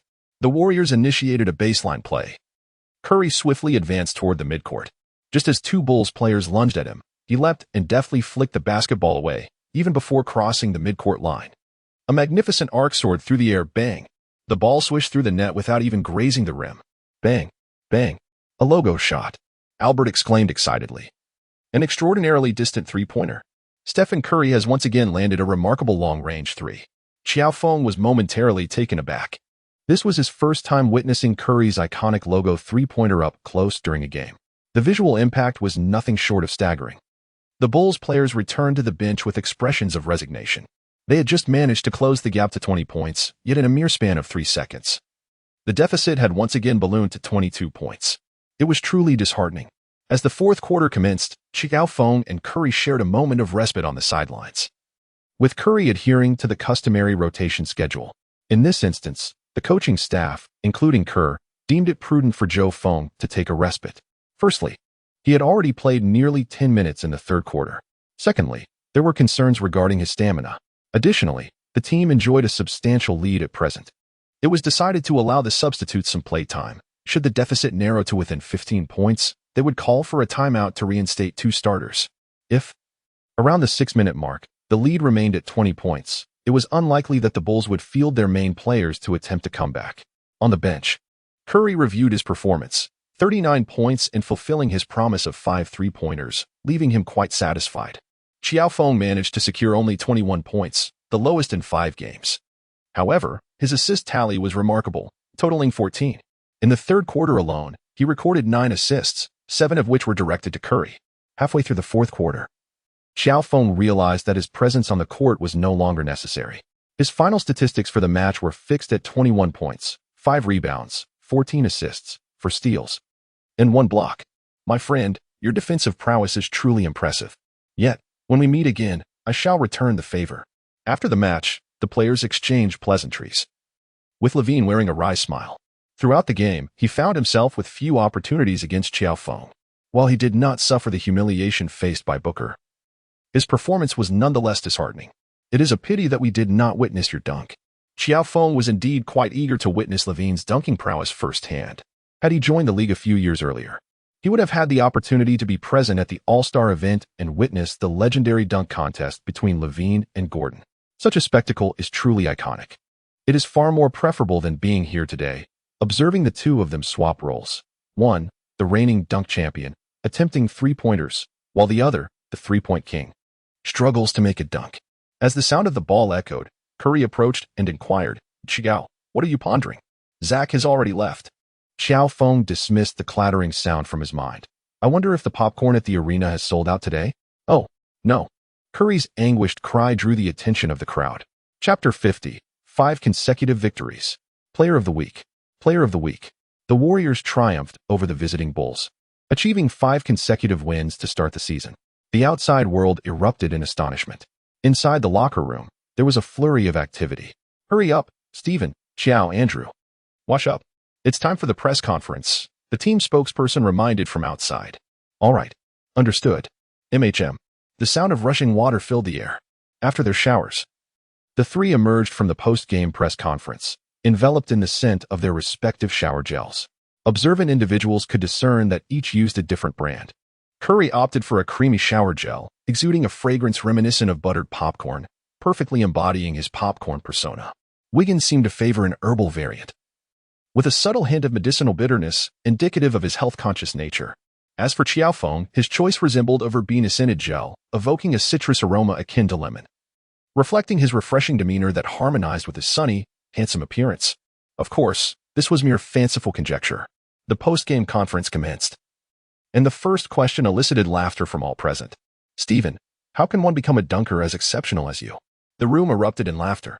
Curry, too, masked his embarrassment with joviality. "So, Steven, what transpired at that moment?" Such an amusing topic, especially regarding Curry, was worthy of further exploration. "Oh, I felt the floor might have been a bit slippery, and I wasn't fully prepared for takeoff. Then, it just happened." "Yes, just like that." Curry's eyes sparkled as he attempted to gloss over the awkward past with an adorable demeanor. Yet, he inadvertently resurrected a moment of past embarrassment, akin to how he once dispelled the awkwardness of a slip with a missed dunk. Truly a clever young man. "Now, how do you explain the second rim attempt?" A sharp follow-up, sending the crowd into fits of laughter. "All right, I know Shaq is preparing to include me in the top 5 bloopers, but let us turn to Andrew. Oh, that dunk of his, my goodness. I've dreamt of executing a move like that." Curry shifted the focus to Wiggins, prompting a reporter to present a large photograph, a classic moment freshly captured from today. Wiggins' dunk over the current Qiao Feng and the former Levine. "Qiao Feng, Andrew, did you not notice that there were teammates beneath the basket?" The reporter inquired. "Qiao Feng, why must you bring me up?" Wiggins chuckled as he elucidated. "At that moment, my sole intention was to complete the putback, which unexpectedly transformed into a dunk. Had I seen Qiao, I would undoubtedly have refrained from dunking. No way." Subsequently, Qiao Feng was inquired about it. "Qiao, what was it like to be dunked over by a teammate?" "Not pleasant at all, truly not pleasant. Especially since you were holding such a large photograph while asking me." Qiao Feng feigned an expression of indignation, only to burst into laughter. "To be honest, when I discovered that I had been dunked on, my first reaction was, why on earth was I beneath that cursed hoop? Well, I have resolved that before each game from now on, I shall show this photo to Andrew and tell him, 'You too have been the man dunked on by 2 others.'" Ha. After this jovial interlude, a more serious discussion ensued regarding Qiao Feng. "Qiao, many still harbor doubts about your ability to endure a full 48 minutes on the court. Why is it necessary to play the entire duration? I have perused the team's historical playing time records, and for a starter, an average of around 36 minutes seems sufficient, does it not?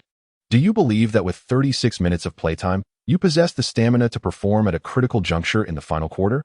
Qiao Feng did not respond immediately. Instead, he retorted to the journalist, "How many minutes do you believe my stamina can sustain me on the field? 24 minutes would be optimal, while 30 minutes is already pushing the limits." Qiao Feng chuckled softly, shaking his head with a cold smile. I do not believe that 30 minutes is my limit. If the team requires it, I could even play for 48 minutes or more. Qiao, we do not need promises made in defiance, came the response. You shall see. The post-match press conference concluded amidst a general atmosphere of uncertainty. Qiao, I fear the media will sensationalize your stamina issues, Curry remarked with concern. Wiggins also gazed at Qiao Feng with a look of worry. Qiao Feng chuckled. What if everyone believes my stamina is insufficient to last until the end? Yet, what if I am indeed fit?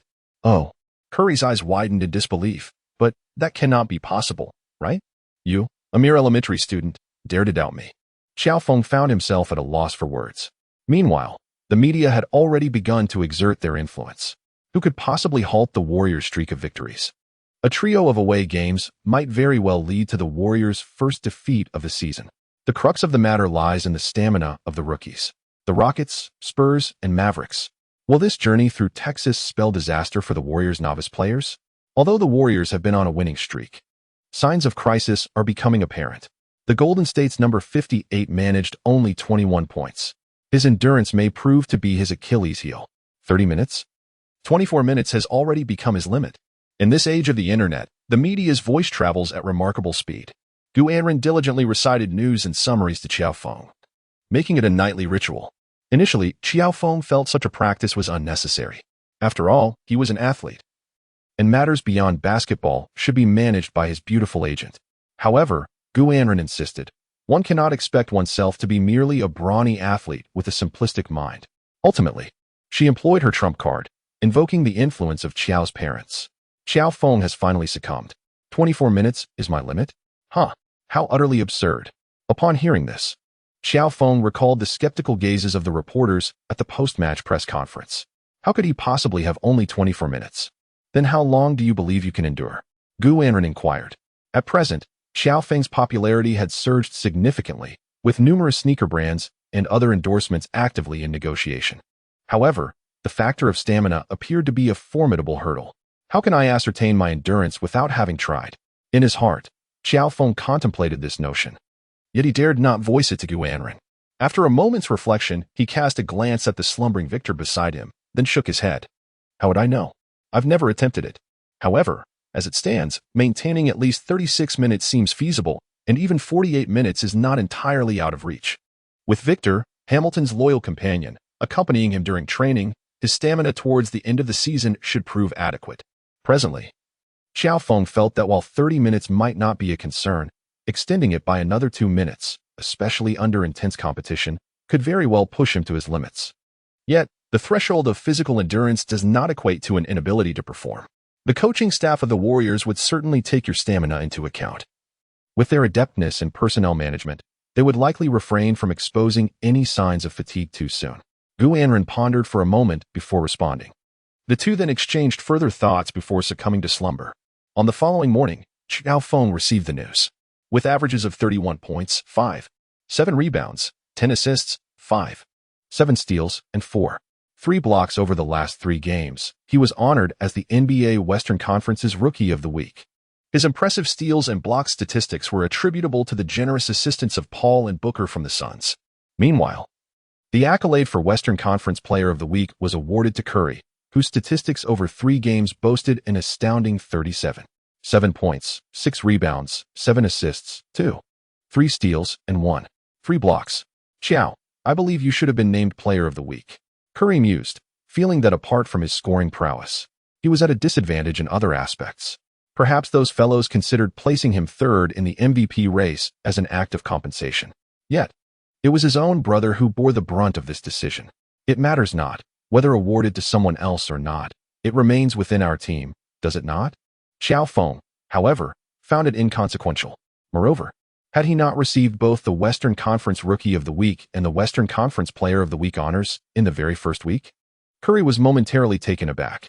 Indeed, he had overlooked that detail.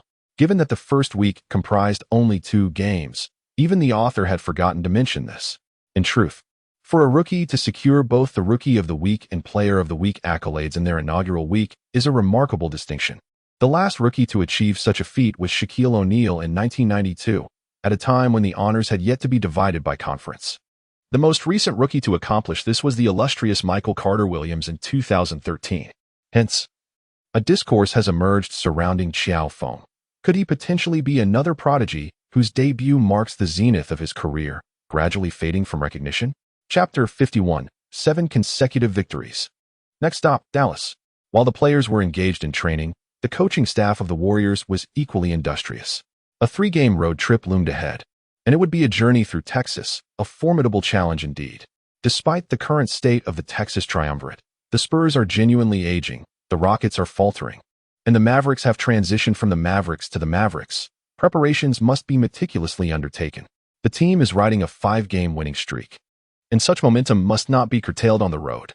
As for the management, they are far from naïve, with victories piling up, nurturing the rookies, and eyeing a potential playoff run.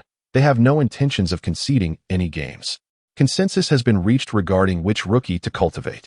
The primary topic of discussion now revolves around Qiao's playing time. The trainers have opined that it is optimal to limit Qiao's south time on the court to approximately 30 minutes. Coach Kerr, leading the tactical meeting, was the first to speak. Under Kerr's coaching philosophy, player utilization is heavily influenced by their on-court performance. Even Damian Lee, as Curry's brother-in-law, only garners playing time. Should his performance falter, his minutes will undoubtedly be curtailed. Consequently, under this strategy, even a second-round pick may secure a starting position if they perform exceptionally well, with their minutes thoughtfully allocated. For a 30-minute allocation, Qiao could start the first quarter, play for 6 minutes, then sit out. In the second quarter, he could play 4 minutes alongside the bench unit and return for the final 4 minutes. Mike Brown has been diligently analyzing Qiao Feng's playing time issues and promptly presented his suggestions. This arrangement appears quite favorable. In the first quarter, Steven will play the entire period. It seems Qiao is now poised to form a new Splash Brothers duo with Steven, thus allowing him to play for 6 minutes. At the onset of the second quarter, both Qiao and Wiggins can take the court together to lead the bench lineup. Coach Collins analyzed the situation, and the consensus among the crowd was that there were no issues.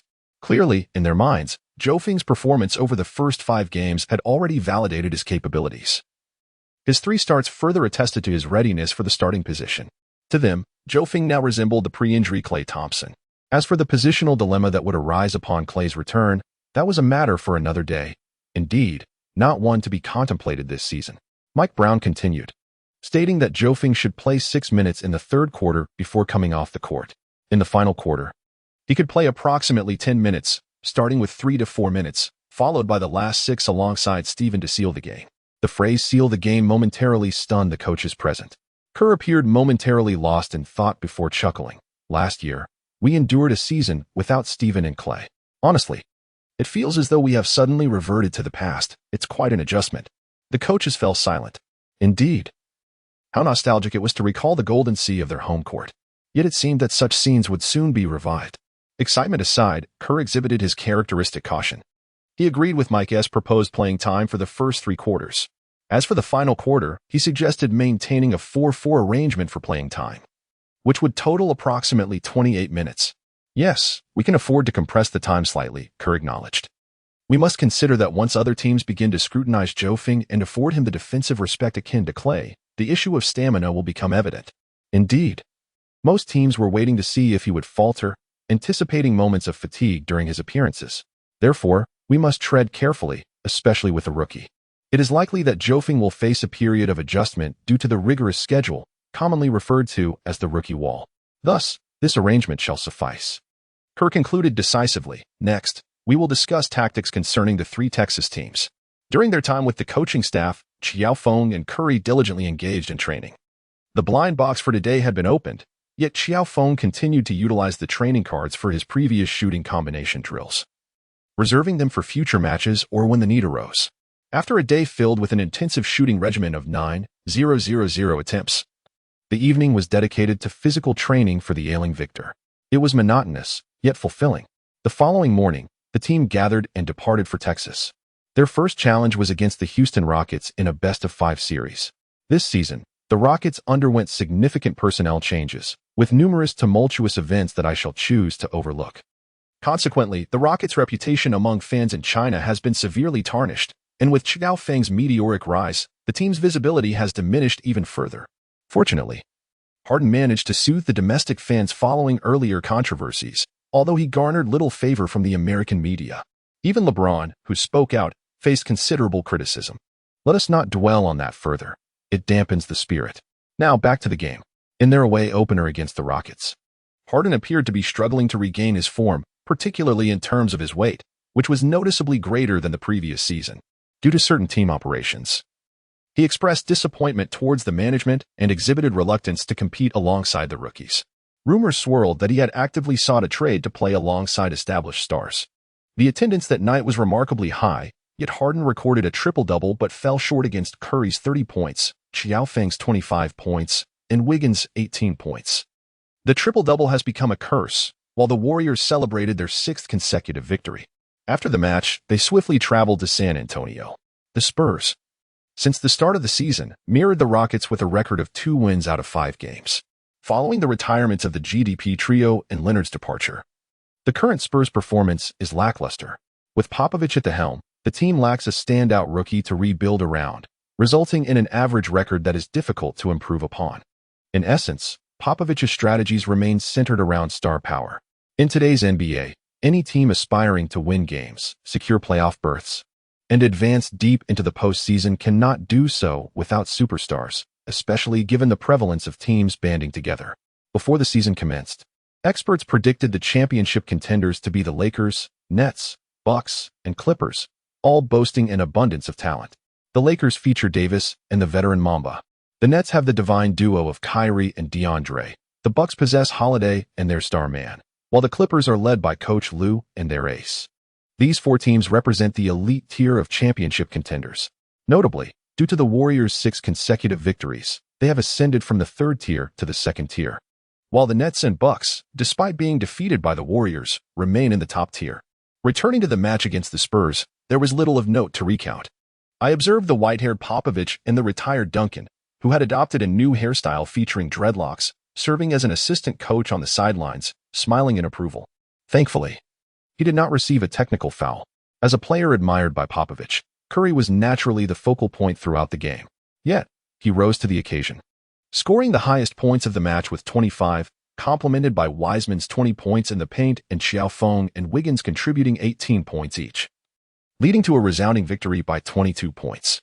A win against the Spurs marked their 7th consecutive triumph. The next match will take place in Dallas. Chapter 52. Hostility in Dallas. Joe, why did you conceal your abilities before the draft? We possessed the 13th overall pick. After the game, Popovich patted Joe's shoulder and feigned anger as he inquired. If I said I did not conceal my abilities, you would hardly believe me, would you? Indeed, I would not believe a single punctuation mark of that. The truth is, I did not conceal my abilities at all. Popovich chuckled. Then where did that serpentine maneuver you executed today come from? Don't tell me you learned it from watching Manu's game footage before the match. Of course not. It was, in fact, the newly acquired Pampa's Vulture Serpentine Maneuver Experience card I just opened today. However, I cannot divulge that information to you. Qiao Feng nodded with a smile. Popovich stormed off, cursing, much like Harden questioning him about why he was emulating his notorious flopping. Indeed, during their previous encounter with the Rockets, Qiao Feng had unleashed Harden's flopping experience card, mirroring his every move and audaciously flailing for fouls. The audience before the screen found it amusing. Yet those present in the arena wore expressions of bemusement. This was particularly evident during a fouling incident that transpired in the 4th quarter. It was the Rockets' offensive possession, and as expected, Harden surged forward, the basketball extended, anticipating the defender's reach, only to dramatically fall back, thereby drawing a foul. However, in that very moment of his theatrical descent, he realized he was being outperformed by Qiao Feng. With a startled shout, he too fell backward. The referee blew the whistle, and after reviewing the play, the exasperated official issued simultaneous technical fouls to both players. The atmosphere became palpably awkward. It was a scene of sheer absurdity. Qiao Feng, in fact, harbored no grievances, for he had, in relative terms, reaped the benefits this time. However, Harden was far from satisfied.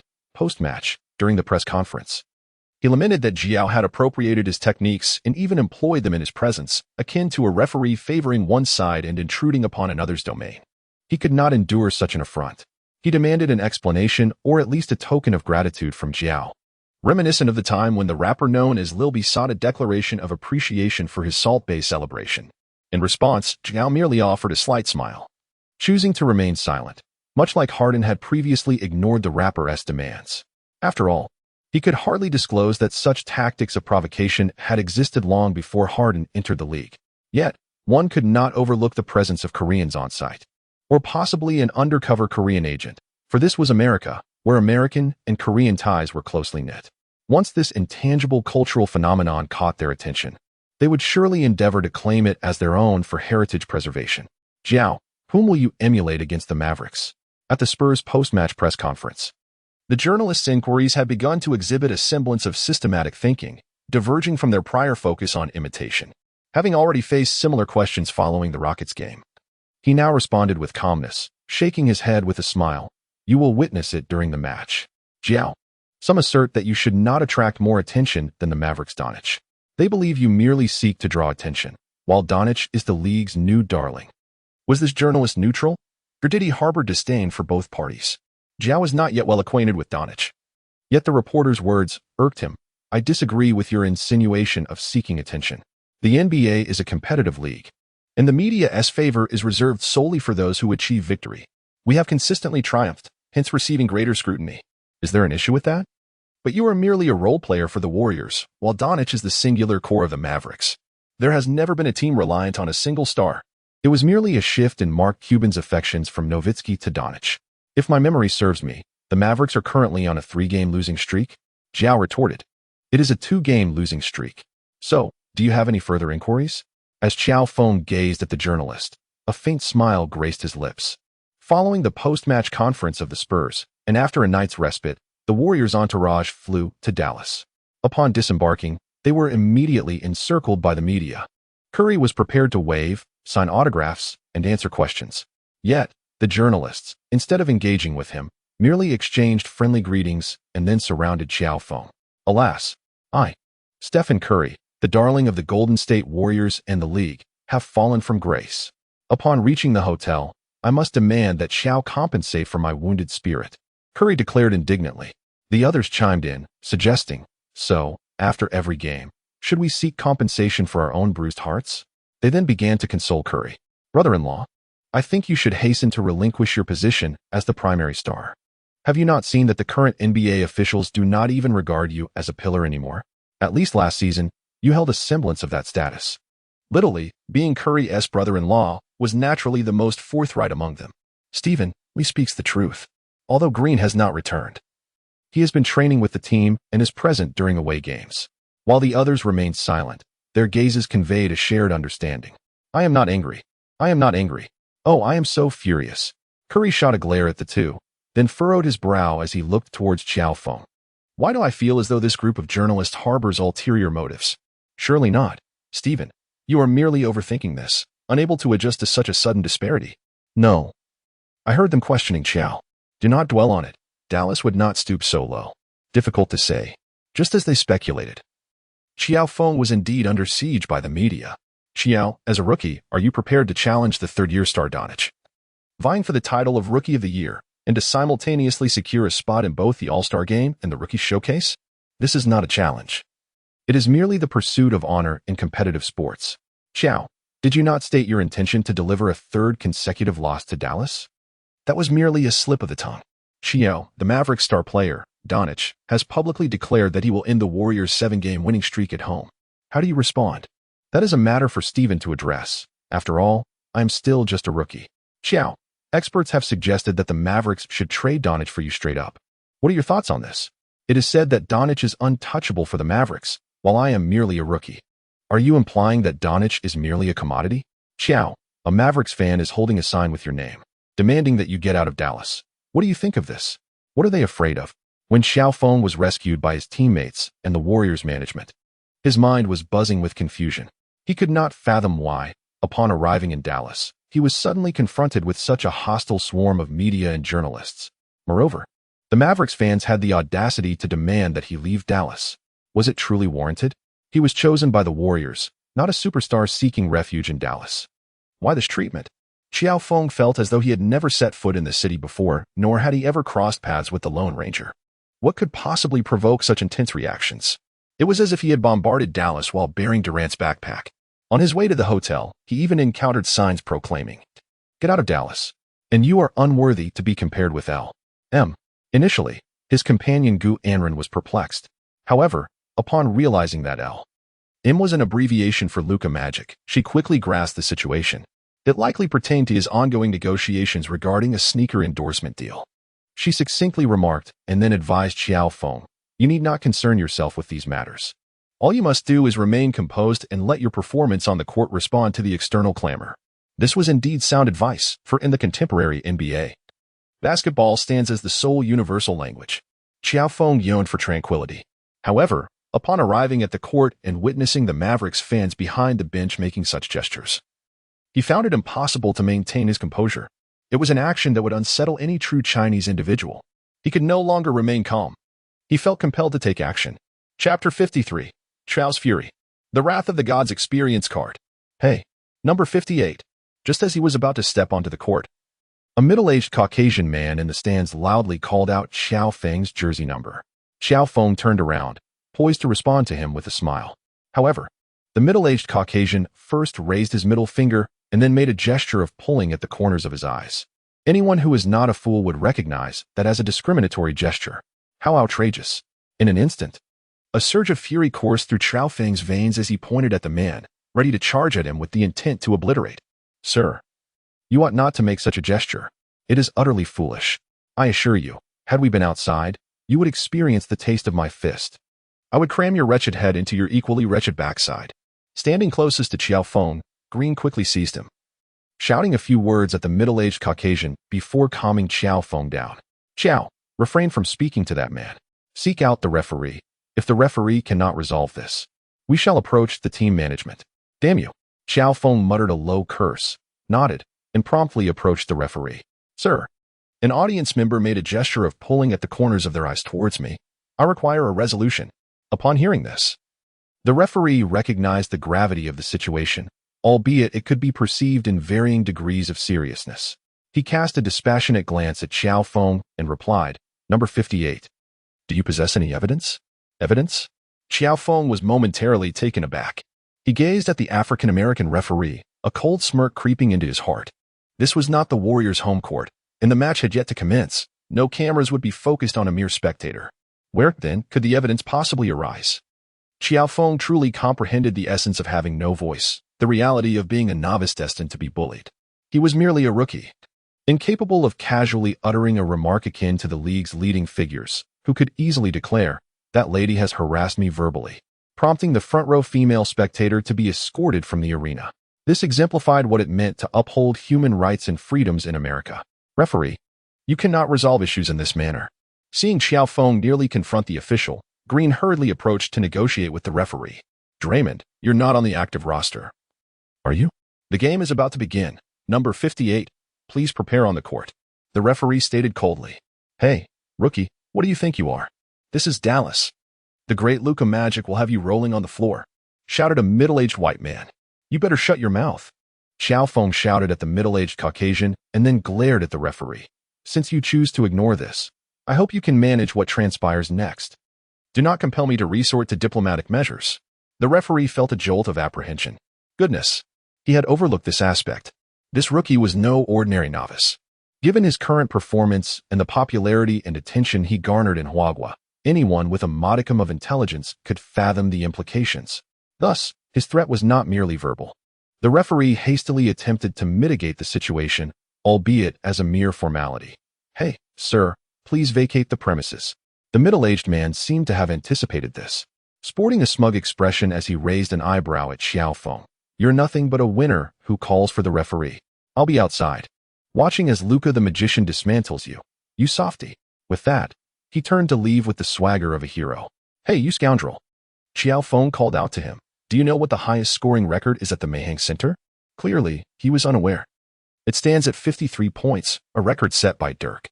Qiao Feng pointed upwards and declared, "Tonight, here, I shall vanquish your miracle boy, allowing you to witness a new scoring record. By then, do refrain from shedding tears, and do extend some comfort to your weeping miracle boy." "Ha. What an arrogant novice." The middle-aged white man nonchalantly walked away. "Qiao, are you all right?" Green inquired. "I am fine, thank you, Draymond," Qiao replied. Qiao Feng was deeply grateful for Green's timely intervention. Otherwise, given his current energy levels, he would find himself in a rather passive position while undertaking his tasks. We are teammates, and it is my duty to assist. Green said, "You focus on your game, and I shall speak with the management team. This matter cannot simply be overlooked." Green patted Qiao Feng on the shoulder before turning to seek out the management. Qiao Feng approached the technical desk and began to communicate with the system. This time, he intended to adopt a more assertive approach.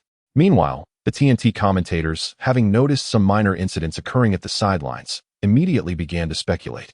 Did Qiao have a conflict with the audience? Oh, it seems that a Mavericks fan was asked to leave. Evidently, the situation was not trivial. Barkley remarked. Before the game, the Dallas fans were not particularly cordial towards our number 58. Kenny Smith chuckled. I hope this does not affect Qiao's performance. The Warriors are currently on a 7-game winning streak, and Qiao's contributions during this period are undeniably significant. However, in the previous away game, Qiao's performance dipped slightly.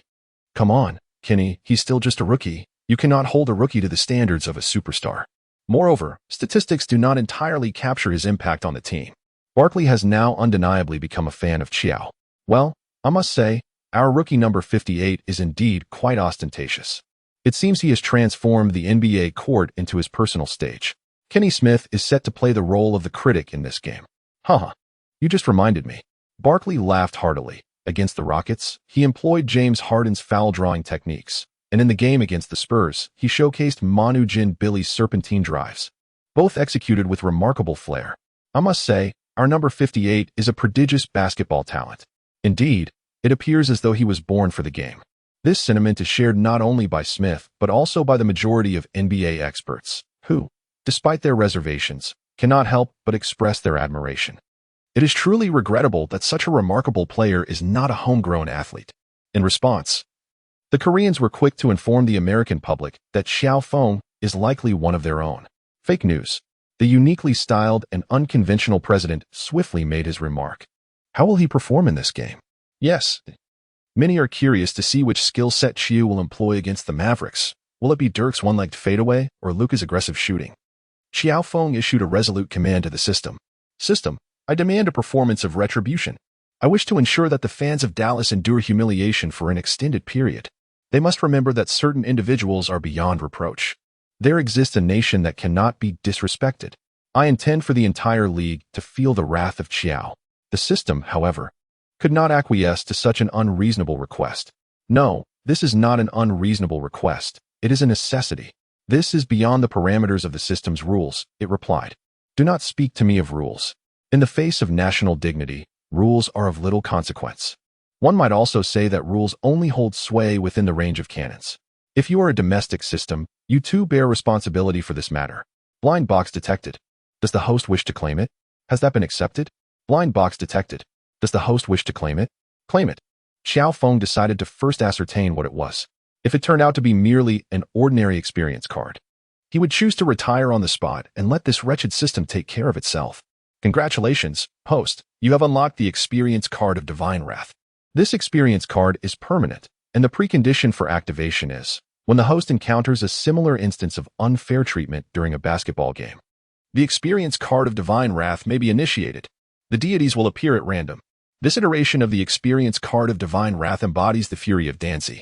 While under the influence of Danzi's fury, the host will receive enhancements such as the Death Glare bonus, the Uncounterable Lean bonus, the Extraordinary Jump bonus, the Unmatched Waist Strength bonus, and the Willpower bonus. Dear host, unleash your vengeance. Chapter 54. The American Airlines Center needs a new scoring record. Could it truly be the fury of Danzi? Qiao Feng felt a sense of surprise, which soon transformed into a newfound confidence. Considering the inherent chaos and disorder among the deities of the West, it is not an exaggeration to refer to this esteemed Qiao as the god of basketball within the realm of the sport. In earlier years, a saying circulated within the basketball community: never attempt to provoke Michael Jordan unless you possess the audacity to confront him directly on the court with lethal intent. Otherwise, you would be akin to arousing a monstrous beast within a confining arena. Being torn to shreds would be your only fate. Harness the fury of the legend. Before the match commenced, Qiao Feng resolutely utilized the experience card, casting a glance at his opponent Dong Chi-Chi, a cold smirk playing at the corners of his mouth. Little Luka, do not hold it against me for my ruthless approach. The American Airlines Center desperately craves a new scoring record. 54 points are merely the beginning. Qiao Feng approached Curry and the other 4 teammates, saying, "Gentlemen, I may need to commandeer some ball control. I intend to make them pay the price. Fear not. With my presence, victory is assured." Upon hearing this, Curry readily acquiesced. He had previously witnessed the exchange at the corner of his eye. Standing behind Qiao Feng while he conversed with the referee, thus he was aware of the wager between Qiao Feng and the middle-aged Caucasian man. "Thank you. However, I feel that my shooting touch is quite favorable today, and it should not affect the outcome of the game." Qiao Feng was uncertain about the cause of Danzi's anger this time, as this notorious rogue was known for his explosive temper and penchant for theatrics. It was rumored that during a previous tour in China, he disregarded the fans who had waited for days and nights, showing little regard for their devotion. Thus, Qiao Feng's impression of Danzi, who held the same title of leader, was far from favorable. Nevertheless, this did not hinder his desire to learn Danzi's basketball skills. After all, one must acquire the strengths of others to surpass them. Was there a problem? Certainly not. Qiao believed that to shatter the delusions of those foolish fans, a resounding victory accompanied by overwhelming statistics was imperative. One remained a starter, offering his unwavering support to Qiao Feng. The silent yet steadfast player merely nodded and patted Qiao's shoulder, embodying a man who, despite often coasting through games, never faltered in moments of vengeance. "Qiao, I'll assist you in securing rebounds." Wiseman's talent was undeniable, yet his youth and lack of experience often frustrated fans with his apparent basketball IQ. Nonetheless, the Warriors were performing admirably, and their offensive prowess masked his shortcomings. Coach Kerr had also begun to adjust his playing time. "Thanks, everyone. After the game, once we leave this unsightly city and return to Golden State, I shall treat you all to Chinese cuisine." Qiao Feng unleashed the much-anticipated move that his teammates had longed for. Indeed, the excitement among the 4 was palpable, as they eagerly proclaimed that if Qiao Feng maintained his rhythm, they would create opportunities for him, facilitating his scoring. "The rebounds are mine," Wiseman declared, thumping his chest with fervor. He was a player devoid of basketball IQ and lacking in emotional intelligence. "You might be in for a rude awakening, a wise one." "My shooting may not yield as many rebounds for you," Qiao Feng remarked, giving Wiseman a reassuring pat on the back, brimming with confidence. However, on the very first shot, he faced a harsh reality. Following the jump ball, Wiseman triumphed in the leap, and the ball found its way to Qiao Feng. As a fellow shooting guard, he was set to confront the core of the Mavericks in the post-Nowitzki era, the Slovenian prodigy, Luka Doncic.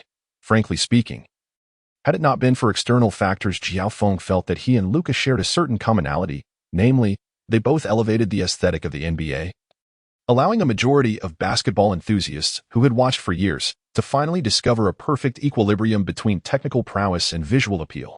It is undeniable that charisma allows one to wield considerable influence. However, the plethora of off-court distractions has dulled Qiao Feng's affection for the Mavericks and, to some extent, may have eroded the buildup of emotions as well as the patience of the audience. Now, let us return to the game. As soon as Qiao Feng arrived, he directly engaged in a face-to-face strategy with Dong Qiqi. A direct confrontation. Qiao Feng immediately challenged Dong Qiqi. Tencent Sports' Wang Ming promptly commented on the play. This choice of action was indeed commendable. Alas, it was unfortunate that it did not result in a score. The guest commentator was the esteemed Zhang Weiping, known as Coach Zhang.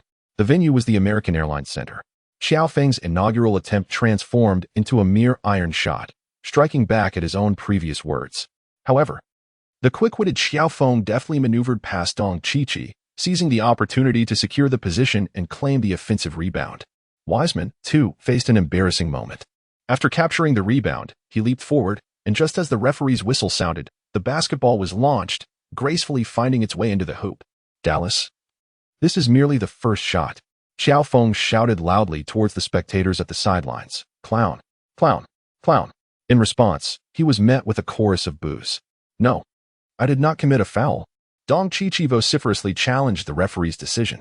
Firstly, he was not an exceptional defender and had no need to foul. Secondly, the foul in question was entirely a result of his maneuvering to induce a foul from another player. He could not accept such an outcome. It is indeed true. Qiao has utilized Luka's skill card, Barkley promptly deduced. However, the first shot was rather absolute, Kenny Smith remarked, shaking his head with a frown. I believe the league ought to implement certain regulations to curtail such grotesque attempts to draw fouls. Some of these fouls are entirely offensive in nature. Kenny, I wholeheartedly concur with your sentiment. Barkley raised both hands in agreement. Charles, was Qiao just provoking the Dallas fans? Noticing Qiao Feng's earlier outburst towards the sidelines, Smith frowned. This is not good. The referee might call a technical foul, Barkley warned. On the court, the officials tolerated Qiao Feng's behavior, as well as Dong Qiqi's loud protests. Such leniency would be unimaginable for other star players. Nonetheless, a foul remains a foul. As Qiao Feng stood at the free throw line, he cast a glance at Dong Qiqi. That gaze was akin to that of a mortal enemy, one with whom he shared a profound and bitter grievance. Dong Qiqi furrowed her brow, perplexed by the overwhelming animosity emanating from him. After Qiao Feng successfully made a free throw, he followed it with a 2-1 play, securing 3 points and 1 rebound right from the outset. Pure luck, one might say. It is nothing but a shameful imitation of our beloved Qiqi.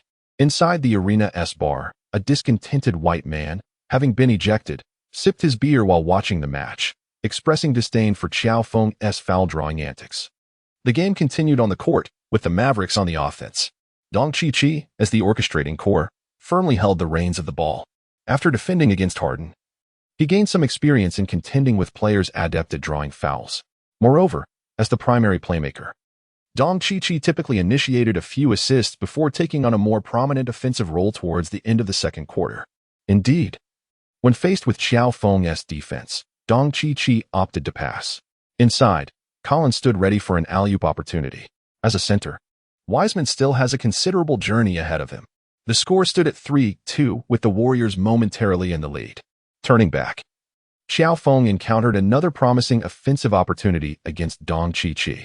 Frankly, the latter's defense was so lackluster that even Qiao Feng, the offensive player, felt a twinge of pity.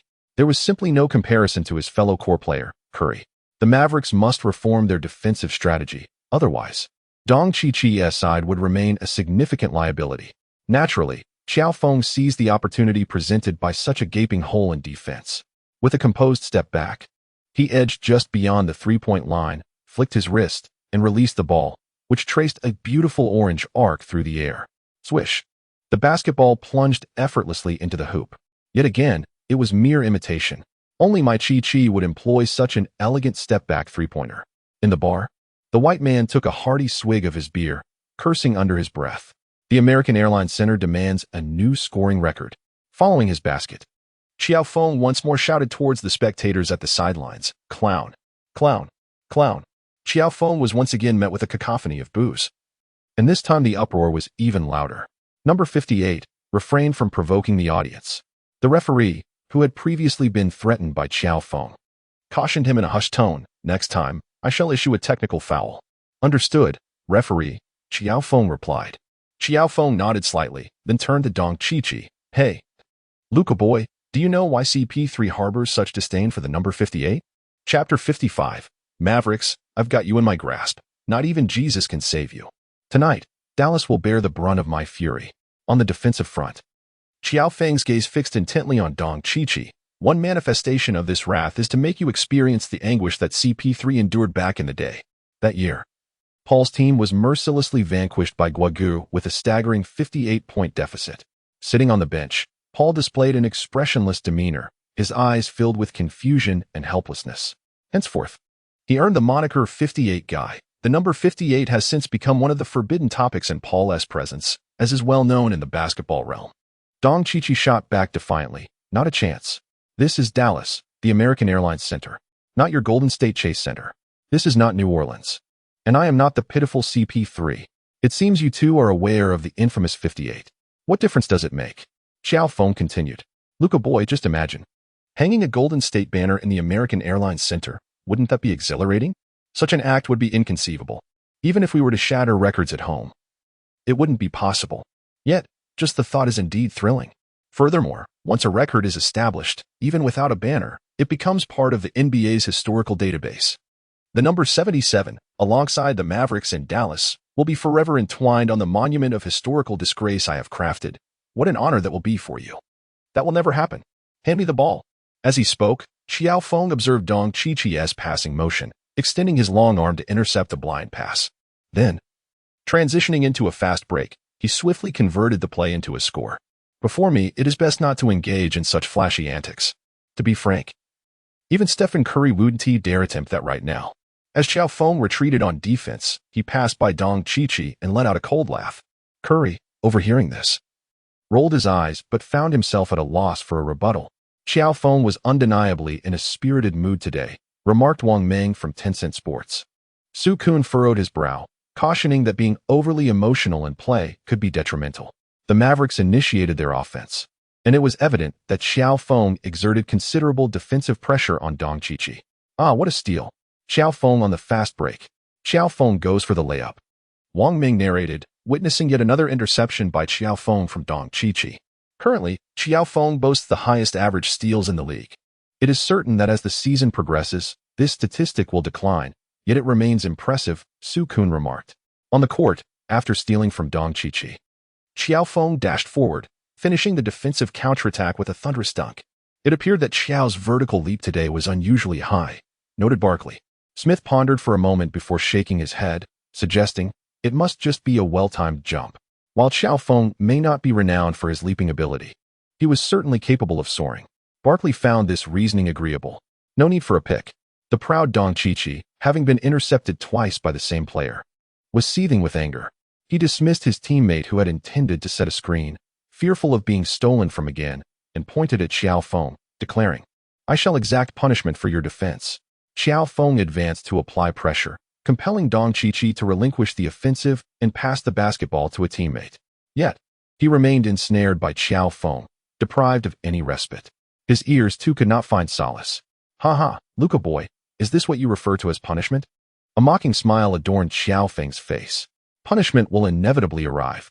Furthermore, I am known as the miracle boy, not some Luca boy. Dong Qiqi seethed with anger.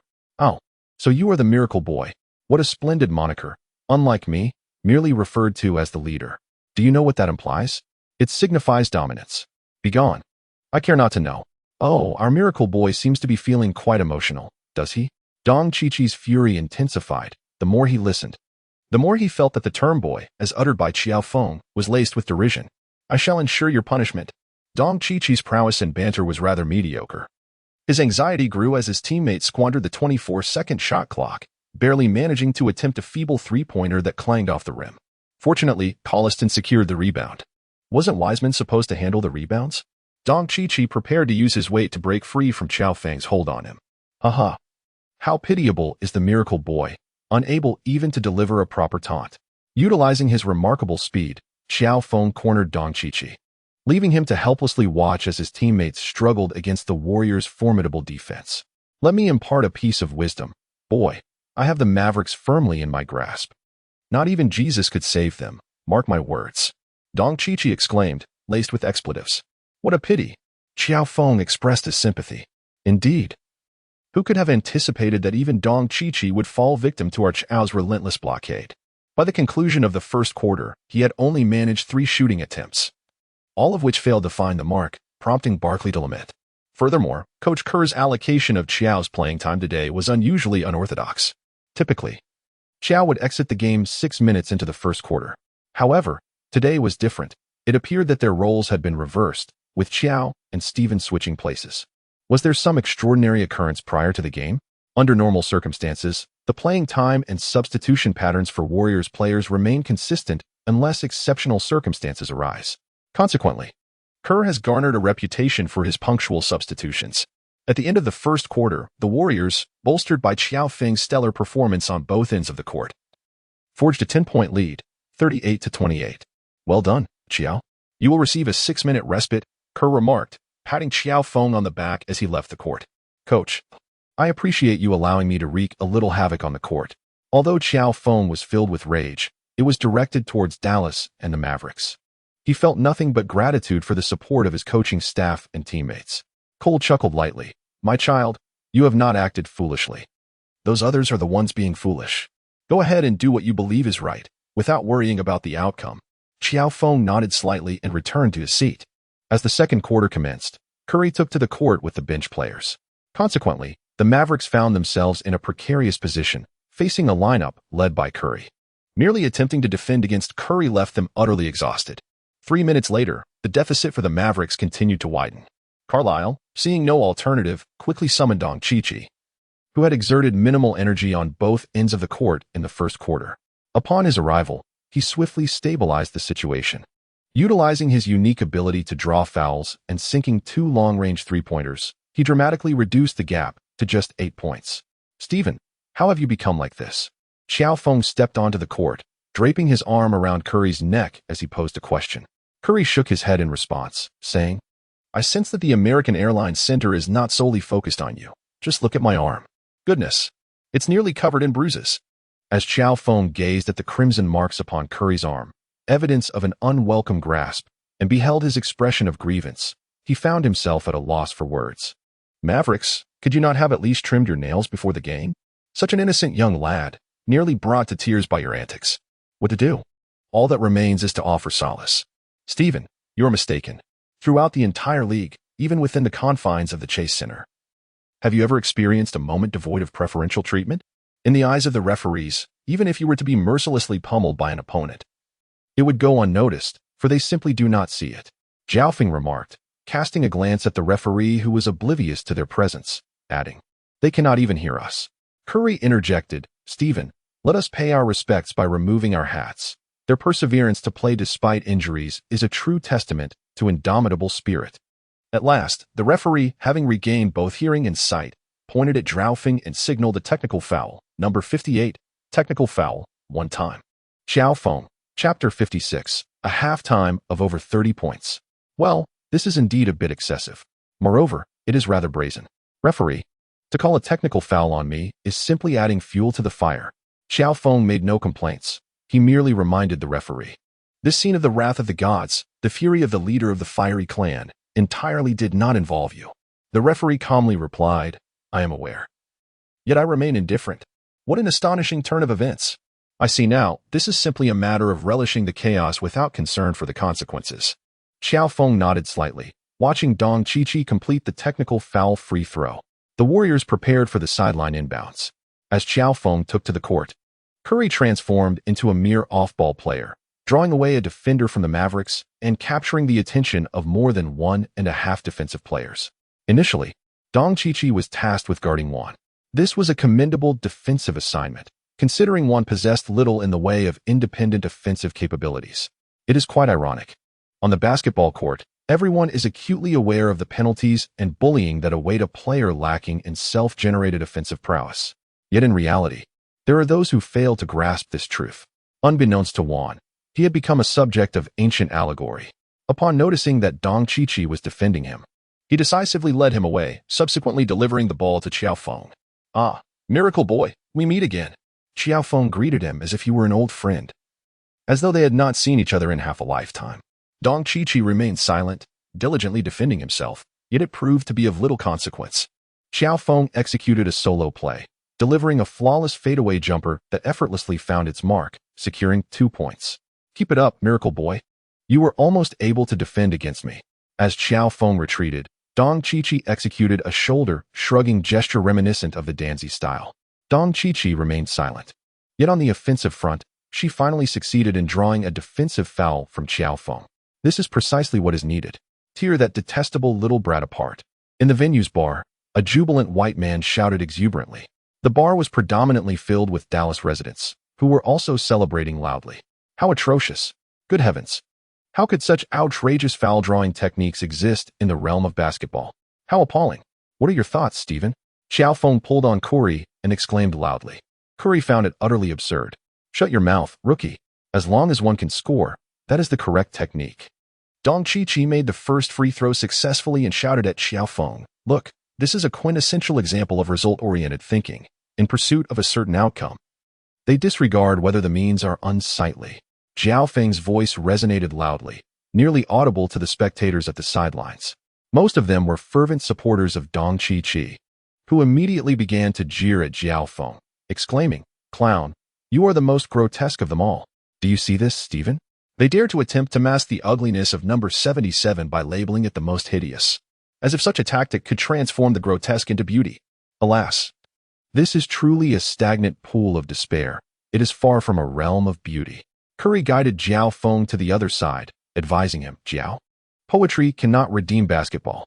Moreover, do not allow the referee to issue you another technical foul. Surely not. Qiao Feng cast a glance at the referee, only to find the official gazing back at him. Treacherous ministers and rebellious traitors. The imperialist's desire to see my downfall remains unquenched. Qiao Feng resolutely kept silent, causing the spectators at the sidelines to fall quiet as well. After Dong Chi successfully executed her second free throw, the Warriors initiated their offensive play, with Qiao Feng continuing to seek her out. He then executed a flawless turnaround fadeaway jump shot, once again scoring 2 points. Without uttering any taunts, he merely displayed a shrugging gesture while retreating on defense. Smith exclaimed, "Oh, that was a Kobe-style fadeaway." Barkley shook his head, asserting, "No, that was more reminiscent of Jordan's fadeaway. Did you not observe his celebratory gesture post-basket? Only that man would be so theatrical." Smith maintained his stance, however, considering Qiao's age. Kobe's influence during his formative basketball years must have been more significant. Meanwhile, viewers at home engaged in a debate over whether this was a Jordan-esque fadeaway or a Kobe-style jump shot. Suddenly, a screen appeared, bringing closure to the argument. If it were indeed Kobe, then such a picturesque outcome would have resulted in a missed shot. Qiao showcased yet another skill, prompting Cole, who was watching from the sidelines, to whisper to Brown. Brown, however, shook his head, stating, "I believe we need not focus too intently. Qiao is a remarkably mature rookie. Mature enough that one might perceive him as having played for 7 or 8 years already. Thus, before he reveals any particular skill, our task is simply to anticipate." "All right, Mike, perhaps you are right." The two continued their conversation as several rounds of offense unfolded on the court. Upon his entrance onto the court, Qiao Feng once again extended the lead to over 10 points. With just 2 minutes remaining in the second quarter, the score stood at 69-58. With the visiting team ahead and the home team trailing, the Warriors enjoyed an 11-point advantage, while the Mavericks struggled to find their footing, continuously pressed without respite. However, the commentators at the TNT booth were primarily focused on Qiao Feng's scoring prowess. An astonishing 31 points. Goodness. Qiao had achieved that remarkable tally before the end of the first half. Barkley exclaimed with palpable excitement. "Stay composed, Charles. Maintain your calm." Smith chuckled as he shook his head. Charles, in Qiao's inaugural game, he once scored 35 points in a single quarter. Thus, 31 points at halftime is merely commendable. Barkley, however, felt Smith was underestimating the situation. "Kenny, this is only the first half. We must remember, there is still a second half to contend with." It was common knowledge that basketball games comprise 2 halves, yet Smith momentarily failed to grasp this. Would Qiao manage to score another 30 points in the second half? Might he even achieve a total exceeding 60 points for the game? Barkley grew increasingly animated, his conviction growing stronger with each passing moment. Smith paused, observing Qiao Feng executing a smooth fadeaway jumper for another 2 points, and found himself at a loss for a counterargument. The rhythm, the form, scoring another 30 points in the second half seemed far from insurmountable. Yet, what if the Mavericks surrendered after the third quarter? Smith discovered an alternative perspective. Barkley fell silent, realizing that this was indeed an effective strategy to stifle the opposing player's scoring. Though somewhat unseemly, Tencent Sports had also noted this point. Perhaps today, Qiao Feng would achieve a new career high. Previously, his highest score had been 43 points. Could he surpass that today, perhaps even reach his first 50 performance? Wang Ming dared not entertain such lofty thoughts, merely feeling that Qiao Feng would certainly achieve a remarkable score today. Qiao Feng was truly exceptional. Coach Zhang, filled with nostalgia, reflected, "When he first entered the NBA, we were filled with anticipation, yet no one could have imagined he would reach such heights." Indeed, witnessing the player sporting number 58 dominate the court with both scoring and defense evoked disbelief. How could it be possible for an Asian player to deliver such an explosive performance? Wang Ming's thoughts drifted, recalling the era when Yao Ming led the Chinese national team to unparalleled success in Asia, followed by Yi Jianlian's valiant struggles in Yao's absence, and the disheartening defeat at last year's World Cup on home soil. Thoughts of this year's Olympic Games, where the national team failed to qualify, weighed heavily on his mind. How could it have come to this? How wonderful it would have been if Qiao Feng had emerged sooner. In the end, Wang Ming, filled with a deep sense of frustration, could only voice a lament. It is never too late. Zhang, the coach, was aware of his own reflections. On the court, Qiao Feng remained oblivious to TNT's predictions and Tencent Sports musings. As he dribbled past the halfway line, he prepared to execute the final strike. At this moment, Only 3 seconds remained until the conclusion of the first half, with the time dwindling from 8 to 5. As Qiao Feng crossed half-court, he glanced at the unprepared defenders from the Mavericks near the logo. Then, he caught the ball. He leapt. He pushed. He flicked his wrist. Whoosh. The basketball soared through the air, tracing a brilliant orange arc above the astonished spectators in the American Airlines Center. In a separate narrative, a new chapter unfolds. My artist wishes to withdraw from the entertainment industry by Yu Qinghan. Synopsis. It is often said that performers are heartless and actors devoid of loyalty. In a moment of despair, the mad actor Qi Yu closed his eyes, consumed by a singular thought. If given another chance, he would never step onto the stage again. Thus, he traversed time, transforming into a lowly supporting actor in Hengdian, contemplating the swift exit from the entertainment realm before fame ensnares him. However, Xiaoyu, this task is meant for you. Consider it a favor for your brother. Xiaoyu, your timely assistance is crucial. Qiyu, a director has specifically requested your presence for a role. Teacher Qiyu, the production is on the verge of commencing, and the entire crew eagerly awaits you. When an actor is relegated to the lower echelons, he finds himself without choice. Yet, as the entertainment industry reigns supreme, showering him with adoration, he remains bound by circumstance. The entertainment realm is akin to a black hole, exhibiting an irresistible allure that makes every arrangement appear intricately connected. Eventually, while contemplating his exit from this industry, he persevered, guided by an unwavering professional spirit, and gradually evolved into a new legend within the entertainment sphere. Note, this story unfolds in an unknown world and time. Any resemblance to real events is purely coincidental. Chapter 57. Conflict in the Locker Room. Suddenly, it's time to take a stand. Bang! The basketball struck the backboard like a cannonball before bouncing into the net. Qiao Feng's long-range three-pointer finds its mark. Beep. The first half concludes simultaneously. A logo shot.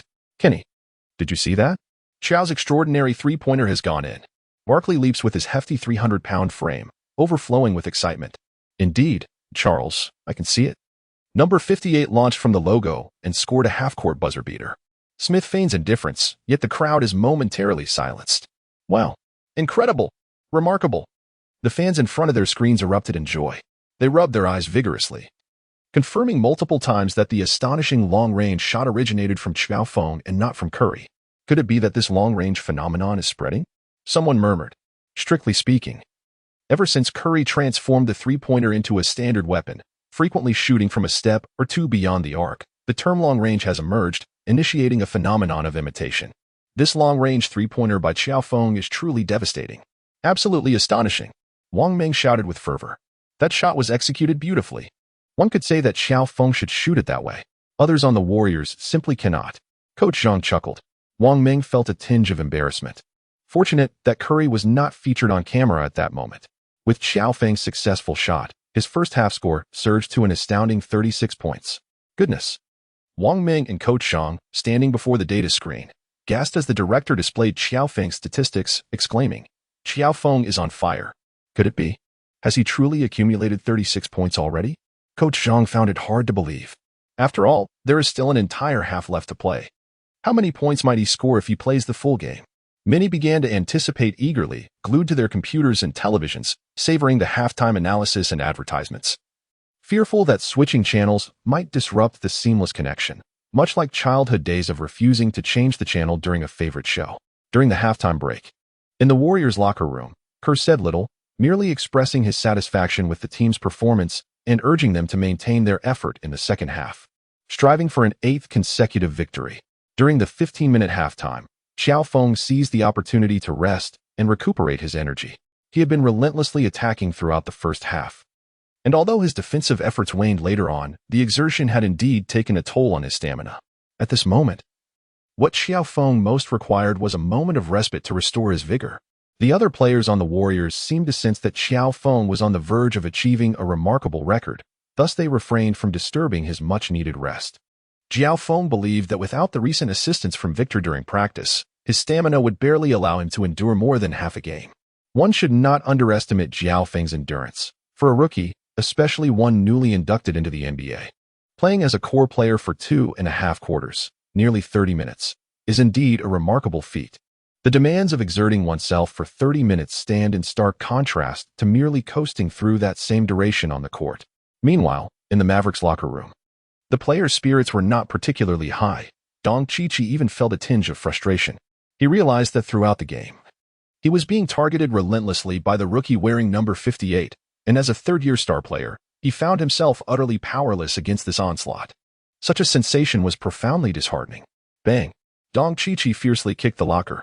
Silence enveloped the room, as no one dared to speak. Within the Mavericks, Dong Qiqi was an unquestioned authority, a temperamental figure who, having been a prodigy since childhood, quickly became the answer for the next 20 years following Dirk's legacy.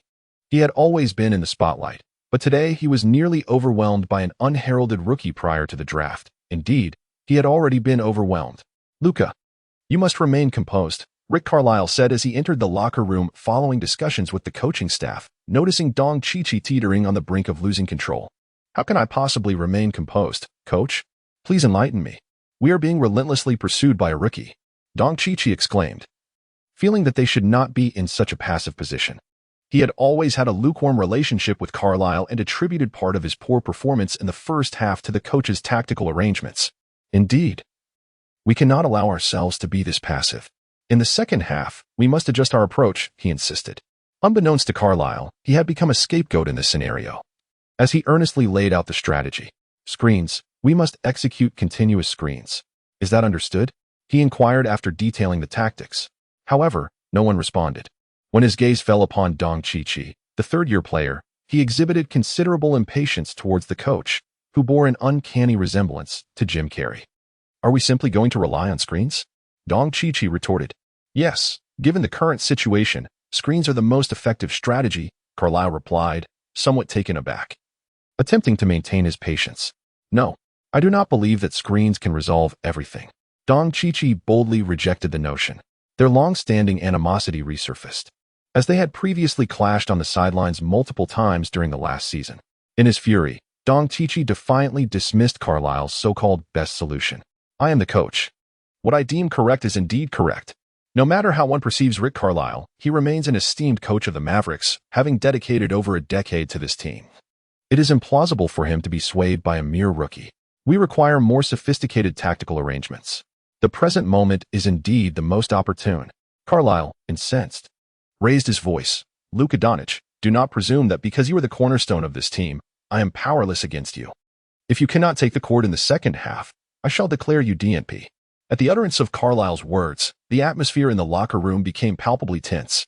The situation was teetering on the brink. A peripheral player, hiding in the shadows, contemplated this very notion. Indeed, Doncic had harbored discontent towards Carlisle for quite some time. Suddenly, he clapped his hands to garner the attention of his teammates and declared, "I have an idea. Our coach Carlisle, due to health reasons, should not continue to lead the team during halftime. What do you all think?" The tension escalated. It had reached a point of genuine confrontation.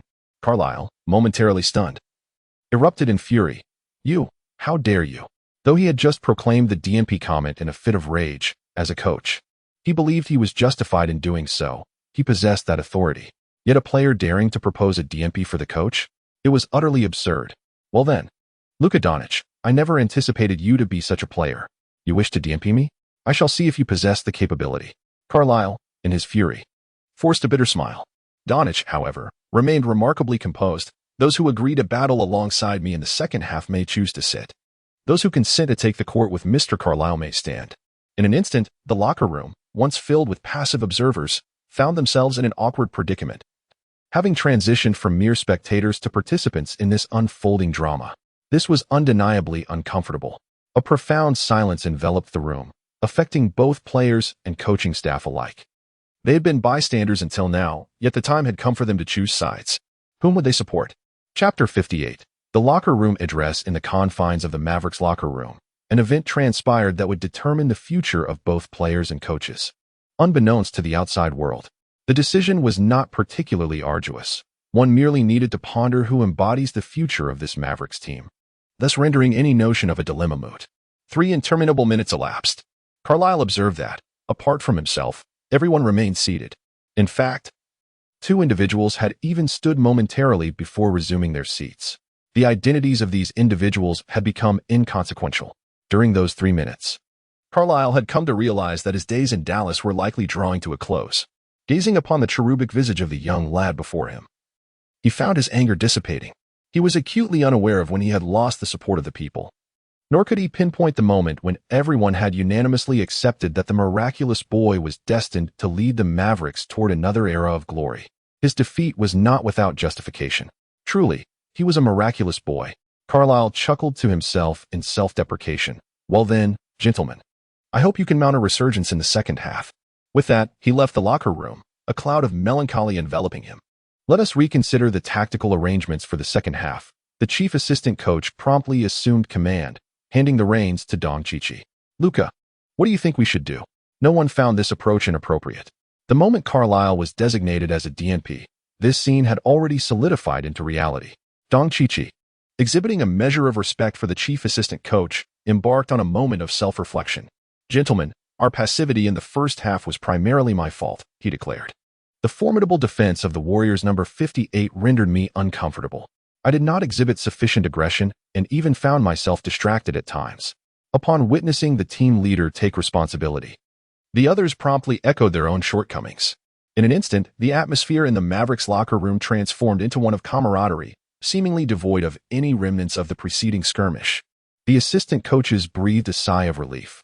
Unlike Carlisle, who was approaching retirement age and could easily find another position due to his reputation, they faced a more challenging reality. If they were to part ways with the Mavericks, securing employment to support their families would not be a simple task. Thus, they offered only minor suggestions, emphasizing the need for defensive strategies against the Warriors' new Splash Brothers, while refraining from providing substantial offensive insights. They merely informed Dong Qiqi, Luca, you have the green light for the second half. The team may lose, but you cannot. Dong Qiqi paused, taken aback, struggling to comprehend the assistant coach's choice. Such remarks were typically reserved for opposing coaches, were they not? Especially those former adversarial coaches of the Warriors, who incessantly proclaimed that the only path to victory lay in the demise of Curry. Coaches, is this truly appropriate? We still possess the potential to triumph. Trailing by a mere 14 points, remarked Dong Qiqi. The assistant coaches nodded in agreement, acknowledging, you are the leader, your word is law. Observing their reaction, Dong Qiqi seized the moment, addressing the assistant coaches. May I utilize a tactical board? The coaches were momentarily taken aback, then handed over the board. Their surprise stemmed not from a perceived threat to their coaching authority. After all, they held little of it, but rather from a sense of perplexity. Essentially, they were merely instructors hired by Cuban to accompany the young prince in his education. While instructors may be dispensable, the prince is irreplaceable, destined for the throne. Carlisle's failure to recognize this fundamental truth resulted in his being benched. The assistant coaches were bewildered, feeling that there was little necessity for a detailed tactical sketch. Firstly, they believed there was still a chance to win. Secondly, they doubted that a third-year player could devise any effective strategy. They were reluctant to humor the prince in what they perceived as folly. Upon receiving the tactical board, Dong Qiqi nodded, not immediately outlining an offensive strategy, but instead articulating a defensive plan. In the second half, we must elevate our defensive intensity to another level. Brothers, this is in your hands. We can achieve this. The teammates responded in unison. The referee's calls have favored us in this match, allowing us to ramp up our defensive pressure. As long as we avoid fighting and injury and keep our actions subtle, we can minimize the whistle blows. This was a feasible approach. The assistant coaches echoed their agreement, affirming their presence in the moment. After exchanging glances with the others and receiving affirming nods, Dong Qiqi began to sketch the offensive strategy. In the second half, when we mount our offense, every player except me should position themselves beyond the three-point line, avoiding the paint, and be prepared to set screens for me. As soon as you find an opening, catch the ball and shoot. Dong Qiqi marked several points and crosses on the tactical board, proclaiming loudly, all right, no problem. The team members responded without questioning the rationale. Was this approach too reckless? Currently, we trailed 74-60, a mere 14 points behind. Fortifying our defense and playing steadily was not without the prospect of victory. Although the assistant coaches were not adept at devising strategies, the authority to do so had previously belonged solely to Carlisle and the Mavericks. Had it now shifted to belong solely to a player? How infuriating. When would we assistant coaches ever rise to prominence? To return to the main topic, while I may not excel in visualizing tactics, I possess a certain aptitude for interpreting them. It has become evident that this is clearly a quintessential one-star four-spread strategy. Within the realm of the NBA, Numerous tactical systems exist, yet the one-star four-spread strategy is among the most frequently employed and successful.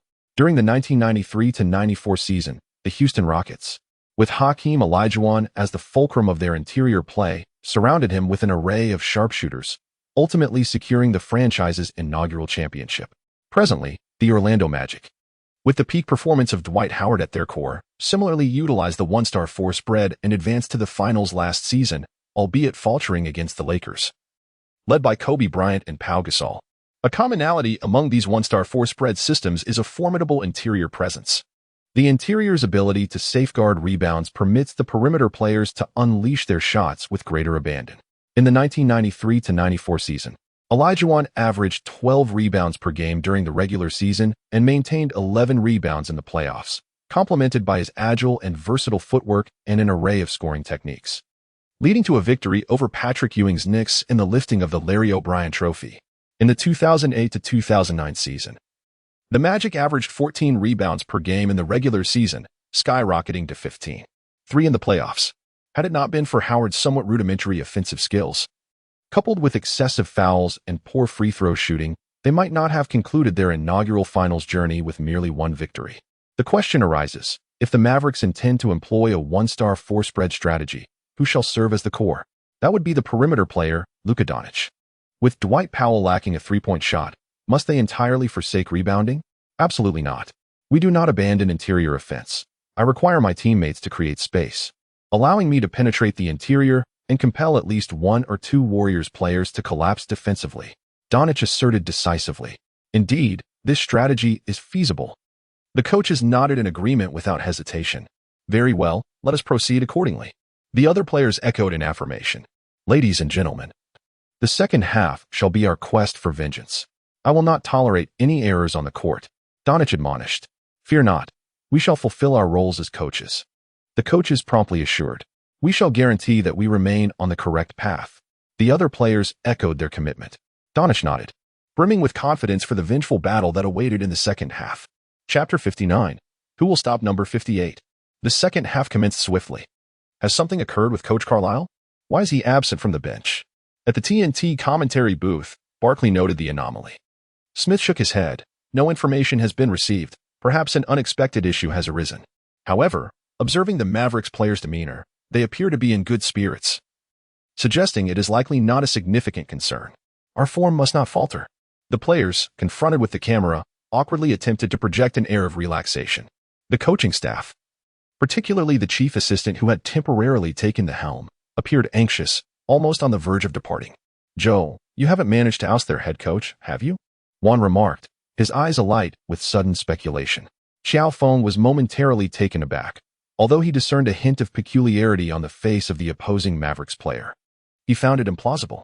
They had merely scored 36 points in the first half, leading by 14. Surely that could not be the reason. Juan, speechless, walked past in search of his defensive assignment, incredulous that this fellow had managed to feign such a ruse. At that moment, Qiao Feng approached Dong Chi-Chi and suddenly inquired, Hey, miracle boy, where is your head coach? Surely he hasn't been ousted by my prowess? Dong Chi-Chi was momentarily stunned, astonished that this individual had guessed correctly. Once he regained his composure, he swiftly embraced the basketball, fearing a theft. Observing this, his teammates hurried to provide support. Dong Chi-Chi, leveraging his 3-centimeter height advantage over Qiao Feng, held the basketball aloft, scanning for open teammates. Indeed, he found one. At the position of Corliss, there appeared a significant opening. And where was Wiseman? He had underestimated Corliss's outside shooting and was lingering just outside the 3-second area, failing to engage. Quite the clever move. However, this open opportunity for Corliss alleviated Dong Chi-Chi's immediate predicament.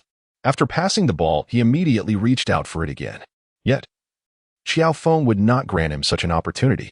Upon Dong Chi-Chi's pass, he had already deduced that it was an act of self-preservation, and thus, the moment Corliss returned the ball, he was already vying for position against Dong Chi-Chi. Although he did not succeed in stealing the ball, upon receiving it, Dong Chi-Chi still found himself devoid of any operational space. Observing the shot clock, he was left with no choice but to hurl the ball aimlessly into the air, surrendering to fate. Clearly, fate was not in his favor. His shot was a complete airball, failing even to secure a rebound. The first possession of the second half resulted in the Mavericks being thwarted by the Warriors, leading to a near 24-second violation. What a suffocating defense, Barkley lamented. The Maverick strategy seemed to revolve around a single star supported by 4 shooters, but once that star was stifled, it was evident that the strategy had perished, Smith analyzed. Now, let us observe the Warriors' offense. One wonders if the Mavericks can contain Qiao in this regard, Barkley remarked.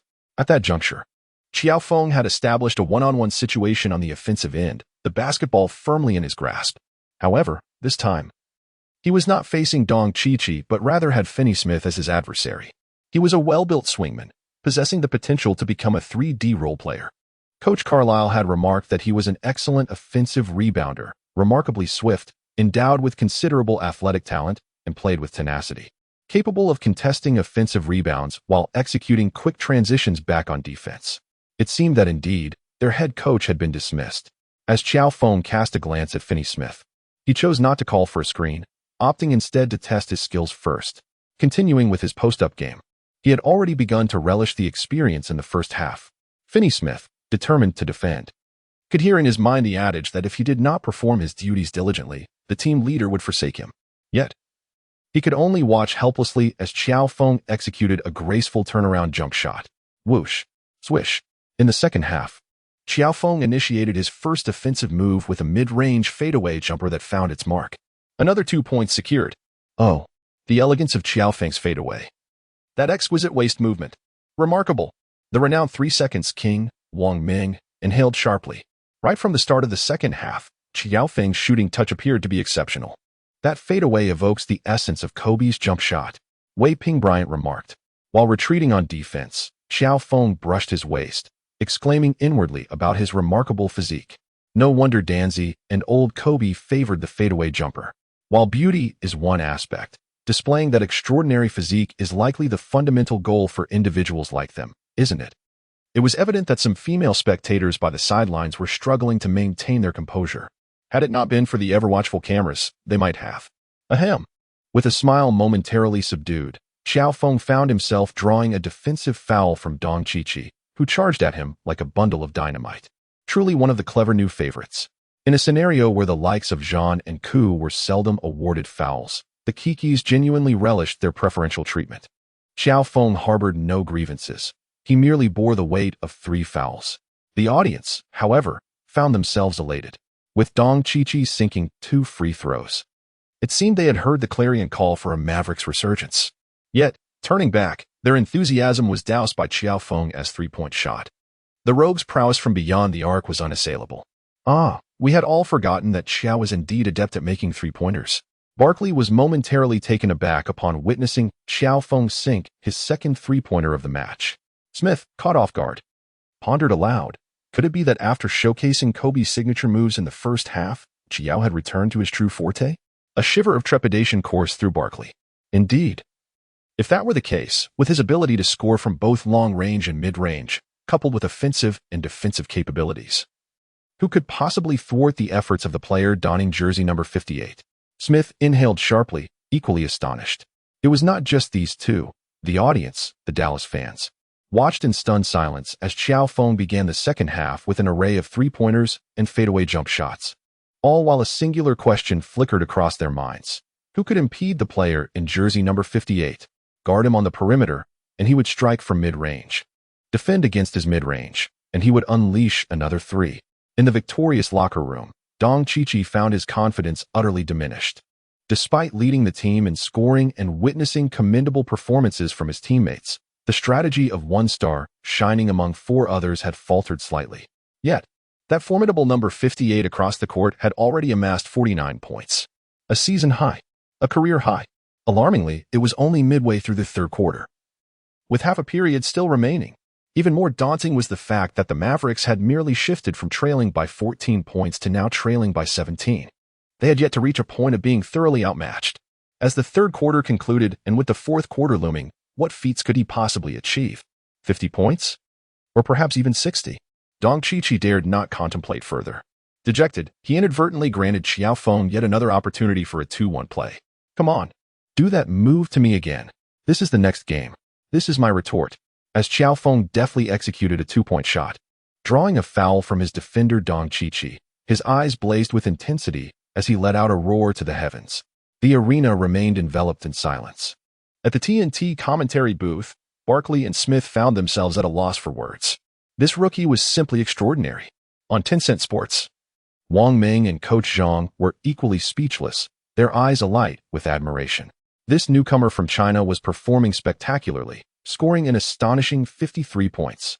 With this two-point shot, Qiao Feng's tally had equaled the highest scoring record set by Dirk at the American Airlines Center, and there were still free throws to come. Moreover, the third quarter had not yet concluded. In the bar, a Caucasian man had carelessly dropped his drink, oblivious to the chaos around him. His mind buzzed with the realization that he had committed an exceedingly foolish act, and the repercussions could be even more troublesome. Chapter 60, 58 points. A kill and a heartbreak. Swish. The free throw was successful. Thus, Qiao Feng shattered Dirk's scoring record at the American Airlines Center. Simultaneously, he and Curry became the second highest scoring players currently on the Warriors roster, with the highest still being Thompson's remarkable 60 points in 3 quarters. However, Curry understood that soon he would be relegated to third place. After completing his free throws, Qiao Feng transitioned back on defense. For a fleeting moment, he felt as if he had entered a state of pure excellence. His strength, leaping ability, speed, vision, and reaction time all peaked at a perfect 100. This sensation was utterly exhilarating, more so than the previous experience of Thompson's 37 points in a single quarter. After all, that had only enhanced his shooting. Now, it felt as though every aspect of his game was operating at peak performance.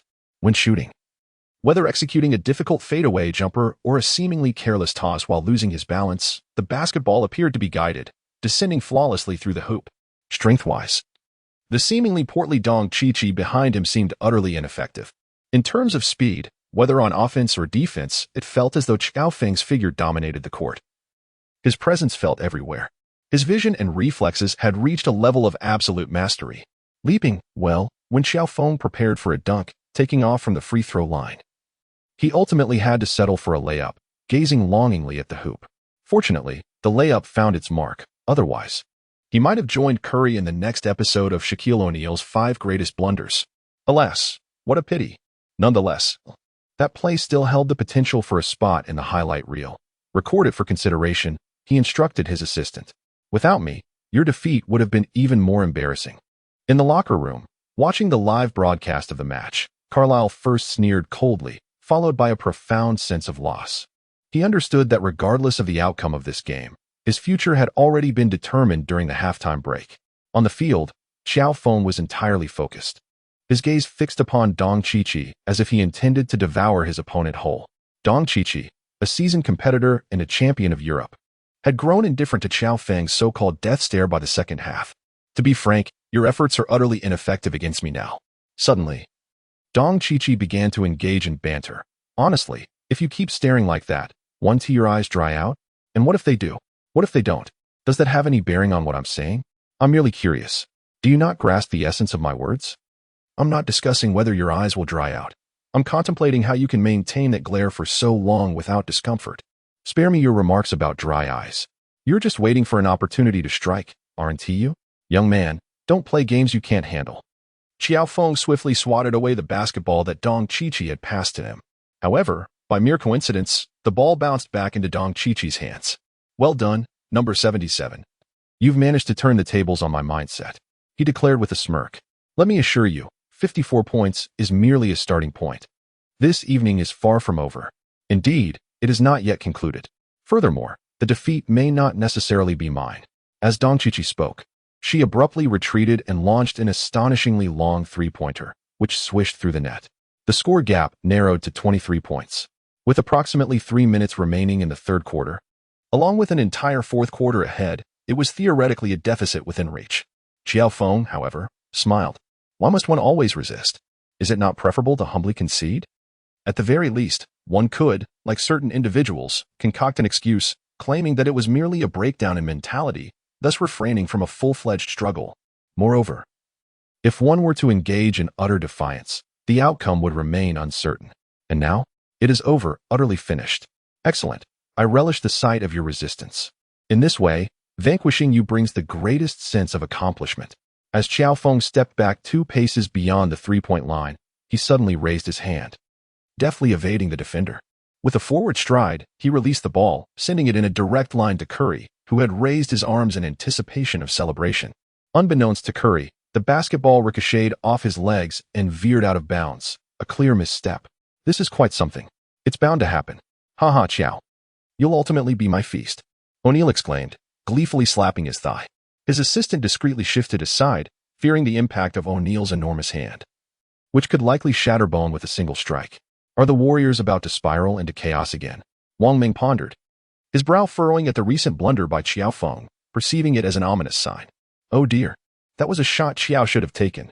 At this moment, you are the only one with a reliable chance on the entire Warriors team. Why pass to Curry? He is less reliable than you.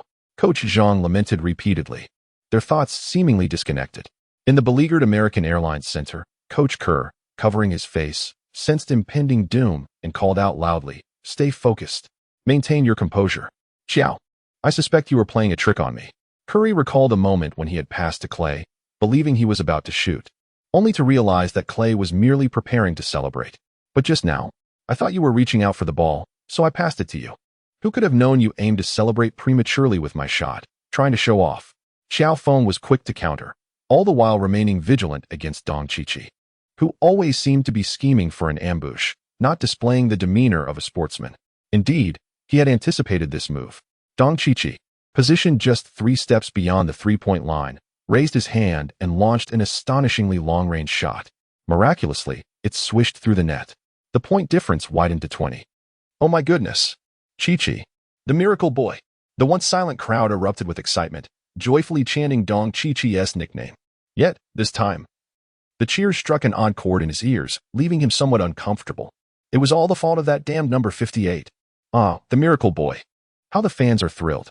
And what I relish most is extinguishing their excitement in its very bloom. Qiao Feng, leaning against Dong Qiqi, made a swift turn and executed a graceful backward jump shot. Beep. And, coincidentally, the whistle blew. Oh dear. Oh my.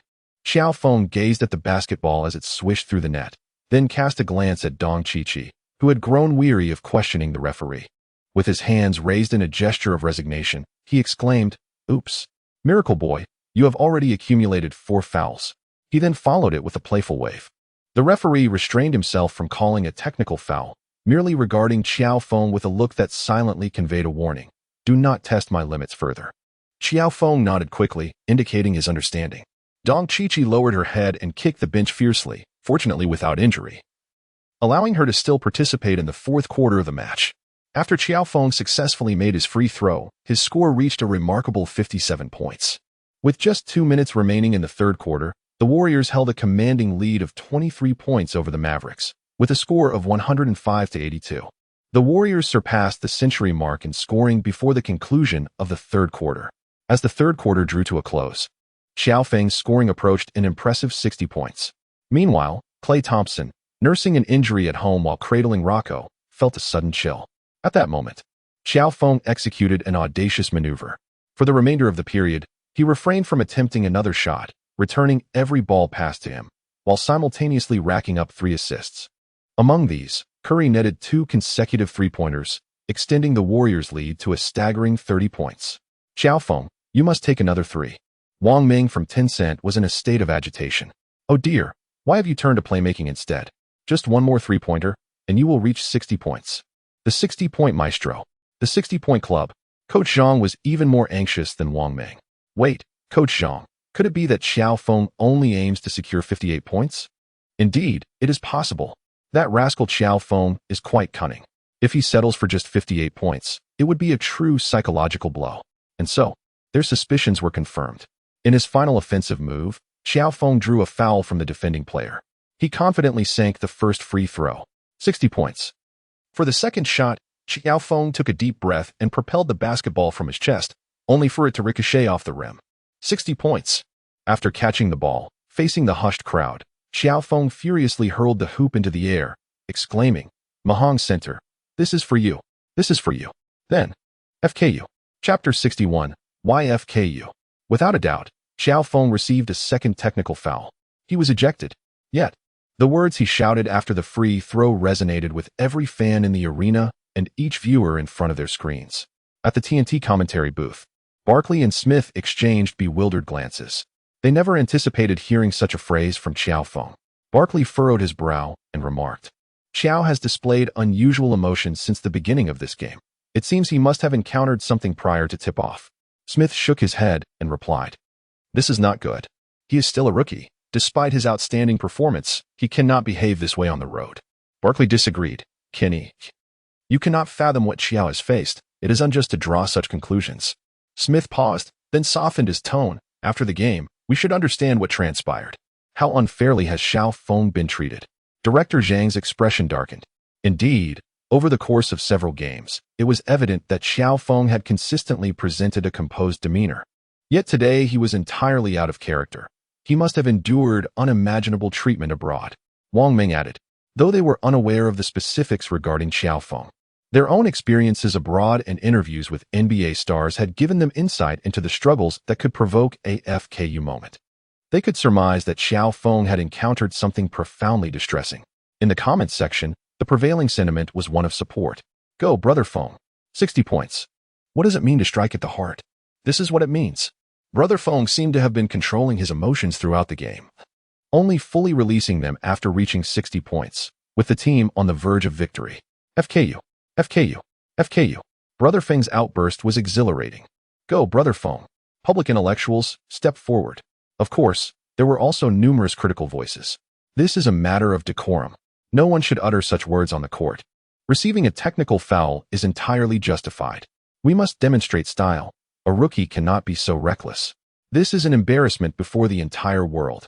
Thus, the reason for the formidable performance of number 58, so deliberately aimed at us, is entirely due to certain external factors. Amidst the swirling discussions from the outside world, the fourth quarter of the match came to a swift conclusion. As anticipated, the Warriors achieved an impressive 8-game winning streak, remaining undefeated since the season's commencement, standing tall above their competitors. However, the current Warriors now face a minor predicament: fines. Fines are an absolute necessity. Additionally, let us examine the regulations regarding the repercussions for taunting the entire audience while playing away. How many games of suspension shall one face? Upon reading the reports, the president chuckled at the absurdity and promptly conveyed his sentiments to the vice president. "Very well, Mr. President," the vice president replied, closely adhering to his superior's tone. In a private box at the American Airlines Center, Mark Cuban, who had previously witnessed the game live, frowned deeply after hearing his assistant's briefing. What a troublesome teammate. Cuban thought to himself, wishing he could find that individual and express his gratitude to their ancestors. He had initially planned to reach out to Qiao Feng when the time was ripe, hoping to entice him to join forces, envisioning a future partnership with Dong Qiqi that would undoubtedly become the Mavericks' twin stars after the legendary unicorn. This strategy was well-founded. While Dong Qiqi possessed both offensive prowess and organizational skills, defensively, he was a liability for his opponents. Although Qiao Feng is merely a rookie, his recent performances have showcased attributes rivaling those of the exceptional Klay Thompson, demonstrating remarkable 3 and D capabilities. Such a player is undeniably a coveted asset for the Mavericks. However, it is worth noting that players of this caliber are highly desirable for all teams. Cuban did not anticipate that before his plans could even commence, his counterpart would already be subjected to unjust treatment, and of a particularly grievous nature. Truly, a case of a detrimental ally. Following the conclusion of the press conference, an immediate announcement was made stating that the Mavericks would not welcome any individuals with discriminatory tendencies to attend their games. Cuban decisively issued this mandate, which reflects a stance of political correctness. Other matters will be addressed once the Warriors' press conference concludes. This demonstrates a meticulous approach. Nonetheless, he overlooked a crucial detail. Simultaneously, during the ongoing post-game press conference, the Mavericks unveiled significant news. Coach Carlisle, absent from the sidelines in the second half, made an appearance at the post-game press conference. "I have encountered some tactical disagreements with the team," Carlisle stated evasively. However, the journalists, astute as they are, quickly discerned the implications behind his words and began to press for further clarification. "Coach Rick Carlisle, there have been persistent rumors suggesting a rift between you and the team's cornerstone, Dong Qiqi. Is this discord the catalyst for your differences?" "No comment." Coach Rick Carlisle, Do these disagreements imply that your tenure with the Mavericks may be prematurely concluding? No comment. While the Mavericks were making headlines, the Warriors found themselves at the center of an even larger storm. With a remarkable 58 points, Qiao Feng, the first rookie to surpass 50 points, became the focal point of controversy after unleashing a barrage of insults from the sidelines. Qiao, first and foremost, congratulations on achieving your inaugural 50-scoring game, began a reporter, who happened to be black. Thank you. At this moment, Qiao Feng had regained his composure, fully aware of the scrutiny awaiting him. However, Qiao, not just I but the majority of observers are left pondering. Why, after deliberately scoring 58 points, did you address the crowd with such remarks? Indeed, prior to today, I could not have imagined I would utter such words as F you, Qiao Feng replied with a smile. Could you elaborate on what transpired before the game? Was it influenced by those external voices? Are you referring to the chants urging me to get out of Dallas? Qiao Feng smiled and shook his head. Of course not. On the contrary, I quite relish such slogans. They signify that I have become one of the most detested players among certain teams, and that implies that this player must possess considerable prowess. The journalist chuckled. However, the black reporter evidently did not receive the response he sought, and thus continued to inquire. We noticed that prior to the match, you had a confrontation with a Mavericks fan, who was subsequently ejected from the venue. Was this the reason? Indeed, Qiao Feng nodded. This cannot be evaded. If it were to be ignored, then some of my actions during today's game would lack a foundation. So, what transpired at that moment? The reporters nearly asked in unison. Are you quite intrigued? Then allow me to pique your curiosity. It transpired in the locker room, where he and Green, along with the team's management, were anticipating a particular scene. Qiao Feng let out a cold laugh within, then calmly stated, at that moment. The fan made a gesture of pulling at the corners of his eyes. As he spoke, he mimicked the gesture. The journalists present immediately comprehended the implication. However, some reporters did not perceive the action as particularly offensive. For instance, the initial African-American journalist countered, while this gesture may be somewhat impolite. Does it warrant you being insulted at an away game? Does it really? F you. F your mother. Qiao Feng cast a cold gaze at the reporter and inquired. How would you react if someone were to address you with a derogatory term beginning with the letter N? A term associated with the African-American community, universally recognized for its offensive nature. The African-American reporter's expression shifted instantly as he retorted, I would shoot him on the spot. Truly, this is the free America, where gun violence occurs daily. Qiao Feng chuckled. Regrettably, I am without a firearm. Thus, I resort to obliterating their scores to shoot them. Chapter 62.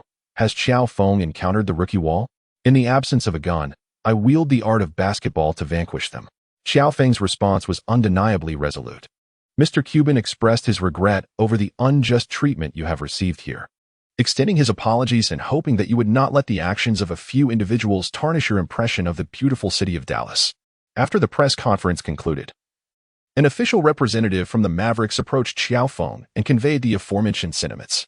Let us hope for the best. Qiao Feng nodded, his gaze resting upon a slogan rolling out of Dallas.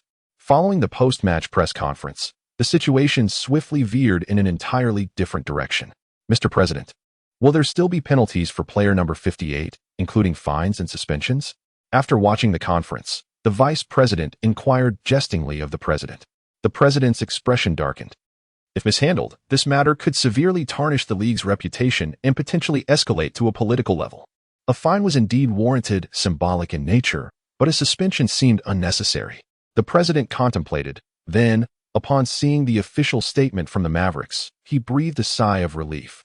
We must assert that the league is one of fairness and justice, where discrimination will not be tolerated. Initially, there were some critics of Qiao Feng's impulsiveness. However, once his remarks from the post-match conference were released, the chorus of voices turned remarkably uniform. Clips from Bruce Lee's interviews resurfaced on platforms like Douyin, becoming viral sensations. Various celebrities expressed their stances on social platforms such as Twitter, the majority aligning in support of Qiao Feng. We stand with you, my brother. Mr. 58 points. A certain player wearing number 30 tweeted in support of Qiao Feng. Foolish behavior. Qiao, my brother, I support your actions. Mr. 58 points. Another player, donning number 23, used the term brother. No crab meat. Mr. 58 points. Then came the exclamation from a player with number 7 from the Nets. Though I'm not fond of the number 58, I admire how you retaliate with basketball. Mr. 58 points. A player wearing number 3 from the Suns also expressed solidarity with Qiao Feng. Numerous players, both familiar and unfamiliar, those with whom he had interacted and those he had not, took to Twitter. This transcended mere political correctness. The sentiment echoed throughout the nation, inciting widespread outrage. Some official accounts also conveyed their positions on various platforms. In a flash, it seemed that even the term "FU" was poised to become a trending phrase of the year. Qiao Feng, you have done well. Next time such a situation arises, say nothing, just act. As a Chinese, we cannot be bullied. Qiao Feng's father expressed his support for his son's actions in a video. Mother Qiao wore a look of deep concern. My son, please exercise caution. There are still many radical extremists over there, and they are armed. Do not worry, mother. He replied. With my reputation in Golden State, I am quite well regarded. Moreover, when playing away games, I typically engage in activities with the team and do not venture out alone. Qiao Feng assured. Mother Qiao's concerns are not without merit. The forthcoming days will all feature the Warriors' home games. Qiao Feng has adopted a more subdued demeanor. Aside from his regular training and competitions, he remains at home, shunning media interviews. He yearns to swiftly quell the Dallas incident, as it is hardly a pleasant memory. Nevertheless, the impact of scoring 58 points is substantial, significantly overshadowing the incident involving the eye-pulling. The media's focus has shifted solely to the rookie who achieved the first 50-point game. It appears that no one is paying attention to the eye-pulling controversy any longer. Such is the nature of the internet. Trends surge rapidly but dissipate just as quickly. This may not exclude the tacit approval of the NBA and even the American authorities. Upon returning to their home court, the Warriors first secured a victory, extending their winning streak to 9 games and eagerly anticipating a 10th. Their next challenge was a home match against the Pistons. Thus far in the season, the Pistons have displayed a notably lackluster performance, making a 10-game winning streak seem entirely feasible. However, the Warriors faced an unexpected setback, suffering their first defeat of the season to the Pistons. The 9-game winning streak came to an abrupt halt. In this match, the Warriors collectively struggled with their shooting. It was not only Curry who lost his aim. The entire team seemed afflicted with a peculiar syndrome, missing even the simplest layups, as they relentlessly clanged the rim. Qiao Feng's performance was nothing short of dismal. Utilizing the Kobe Bryant fadeaway jump shot experience card, Qiao Feng, amidst a symphony of clangs, attempted 20 shots and produced 15 misses, yielding a disheartening ratio of 4-3. This indeed exemplified the genuine essence of Kobe's fadeaway. The previous match surely reflected Jordan's influence, commented Shuhai with a smile. The Warriors suffered their first defeat of the season. Qiao Feng summarized, this was an atypical Warriors game. While instances of collective cold shooting are not unheard of, from Curry to Qiao Feng, and from Clay to the returning Green, their overall shooting percentage fell below 33, which is quite excessive. Could it be attributed to Green's comeback? Shuhai jested. That cannot be the case. Green's attempts were limited, and in his first game back, he managed an impressive 8 points, 9 rebounds, and 9 assists, a stellar stat line. One cannot expect too much. Qiao Feng scrutinized Green's statistics, feeling a twinge of frustration. Could he not have scored a couple more points? Secured an additional rebound? Provided another assist? Alas, if I can achieve a triple-double, I simply won T. Qiao Feng's statistics were commendable, boasting 18 points, 7 rebounds, 5 assists, alongside 2 steals and 1 block. Although his shooting percentage left much to be desired, he had filled the stat sheet. After reviewing the statistics of both teams, Shuhai remarked, the Warriors' defense was not at fault. They simply faltered in their offense. It is difficult to fathom that a team renowned for its offensive prowess could suffer a loss due to their own attack. Indeed, Qiao Feng found it astonishing. Throughout the match, the Warriors restricted the Pistons to a mere 95 points, yet their own offense faltered, resulting in a season low of 86 points. Curry scored 20 points, Clay 18, and Qiao Feng 18, while other players failed to reach double digits. Despite the Warriors' inaugural defeat, they still held the best record in the league, making it challenging for outsiders to criticize them. After all, to disparage a team, one must adhere to the fundamentals. Thus, they began to scrutinize Qiao Feng's performances over the past 2 games. From a singular score of 58 points to consecutive games failing to surpass 20. The rookie wearing number 58 may be facing the infamous rookie wall. Will he transform into a superstar or fade into obscurity?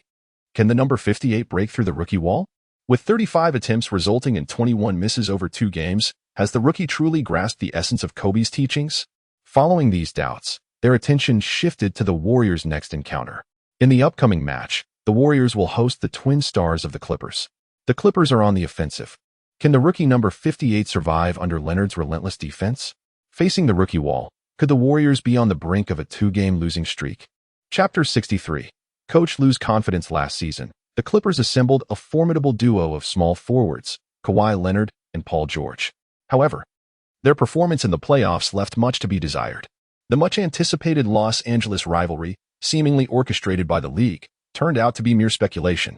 Throughout the playoffs, the Lakers exuded an aura of invincibility, only to emerge victorious against every opponent, while the Clippers, conversely, projected an image of dominance yet nearly faced elimination in the first round, ultimately succumbing to the Nuggets in the second round. Remarkably, they squandered a 3-1 lead, allowing the Nuggets to force a seventh game and execute a stunning comeback. Coach Rivers' performance was nothing short of astonishingly disappointing. Zubac, Harrell, and JaMychal Green found themselves repeatedly outmaneuvered by Nikola Jokic, whether in the post or from beyond the arc, making their inability to defend him somewhat understandable. Yet, the transformation from 1-0 to 1-1, and further from 3-1 to 3-3, culminating in a forced Game 7, was utterly unacceptable.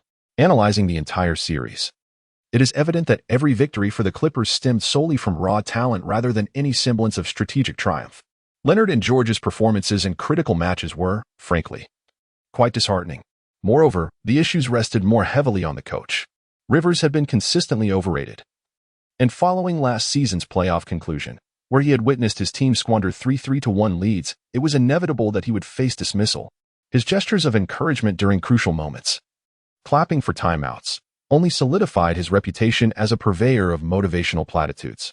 This season, the Clippers enlisted the genius of coach Tyronn Lue, setting their sights on the championship.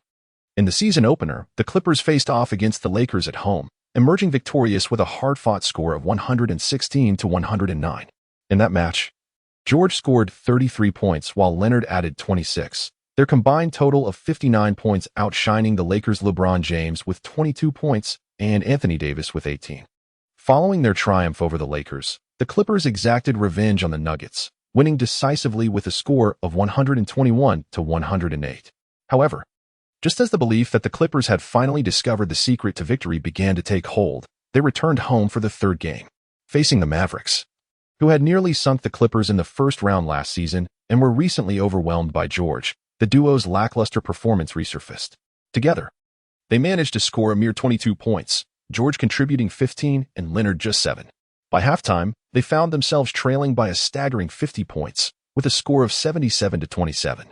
In the third quarter, the Clippers returned to the court, managing to reclaim only 3 points, which reduced the deficit to 50. However, this proved futile. Coach Lue conceded defeat. The Clippers appeared to have reverted to the state of utter despair reminiscent of last season, where any lapse in performance led to irretrievable losses. Fortunately, in the fourth game, the Timberwolves extended a warm gesture, allowing the Clippers to secure a resounding victory at home by 23 points, momentarily restoring some vigor. Subsequently, they triumphed over the Trailblazers with the same 23-point advantage in a back-to-back match. Just when the public believed the Clippers had finally deciphered the code to victory, they faced yet another defeat against the Jazz, which, while not entirely surprising, was disheartening. In the following matches, the Clippers oscillated between wins and losses. Their defeats were not disastrous, yet their victories were hardly effortless. Experts and fans alike felt that the Clippers, who seemed capable of triumphing over any opponent yet also faltering against all, had resurfaced once more. The already sparse fanbase of the Clippers gravitated back to Rex's embrace. For there, at least, there was a Thunder Beast. Even in defeat, the Thunder Beast would never falter, providing a spectacle to behold. Prior to facing the Warriors, the Clippers boasted a record of 6 wins and 4 losses, placing them 6th in the Western Conference. One team stood first in the West in the league, while the other languished in 6th. Logically, the outcome seemed predictable. Nevertheless, experts unanimously regarded the Warriors as a mere pretender. Despite the presence of superstar Curry and the highly touted rookie, Ja Morant, they insisted that the Clippers were a formidable team. Despite their paradoxical ability to appear invincible yet vulnerable against any opponent, this perception was rather absurd. The match was anticipated by experts for 2 primary reasons. First, to assess whether the Warriors were indeed a strong team. Second, to determine if the rookie, numbered 58, had encountered the notorious rookie wall. They believed the Clippers could contain the Warriors, attributing this to Coach Lu's leadership. They posited that Leonard could effectively neutralize Ja Morant. Being the finest wing defender in the league, endowed with reach, speed, physicality, and awareness. "What nonsense!" exclaimed Green, expressing his dissatisfaction with the external commentary following the pregame warm-up. He repeated his discontent several times. Green serves as the voice of the Warriors, both on and off the court. It seemed that upon Green's return, the Warriors began to regain their voice. Previously, the Warriors were characterized by Ja Morant's occasional banter, but with Curry's childlike demeanor, they appeared somewhat vulnerable. However, Green's return altered this dynamic. He is the defensive and organizational linchpin of the Warriors, embodying their tough persona. "What should we do, Ja?" Green inquired with a stern expression. Qiao Feng paused for a moment, then made a gesture, one hand grasping someone's head while the other executed a vigorous slap to the face. Yes, it was indeed a forceful strike they desired. Green smacked his thigh with enthusiasm. Wiseman sprang up. "Bro, if you're going to speak, just speak. Why slap my thigh?" At the pregame press conference, Coach Lu was queried on how to defend against one of the Warriors' newly dubbed Splash Brothers, Qiao Feng. Indeed, the current Qiao Feng and Curry have been externally referred to as the new Splash Brothers. In 10 games, aside from a couple of notably poor performances, his scoring explosiveness and three-point consistency have evoked memories of the likes of Klay Thompson. "I believe Kawhi should be able to handle that individual," Coach Lu remarked nonchalantly. "So how would the Clippers defend against Steven?" "I think Patrick should be able to deal with him," Coach Lu asserted, brimming with confidence. However, he was not particularly forthcoming with detailed strategies. Moreover, Coach Lu's standard approach against the Warriors has always been that the Warriors can win, but Curry must be neutralized. Thus, regardless of any pregame distractions, Curry will invariably remain the focal point of their defensive efforts. One Patrick Beverley is far from sufficient. When Kawhi was asked how he would defend against Qiao Feng, he simply nodded and stated, "I will defend according to the coach's instructions." He appeared as a robotic figure devoid of individual expression, even his laughter lacking the warmth of human resonance. Beverley, on the other hand, was quite animated. "I relish the challenge of matching up against Steven. On the defensive end, I will do everything possible to make him uncomfortable. On offense, I will wear him down." He meant what he said and was prepared to act accordingly. As the game commenced, Curry found himself ensnared in Beverley's relentless pursuit. Meanwhile, Qiao Feng was also under the shadow of Leonard's long reach. The Warriors faced immediate challenges on the offensive front. In a moment of jubilation, "Welcome back, Klay." After 2 long years, 941 days, he returned. On January 10, 2021, the NBA regular season was in full swing. Per the schedule, the Warriors were set to host the Cavaliers today, marking Thompson's comeback after enduring a 2-year absence since his injury in the 2019 finals. To show their support for Thompson, the entire Warriors team donned his number 11 jersey for the game, including Curry, Green, Iguodala, Damian Lee, Anderson, Kuminga, Kayatsa, Looney, and others. The Warriors' official account shared their photos, revealing the palpable excitement throughout the team for Thompson's return as they expressed their heartfelt joy for him. As the day's centerpiece, Thompson looked exceedingly stylish, sporting dark sunglasses that added to his cool demeanor. On the path to the arena, he continually expressed his exhilaration, exclaiming how wonderful it felt to compete today. Prior to unveiling the entrance photographs of the Warriors players, the official Warriors account showcased Thompson's number 11 jersey, stating, "It has been 941 days since Thompson last stepped onto the court, and 808 days since the Warriors played their inaugural regular season game at the Chase Center. Today, the Kingdom of Warriors embarks on a new chapter at home."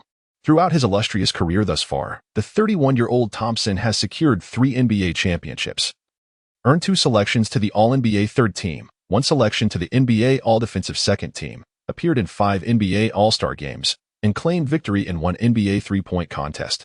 Chapter 64, the skill card of Celestial Transformations single-use system, opened the blind box. Before the game commenced, Qiao Feng stood at the technical table to unveil today's blind box. In the next moment, with a delightful chime, the pleasing AI-synthesized voice of the system resonated once more. "Congratulations, host. You have drawn the Celestial Transformations skill card, single use." Celestial Transformations? Is it akin to Muron Fu's principle of reciprocation? Has the system begun to ride the coattails of the martial arts genre? At this pace, Will it soon delve into the realm of fantasy as well? Nevertheless, it must be said, this skill card, albeit a one-time use, is indeed quite enticing. Qiao Feng was filled with excitement. It is widely acknowledged that the phenomenon of celestial body shifting is akin to the ability to replicate. One cannot help but wonder to what extent this replication can occur. On the opposing team, George is quite impressive, while Leonard is even more so. System. Activate the celestial shifting skill card. Qiao Feng eagerly installed the skill card. Upon installation, a prompt appeared. Using the Yuzhu in X in skill card, one-time use. You shall gain the ability to replicate the capabilities of others, with the replication effect calculated based on the differences between the host and the target. With a maximum of 100 and a minimum of 50. This can only be utilized within the current match. The host must confirm the target for replication, and once confirmed, it cannot be altered. As the synthetic voice of the AI resonated, a series of names and skill titles materialized before Qiao Feng. Leonard, Death Grip, Clutch Performer, Master of Difficult Shots, Defensive Dynamo. George, the Versatile King. Batum, the Sharpshooter from Beyond the Arc, an exceptional 3D forward. Ibaka, the one and only Ibaka. Beverly, a tenacious defender, a fierce warrior. Reggie Jackson, a dual threat guard. System Recommendation 90, Leonard. System Recommendation 00, Ibaka. Upon reviewing these, Qiao Feng's expression darkened. The system seemed utterly devoid of humanity. It was highly probable that he would face off against Leonard in today's match, and experts were eager to observe whether Leonard's relentless grip would render Qiao Feng defenseless. Therefore, it was imperative to return the favor in kind. As for Ibaka's singular skill, what exactly was it? How could he reciprocate in kind? Moreover, Qiao Feng, with his own unique skills, truly did not hold Ibaka's ability in high regard. Those who understood would understand. Selecting the target for replication, Kawhi Leonard. Target for replication set as Kawhi Leonard, with available skills for replication including the Death Grip, Clutch Performer, Master of Difficult Shots, and a Defensive Dynamo. Do you confirm? Confirmation. The host has chosen Kawhi Leonard as the replication target, and during this match, the host will gain the abilities of the target when matched up against him. Current compatibility, 85. Only 85? Well, that's still commendable. Qiao Feng brushed a handful of magnesium powder, feeling invigorated. As he glanced over at the expressionless Leonard, he found that there was, surprisingly, a certain charm in his visage. Qiao, why do you keep staring at Kawhi? Curry nudged Qiao Feng, inquiring with a sense of curiosity. Such a curious soul. It's nothing. Qiao Feng glanced at Curry and said, Stephen, you must be feeling a great deal of pressure for this match. Curry, puzzled, replied, What pressure do I have? It's merely an ordinary game. Our true aim lies in the playoffs, in June of next year. Qiao Feng acknowledged that his perspective was limited. However, he was merely a newcomer, still a novice. What harm is there in having a narrow view? Qiao, are you feeling quite anxious? Are you afraid of the rookie wall? Curry inquired, glancing at the seemingly excited Qiao Feng while patting him on the shoulder. Nervous? Not at all. Rookie wall. What is that? Qiao Feng shook his head, expressing skepticism about the existence of a rookie wall. By the way, Stephen, how did you overcome the rookie wall when you encountered it? He inquired. I simply broke through it. Nothing more, Curry replied with a hint of arrogance. Although his early career was rather unremarkable, Curry's performance during his rookie season was commendable, lending credence to his bravado. Logically, the rookie wall should not manifest so early in the season. Today marks a pivotal showdown, with TNT's commentary team once again featuring the duo of Charles Barkley and Kenny Smith. Reflecting on his own career while discussing the rookie wall, Barkley mused. I struggle to recall the specifics, but in my experience, the rookie wall typically emerges around January or February. During that period, rookies often find themselves in a slump due to fatigue or other factors. Indeed, what Joe is currently experiencing seems to be merely a temporary dip in form, Smith remarked. So, have we begun to define Joe, the 58th overall pick, by his performance rather than discussing his ability to adapt to the rigors of the game? As we do with other rookies, like the Warriors Wiseman?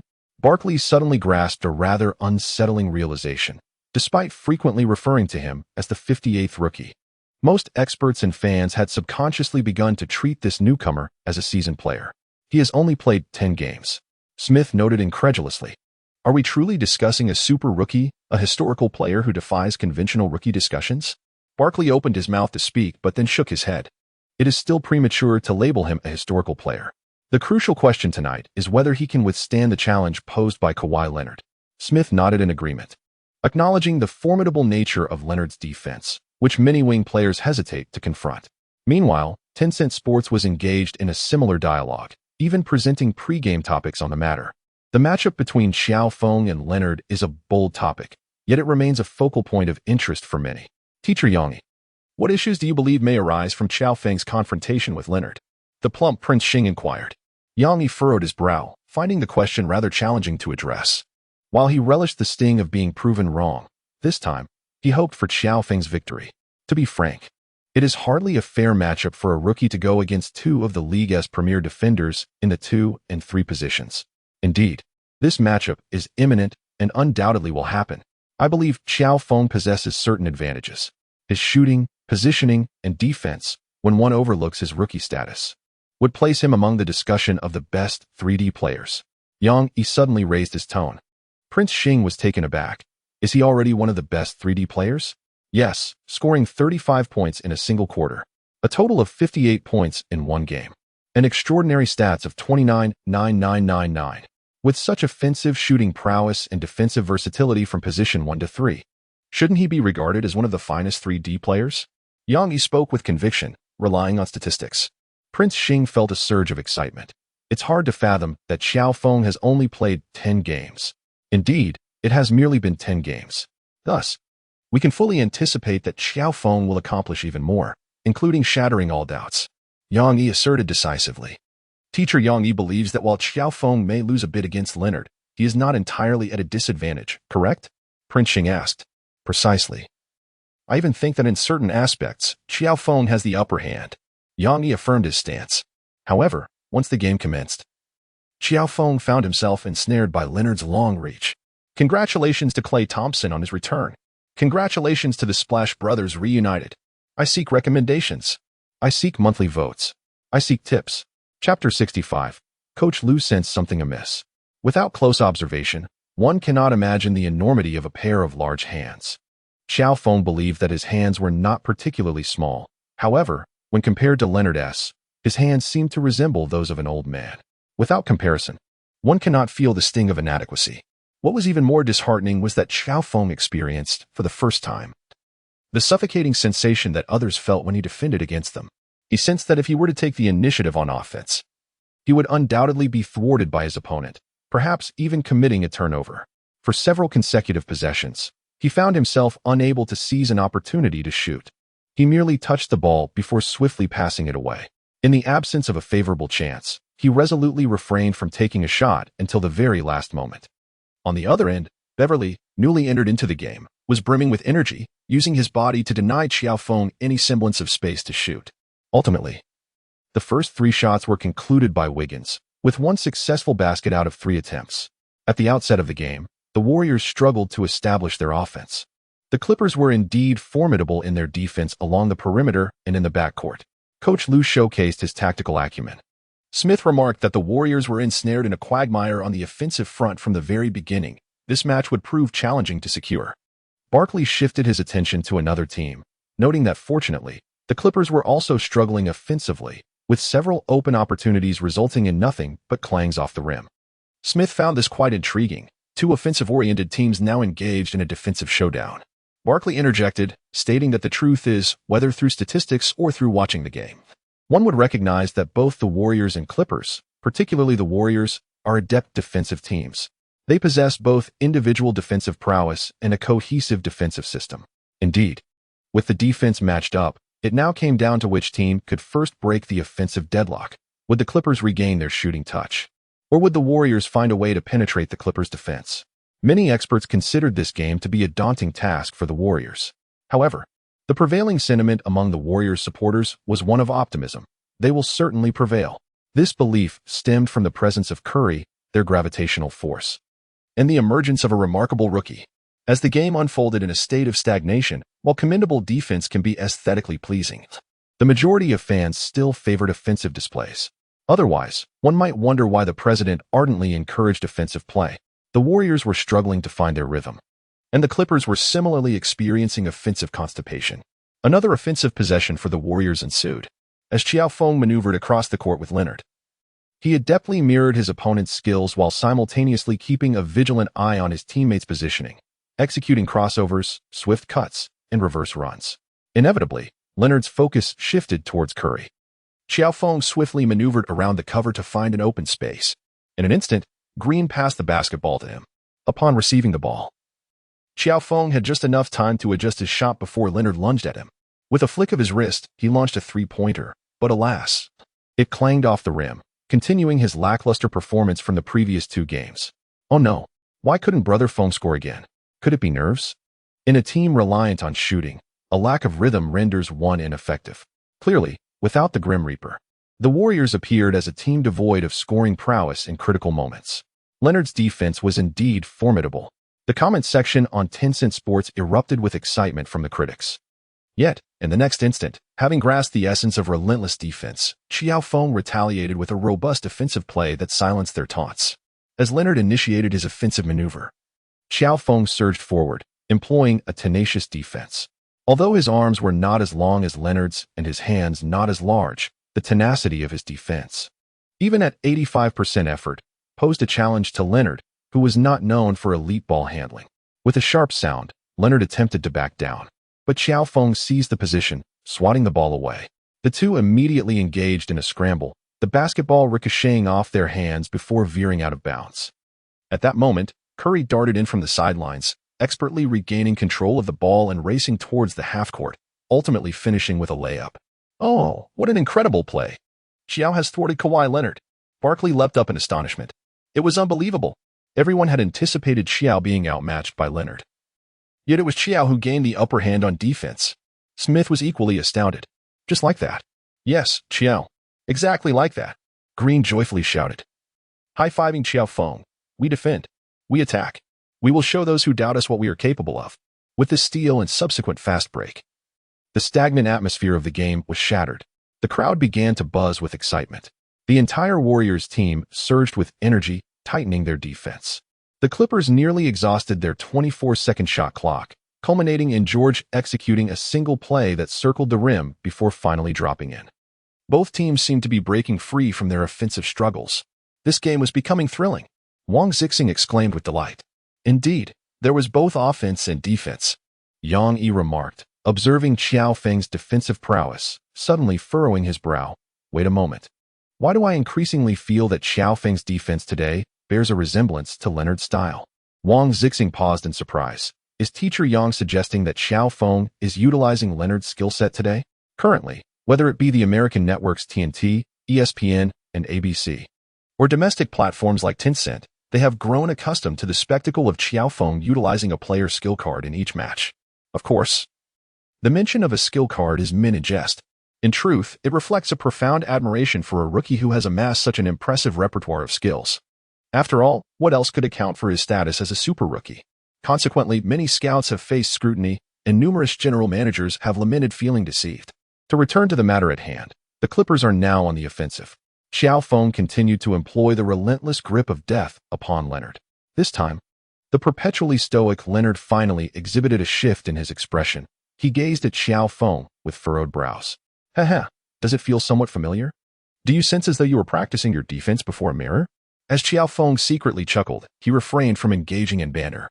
This player, a protege of the venerable Coach Deng, would not be swayed by such trivialities. Leonard did not force his offensive plays, knowing that with General George on the court, the Clippers always possessed a formidable attacking point. Consequently, Wiggins found himself overshadowed. However, in a turn of events, Curry transformed George into a mere backdrop, sinking a three-pointer from just beyond the arc, and it was a bold attempt at that. Regarding his ability to serve as a backdrop, one could always rely on General George. Much like witnessing a montage of dunks, one could invariably spot Coach Deng's eternally unchanged visage. Once Curry's three-point shot found its rhythm, the Warriors' offense flourished. In response, Qiao Feng clung tenaciously to Leonard, akin to a novice eager to showcase a newly acquired skill before his mentor. Yet, this time, he may have become a tad overly enthusiastic. Leonard executed a powerful drive, earning himself a 2-1 foul. Thus, the king of difficult shots emerged. The critics were once again entertained. In the subsequent possession for the Warriors, Qiao Feng mirrored this, returning the favor to Leonard with his own 2-1. Same position, same shooting form. Leonard's expression shifted once more. Wow, this Feng guy is something extraordinary. I reckon the other players might soon hesitate to play against him, fearing that they would unwittingly lose their skill set. Thankfully, it's merely imitation, not theft. The veterans on the sidelines appeared increasingly exhilarated, witnessing the emergence of a player capable of limitless skill acquisition. Feng, you are remarkable. On the court, after Qiao Feng completed his free throws, the first half concluded with a score of 12-13, indicating a closely contested, low-scoring affair. During a commercial timeout, as Qiao Feng prepared to leave the court, he cast a glance at Leonard, whose expression had returned to normal, raising an eyebrow as if to inquire. How did I do, Coach Leonard? On the sidelines, Coach Liu furrowed his brow, sensing something amiss. Chapter 66. George loves to clang. Leonard loves to clang. Everyone loves to clang. During the official timeout, Coach Liu refrained from making extensive tactical adjustments. He preferred a passive approach. Currently, the team was merely struggling with their shooting, which did not yet equate to a faltering offense, and they weren't significantly behind. Thus, his ingenious ideas had yet to reach a critical point of inspiration. As the timeout concluded and the game resumed, Curry faced Beverly, who continued to doggedly pursue him. Despite his frustration, he chose not to force the issue. As Qiao Feng remains on the court, he continues to engage in a mirror-like contest with Leonard. Your relentless pursuit of my demise is met in kind as I reciprocate with equal fervor. Your acrobatic shots are met with my own dazzling attempts. How absurd it is. We are witnessing two Leonards competing on the same floor. Barkley exclaims incredulously, while Smith shakes his head in disbelief. Qiao's defense has reached new heights. My goodness. After this match, who would dare claim that the Golden State's rookie, number 58, has encountered the infamous rookie wall? Indeed, even in defense, he instills fear in all positions from 1 to 3. More alarmingly, this number 58 possesses a remarkable shooting ability. The more Barkley and Smith discuss, the more daunting the prospect appears. Is it time to utter that phrase? Duong. The sound of an iron shot brings the two commentators back to the game. Under the pinnacle of defense, both teams begin to falter. Before Barkley speaks, George has just missed a shot. A mere 5 seconds after his words, the Warriors attack. And Curry also clangs one off the rim. The three-point attempt crashes heavily against the back of the hoop, bouncing out and into Qiao Feng's grasp. With the rebound secured, he finds himself unchallenged. Leonard has just gone to assist in containing Curry. What a splendid opportunity. Finally, a gaping void presents itself. This is a gift. This is a gift. As Qiao Feng felt a surge of excitement, his steps faltered slightly, lacking clarity. With a sudden whistle, the referee adjusted his stance, signaling a traveling violation against him. A collective sigh resonated throughout the home crowd. As he retreated on defense, Qiao Feng patted his chest, acknowledging his mistake. Subsequently, Coach Kerr replaced him after a dead ball during the Clippers' offensive play. It was not due to the error, but rather it was time for a rotation. Well done, Qiao. Take a quick breather. We'll need you in the second quarter, Coach Kerr said, exchanging a high five with Qiao Feng as he spoke. Qiao Feng nodded, exchanged high fives with the coaches and teammates, and returned to his seat, taking deep breaths. He was utterly exhausted, having yet to emulate Leonard's relentless defensive prowess. The 8 minutes of intense defense left him feeling as though his chest might burst. Meanwhile, Leonard, with his expressionless demeanor, appeared unfazed, which was quite absurd. However, it would not be entirely accurate to say he was indifferent. Leonard had faltered at critical moments in games multiple times, which was, in part, linked to his role as the team's defensive linchpin. He was not a machine, after all. For the Clippers, the current issue was not a lack of offensive options, particularly if one considers Leonard and George as the dual offensive course. What they lacked was a player capable of alleviating Leonard's defensive responsibilities. Finding such a player is challenging. And even if one were available, they would likely overlap in position with Leonard. Alternatively, they could relieve Leonard from his role as the offensive centerpiece, allowing him to undertake only a portion of the offensive duties, particularly during critical moments of the game. Yet, this too poses difficulties, as no team leader willingly relinquishes offensive opportunities. Thus, the question arises as to why the Clippers are often deemed a pseudo-strong team. The issue may lie here and remains unresolved. Consequently, on the court, after Qiao Feng exited, Leonard, who had been defended by Qiao Feng for a significant portion of the game, also had to take a break. He was, after all, not a robot. Beverly joined him on the sidelines, having expended considerable energy while defending against Curry. With Leonard off the court, George took the reins, bolstered by the team's exceptional sixth man. Reggie Jackson, It is peculiar how the Clippers always seem to have an outstanding sixth man, from Paul Griffin's era with Jamal Crawford to the current spicy Reggie Jackson. Upon entering the game, Jackson's primary objective was to score, with little regard for anything else, much like Crawford. However, in terms of flair, he fell slightly short of Crawford's level. Such players can be quite effective on the offensive end. Within 3 minutes of his entry in the first quarter, Jackson had already executed 6 offensive plays, tallying 6 points with remarkable efficiency. Yet, despite this, the Clippers transformed from a 1-point lead to a 5-point deficit. On the defensive end, he was overwhelmed by Curry. With Beverly and Leonard absent from the court, what defense remained? I am Reggie Jackson, who comes to attack, and Paul George, who prefers to play the background. This allowed Curry to fully unleash his potential. He sank 2 consecutive three-pointers and executed a seamless cut to the basket for a 2-point score. With Curry igniting the offense, the Warriors' attack came to life. However, the first quarter came to an abrupt end. It was a rather awkward game. Just as the audience began to feel the excitement, the pause button was pressed. As the second quarter commenced, Jordan Poole led a group of substitutes onto the court. In the absence of Leonard, Poole felt a refreshing change in the atmosphere of the Chase Center, effortlessly capitalizing on 2 consecutive open shots. The first was from mid-range. As Qiao Feng deftly evaded his defender, he received a pass from his teammate, positioning himself perfectly for a shot. With a flick of his wrist, he executed a flawless 2-point basket. Following this score, he relentlessly shadowed Reggie Jackson on the defensive end, disrupting his play, and swiftly transitioned to the offensive zone. Instead of opting for another 2-pointer, he boldly chose a 3-point attempt. He found himself completely unguarded, with an open shot. It was akin to a practice session. His breathing was steady, his jump angle impeccable, and the wrist flick executed flawlessly. The arc of the shot was perfect. Swish. The fast break 3-pointer found its mark. The crowd erupted in ecstatic cheers. Qiao, Qiao, Qiao. The audience was instantly electrified, the arena vibrating with excitement. F. No one can stop us. This is the Warriors' domain.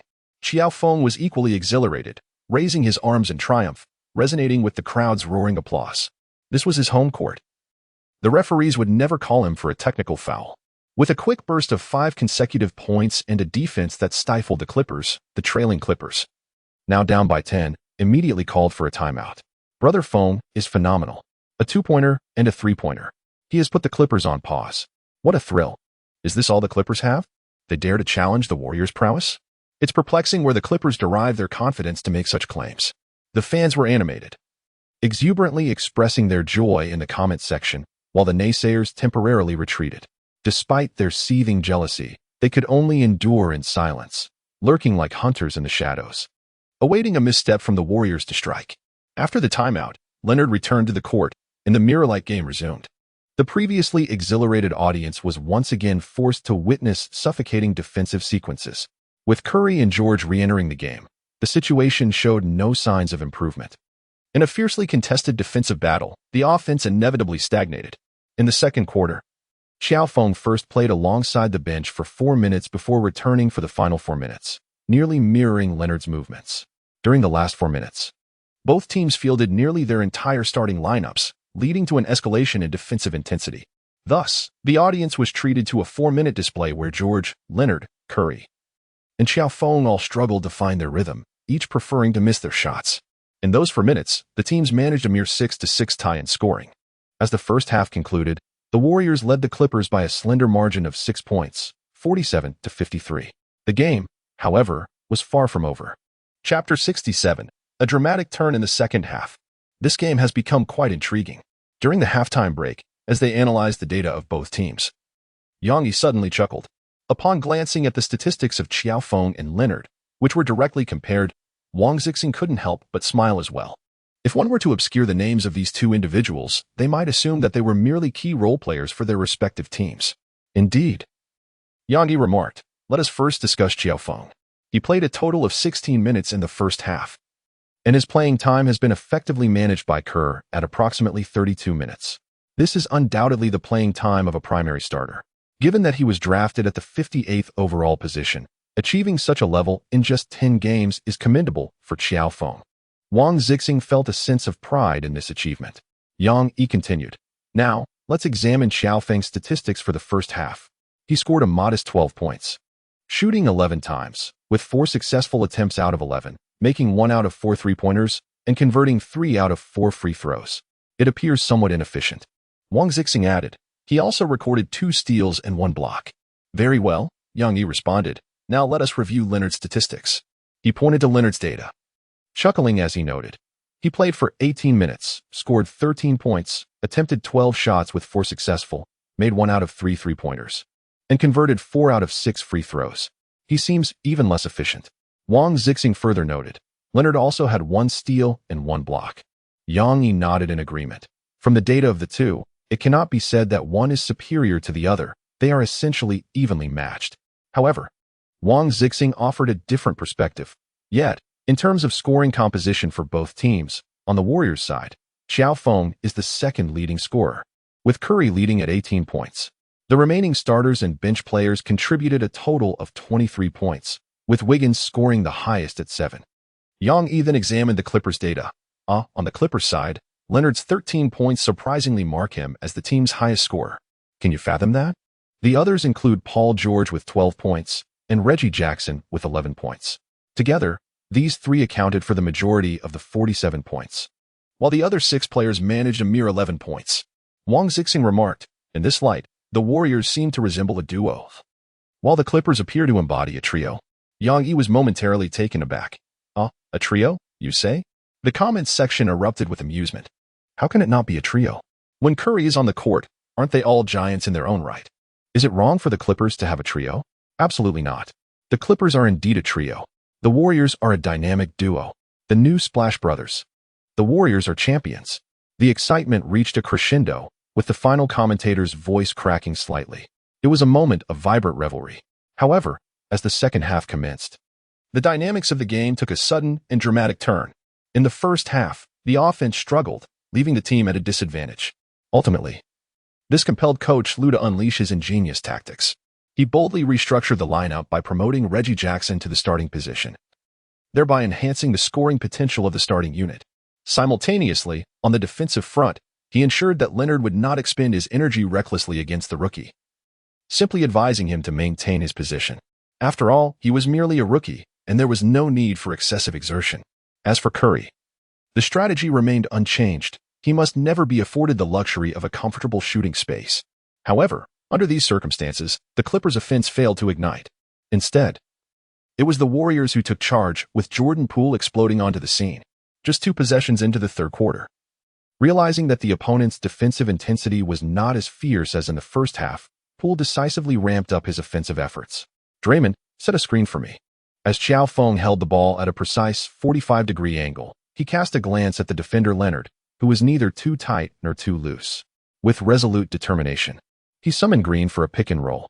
Engaging in this maneuver with Green presented at least 2 options.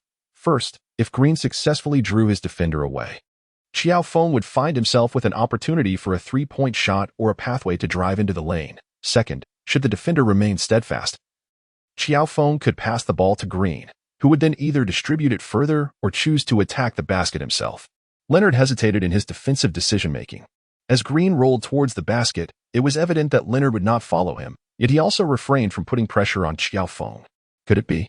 Was he truly being granted such space for a shot? After all, I am the new star of the Splash Brothers. With a heart full of gratitude, I shall graciously accept this opportunity. As soon as Qiao Feng caught sight of a fleeting opportunity, he immediately bent his knees and leapt into the air, flicking his wrist to execute a perfect shot.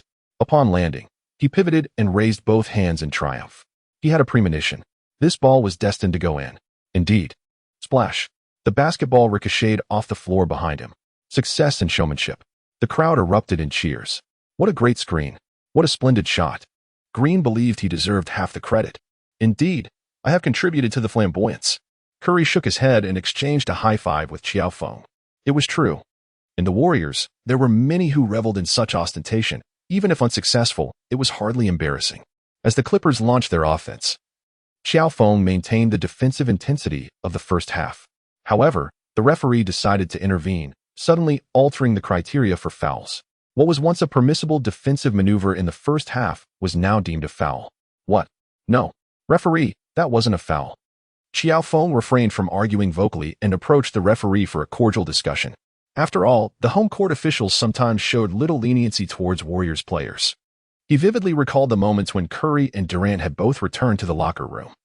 And the scene where the referee had ejected Livingston for a head-to-head confrontation was still fresh in his mind. Thus, a pregame motto in the Warriors' locker room was, "Never engage in loud arguments with the referees." Beneath this motto was a line in smaller text, "Especially you, Draymond Green."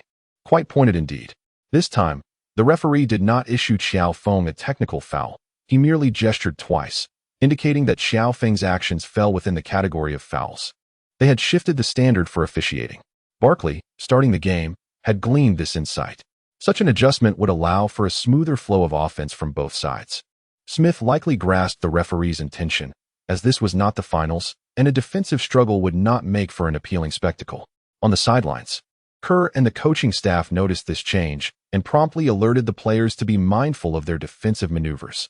Are they using me as a warning to others? Qiao Feng felt a tinge of displeasure. Why is it that the altered officiating standards seem to target me specifically? Am I merely a scapegoat?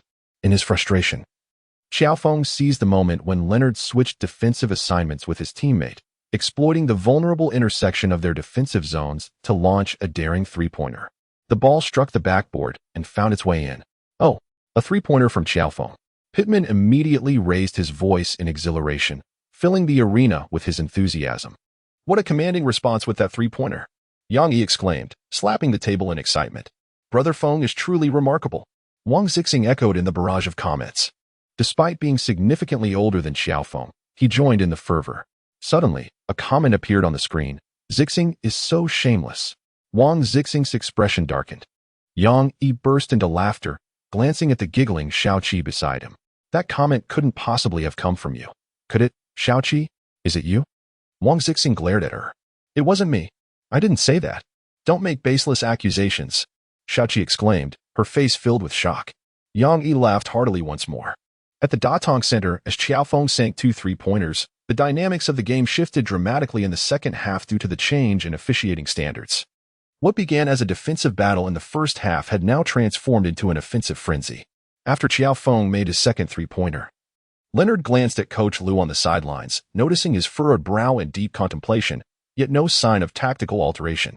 Thus, he was compelled to adhere to the strategy devised during halftime. However, the match did not devolve into an offensive showdown. Instead, it was the Warriors who experienced a dramatic shift on the offensive front, while the Clippers remained ensnared in the Warriors' defensive quagmire, unable to accelerate their pace. The dynamics of the game began to tilt in favor of the Warriors. Chapter 68, The Madness of the Warriors is a probable event. Coach Liu, by all rights, should have called a timeout to cool down Qiao Feng's fervor. Yet, he refrained from doing so. During the Clippers' offense, Qiao Feng was cautious in his defensive maneuvers, allowing Leonard an opportunity to execute a challenging jump shot, which he made. Yet, 2 points were insufficient to quench their thirst, as the Warriors took possession.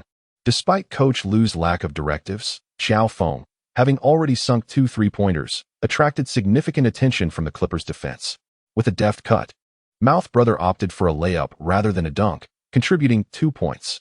In the ensuing exchanges, both teams engaged in a back-and-forth battle. The Clippers exploited a defensive lapse to score in the paint against the Warriors. Turning the tide, the Warriors executed a series of off-ball movements, intertwining crosses and 8-shaped screens. Green orchestrated the play, facilitating a series of screens, ultimately leading to an open shot for Oubre. This time, he seized the moment, releasing a three-pointer that found its mark. Following his successful shot, Oubre taunted the Clippers bench, only to be assessed a technical foul, thus gifting the Clippers a free point. These 2 possessions effectively canceled each other out. As the Clippers resumed their offense, Oubre, fueled by the technical foul, defended with fervor, teaming up with Qiao Feng to force George into a dribbling error. Oubre lunged forward, retrieving the ball with the swiftness of the wind, and executed a dunk that ignited the crowd's enthusiasm. Oubre's spirited demeanor on the court is contagious, easily elevating the audience's spirits, much like his wild hairstyle. Conversely, George, in a moment of impulsiveness, forced a shot, resulting in a foul against Oubre. The downside of such emotional fervor is the propensity to land oneself in troublesome situations. George's free throw proficiency remains commendable, as he successfully converts once more. The 2 teams find themselves evenly matched once again over the course of 2 possessions. It appears that the Warriors' brief offensive surge has been quelled by the Clippers. Although the point differential has neither widened nor narrowed, the momentum has shifted. However, as the third quarter reaches the 4-minute mark, following a timeout, the Warriors' defense suddenly intensifies. Out of the after-timeout play, they initiate a zone defense, double-teaming the ball handler and forcing a turnover from the Clippers. George made a last-second shot, which unfortunately missed entirely. George harbored no affection for ironwork, having developed a fondness for ballooning instead. Following a successful defensive play, the Warriors swiftly launched a fast break. With a diminutive lineup on the court and the absence of a center, the Clippers failed to retreat in time, although they managed to contain Curry. They inadvertently left Qiao Feng unguarded.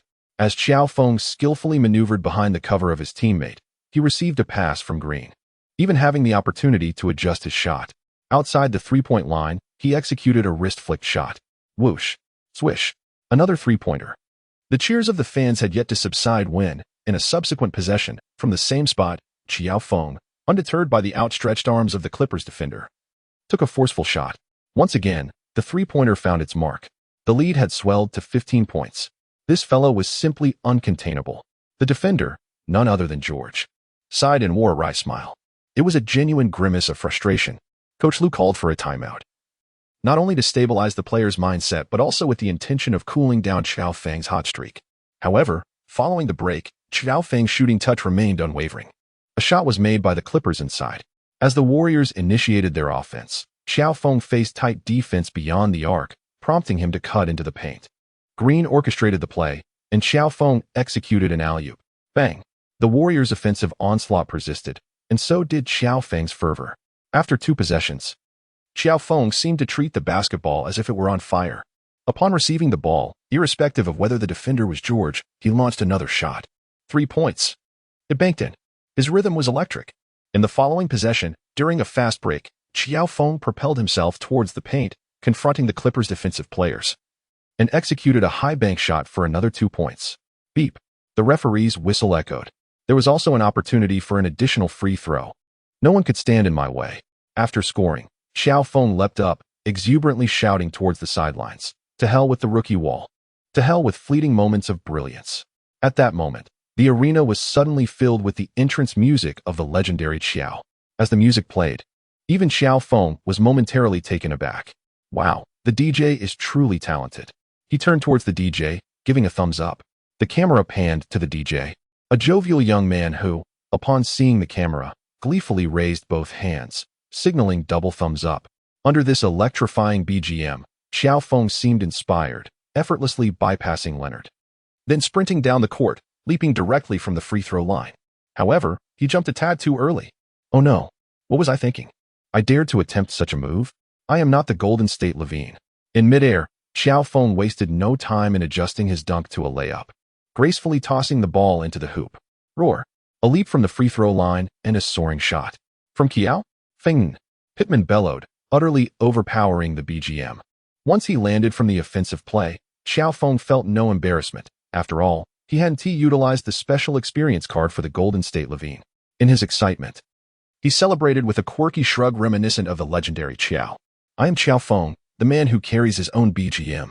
I ask you, are you afraid?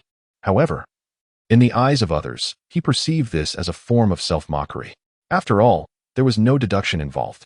Yet at the scene, particularly in the view of the female fans in the front row, Qiao Feng's performance provoked an ecstatic reaction. What a magnificent display of skill, without exceptional prowess. How could one possibly execute such aerial maneuvers? They rose to their feet, vociferously cheering and emitting spontaneous shrieks.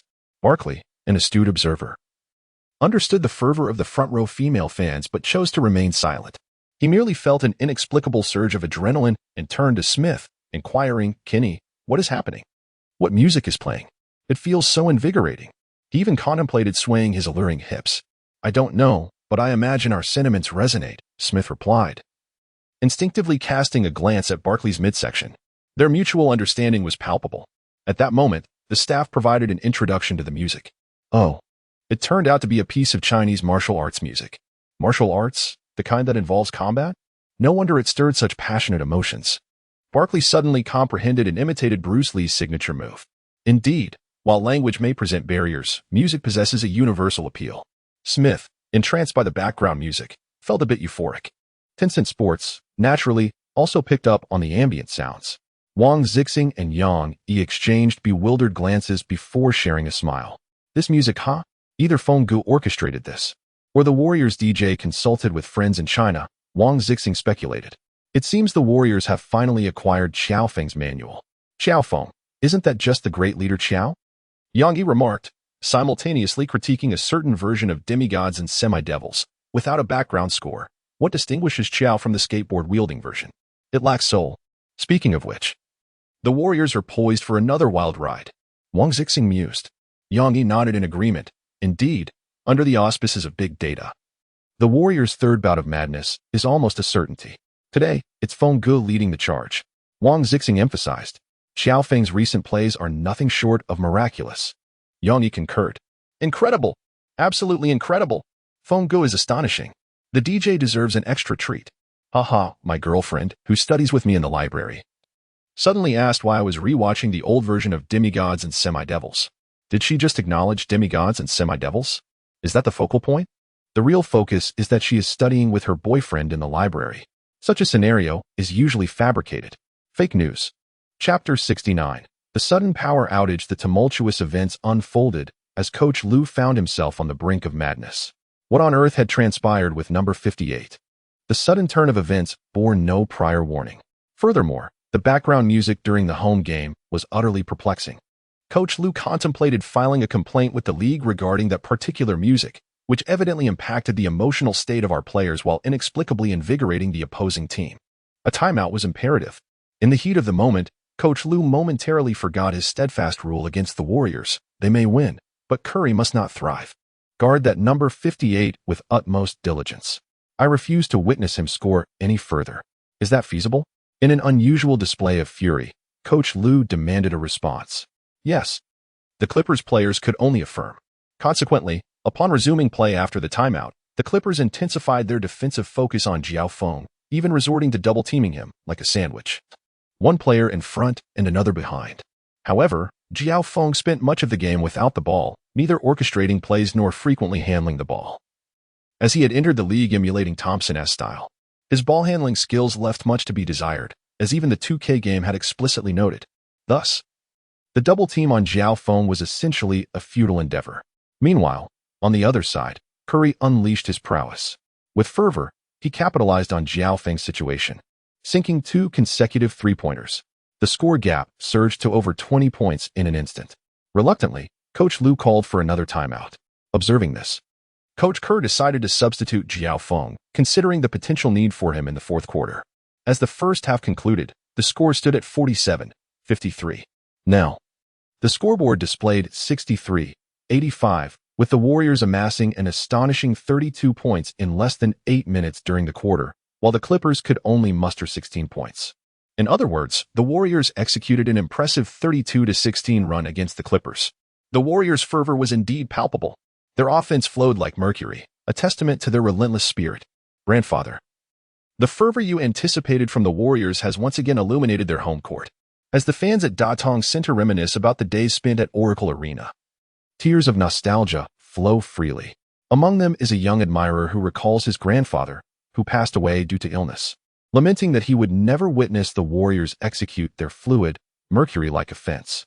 At last, he can pay tribute to his beloved ancestor in spirit. As the timeout concludes, the game resumes. Although the Clippers may be deemed a pseudo-strong team, they nonetheless embody a semblance of strength. Following a brief intermission, the players from the Clippers regain their composure, with the Warriors having substituted their most formidable offensive lineup. Leaving only Curry on the court as the principal architect of their attack, the defense becomes considerably more manageable. Coach Lu's steadfast principles against the Warriors are once again put into effect. Curry finds himself with scant opportunities to shoot, and with Green off the court, there is a notable absence of players capable of facilitating his cuts. One displays the awareness for such plays, yet ultimately falls short. However, this is not a grave concern. After a crescendo, a period of reflection is inevitable. The Warriors' offense does not completely falter. After all, the few key players responsible for the surge have been reduced to just Curry, who is currently absent from the offensive narrative. The 4 substitutes who have entered the game, adhering to Kerr's tactical framework, showcase their abilities with notable flair. Meanwhile, the Clippers' offense finally begins to show signs of life. George began to score. And after Leonard left the court, Reggie Jackson took charge of the offense, fully embodying the role of the primary scorer. On the defensive end, he was not required to exert himself. For a time, during the final 4 minutes of the third quarter, both teams exchanged blows in a competitive back and forth. By the end of the third quarter, the Clippers had narrowed the gap, trailing by just 18 points at 78-96, certainly a manageable deficit. It was hard to fathom that the Clippers, anticipated to challenge the Warriors' capabilities, nearly succumbed to a devastating defeat by the end of the third quarter. During the intermission, Barkley reflected on this, subtly supporting this perspective as an expert. I maintain that as long as the Warriors have Steven, this team possesses the ability to triumph over any opponent in a single game. Smith, observing the statistics, noted that while Steven's numbers were not as dazzling as those of George, his plus-minus rating was the highest on the court. This confirms that as long as Steven is present on the offensive end, he can draw the attention of at least 2 defenders. Barkley once asserted that a team reliant on jump shots could never win a championship, only to be proven wrong, and it was the Warriors that delivered that lesson. Interestingly, in 2011, he favored the Mavericks, another jump-shooting team, to win the championship, likely because their finals opponent was the Heat, featuring LeBron James, a player Barkley particularly disdains. Eventually, Barkley found himself captivated by Curry's style of play. The term Curry gravity emerged, encapsulating the magnetic effect he has on the game. Logically, every star player exerts a corresponding offensive influence. Only by having a unique advantage that the opposing defense cannot counter can one ascend to stardom. However, prior to Curry, we rarely encountered such specialized terminology to describe a star's gravitational pull on the game, which only gained traction after he became an MVP and a champion. To be fair, Curry is indeed a singular presence in this era and even in the annals of basketball history. This does not imply he is the greatest, as there are legends like the old maestro and the masterful LeBron, alongside numerous ancient greats, and Curry's early career was merely average. Returning to the matter at hand, TNT continued discussing the game. Wait, Kenny, are you suggesting the Warriors might achieve something in the playoffs? Barkley suddenly realized. Smith paused momentarily, then pondered before replying. If it were just Curry alone, I would say there is potential in an NCAA-style format. But now, the team has acquired a phenomenal rookie. Thus, I believe the Warriors can indeed dream a bit further this year. Such as? Well, returning to this game, it appears the Clippers have lost any chance of a comeback. Barkley, encountering Smith's resistance to manipulation, abruptly redirected the conversation. After all, comebacks are commonplace, while reversals are a rarity, characteristic of the Clippers. This observation, though not entirely accurate, generally captures the essence. Although they once posed a modicum of trouble for the Warriors in the playoffs, they ultimately failed to execute a complete turnaround. Indeed, well, the fourth quarter is about to commence. As the fourth quarter begins, it appears that Coach Lue has not relinquished his hopes for the Clippers. Fielding a lineup consisting entirely of key rotational players, albeit all substitutes. On the Warriors' side, Coach Kerr, too, remains vigilant, deploying a starting lineup led by Wiggins. However, just as the Warriors' offensive outbursts are often expected, their sudden lapses can also occur with alarming frequency. In the initial 3 minutes of the fourth quarter, the Warriors' offense faltered. Meanwhile, the Clippers seized the opportunity to ignite their own offensive surge. Notably, Reggie Jackson transformed into a fiery force, relentlessly narrowing the deficit as the Clippers trailed. Within those 3 minutes, they recovered an astounding 9 points, launching a 14-5 scoring run against the Warriors. Kerr was compelled to call the second timeout of the fourth quarter. What on earth has transpired? Could there be an error on the scoreboard? How is it that the lead has shrunk to merely 9 points? Domestic fans who had briefly stepped away to serve dinner returned to their screens, bewildered. Just moments ago, the Warriors held an 18-point advantage.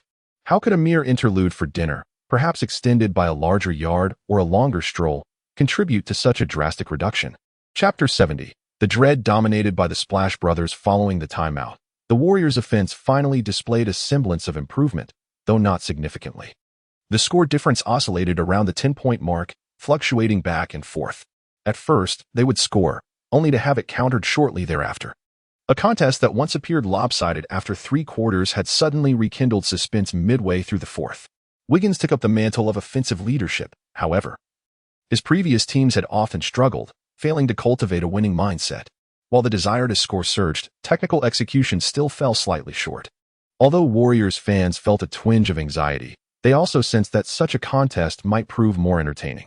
Those who had wagered on a specific margin grumbled, yet refused to abandon the live broadcast. This match had become genuinely intriguing. Yang Yi remarked, though the Warriors' offensive blackout was somewhat unexpected, the Clippers now trail by only 10 points, introducing an element of suspense. Wang Zixing added, moreover, the momentum has shifted in favor of the Clippers, albeit not on their home turf. Now, it remains to be seen if the Warriors, upon reintroducing Curry and Jordan Poole after the official timeout, can rekindle their offensive prowess. This is undoubtedly the case. Yang Yi had just begun to speak when he swiftly shifted the topic.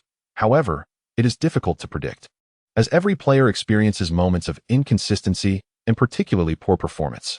Hence, the match still retains a significant element of suspense. Returning to the scene of this highly suspenseful game. Following an official timeout, the Warriors deployed Curry and Qiao Feng.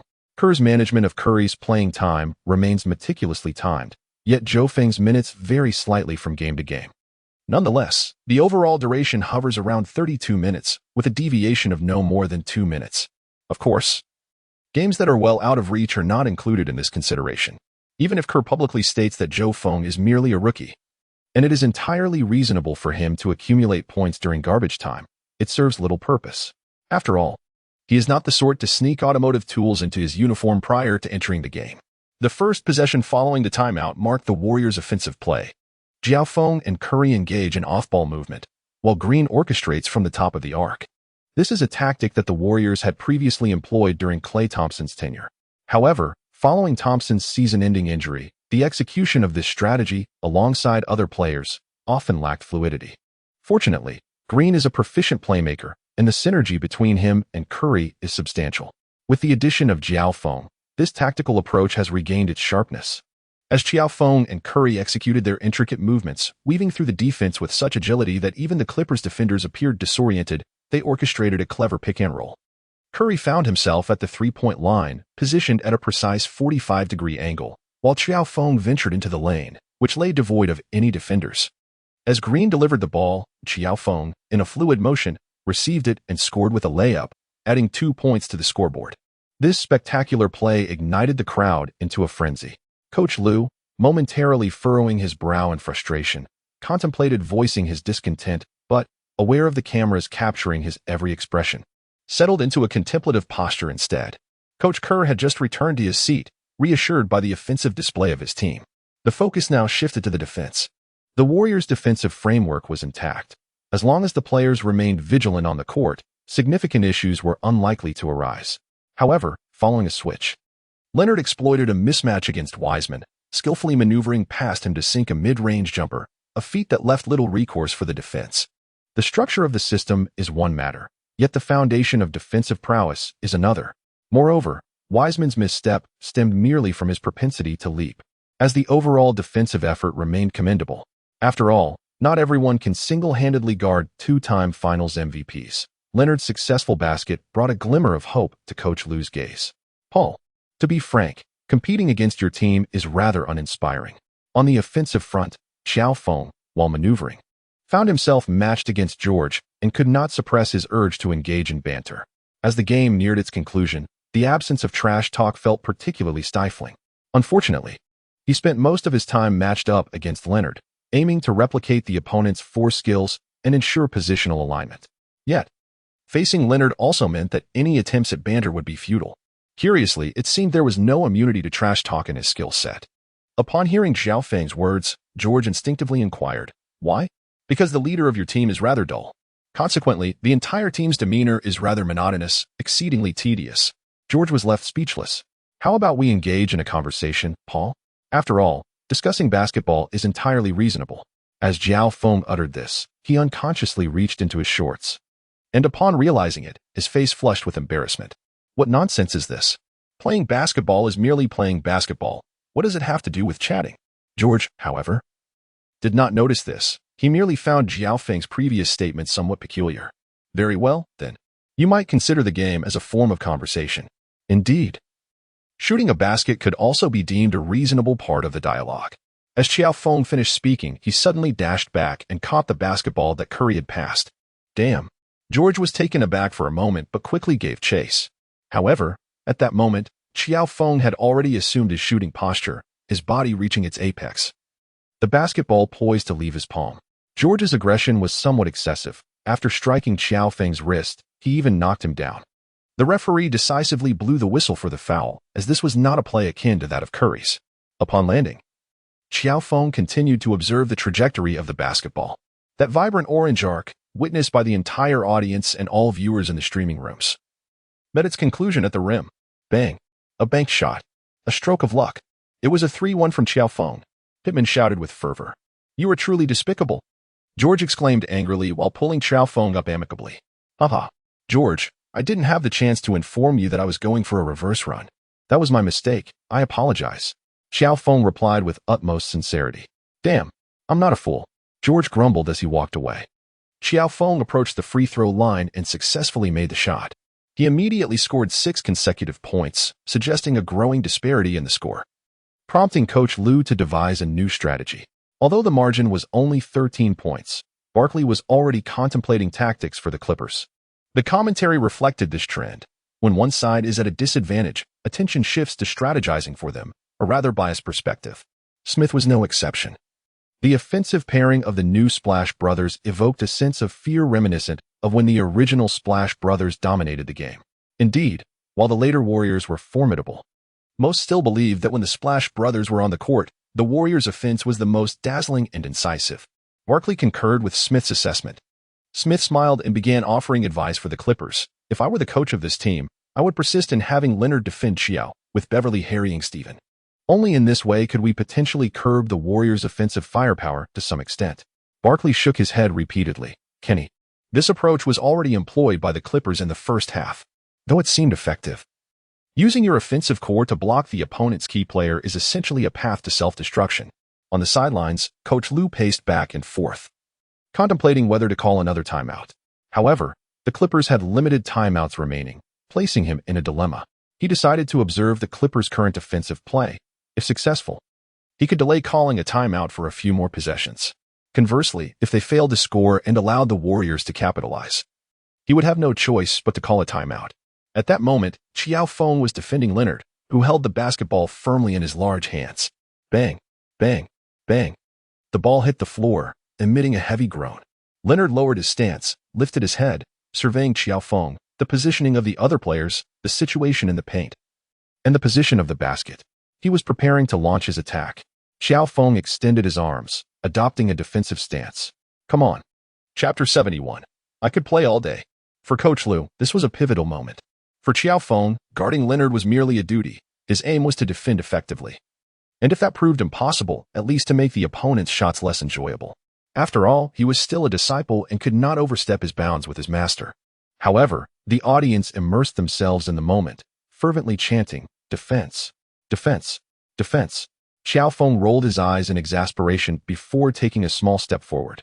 With his long arms, Leonard pulled the ball beneath him and then suddenly attempted a shot. The sound of Duong echoed as the rim rejected Leonard's attempt. Although it lacked the picturesque elegance of a fadeaway jump shot akin to that of Kobe, the technicality of McGrady's pull-up jumper was equally formidable. Albeit inefficient and demanding on the waist, used with caution. "Damn it, my timeout," Coach Liu exclaimed, his anxiety heightening as he witnessed Wiseman snatch the rebound and the Warriors swiftly advance down the court. "Focus on defense," he urged, rising to his feet and cupping his hands to form a makeshift megaphone. This time, the Clippers' defensive positioning validated Smith's strategy. Beverly clamped down on Curry while Leonard engaged in a relentless pursuit of Qiao Feng. "How did I do?" "It seems Coach Liu truly understands defense," Smith remarked with a self-satisfied grin. Yet, this was not the most optimal defensive choice. "Just watch," Barkley retorted. On the court, Qiao Feng found himself ensnared by Leonard, devoid of any opportunity to connect with the ball. However, he was not merely a stationary target. He maneuvered tirelessly, dragging Leonard along in his relentless pursuit. "I refuse to believe you won T-Tire," Qiao thought, aware that such exertion would eventually take a toll on his stamina. On the sidelines, Mike Brown furrowed his brow and cautioned Kerr. Although Qiao Feng had only logged 28 minutes on the court so far, he had been predominantly focused on defending Leonard, a considerable strain on his endurance. Kerr, however, shook his head. "Mike, haven't you noticed the stark difference between Qiao defending Kawhi and Kawhi defending Qiao?" "Difference? What difference?" Mike Brown pondered, unable to discern it. He observed Kawhi's defense on Qiao Feng and recalled Qiao's defense against Kawhi, both exhibiting significant intensity. Where was the distinction? Kerr chuckled. Did you not notice that Qiao, while defending Kawhi, often found moments to rest discreetly? Oh, Mike exclaimed, realizing that Qiao was continuously moving off the ball during offensive plays. Yet, he quickly countered. But Qiao's exertion on the offensive end is even greater. What? Is that truly the case? Kerr momentarily faltered, rising abruptly. He had completely overlooked this detail. How alarming. What should he do? Surely, he couldn't rush onto the court and shout, Qiao, stop moving without the ball. Thus, Kerr resignedly returned to his seat, bowing his head to avoid the camera's gaze, concealing his embarrassment. Meanwhile, the Warriors' offense had already unfolded. Curry, utilizing his exceptional movement, evaded Beverly, received the ball, dribbled, and, facing Beverly's block, expertly sank a three-pointer. Curry nails the three. What a beauty, Yang exclaimed. Qiao Feng found himself rather tightly guarded by Leonard. He has now reached a score of 27 points. With another three-pointer or 2 successful shots, his tally will ascend to 30. Wang Zixing's attention is fixated on Qiao Feng. In today's match, scoring 30 points is merely a matter of time, as Yang Yi confidently asserts. On the court, Coach Liu, feeling helpless, has called for a timeout. Qiao, are you feeling all right in terms of stamina? Mike Brown quietly inquires, pulling Qiao Feng aside. Qiao Feng shook his head and said, Coach, I have no issues with my stamina. In fact, I could play all day. He was referencing a quip from Captain America. However, everyone knew that the last time Captain America uttered those words, he was already out of breath. This left Mike Brown feeling increasingly concerned. Qiao, we permit you to relax a bit on the defensive end. There's no need to exert yourself excessively in guarding the opposing players. Why? Qiao Feng asked, puzzled. Not to mention the added advantage of Leonard's relentless defense. Even without that, given my recent training and the running drills with Victor on non-game days, playing a full game might be somewhat unrealistic, but I'm certainly capable of energetically playing 37 or 38 minutes without issue. Mike Brown patiently elaborated. Coach Kerr and I are worried about your stamina. While it may seem that we won't need to play until the last 2 minutes based on current games, one must always prepare for the unexpected. I see. Have I really become that important? He laughed heartily. In his heart, Qiao Feng chuckled softly twice. He then gazed earnestly at Coach Mike Brown, saying, Coach Brown, my physical condition is truly without issue. If there were any concerns, I would not be reckless. Very well. But if there are any problems, do not push yourself. Our aim extends beyond merely this regular season, Mike Brown replied, observing the determination in Qiao Feng's eyes. Nodding in acknowledgement, he felt compelled to add, Indeed, this season, with a record of 9 wins and 1 loss, we lead the league. And the team appears to be in excellent health. The Warriors have every reason to contemplate broader ambitions rather than merely the gains and losses of a single game. What does Qiao think? Cole inquired after the game commenced. Qiao is a player of considerable maturity and composure. He will inevitably make the right decisions on the court. Mike Brown remarked with significance. Cole sighed with relief, then smiled wryly. To be honest, it is precisely because Qiao is so mature and composed that I sometimes subconsciously forget he is still a rookie. Haha. Mike Brown laughed. Who isn't? Sometimes. A rookie's extraordinary talent can indeed pose a challenge for the coach. Meanwhile, the game continued on the court, with the Clippers on the offensive. After just entering the game, the system alerted Qiao Feng that he had successfully replicated Leonard's defensive perpetual motion skill, achieving a 100 skill replication level. This significantly enhanced his defensive efforts. With the combination of death grip and defensive perpetual motion, Qiao Feng's defensive intensity in the latter stages of the fourth quarter rivaled that of the first half. Of course, this was partly due to the referees relaxing their standards for fouls. After all, the change in officiating in the third quarter had inadvertently benefited the Warriors, which was not what the referees intended to see. Thus, returning to the standards of the first half seemed entirely reasonable, though it proved challenging for Leonard. Hey, Kawhi. What does it feel like to be ensnared by your own death grip? Qiao Feng suddenly posed a question regarding a ring. Leonard remained silent, which was quite typical. Qiao Feng did not anticipate him speaking. Naturally, had Leonard unleashed his lethal weapon, the dragon's roar, Qiao Feng surmised that he would likely be unable to withstand it. Fortunately, Leonard remained oblivious to this fact.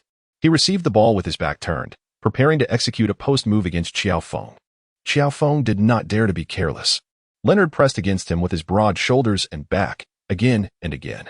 This was somewhat strenuous for Qiao Feng. Qiao Feng employed the technique of unifying body and horse, steadfastly confronting Leonard.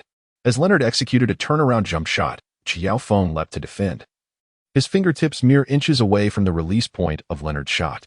Alas, the disadvantage of having smaller hands became glaringly apparent in that moment. Leonard's turnaround jump shot found its mark, effortlessly securing 2 points. After landing, Qiao Feng remained unperturbed. Such a shot, if it goes in, it is destined to do so. It is undeniable that Leonard's post-up skills are remarkable. Many have likened him to a frame-by-frame version of Jordan, and one can clearly discern echoes of Jordan's style in his movements. An intriguing statistic from last season reveals that among active players, Leonard boasts the highest efficiency in post-up plays, achieving an impressive shooting percentage of 58.6 among the 16 players who have utilized post-up moves at least 100 times. This is a testament to his relentless training, which has now yielded fruitful results. Chapter 72. An unyielding streak of scoring. What to do when struck?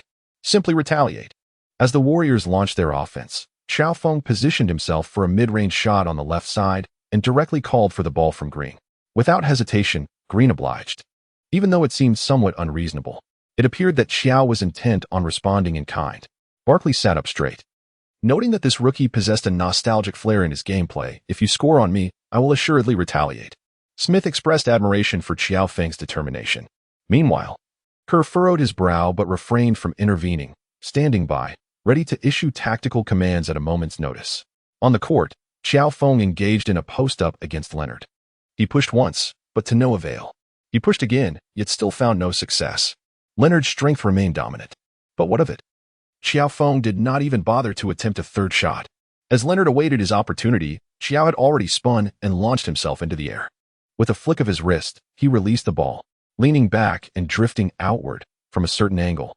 It was evident that Qiao had nearly floated beyond the three-point line at the moment of his release. The basketball soared through the air, spinning gracefully. And then with a satisfying swish, it found its way into the hoop. What audacity Qiao possessed, and astonishingly, his shot found its mark. Yang Yi exclaimed. "That shot was bold, and the execution was exquisite," commented Wang Zixing. On the court, following the successful basket, Qiao Feng retreated to defend while simultaneously gesturing with both hands, urging the audience to elevate their spirits. Much like Bosch's enthusiastic call for "Come on," or Wade's declaration of "This is my house," the crowd erupted in excitement. They truly adored the rookie wearing number 58.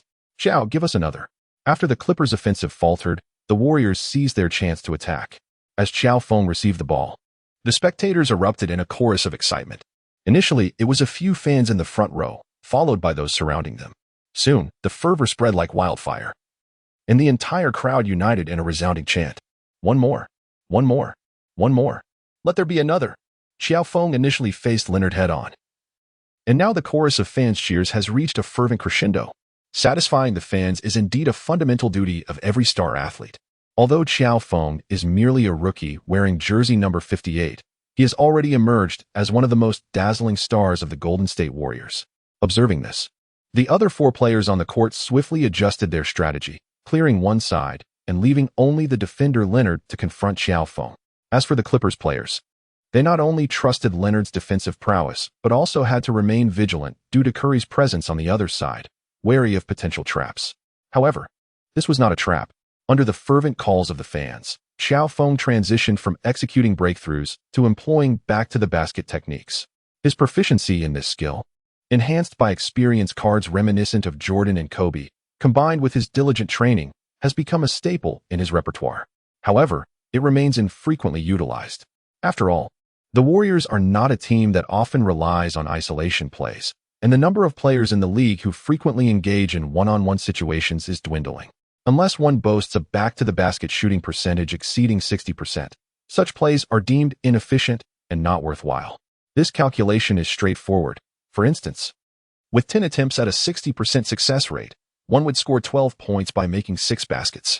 Conversely, to achieve 12 points from beyond the arc, one would only need to sink 4 three-pointers from 10 attempts. While it is true that few players in the league maintain a three-point shooting percentage above 40 in sufficient volume, the disparity is quite evident. The theory of advanced analytics is fundamentally rooted in this principle. Returning to the main topic, Qiao Feng had already exchanged blows with Leonard twice. This time, Leonard unleashed the full force of his death grip, exerting tremendous pressure, while the referee adopted an unusually lenient approach to officiating. This moment could very well belong to the two of them. It would be wise for me to refrain from intervening, the referee mused. The whistle poised precariously between his lips, showing signs of impending descent. Qiao Feng made another attempt, and this time he finally succeeded. Haha. I refuse to believe that I cannot move you. A smile crept upon Qiao Feng's lips as Leonard retreated momentarily. Seizing the opportunity, he propelled himself forward. Leaping into the air with his gaze firmly fixed on the hoop, the basketball poised above his brow. With a flick of his wrist, the ball was released. Whoosh. It arced gracefully through the air, plunging into the net with precision. A triumphant score. Oh. Fans in the front row leapt to their feet, exuberantly mimicking a penguin's jubilant dance, arms raised and shouting in celebration. Roars of excitement erupted from the central spectators, their voices crescendoing as they jumped. Unfazed by the risk of leaping too far. Qiao, Qiao, Qiao, resonated throughout the arena. 2 points secured. Qiao. Our number 58. Qiao Feng, Pittman bellowed, his voice brimming with fervor. Such a commanding shot. Who dares to label this Qiao merely a rookie? Barkley had already risen, shouting in sheer exhilaration. Smith, equally animated, pounded the table in rhythm with the crowd's cheers. Is there anyone still questioning Qiao as the finest rookie of this class? Will he not be remembered among the greatest newcomers in history? Barkley continued to expound on the brilliance of that shot. Smith momentarily paused, instinctively shaking his head. No, I shall not question it. At that moment, on the court, after Qiao Feng scored, as he retreated on defense, he faced the entire audience and performed the signature gesture reminiscent of his remarkable game where he achieved 29 points, 9 rebounds, 9 assists, and 9 steals. Qiao, Qiao, Qiao. The fervor of the fans escalated, their chants resonating in unison, seemingly aiming to topple the dome of the Staples Center. Suddenly, the referee's whistle pierced through the excitement with an urgent sound. Upon hearing the whistle, Qiao Feng immediately turned his gaze toward the referee. Fearing he had been called for a technical foul, instinctively raising his hands in a gesture of disbelief. Although it was merely his first technical foul, no player desires to incur such a penalty unless prompted by a coach's tactical request, as fines are involved. Fortunately, it turned out to be a timeout called by the Clippers coach. Qiao Feng scored consecutively once more, demonstrating his formidable prowess, while the Warriors had fully gained momentum. The point differential had now swelled to 15, a significant gap. A timeout was necessary to steady the emotions of the Clippers players and to temper the Warriors' offensive surge. At this juncture, only a little over 2 minutes remained in the match. Qiao Feng's scoring in this match has reached an impressive 31 points, bolstered by 2 successful mid-range shots. He also boasts 8 rebounds, 5 assists, 2 steals, and 1 block. Following Green's return, it is evident that Qiao Feng's assist numbers have noticeably diminished. 31 points. Those 4 points were incredibly hard-earned, exclaimed Wang Zixing. Yang Yi's face was alight with excitement. Absolutely remarkable. Qiao Feng is truly exceptional. It is hard to fathom how he managed to hit 2 consecutive mid-range turnaround jumpers against Leonard. Indeed, he is one of the finest perimeter defenders in the league. Wang Zixing shook his head in disbelief. Watching the replay on the big screen, he felt as though he were in a dream. Incredible. Brother Feng is phenomenal. Goodness. I'm watching the game on my knees. Please, Brother Feng, spare my knees. Chapter 73. A difficult step-back three-pointer seals the game. At this moment, the screen began to announce the game's most valuable player, even though the match was not yet concluded. With 2 minutes remaining and a 15-point lead, as long as the Warriors avoid any egregious errors in the final moments, victory is virtually assured. Even the Clippers' experience of T-Mac's 13 points in 35 seconds would be of no avail. Thus, it is without question that the accolade goes to Qiao Feng. With a stellar performance of 31 points, 8 rebounds, 5 assists, 2 steals, and 1 block, truly the statistics of a superstar. Should such numbers be consistently achieved alongside team victories, he would undoubtedly be regarded as a superstar-caliber player. As the game resumed, Yang Yi observed the live broadcast. In the final 2 minutes, the Warriors deployed a small ball lineup, poised to clinch the game. Indeed, the Clippers' offense was led by Paul George. Following a timeout, play resumed. With 2 minutes left and trailing by 15 points, the Clippers certainly did not concede defeat prematurely. While not giving up does not guarantee a comeback, surrendering will inevitably lead to loss. Every NBA player surely remembers the slogan, "This is the place where miracles happen." Thus, miracles can occur at any moment. However, The Warriors resolutely denied the possibility of such miracles. On the defensive end, every Warrior kept pace with their opponents, not necessarily needing to secure every stop but ensuring that they did not commit errors that would grant their rivals easy scoring opportunities. Qiao Feng faced Leonard with remarkable composure. Leonard, too, exhibited no discernible emotion. In reality, however, Leonard's inner turmoil belied the calm facade he presented. He was beginning to doubt whether they could secure victory. During this offensive play, he refrained from participating, standing alongside Qiao Feng on the perimeter as he observed George execute a one-on-one against Wiggins. Successfully sinking a three-pointer from beyond the arc, General Qiao, at critical moments, occasionally proves to be quite trustworthy. Wiggins felt a sense of helplessness. He had defended with utmost diligence, yet George still managed to score. "You defended well, Andrew. It's just that luck wasn't on your side this time." Green bellowed at Wiggins, reminding him of the elegance of his recent defense. Wiggins calmly nodded, then sprinted towards the corner. Curry dribbled past the half-court line, passed the ball to Green, and then dashed towards the 45-degree angle, where Qiao Feng set an off-ball screen. At this pivotal moment, the Clippers players instinctively focused on chasing Curry. Consequently, Qiao Feng found himself wide open, becoming a target for Green's pass. Upon receiving the ball, Qiao Feng gazed at the vast expanse of space before him, a look of bewilderment etched upon his face. What could this possibly signify? He even cast a glance towards the Clippers coaching staff, his expression silently questioning Coach Liu. "Is this a blatant display of disrespect towards me? If so, you shall inevitably face the consequences." Such thoughts raced through his mind in a mere half a second, with no defenders within a 2-meter radius. Qiao Feng cast a glance downward at the three-point line beneath his feet. Remarkably, the tip of his shoe rested precisely on the line. What a close call. Consequently, Qiao Feng dribbled the ball and took a step back. By the time Leonard realized what was happening and attempted to defend, Qiao Feng had already bent his knees and leapt into the air. With a flick of his wrist, the basketball soared forth.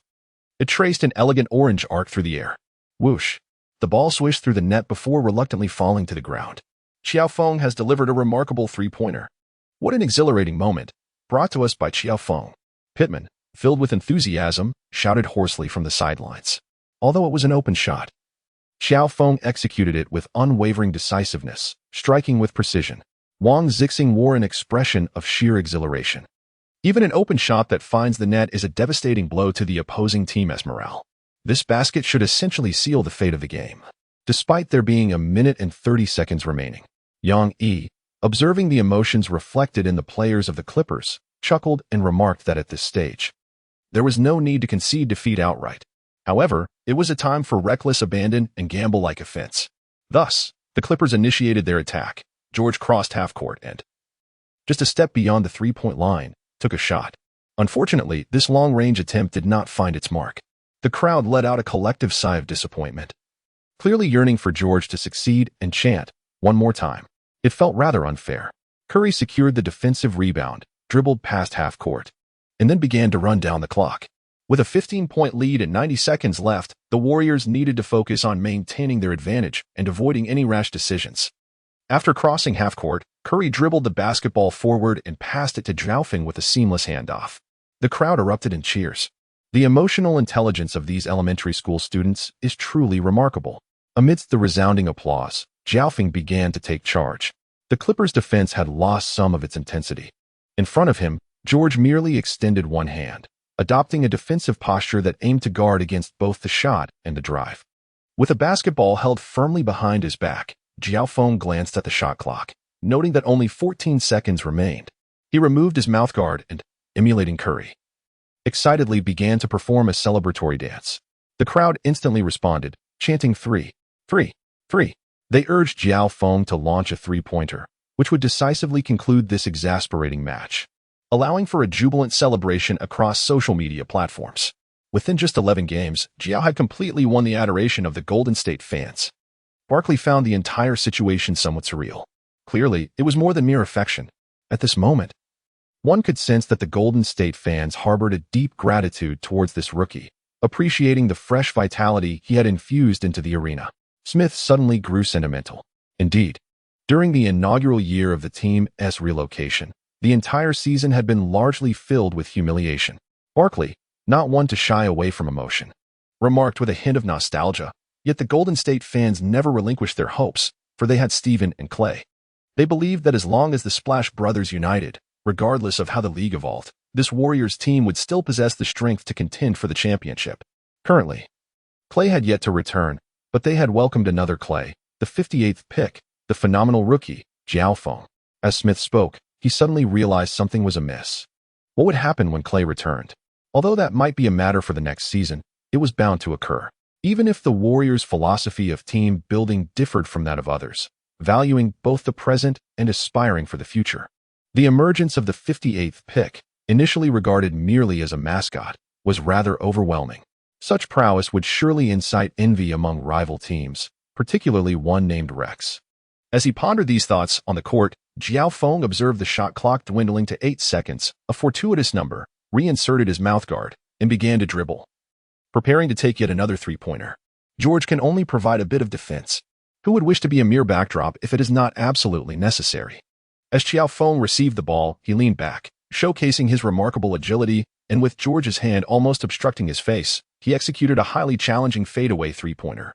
Another magnificent arc of tangerine hue emerged, a flawless parabola, as if meticulously calculated by mathematical formulae, tracing its path from inception to conclusion.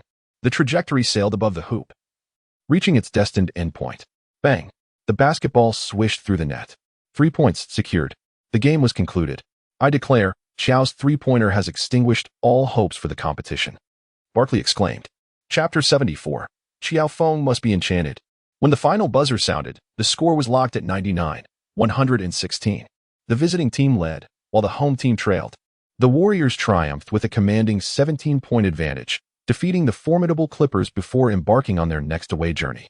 They safeguarded their home court, averting a consecutive loss. After a previous match characterized by dismal shooting, the Warriors rebounded assertively against the formidable Clippers, declaring to the world that the Golden State Warriors remained the pinnacle of the league.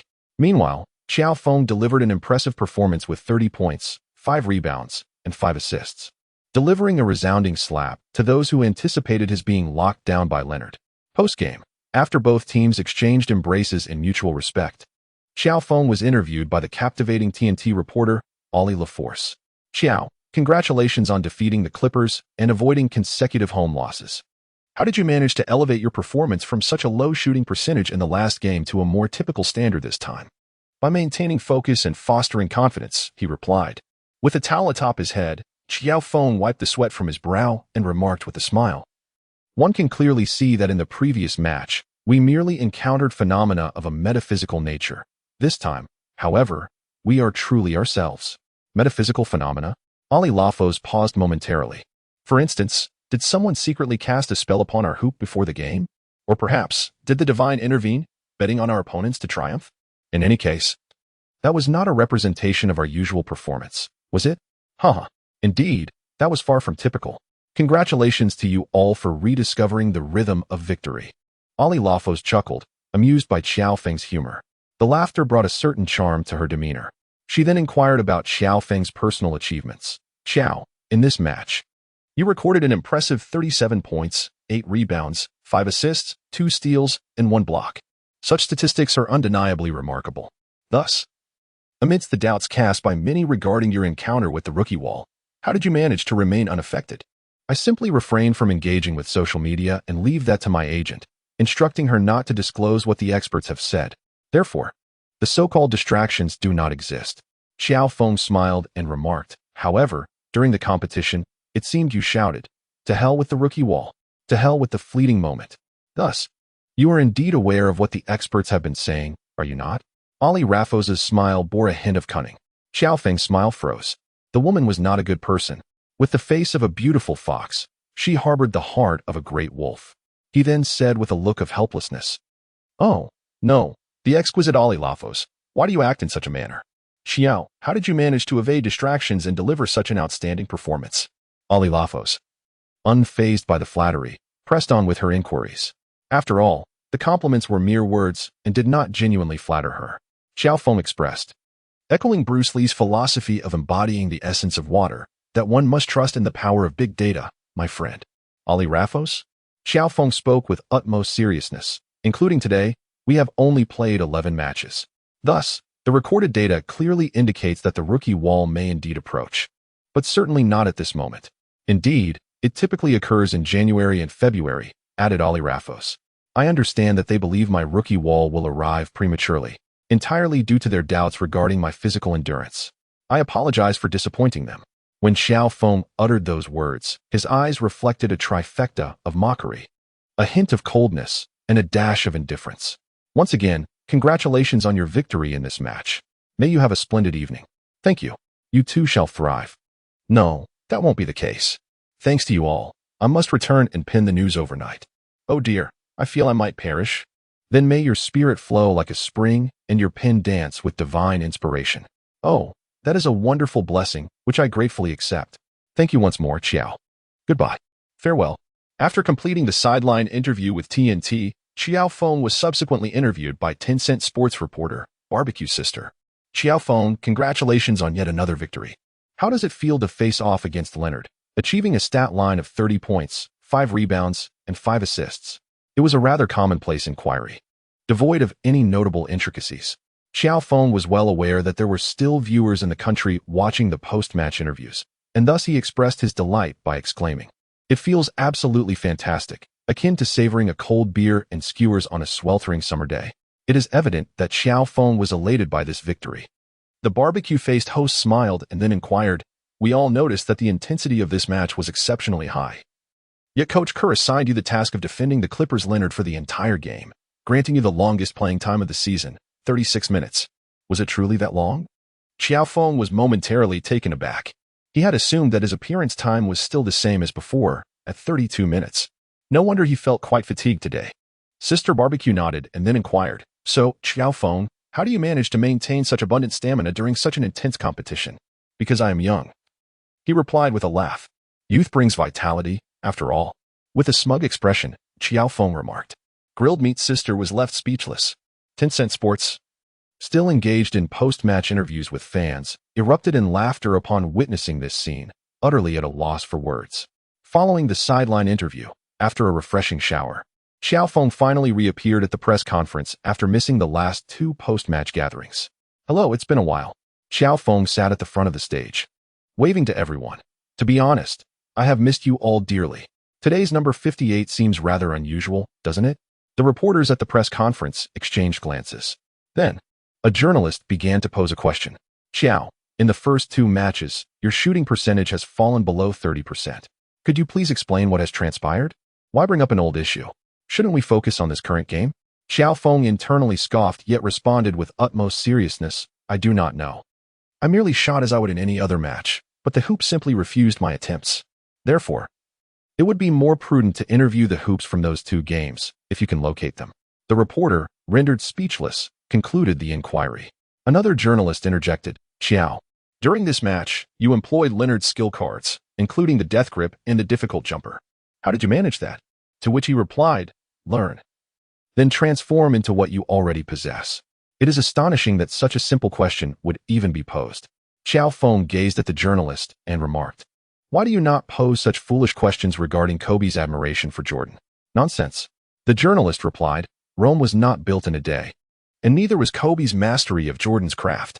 Qiao Feng, "So you mean to say that I learned about Leonard in just one day?" The reporter shot back, "Is it not so?" Qiao Feng chuckled. After the 2 concluded their exchange of glances, a third journalist rose to his feet. Indeed, a young man resembling a native of India stood up, his voice tinged with a curry-inflected accent. "Qiao," he inquired, "I suspect you possess magical abilities. Your capacity to display an array of diverse basketball skills in each match suggests that you have not merely been concealing your prowess, but rather employing some form of sorcery. This sorcery, I believe, allows you to siphon the talents of other players." Chapter 75, The Revelation. I am indeed equipped with a system. Qiao Feng found himself at a loss for words regarding Sanji's absurd remarks. "You possess magical abilities?" He scoffed. "Such insults are unfounded. And magic? Why not just claim I have a system? Perhaps I would indeed concede that. The truth is, I do possess a system." Other journalists could empathize with Qiao Feng's silence and bewilderment, as they too were left speechless. One reporter boldly urged Sangu to take a seat. "Mr. San in the front row, please sit down. Let us invite others to pose their questions." Sangu attempted to resist, yet ultimately found himself isolated and unable to provoke the collective ire of the group. He could only mutter to himself, he must possess some form of magic. Every Chinese person has magic. Otherwise, how could they be so formidable? No one paid him any heed, for they were all rational individuals. Who among them would entertain the utterly nonsensical notion of magic? The subsequent press conference remained unaffected by this minor interlude. In fact, inspired by Sanji's earlier inquiry, the journalists began to unleash their imaginations and even indulged in playful banter. Qiao, when you used the skill death entwined on Leonard, were you avenging those players who succumbed under its grasp? If I were to employ death entwined on one of them in the next match, please do not hold it against me. After all, I too am merely a victim. Another reporter chimed in. Qiao, will you wield your magic in the next game? If so, which skill do you intend to steal? I shall seize the skill of casting magic, Qiao replied. Now that the Golden State Warriors hold the best record in the league, do you have the confidence to utter those 3 words? One more? Note, the 3 words refer to "We're the champions," while one more also comprises 3 words. The press conference concluded amid an atmosphere of camaraderie. As one journalist inquired, Qiao, do you need to undergo a urine test? Most would find it hard to believe that a rookie could deliver such an astounding performance. Such inquiries bear a striking resemblance to the question of your mother's surname, eliciting nothing more than a dismissive glance from him, rendering a response utterly futile. Following the press conference, Qiao Feng waited in the parking lot, ready to drive home with Gu Anren, who was still engaged in a phone call. Thanks to Qiao Feng's performance that evening, her schedule had become even more hectic. This is the nature of endorsement deals. At the onset of the season, Qiao Feng was conspicuously absent from the majority of the endorsement list of players garnering attention. However, with his swift and unexpected rise, sponsors began to take note, gradually initiating contact. Yet, their stance remained indecisive. They were reluctant to endorse a player who might merely be a fleeting sensation. Ultimately, it stemmed from a lingering skepticism towards players hailing from China. Yet, after a few matches, their interest was rekindled, a phenomenon aptly described as the sin of truth. Particularly notable was the game where he achieved an impressive stat line of 29 points, 9 rebounds, 9 assists, 9 steals, and 9 blocks. Sufficient to secure a lucrative sneaker endorsement. While the contract may not be exorbitant, it promised substantial profits for the sponsors. However, what they received from Gu Anren, Qiao Feng's agent, was a price point they deemed utterly unrealistic.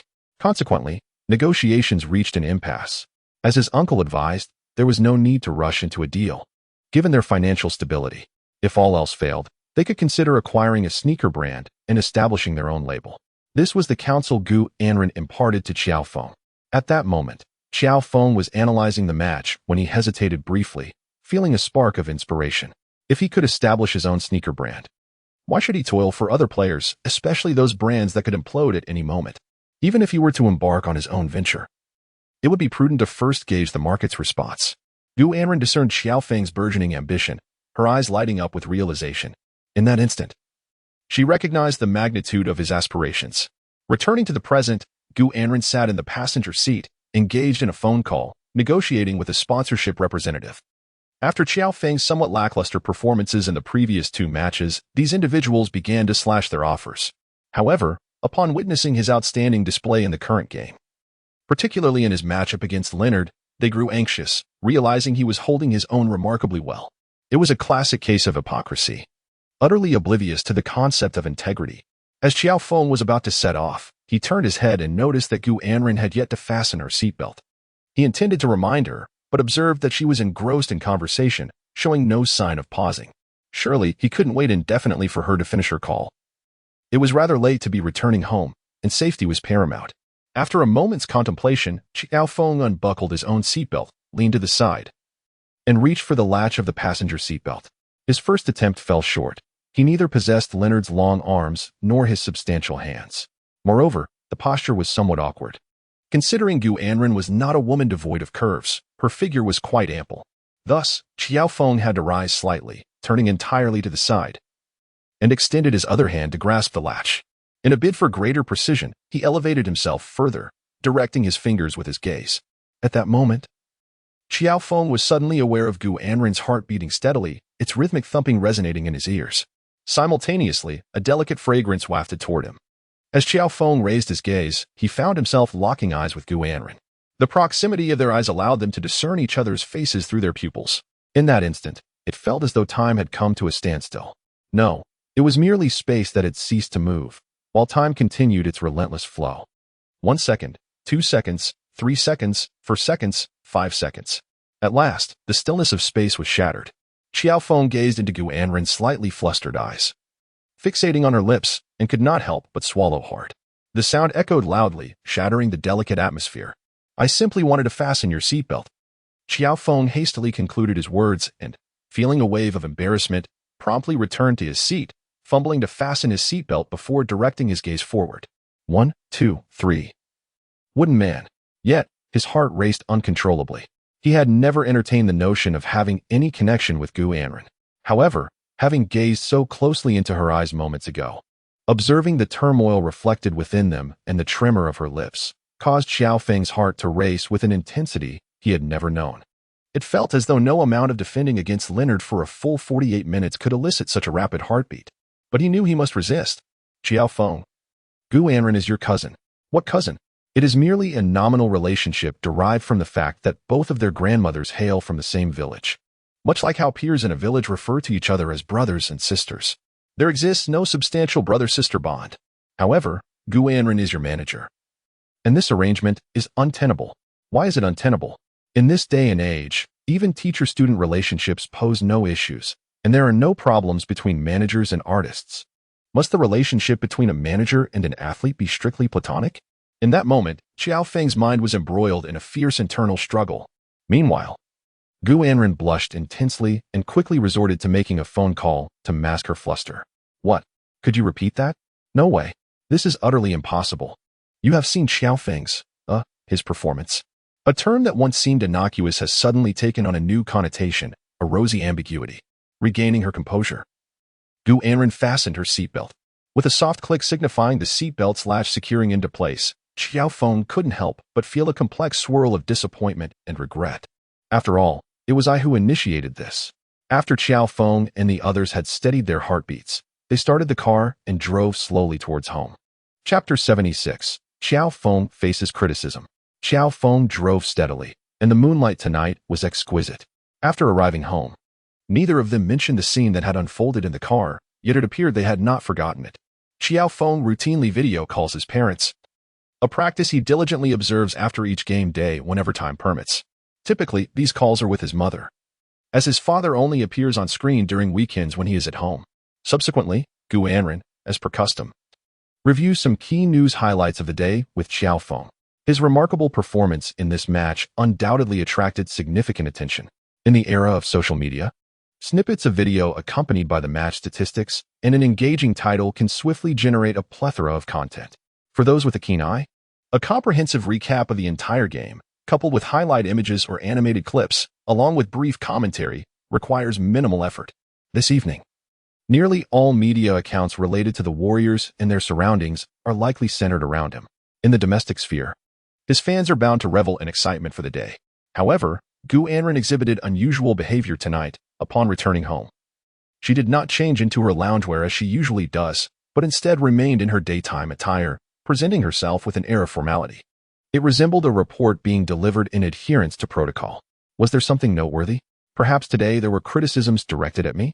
Qiao Feng found himself feeling somewhat out of place, as he hadn't changed his attire and felt rather awkward. The criticism he faced was minimal, predominantly from the same individuals, echoing similar sentiments. Gu Anren had already perused the commentary. After every match, regardless of Qiao Feng's performance, there would invariably be experts or detractors who emerged to offer their unsolicited critiques, and they always managed to pinpoint some aspect to criticize. It is an inevitability. Perfection is a myth. Moreover, the negativity directed at him does not require substantial justification. A mere assertion that he is merely a rookie suffices to silence the crowd. Conversely, similar words from his admirers transform into unreserved praise. Brother Feng is just a rookie, yet he is already so formidable. This was to be expected. However, within his fanbase, there exists a rather amusing point of contention regarding him. Gu Anren tucked a strand of hair behind her ear. Although the room was devoid of any breeze, she felt her locks were somewhat unruly this evening. This moment, captured in Qiao Feng's gaze, exuded a myriad of charms. Oh really? What are they critiquing about me? Are they saying I am too handsome? Qiao Feng fell into an awkward silence, provoking a disdainful glance from Gu Anren. Consequently, he shifted his gaze to Victor, who lay nearby, gently stroking the dog's head. Fortunately, Victor was indeed a dog. Your post-up technique is rather unsightly, Gu Anren remarked, a light chuckle escaping her lips as she playfully prodded Victor's tail with her toes. Qiao Feng was left speechless. Did she truly use the word unsightly? Surely. She couldn't be referring to the fact that, although my shots during yesterday's game went in, they lacked any semblance of grace. Fans have an affinity for the most superlative of adjectives. They assert that if post-up moves were ranked, Jordan would occupy a league of his own. Kobe would be in another tier, followed by other NBA players, while I would be uniquely categorized. Gu Anren finished reading an insightful critique, authored by a newly devoted fan of Qiao Feng. Qiao Feng found himself even more incredulous. Had my performance and post-up plays inspired the creation of a diamond model? Qiao Feng turned on the television and located the replay of the match, intently watching several instances of his back-to-basket moves. He did not perceive them as unattractive at all. Anren, what is unappealing about these actions? He inquired. I find them quite pleasing, actually. Aren't they rather similar to Leonard's movements? Gu Anren also deemed them not particularly unattractive. However, as she spoke, her gaze drifted to the upper right. Well, Gu Anren did not find them too disconcerting at the time, as she was amidst the excitement of the other spectators. Yet, there was a vague sense of awkwardness that lingered. In retrospect, when viewing the footage again and considering that fan's analysis, she indeed found certain aspects less than appealing. Nevertheless, what does it matter? Those back-to-basket plays were all successful, weren't they? Even if they were deemed unattractive, what significance does that hold? Both individuals felt no sense of ugliness, and they held a strong confidence in their own aesthetic judgment.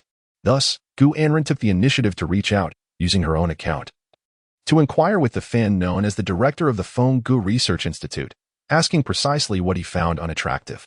The devoted fans of Qiao Feng have long been aware of his stunningly beautiful agent, Gu Anren, who occasionally graces the comment sections of various posts. Each time she leaves a comment, fans affectionately refer to it as flipping the card. Consequently, the director of the Feng Gu Research Institute, a seasoned basketball enthusiast, was immediately stirred upon seeing her interaction. With trembling hands, he responded excitedly, Is it really you, Sister Anren? Ha. After delivering two rather incoherent replies, he noticed that Gu Anren had merely responded with a simple yes and 6 dots. Thus, he fell into a contemplative silence for a considerable time before finally composing a lengthy response, likely in an attempt to calm his emotions and articulate his thoughts. While he couldn't claim that Qiao Feng's post-up technique was unattractive, he acknowledged that it was indeed unique, standing apart in the annals of basketball history. Perhaps my earlier assertion was too absolute. After all, aside from Jordan and Kobe, one can discern various tiers among the post-up moves of other NBA players. Qiao Feng contemplated shutting off the projector. The comments illuminated on the wall, each word perfectly squared, yet when combined, they formed an unsightly expression. Nevertheless, during the game and in its aftermath, no one has ever criticized the aesthetic of my technique. Qiao Feng found it quite perplexing. Were the fans' expectations excessively high?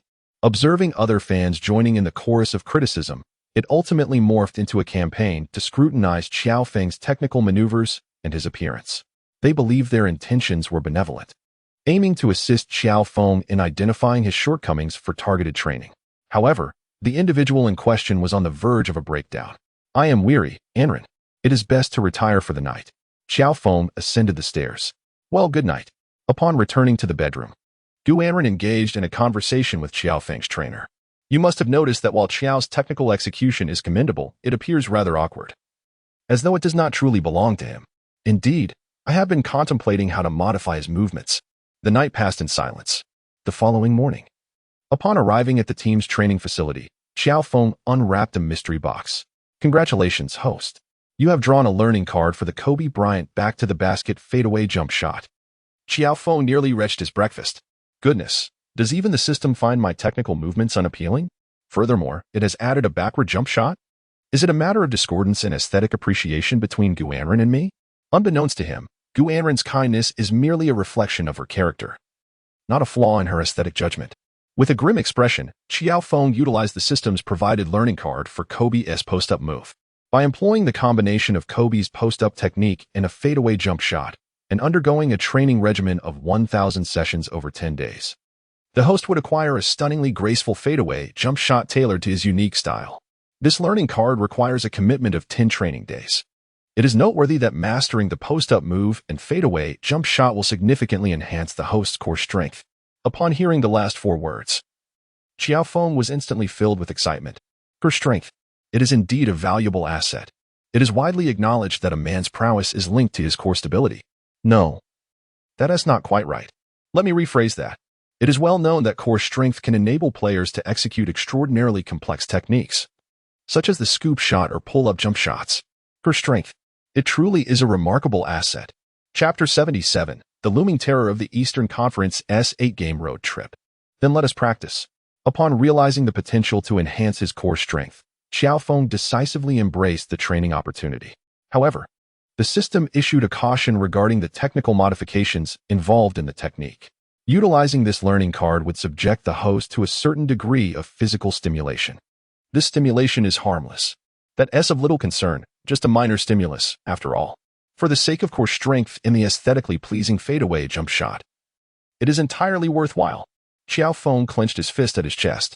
As a man who plays basketball, Huwuti yearned to master the artful beauty of a fadeaway jump shot. Whenever he watched the game, he would find himself entranced, much like Victor, by Kobe's exquisite fadeaway jumpers, even if they occasionally ended with the sound of the ball clanging off the rim. Qiao Feng, holding a basketball, arrived at his designated training court, ready to embark on his learning journey. Indeed, as a promising rookie, he now possessed his own training space. However, it could hardly be deemed exclusive.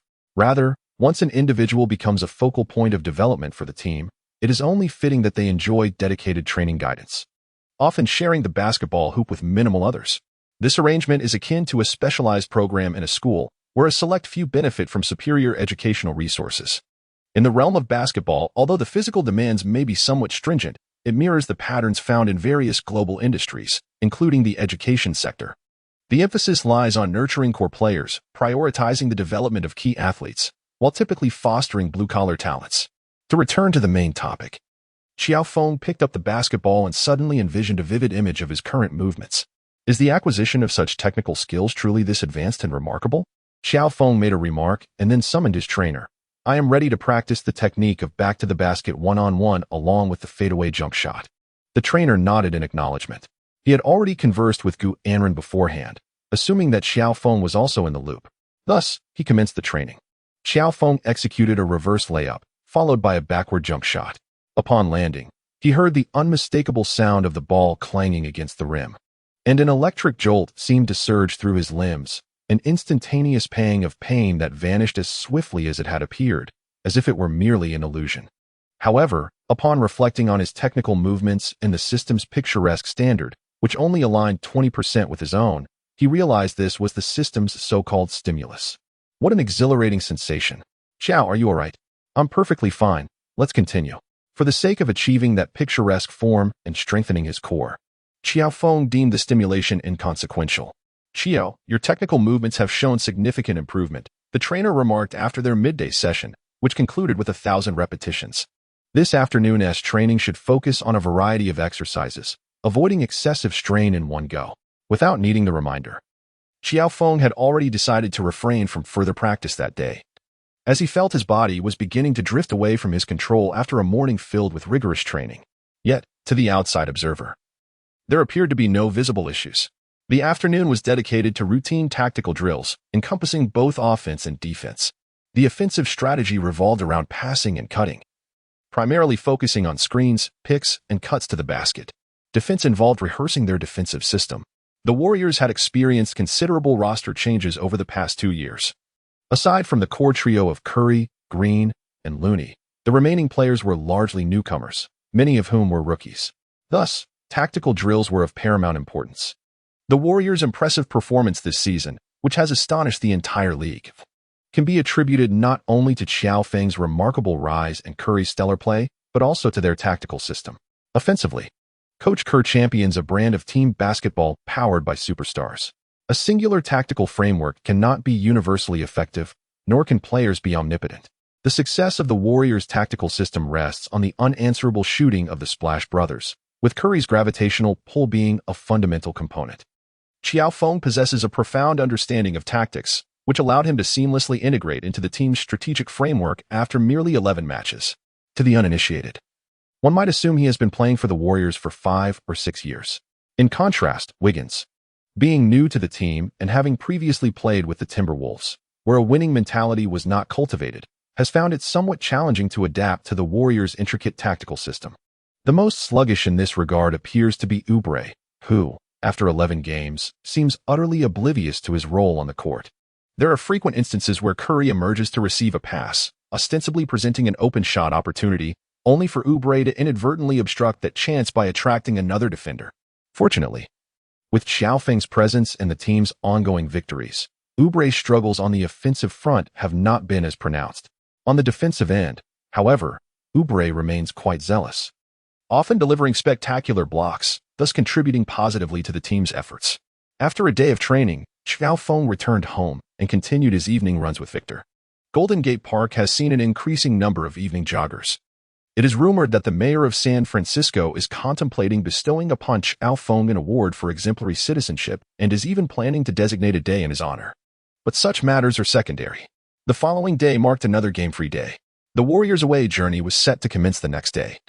Embarking on an Eastern road trip that began with the Miami Heat and traversed the East Coast, facing the Magic, Hawks, Hornets, Wizards, 76ers, Nets, and culminating with the Celtics, thus concluding this daunting 8-game stretch. The schedule is rather demanding, notably featuring 2 back-to-back matches within this span. Not only are Warriors fans voicing their grievances, but even the Team S officials are lamenting the league's arrangements. Their defense asserts that they are merely trying to optimize travel for the teams. They provided evidence, noting that this season, the Warriors have one of the lowest total travel schedules in the league, while the team with the most extensive travel is LeBron's Lakers, who frequently embark on 2-game trips away from home before returning. One might ponder why the league does not consider starting from Golden State, charting a more efficient route that connects the other 29 teams, thereby minimizing travel. This commentary stems from certain Warriors fans and even a few experts. As November draws to a close, the Warriors will return to Golden State after this 8-game stretch, which will not conclude until mid-December. The opponents faced during this grueling journey: Heat, Magic, Hawks, Hornets, Wizards, 76ers, Nets, and Celtics, do not present easy victories. Prior to embarking on their arduous 8-game road trip, analysts began to offer their insights. After all, the Warriors stand as the premier team in the league, boasting the best record and the highest level of attention. Indeed, they are second to none. Even the storied Lakers, with their venerable superstar, garner less attention than the Warriors. With Stephen Curry's established fan base and the emergence of the phenomenal rookie from China, Jordan Poole, it is hardly surprising that they command such significant interest. Some Lakers fans, particularly the devoted followers of LeBron James, eagerly anticipate a certain date, the Christmas Day showdown, when the Warriors will challenge the Lakers on their home turf. But that is a matter for another time. Returning to the predictions for the 8-game road trip, it is projected that the Warriors, amidst 2 back-to-back games, could conclude this stretch with a record of 5 wins and 3 losses, which would be deemed a success, as noted by ESPN analysts. Meanwhile, TNT expresses a more favorable outlook for the Warriors, suggesting a potential record of 6 wins and 2 losses, or at the very least, 5 wins and 3 losses, ensuring that they will not suffer consecutive defeats. They aim to dispel doubts and return triumphant. Before their departure, Draymond Green raised his arms in a rallying cry, inspiring his teammates to join in the chant. Whether they truly believe in the prospect of an undefeated return remains shrouded in uncertainty. From the visage of Green, Qiao Feng discerned that it was merely a customary pre-match ritual of exuberance before embarking on an away game, devoid of any true resolve. In Qiao Feng's estimation, this succession of away games could hardly yield an unblemished victory. Securing 7 wins from this endeavor would already be a remarkable achievement.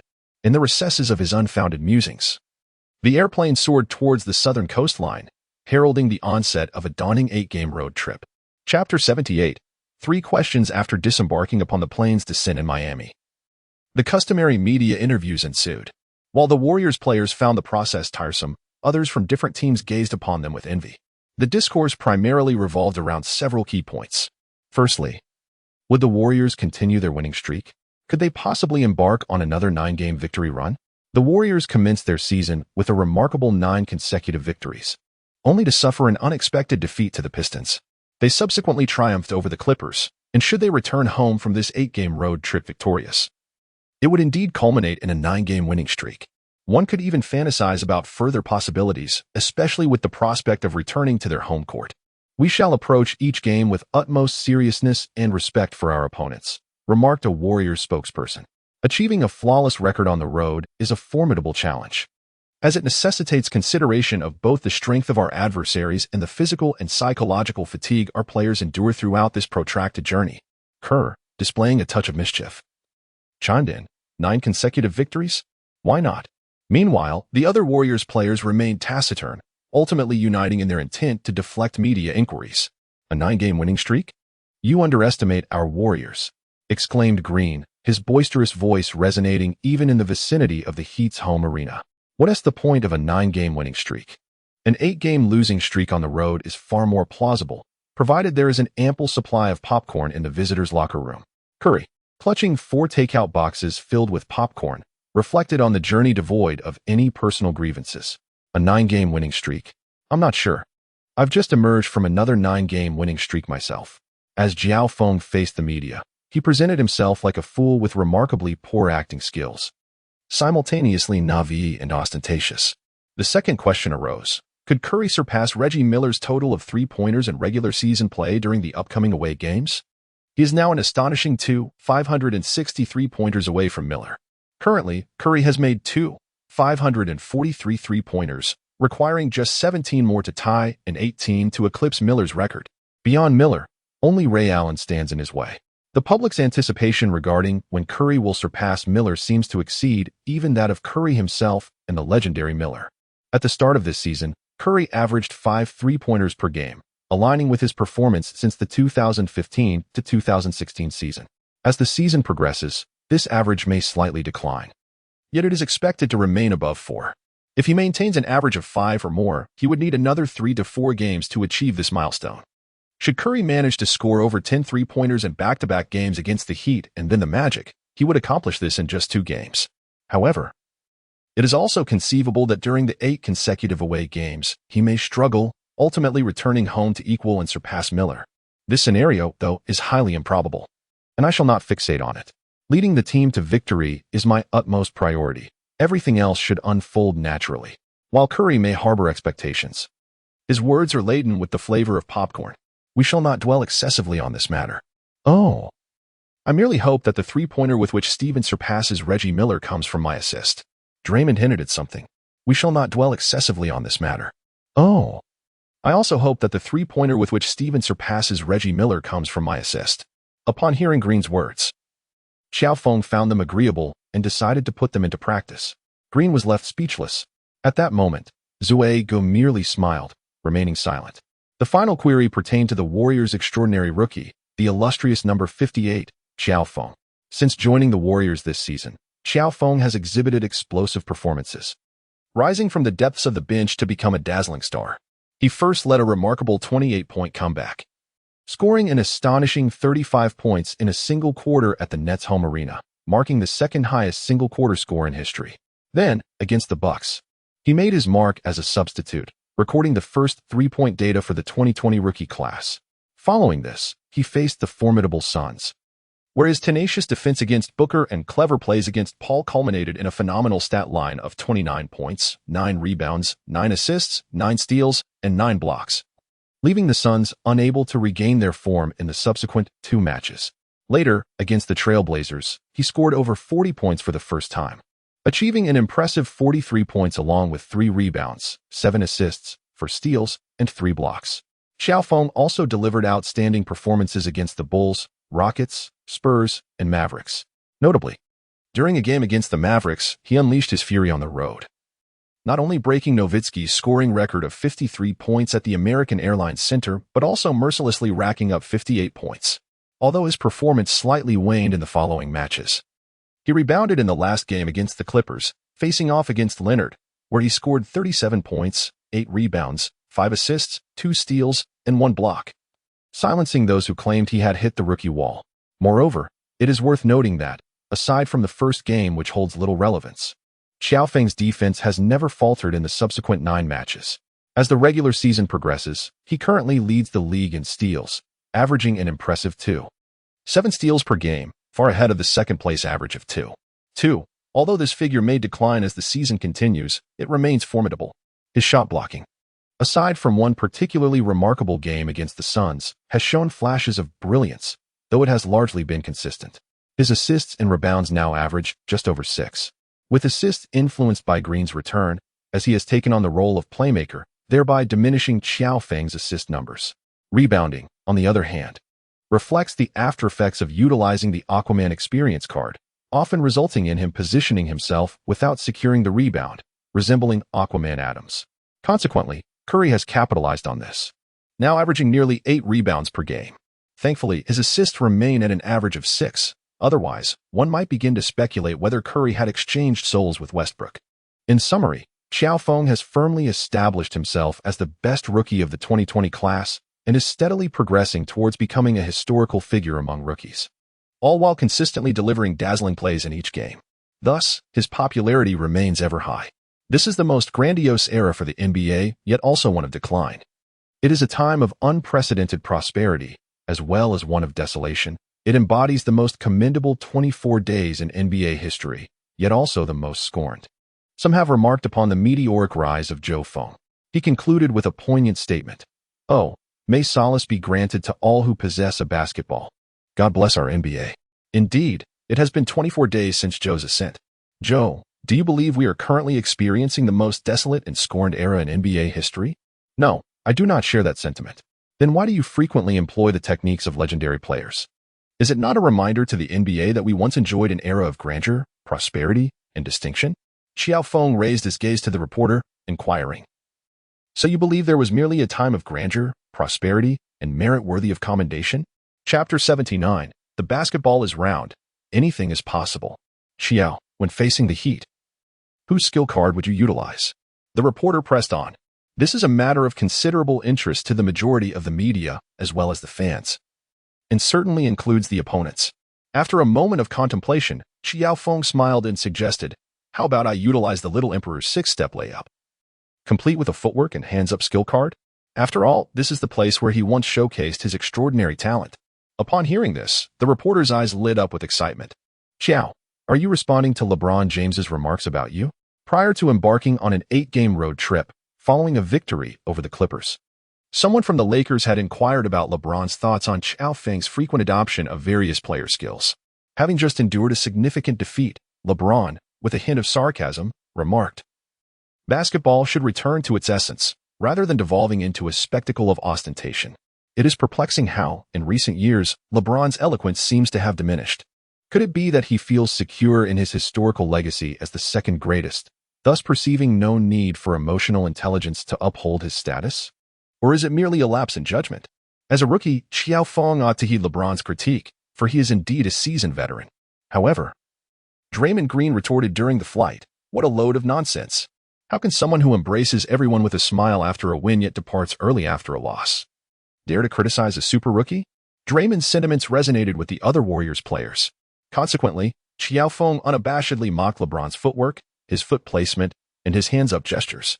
Meanwhile, LeBron, who was training at the Lakers facility, reacted to the news by executing a dunk in frustration before storming out of the gym. In Miami, after concluding their media engagements, the Warriors arrived at their hotel. There was no morning practice. Instead, the coaching staff worked diligently to devise strategies based on newly acquired information, not only for the game against the Heat, but also for the subsequent 7 games on the Eastern road trip. The Warriors players were graciously hosted by their former teammate, Andre Iguodala. "Iguodala, it's been ages," exclaimed Curry, visibly thrilled, akin to a child reuniting with a long-lost friend. Others who were acquainted with Iguodala also offered warm embraces. Finally, it was the turn of the rookie group, including Poole, Wiseman, Juan, and Qiao Feng. Draymond introduced each of them to Iguodala, and when it was Qiao Feng's turn, Iguodala grinned widely and exclaimed, "Let me guess, is this our super rookie, the illustrious number 58? Indeed, that is I." Qiao Feng exaggeratedly performed gestures and expressions in harmony. "Qiao, you are truly remarkable. Goodness, having witnessed your match, I can hardly fathom that you are merely a rookie wearing number 58. Brother," he sincerely remarked. Although Qiao Feng has grown accustomed to praise, he still felt immense joy at receiving recognition from his former teammate on the Warriors. "Thank you. I merely hope to win alongside the team, to triumph until the very end." Iguodala paused for a moment, then firmly patted Qiao Feng's shoulder, saying nothing. What a powerful grip. Qiao Feng curled his lips slightly. Then Green exclaimed, "Hey, brother one. You can't resort to such tactics before the game to prevent our Qiao from playing." "Haha, what a brilliant idea." Brother one chuckled, mimicking a gesture as if to pat Qiao Feng. Qiao Feng, playing along with the jest, feigned an expression of sorrow while clutching his shoulder and gazed at Green, saying, "Draymond, I regret to inform you that tonight I have been taken out of the game by the Heat players, and thus cannot participate. Steven, shall we call the police?" Green's expression shifted dramatically, and he immediately inquired of Curry. Curry, ever the dramatic one, furrowed his brow and replied, "But we are in Miami. Will the local authorities stand by us?" "Oh, no." Green sighed dramatically. "Haha, I can't take it anymore. Draymond, your acting is simply too over the top." Curry laughed heartily, clutching his stomach and leaning against brother one. Laughter erupted among the group. In all honesty, Qiao Feng was genuinely pleased to meet brother one for the first time. Warriors fans still grappled with the departure of brother one. They felt a sense of unresolved emotions regarding his exit. In their hearts, Durant's departure was irrelevant. The four members of the death lineup, the Splash Brothers, Green, and brother one, were meant to finish their careers with the Warriors. Little did they know that after the Warriors' third championship failure in the 2018-2019 season, the once unbreakable team fell apart, leaving only the core members, the Splash Brothers, alongside Green, the tough-minded Looney, and Curry's brother-in-law, Damian Lee. Among these departures, brother one's exit was the most incomprehensible to the fans. Yet, such is the nature of basketball. It is round, and anything can happen. When, oh when, will brother one return to play for the Warriors? You know we all miss you, including the coaching staff, the management, all the players, Clay who is recovering, and even his dog. Qiao Feng posed a question that Curry had long wished to ask but had never dared to voice. Iggy's momentary pause was palpable. He felt the urge to laugh, but found himself at a loss for how to express it. He had not anticipated that this rookie would broach such a sensitive subject right off the bat. To be frank, Iggy found himself in a quasi-retirement state, feeling as though his tank was nearly empty. Last season, after being traded from the Grizzlies to the Heat, he signed a 2-year contract worth $30 million, which, for a veteran, constituted a substantial deal. Upon joining the Heat, Iggy indeed shone brightly, leveraging his experience to assist the team in reaching the finals. Despite his scoring hitting a new low, he became the third player, after LeBron James and James Jones, to make 6 consecutive finals appearances without being a member of the Celtics. This year marks his final season with the Heat. "Rookie, you know that basketball is round. So anything can happen," Iggy replied vaguely. Thus, the conversation shifted away from that topic for the time being. As old friends reunited, they shared a simple lunch before the evening's game, knowing that regardless of the outcome, a celebratory dinner awaited them afterward. The afternoon was reserved for practice. Qiao Feng has opened a new blind box. However, he has chosen not to utilize it, instead opting to continue honing his skills through the Kobe Bryant's signature post-up and fadeaway jump shot learning card. He feels that his technical movements are becoming increasingly picturesque. Yet, paradoxically, he finds himself veering towards a path fraught with missed shots. This predicament has even caused Coach Kerr some concern, pondering whether he should intervene and advise Qiao Feng to refrain from pursuing such flamboyant styles. After all, even the great Kobe could not reconcile the dichotomy between aesthetic beauty and shooting accuracy, a conflict seemingly divine in nature. Only those truly deserving of the title of God can resolve such an issue. Nevertheless, it is prudent for him to continue practicing. After all, maintaining a respectable shooting percentage remains beneficial. "Our team is currently lacking a player capable of executing one-on-one plays, especially when Steven is being aggressively defended," Mike Brown suggested. Upon reflection, Coach Kerr chose to remain silent. In the afternoon, after completing a rigorous 1,000 repetitions of post-up moves and fadeaway jump shots, Qiao Feng engaged in some warm-up recovery exercises in preparation for the evening's game. At precisely 8:15, the match commenced, marked by the sharp whistle of the referee. The Warriors' East Coast road trip officially began. A new chapter is being released, titled "Basketball is Round. Anything Can Happen." Prior to this chapter, there was another titled 3 Questions After Disembarking, which likely faced scrutiny due to references made regarding the selection of spokespersons from a certain country. The initial words he may have triggered the review process, resulting in a delay in publication. Conquering the NBA Begins with Blind Boxes is in progress. Please wait a moment as the content is being typed. After the updates, kindly refresh the page to access the latest information. In Chapter 80, acquiring the great Iguodala's steal technique. Qiao Feng stands before the technical bench, applying magnesium powder, while instructing the system to open a blind box before the match against the Heat. Congratulations, host. You have obtained the permanent skill card for Andre Iguodala's Phantom Hand steal technique. What? Iguodala's Phantom Hand? The legendary NBA stealing technique? And it's a permanent skill card? In his heart, Qiao Feng could hardly articulate the sensation of acquiring this card. Before him sat a legendary figure, a prominent player on the Miami Heat's bench. This player's exceptional skill in executing the big cut technique could be deemed a unique mastery within the NBA, having ensnared numerous players in its grasp. To name a few, the likes of LeBron James and Damian Lillard have frequently fallen victim to this very maneuver. And now, astonishingly, Qiao Feng had obtained the permanent skill card for this elusive big cut technique. The allure of a permanent card is undeniable. Readers have often lamented the scarcity of such cards, with the protagonist's capabilities remaining a mystery, and the author has certainly longed for one. However, the system had previously been rather unyielding. Now, at long last, it had arrived. Yet, Qiao Feng felt a twinge of reluctance. The Miami Heat, at present, resembled a diminished squad, with only 7 players available to take the court, including the once formidable player whose offensive prowess had significantly waned.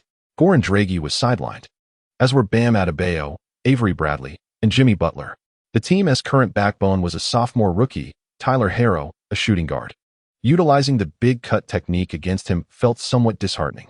Nevertheless, it is well known that every match, Qiao Feng invariably showcases his remarkable skills.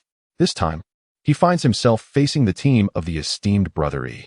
How could he possibly let this rare opportunity of a fully packed arena go to waste without demonstrating the fruits of his labor? Therefore, dear young hero, I sincerely apologize. If this match brings you any harm, it is far from my intention. I merely wish to exhibit my newly acquired techniques before Brother E. Oh, a mere glimpse into my reservoir of skills. Hee. Qiao Feng gazed at Hero across the way, a smile gracing his lips. Hero furrowed his brow, feeling an inexplicable chill. He glanced upwards at the ceiling of the American Airlines Center, pondering whether the air conditioning was set a tad too low today. A sense of unease crept into his mind as he had sensed the cold even before the match commenced. After a hearty laugh, Qiao Feng delightfully employed the permanent skill card for Andre Iguodala's exquisite dribbling technique. Upon activating the experience card, a notification appeared. By utilizing the permanent skill card for Andre Iguodala's dribbling technique, one acquires the illustrious dribbling prowess. With a remarkable 50 increase in success rate during crucial moments and a 50 enhancement in evading fouls. Congratulations to the host for mastering this dribbling skill. It is advised that the host showcases this technique in the current match, as there exists a chance of receiving guidance from the original skill card owner. Following this guidance, skill familiarity will increase by 1. How splendid. From this moment forth, my skill repertoire no longer consists solely of shooting techniques and off-ball movement. I am now a man endowed with skills. Haha. Qiao Feng chuckled to himself, then dusted the magnesium powder from his palms and strode to the center of the court. The spectators for today's match included numerous celebrities. Ever since that man brought talent and subsequently took it away, this place gradually became desolate. Coupled with Pat Riley's ruthless demeanor towards Wade, the Heat had momentarily transformed into an unpopular team. Nevertheless, it remained a haven for stars, for this is Miami, the most vibrant city on the South Coast, perfectly suited for the presence of luminaries. As he glanced at the sidelines, he realized that aside from Kendall Jenner, he recognized none of the attendees. Wait, Kendall Jenner? After such a prolonged absence, how had she resurfaced? However, seeing her joyfully waving at him, Qiao Feng graciously approached and offered her a polite embrace. Go, Qiao. Thank you. The current Qiao Feng was no longer the rookie who, upon entering the NBA, would blush profusely when embraced by women. After all, during every game, especially at home, there were plenty of female spectators eager to take advantage of him, particularly those of the high-profile variety. Thus, Kendall Jenner merely capitalized on her own celebrity status. After all, who among NBA players does not harbor a fondness for supermodels?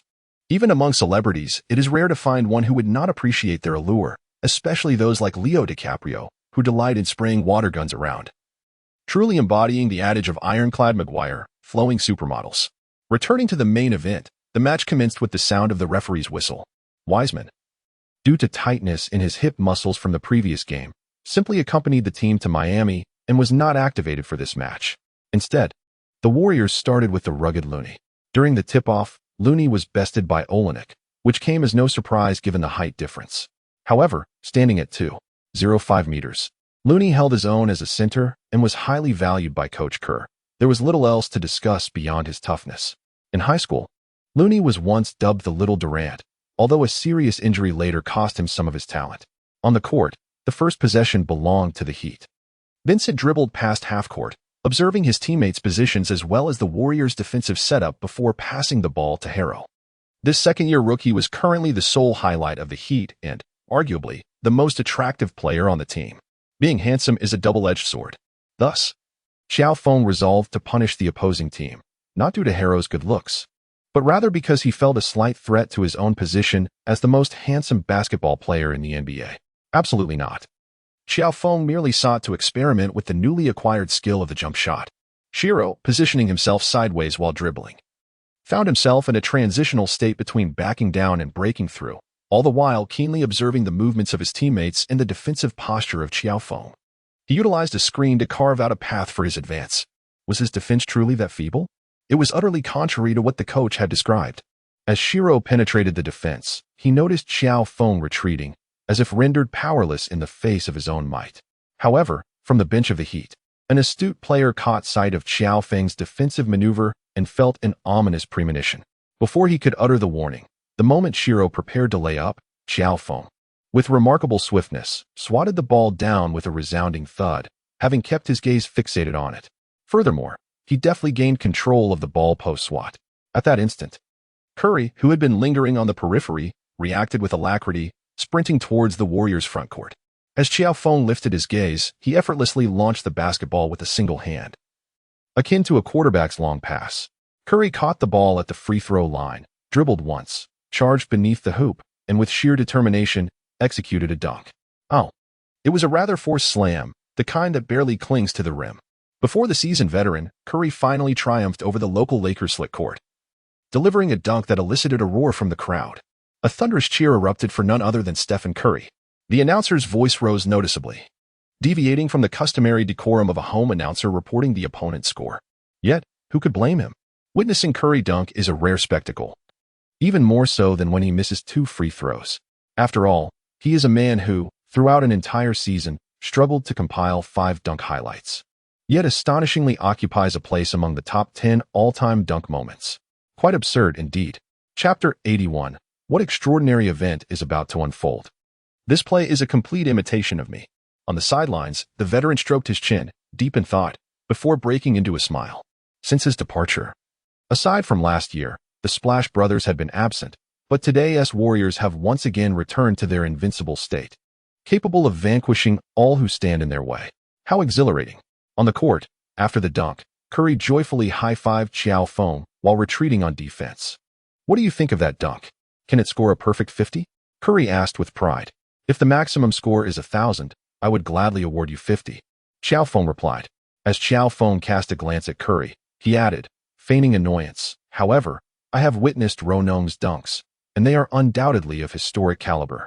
Haha, I wholeheartedly believe that. Curry exclaimed, his spirits soaring. Ronong, his son, had the potential to evolve into a legendary dunker. A narrative that could echo through the annals of the NBA, reminiscent of the illustrious legacy shared between himself and his father, Del Curry. One had carved a niche with 3-pointers, while the other had instilled fear throughout the league with the same. Stay alert on defense. Green reminded his 2 teammates engaged in casual banter on the court. Curry swiftly pursued Vincent, while Qiao Feng dutifully attended to the sophomore rookie, Tyler Harrow. This time, Harrow refrained from requesting the ball. His initial offensive attempt was thwarted, leading him to finally accept the coach's words. The Warriors' rookie number 58 was a player not to be underestimated in terms of perimeter defense. His miscalculation on that first shot resulted in a turnover, leaving him feeling rather embarrassed. Despite the excitement from Kendall Jenner on the sidelines, who, after being intercepted and witnessing Qiao Feng's precise quarterback-like pass, exuberantly tossed her popcorn, it did little to alleviate his sense of humiliation.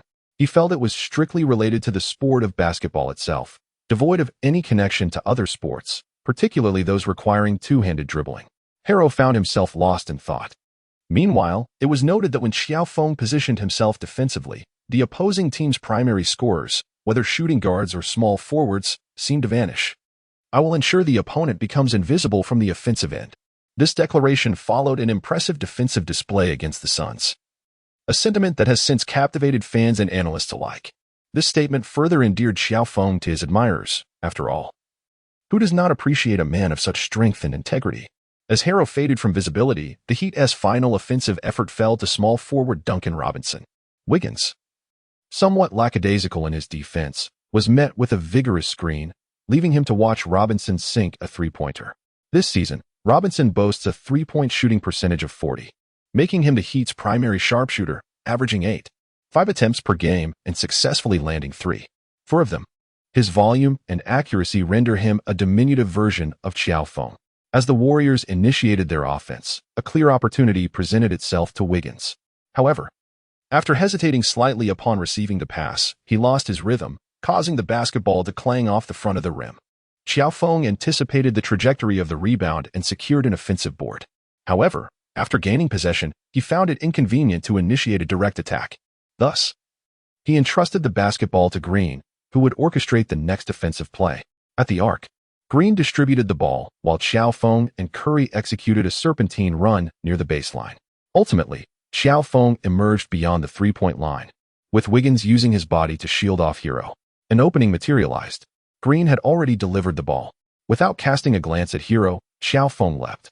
He raised his hand. With a flick of the wrist, the ball was released. With a swish, the basketball traced a graceful orange arc above Miami's American Airlines Center. Finally, it swooshed through the net. After scoring, Qiao Feng glanced back at his veteran teammate, then performed a celebratory gesture of flying with arms extended, a tribute to him. The veteran shook his head and chuckled. This young rookie was indeed entertaining. Yet, the entertainment was far from over. A few possessions later, the Warriors displayed formidable offensive prowess, while the Heat surprisingly exhibited excellent shooting accuracy today, resulting in a back-and-forth exchange of leads. However, after the timeout, upon glancing at the clock, Qiao Feng furrowed his brow.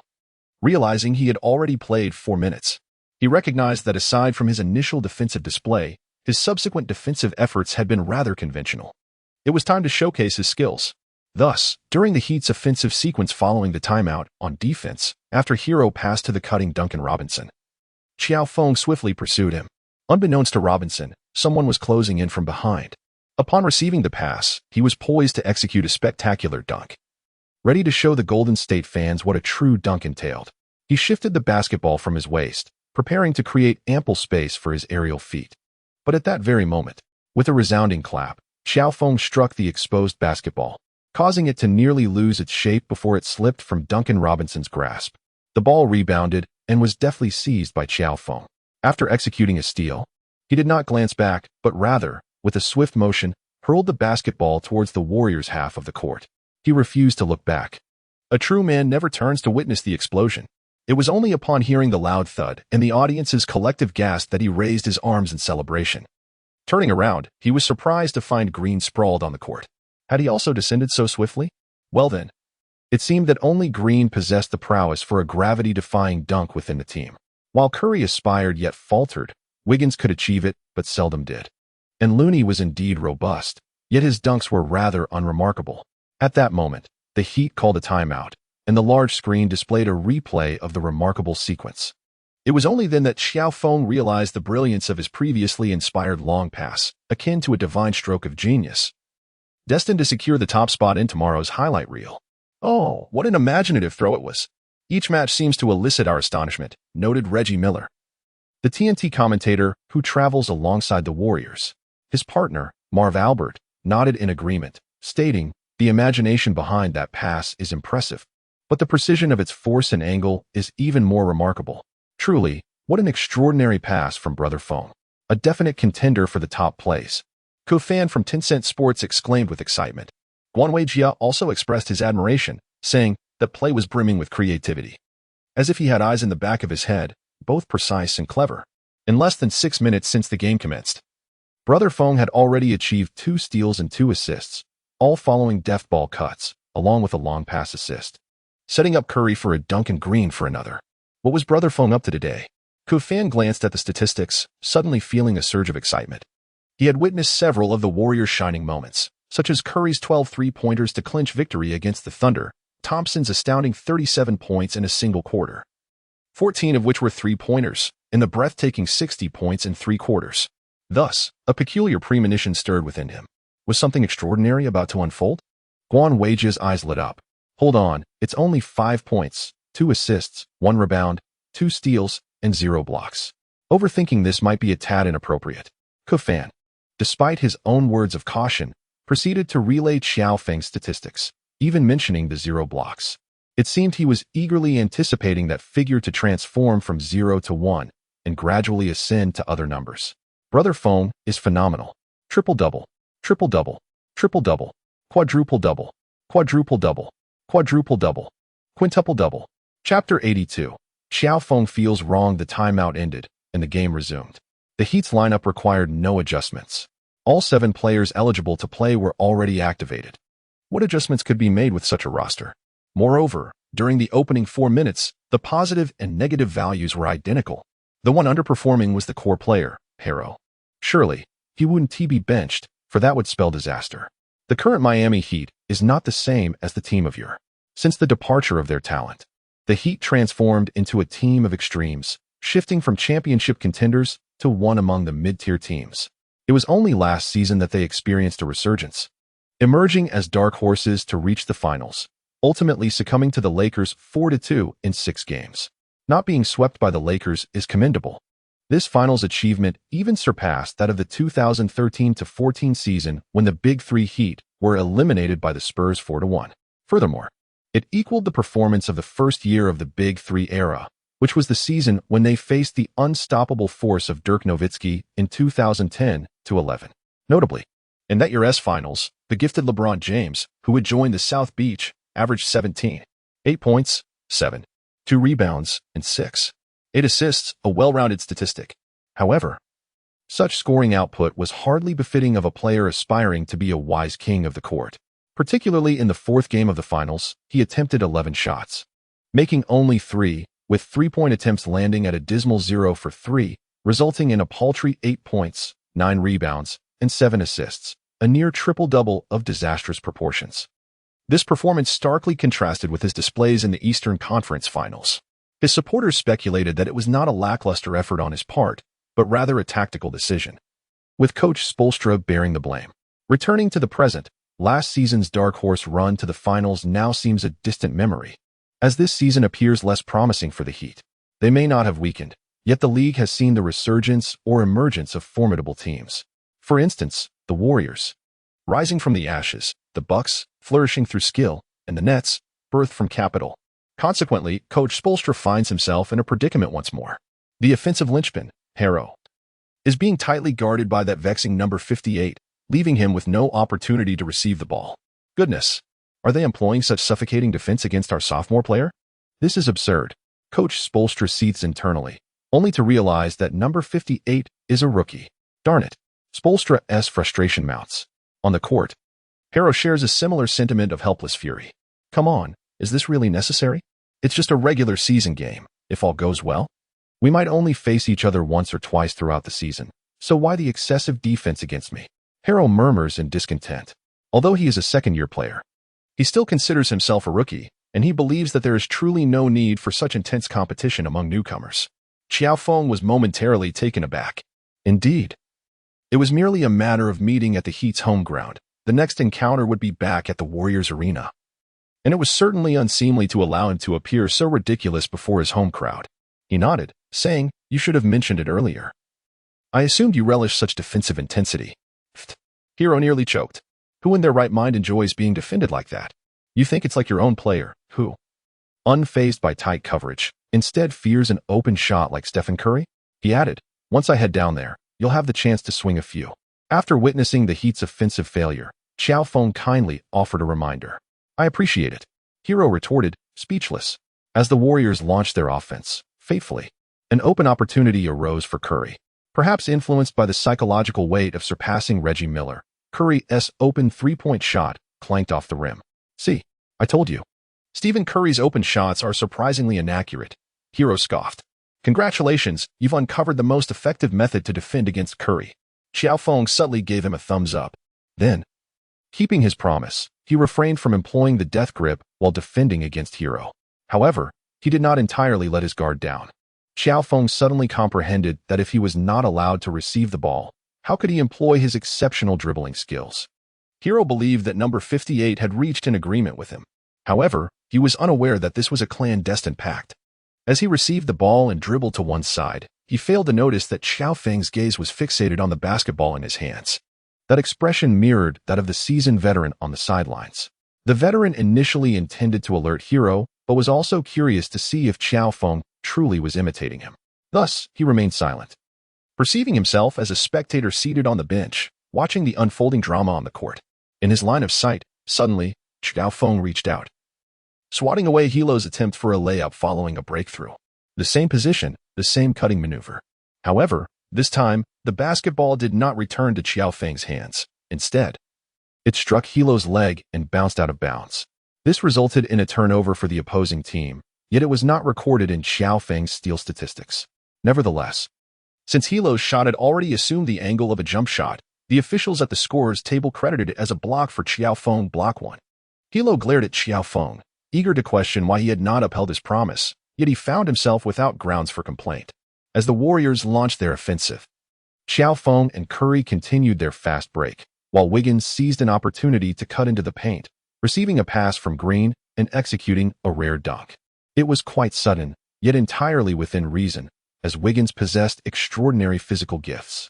On the defensive end, Qiao Feng maintained his laissez-faire approach towards Hero.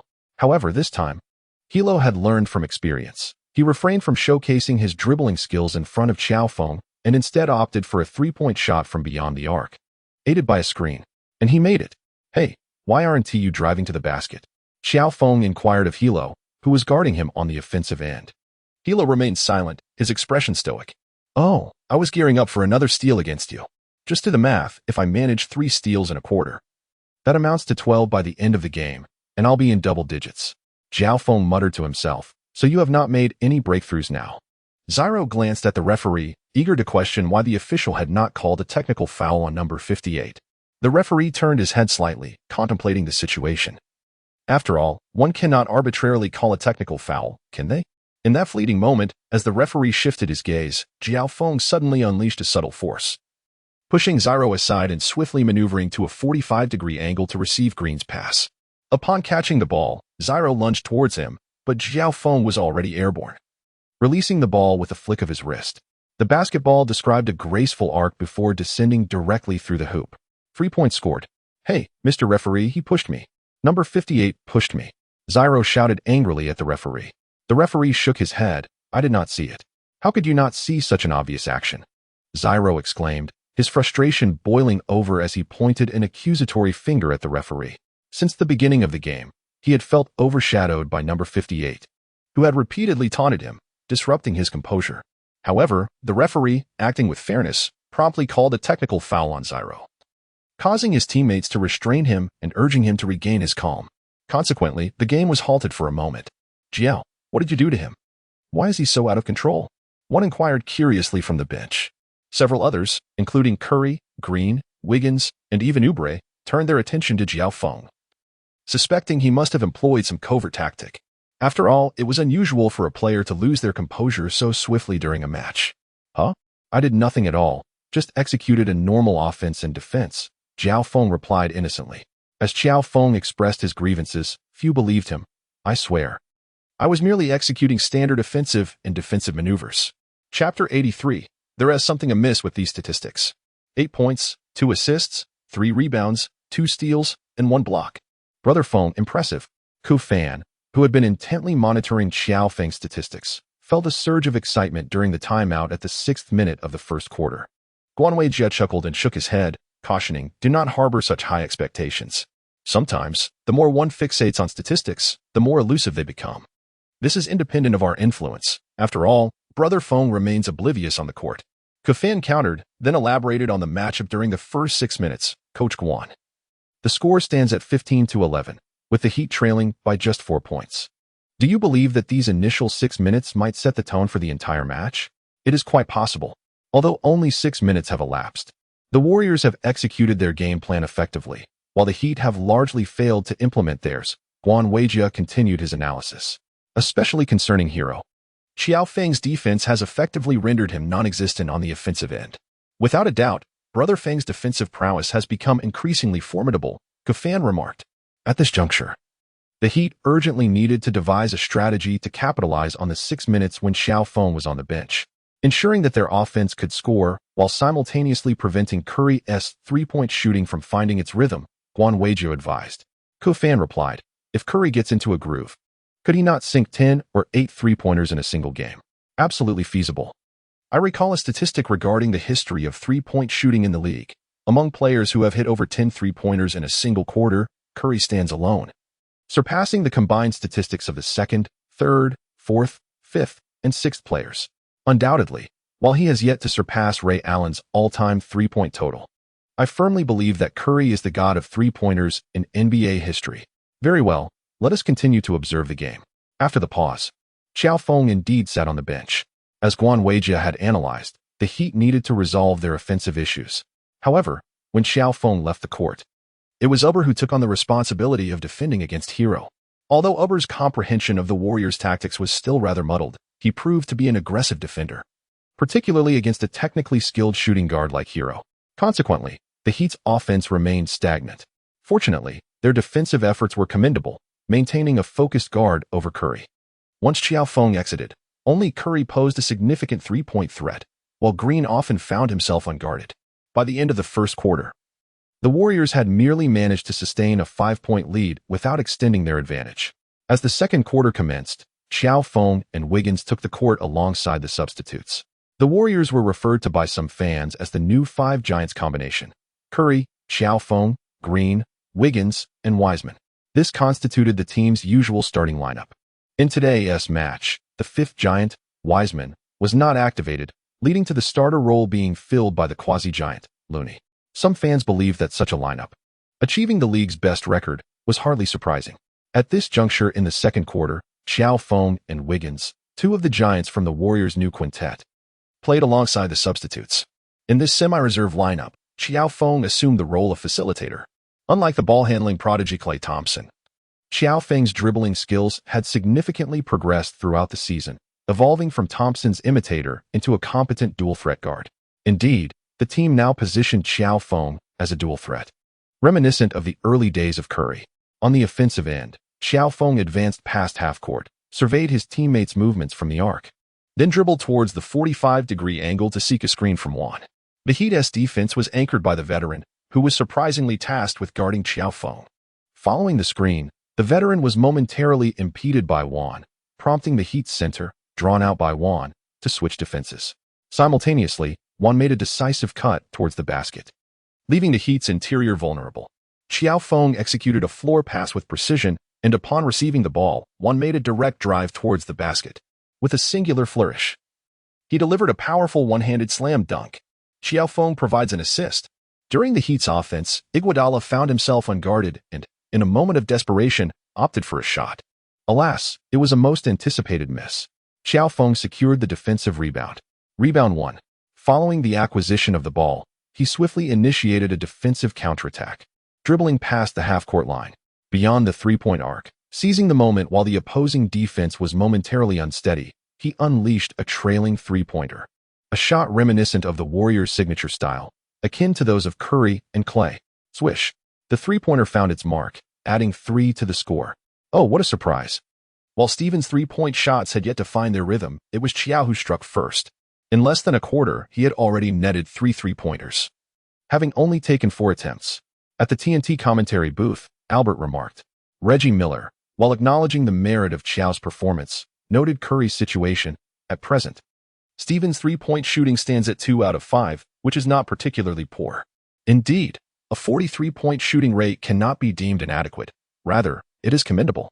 However, being Curry, it is perceived as merely average.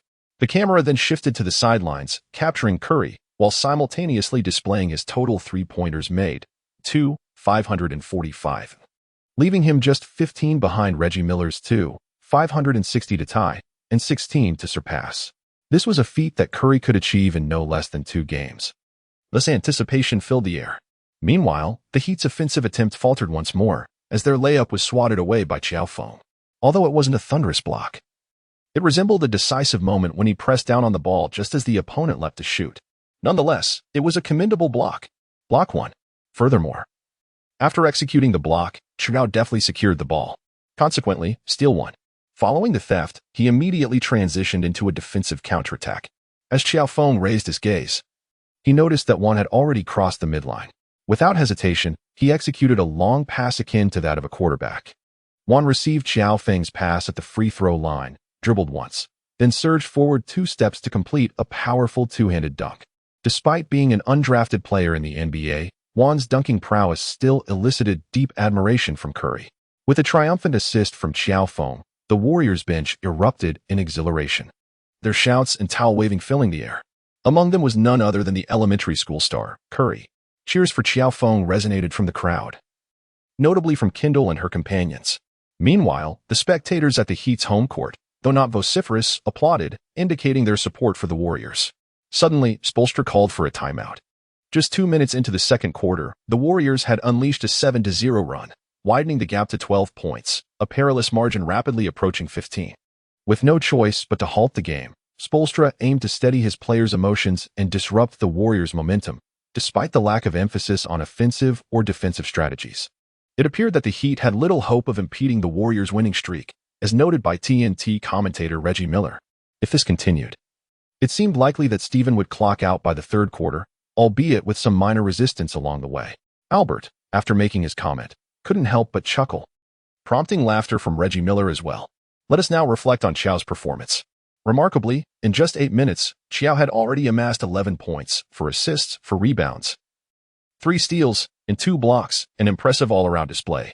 Albert was taken aback upon reviewing Qiao Feng's statistics. What is this? Reggie Miller echoed his disbelief. Such numbers seemed rather extraordinary. Chapter 84. Bullying the veteran coach, Spoelstra contemplated the situation, pondering if it might be best to consider the game effectively over at this juncture. This way, perhaps the Heat could salvage some dignity on their home turf.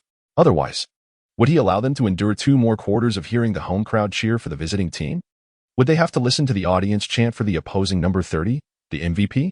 Or hear them laud the number 58, the Roy? Eric. The timeout is almost over. How shall we strategize? An assistant coach interrupted Spoelstra's resignation, rubbing his face in frustration and seizing the tactical board. He found himself devoid of strategies to draw. Ultimately, he could only offer a few words of encouragement. Gentlemen, this is our home court. Defending it is your honor. Get out there and do not allow number 58 to wreak havoc in our arena. Can you achieve that? The 5 players set to enter the court, including the veteran, instinctively glanced toward the Warriors bench. Unfortunately, the distance was too great, and the angle too skewed for them to see the relaxed expressions of the Warriors players.